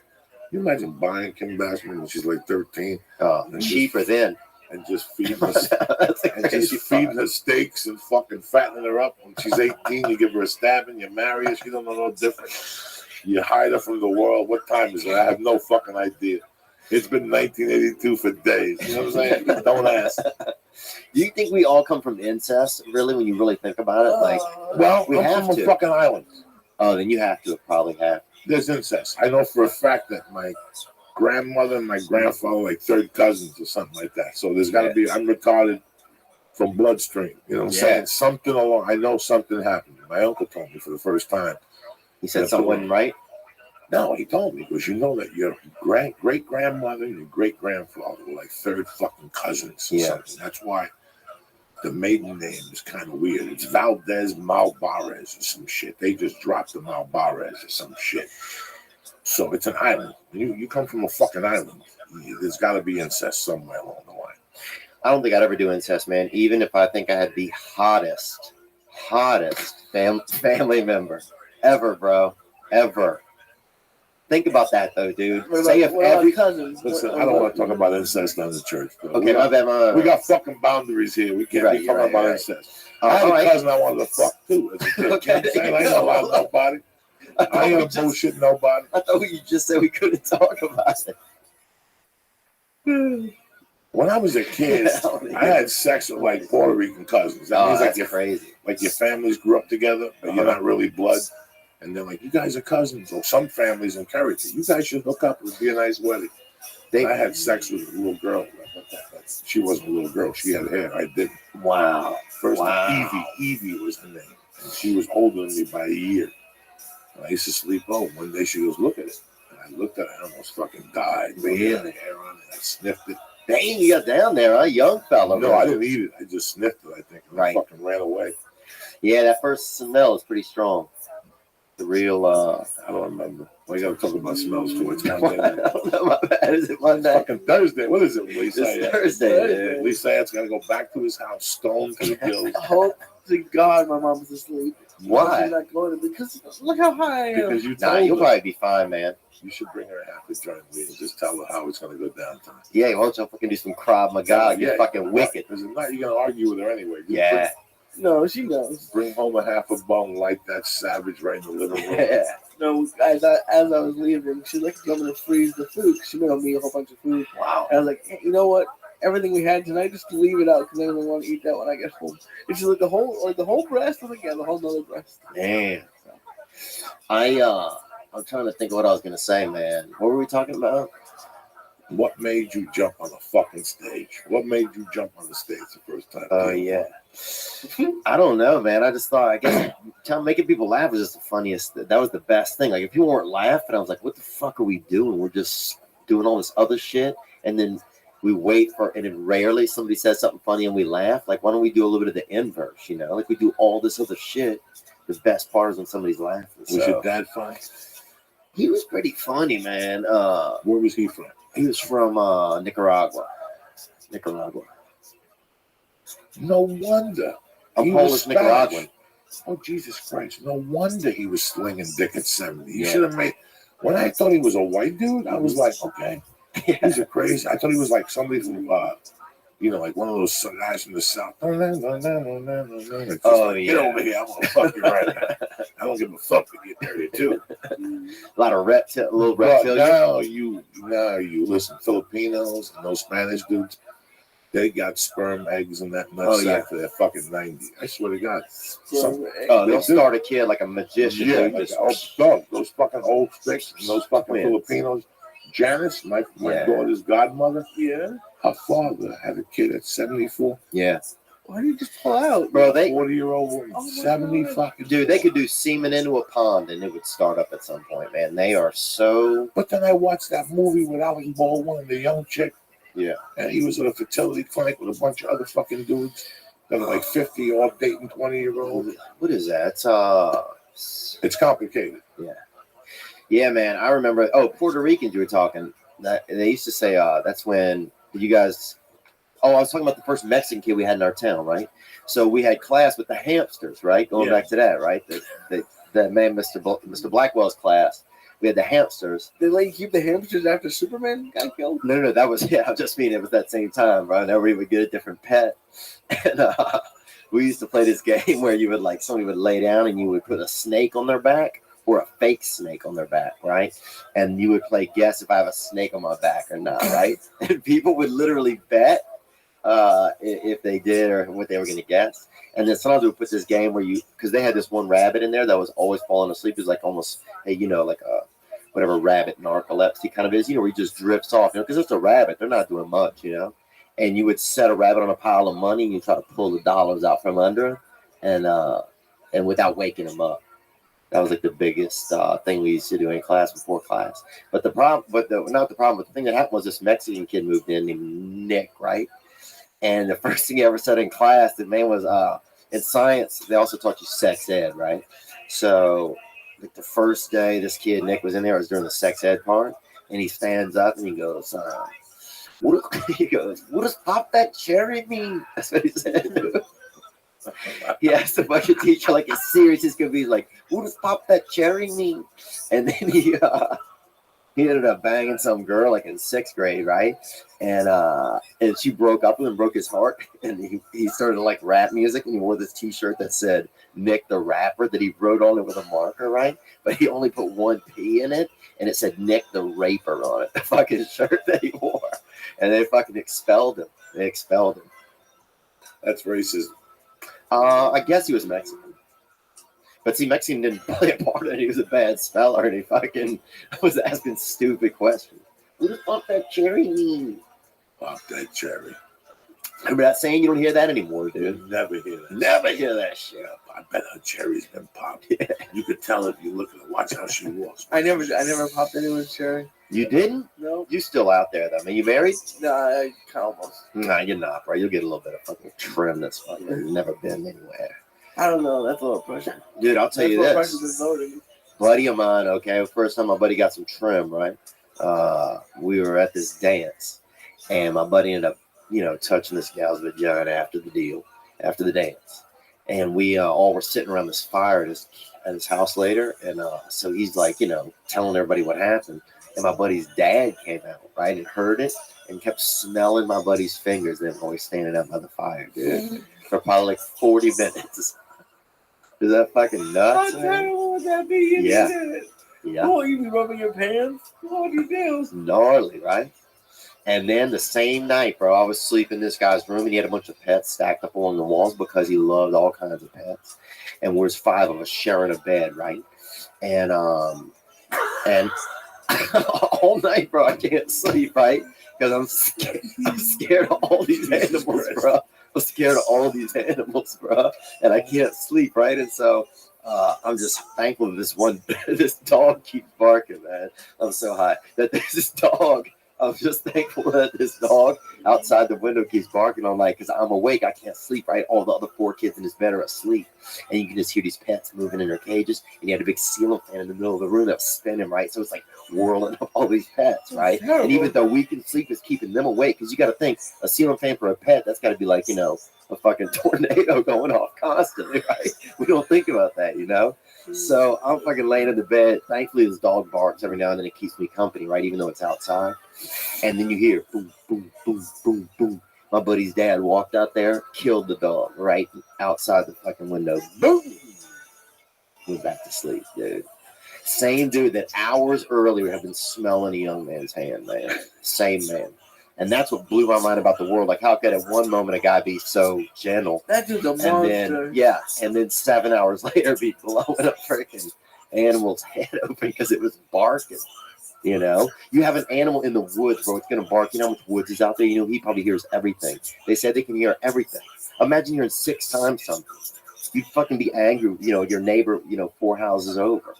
I don't know, man. I'm high, bro. First you talk about incest, and you got to talk about killing dogs. They got to bring me down. Sorry, man. I'll bring you down. Bring that down.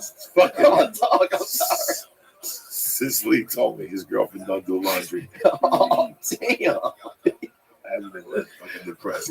How are you gonna get the laundry done, dude? You doesn't live with me. Why would you do my laundry? I do my laundry. I didn't bring it to the sink. Bro, if you're really in love with her, you should fucking leave a load over there when you go back 2 days later, see if it's cleaned or not. Her mom would That's do if it. it's love. No, but the thing is, she still lives with her mom. Her mom would do it. Oh, wow. Her mom has offered. Fuck yeah, bring it over there. Fold the onions, put starch on them. Is her mom married to a brother or not? Have you ever had fun? She's mentioning it. Have you ever had Who's starch Arthur? in your underwear? Starch in my underwear? No, that's terrible. Why would you want to start? Fucking tremendous. Make you feel like an adult. Soft. Yeah. Shit. Makes you feel like you have a checkbook, It makes you fucking feel good. That's what I miss, bro. Look at fucking Lee. You got to go into the house now. How you going to act? Nick the Raper. Nick the Rapper and shit. So what was the first place you got on stage? This place called Brown in down in Louisiana. There's a bar down there. And then I went on this thing called Semester at Sea, which is like a university, like a floating school that goes, like, you literally circumnavigate the globe. And I was in college, and they had an open mic on there, and they had a senior passenger on our cruise ship that had died, right? So they was keeping him in the freezer, right? So I just made some jokes about, like different, like, cold cuts and shit. Like, this sandwich tastes like berry, and just vague shit like that. And kids were kind of laughing. And so then I got up, and had like an open mic thing on there, and I got up on there, and it was fun, joking. For a nice looking kid, you're a dark dude. And I like that about you. On stage, you take people in a weird direction, and I look at you like, this fucking kid, I trust him with my fucking animals. Thanks, man. Well, not that one, though. Fucking dogs and you fucking. Well, a couple of brothers beat that animal up. I never did that. Superman. I never did that. I was just, to be honest, a couple of brothers. I killed the fucking rat a couple of times. I actually backed over a deer once with a fucking lawnmower. So I'm really gonna share stories. I swear to God, man, it was a big bush hog, and I used to work on this farm in the summer times, right? And this man let me cut the grass with a huge bush hog. So one day I'm just cutting, and I backed around and turned it around, and a fucking deer, man, ran over a deer with it. Actually, ended up killing a deer. Damn, it's this dark. A deer jumped at my car once. There you go. You killed it? No, it went away. You probably killed it, though. No. Did you hit it? Yeah, but I was going like 20. Damn, dude. I was going 20 miles an hour. You hit it, and that's 20 miles an hour. Talking how fast that is. Well, yeah, that's true. Look, I had a dog in Wilshire. Oh, no. 10 years ago. Coming home, not stoned, minding my own business. Wow. Doing the speed limit. Like on fucking Wilshire Boulevard. Yeah. No, I wasn't even on Wilshire. I was on that block that you cut from Olympic all the way up to Sunset. Vermont? Vermont, one of those. Veteran. Deep one. And all of a sudden, fucking a dog. I didn't hit him straight up. He ran into my car. And he bounced off my car and got more shot. And he was limping. Cars were going around him. I pulled over and tried to get him, but he ran. That motherfucker. Once you hit them, they fucking run. Yeah, they run forever. You feel terrible. I mean, you feel fucking horrible. Whether it's a squirrel or whatever, you feel fucking terrible, you know. But on a happy note, accidents happen. I had a great time looking at your cats. I had a great time watching your cats. I know you did. Thank you very much. It was so much fun. My cats are good fucking animals, man. Yeah. I never had a cat. Really? You had dogs? I'm ready. Yeah, you're ready. No, we didn't have a dog, but I'm thinking about getting a dog. I've been thinking about it. I'm still considering.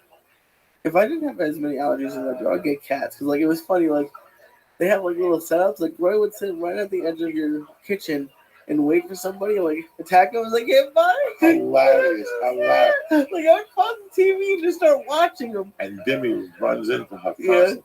So Demi will go fuck with somebody else. Somebody else will swat him.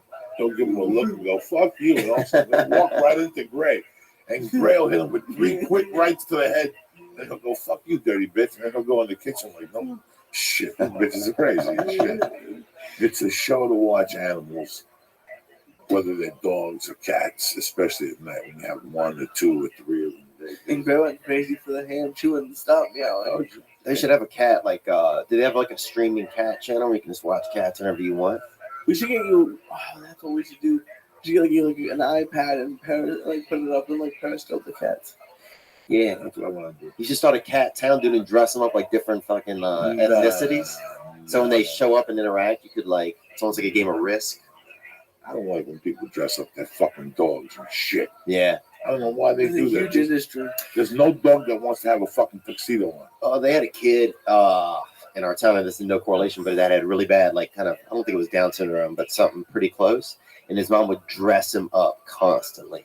Like, dress him up like in like almost like costumes all the time. Like he's in a pirate costume like this week. Like his mom, like he was like it was always Halloween or something for him, you know? You're a crazy young man. That's what I love about you. Give some shout outs. He's like, yeah, he's a panther, you know. I want to give a shout out, happy anniversary to Tina and Jimmy Joe, Aiden Diaz, Jesse Bryant, Peter Mandy Barr, Jim Jorgensen, Paul Lynch, Jack Bratcher. What's happening, you bad MMA motherfucker? And my man Henry Solari, you better show up to class this week, cocksucker. And Dustin Zawacki just had a baby. Dustin Zawacki had a baby. Yeah. A lot of fucking things going on in the church fucking world. Good energy. Oh, and one quick thing. Steve Simone is doing a GoFundMe. Did you hear about that? I heard that, something like that. There's a bunch of great, he's doing great things for a couple families and kids and wants to do more for people at Children's Hospital in LA. So Billboard retweeted it and I'll tweet it tonight. He's giving some kids who have some pretty terrible diseases like some happy times during the holidays. That's awesome. Steve Simone's a good fucking great heart, man. He's over there giving blood, bringing sandwiches. He plays with the kids. And listen, man, it means the world to people when you visit. Yeah, he's exceptional, man. That guy's got a million hearts, bro. Good dude. You know, it's really weird. We live in a place where people do weird things. You know, like people do weird things to get attention. Yeah. And if you know anything about Steve Simone, he does everything from the heart. Yeah. With good intentions, you know. 100%. He's one of those dudes that's in LA that you're happy to be his friend. He keeps you grounded. Yeah. Yeah. Especially if you come from a society that's not selling their fucking blood in this town to get ahead. You know what I'm saying? Like there's people in this town that you know who they are. They come up to you, they talk to you, they don't give a fuck about you, man. Yeah. When you start making money, all of a sudden you're the best thing in the world. They're there with their hand out, telling you how they helped you, and we always believed in you. You know, where were you when I was living in that 1-bedroom apartment and you wouldn't take my call? Yeah. But you have to put it all into perspective. But there's a certain element in this town that you look at, and when the Coke finishes, they're going to be gone. They're gone. And then there's a certain element in this town that when the Coke finishes, that's when they become your friend. And right. Steve Simone is one of those dudes. You know? It's really, he brightens your day. He does. Old school He had lunch with me and my mom yesterday. He did? We went to Domingo's. Unbelievable. He has a lot of old school values that you look at. We went to eat last week. We got to New York Thursday night. We didn't do much. We got to New York about 5. Then Friday we started our fucking jaunt. And Friday night we went to Rudy's. Did you go to Rudy's with me? Yeah. Calamari place. It's been there since 1970. Mm-hmm. And when I was in high school, they used to serve me, and they have squid. Mm-hmm. That's what they're known for statewide. People go in there. Rudy's squid. Rudy's squid. Yeah. mussels with red sauce. Oh, like He that. got mad at me because I was too nervous to buy something expensive, so I got ravioli. Oh, I'm like, and it was still delicious. It was amazing. It was amazing. Everything there is amazing. But we were eating, and I could see something. My wife, and I asked her, what's going on? And she goes, I don't see this now. Like people are having a conversation. Nobody's looking at their phone. Yeah. Guess what happened last week, guys? You ready for this? A girl who I fuck with on Facebook. Uh-huh. Hi, how are you? She was sitting at the table next to us. Me and my wife sat there, and I go, Terry, this girl on the table over here on this date. I fuck with her on Facebook.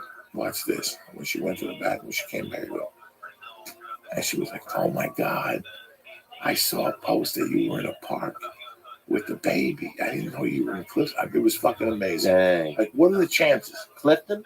Cliffside. Oh. Cliffside Park is where this place is at. And then I saw somebody, you're going to love this story. Then I saw this girl, Joyce, and I saw her. And I go, what's happening? She goes, oh my God, how are you? And the guy she was with, like I knew her 30 years ago when she was married. But they break up, and now she's dating a kid named Mikey Moore. That was one of those kids in the neighborhood that you always bumped into at 2 in the morning. Right. Like if you bumped into Mikey Moore, you were onto something. Right. Mikey Moore had a few bumps. He knew it was a few bumps. He might have a Valium, but he was always solid. Like Mikey Moore is solid. But he had a lot of claim to fans. Like Mikey Moore was one of those guys that people underrated. Yeah. And he'd light some motherfuckers up. Really? Like one time we robbed a Chinese restaurant delivery guy. We just took his fucking card, dog. First of all, we called the delivery to the park. Okay? You show up at the park. How do you say that? To deliver to the park? You fucking believe that? That's great. They said deliver it to 8. They did deliver it to next to the park. And when the guy came, we fucking bum rushed him. We took the car. But listen to this. Mikey Moore delivered the Chinese food. He kept the and came back and gave me a little taste of the vig. You understand me? After he dumped the fucking car, cleaned it off for Prince, the guy got hit in the head with like a bowling pin. Fucking rock somebody with a bowling pin. You fucking believe That's gags. It was next to this park. This place, this North Bergen is known for all these little parks, like 51st Street Park. And each park had a different personality, a different person represented that park. Like 64th Street Field, they were deep into fucking drugs and booze and fucking AC/DC and fucking music. And they fought, and, they played football. They were heads, but they fucking fought. 88th Street had more of a little, that park had a couple dabblings of heroin up there. Yeah. And, a little artsy? No, there was no artsy there. I was telling somebody my neighborhood stores were the Spick store and the Chink store. The Dragon Grocery was owned by a Chinese Cuban guy. That was the Chink store. And the Cuban place was the Spick store. And that was how artsy that was. There was no art district. It was the Chink neighborhood, the black neighborhood, the fucking Spick neighborhood. That's hilarious. Yeah, that's it, man. And the South is just like that. Black and white. It's just black and white, though. That's the crazy thing. In our town, it's just black and white. That's what I would love about maybe like New York or New Jersey. Just so we could have so many types of people around there. That must have been awesome. So what made you wake up and say Los Angeles? Anybody call you? Yeah, I had a buddy actually. I had a buddy who was like, come help me move, right? He lived out in San Francisco. So I was like, all right. I know he's like, come out and hang out with me one weekend. So I got a plane ticket, came out to meet him, right? When I get there, he's like, I'm moving. I'm like, what the fuck? Do you know I was coming in this weekend, right? He's like, nah, man, I'm moving down to LA. And so I just went with him. Then I just stayed for a while, back and forth, and stayed. It gets you, bro. It's kind of like this thing here. I don't think I'll stay forever. Louisiana? Oh, I miss it every day, man. Really? Still, 10 years here. How many times a year you go back? Yeah, probably 4 times a year. 2 planes to go back? One plane to go back. And you drive the 40 miles? Yeah. Then I drive. Get a rental car. I got nieces and nephews now. I actually had a niece that was just born like less than 24 hours ago, a little girl. So congratulations. Thanks, man. Yeah, I'm pretty excited.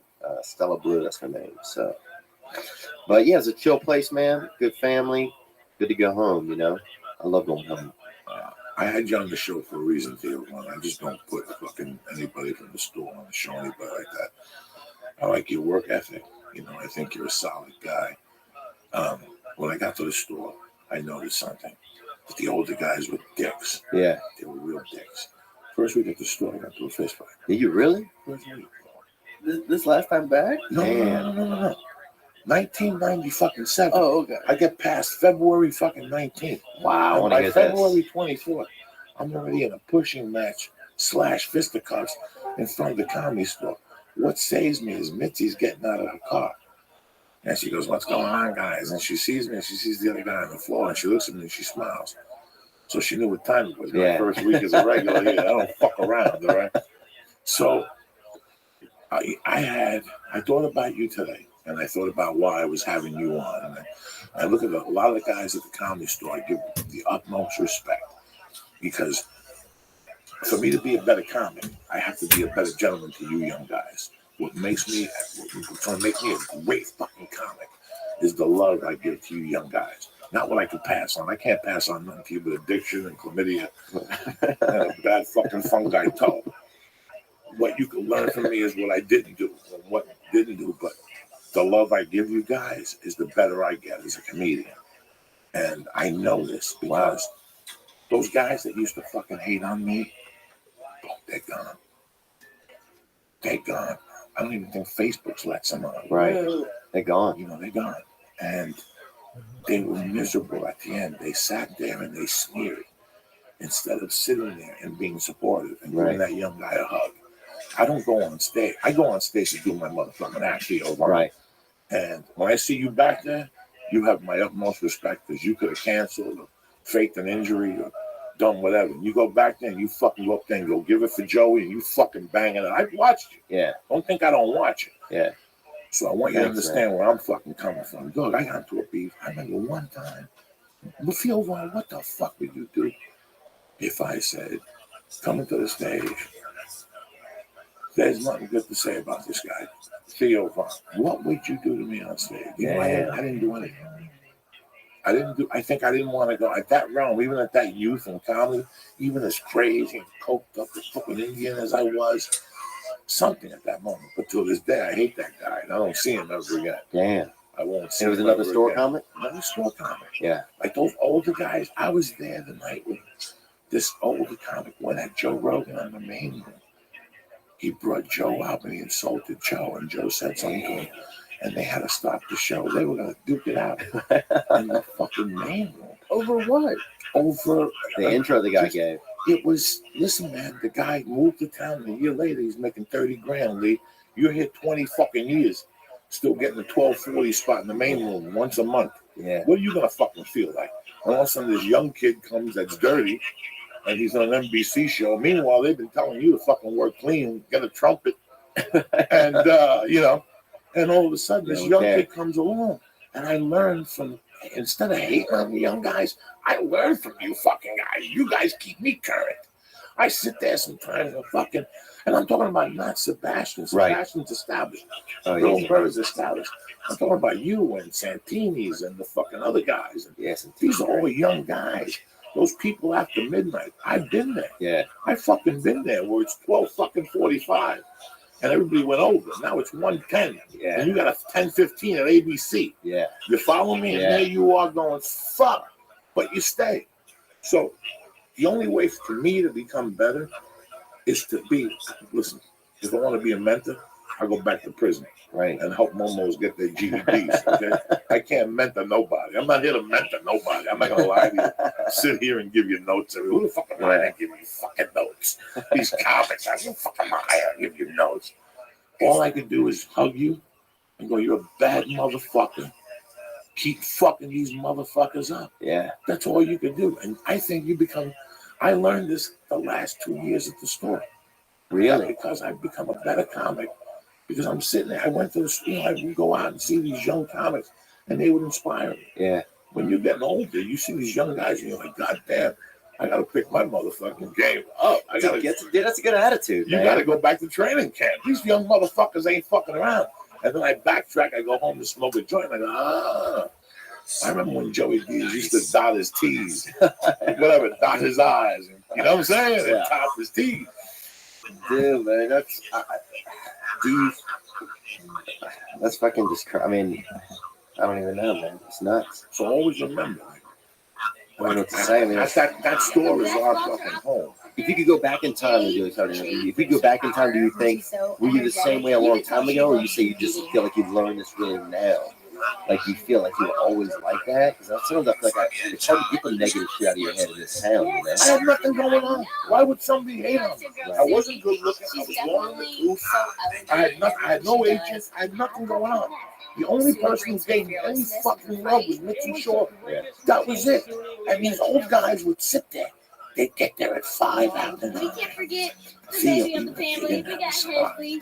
They'd sit there and they'd Just sign up turned for that 16. fucking That's list. crazy. And they'd work all night. Okay, And when you pulled up, you could see like 6 of them. wanted to start driving You know, after like they 12, would beg but now for it's you gonna have to to be show up after so the they could do their 15 minutes and get their glory for those 15 minutes. They would sell their soul. They would wish a heart attack on you so you could get up and do your 50. You know, it was just a horrible feeling. You know what I'm saying? I remember I had surgery. One of the reasons I stopped going to the store was a fat ball. And it kept getting bigger. Every time I got excited, it was the funniest thing. It would come out of here, and it would just throb out of my fucking neck. It was a fat ball. When I finally got the ball, and I went down, and it wasn't cancer. Thank God. It was just a fat ball. together is And the really doctor had to special. slice my I'm neck and so stick his happy to hand down experience and it pick with this them. fat ball The out. second that we all put it together, And he showed it's it to gonna be me in the magic. jar. We I'll want never that forget gold. what the first thing Y'all don't want to miss Team USA. when I looked at that fat ball, I thought about all the people that came up to me at the store. I don't know why. Different personalities coming Right together there, as a team. I want you to see this, though. This happened just a moment ago. Simone Biles on the warm-up for floor exercise.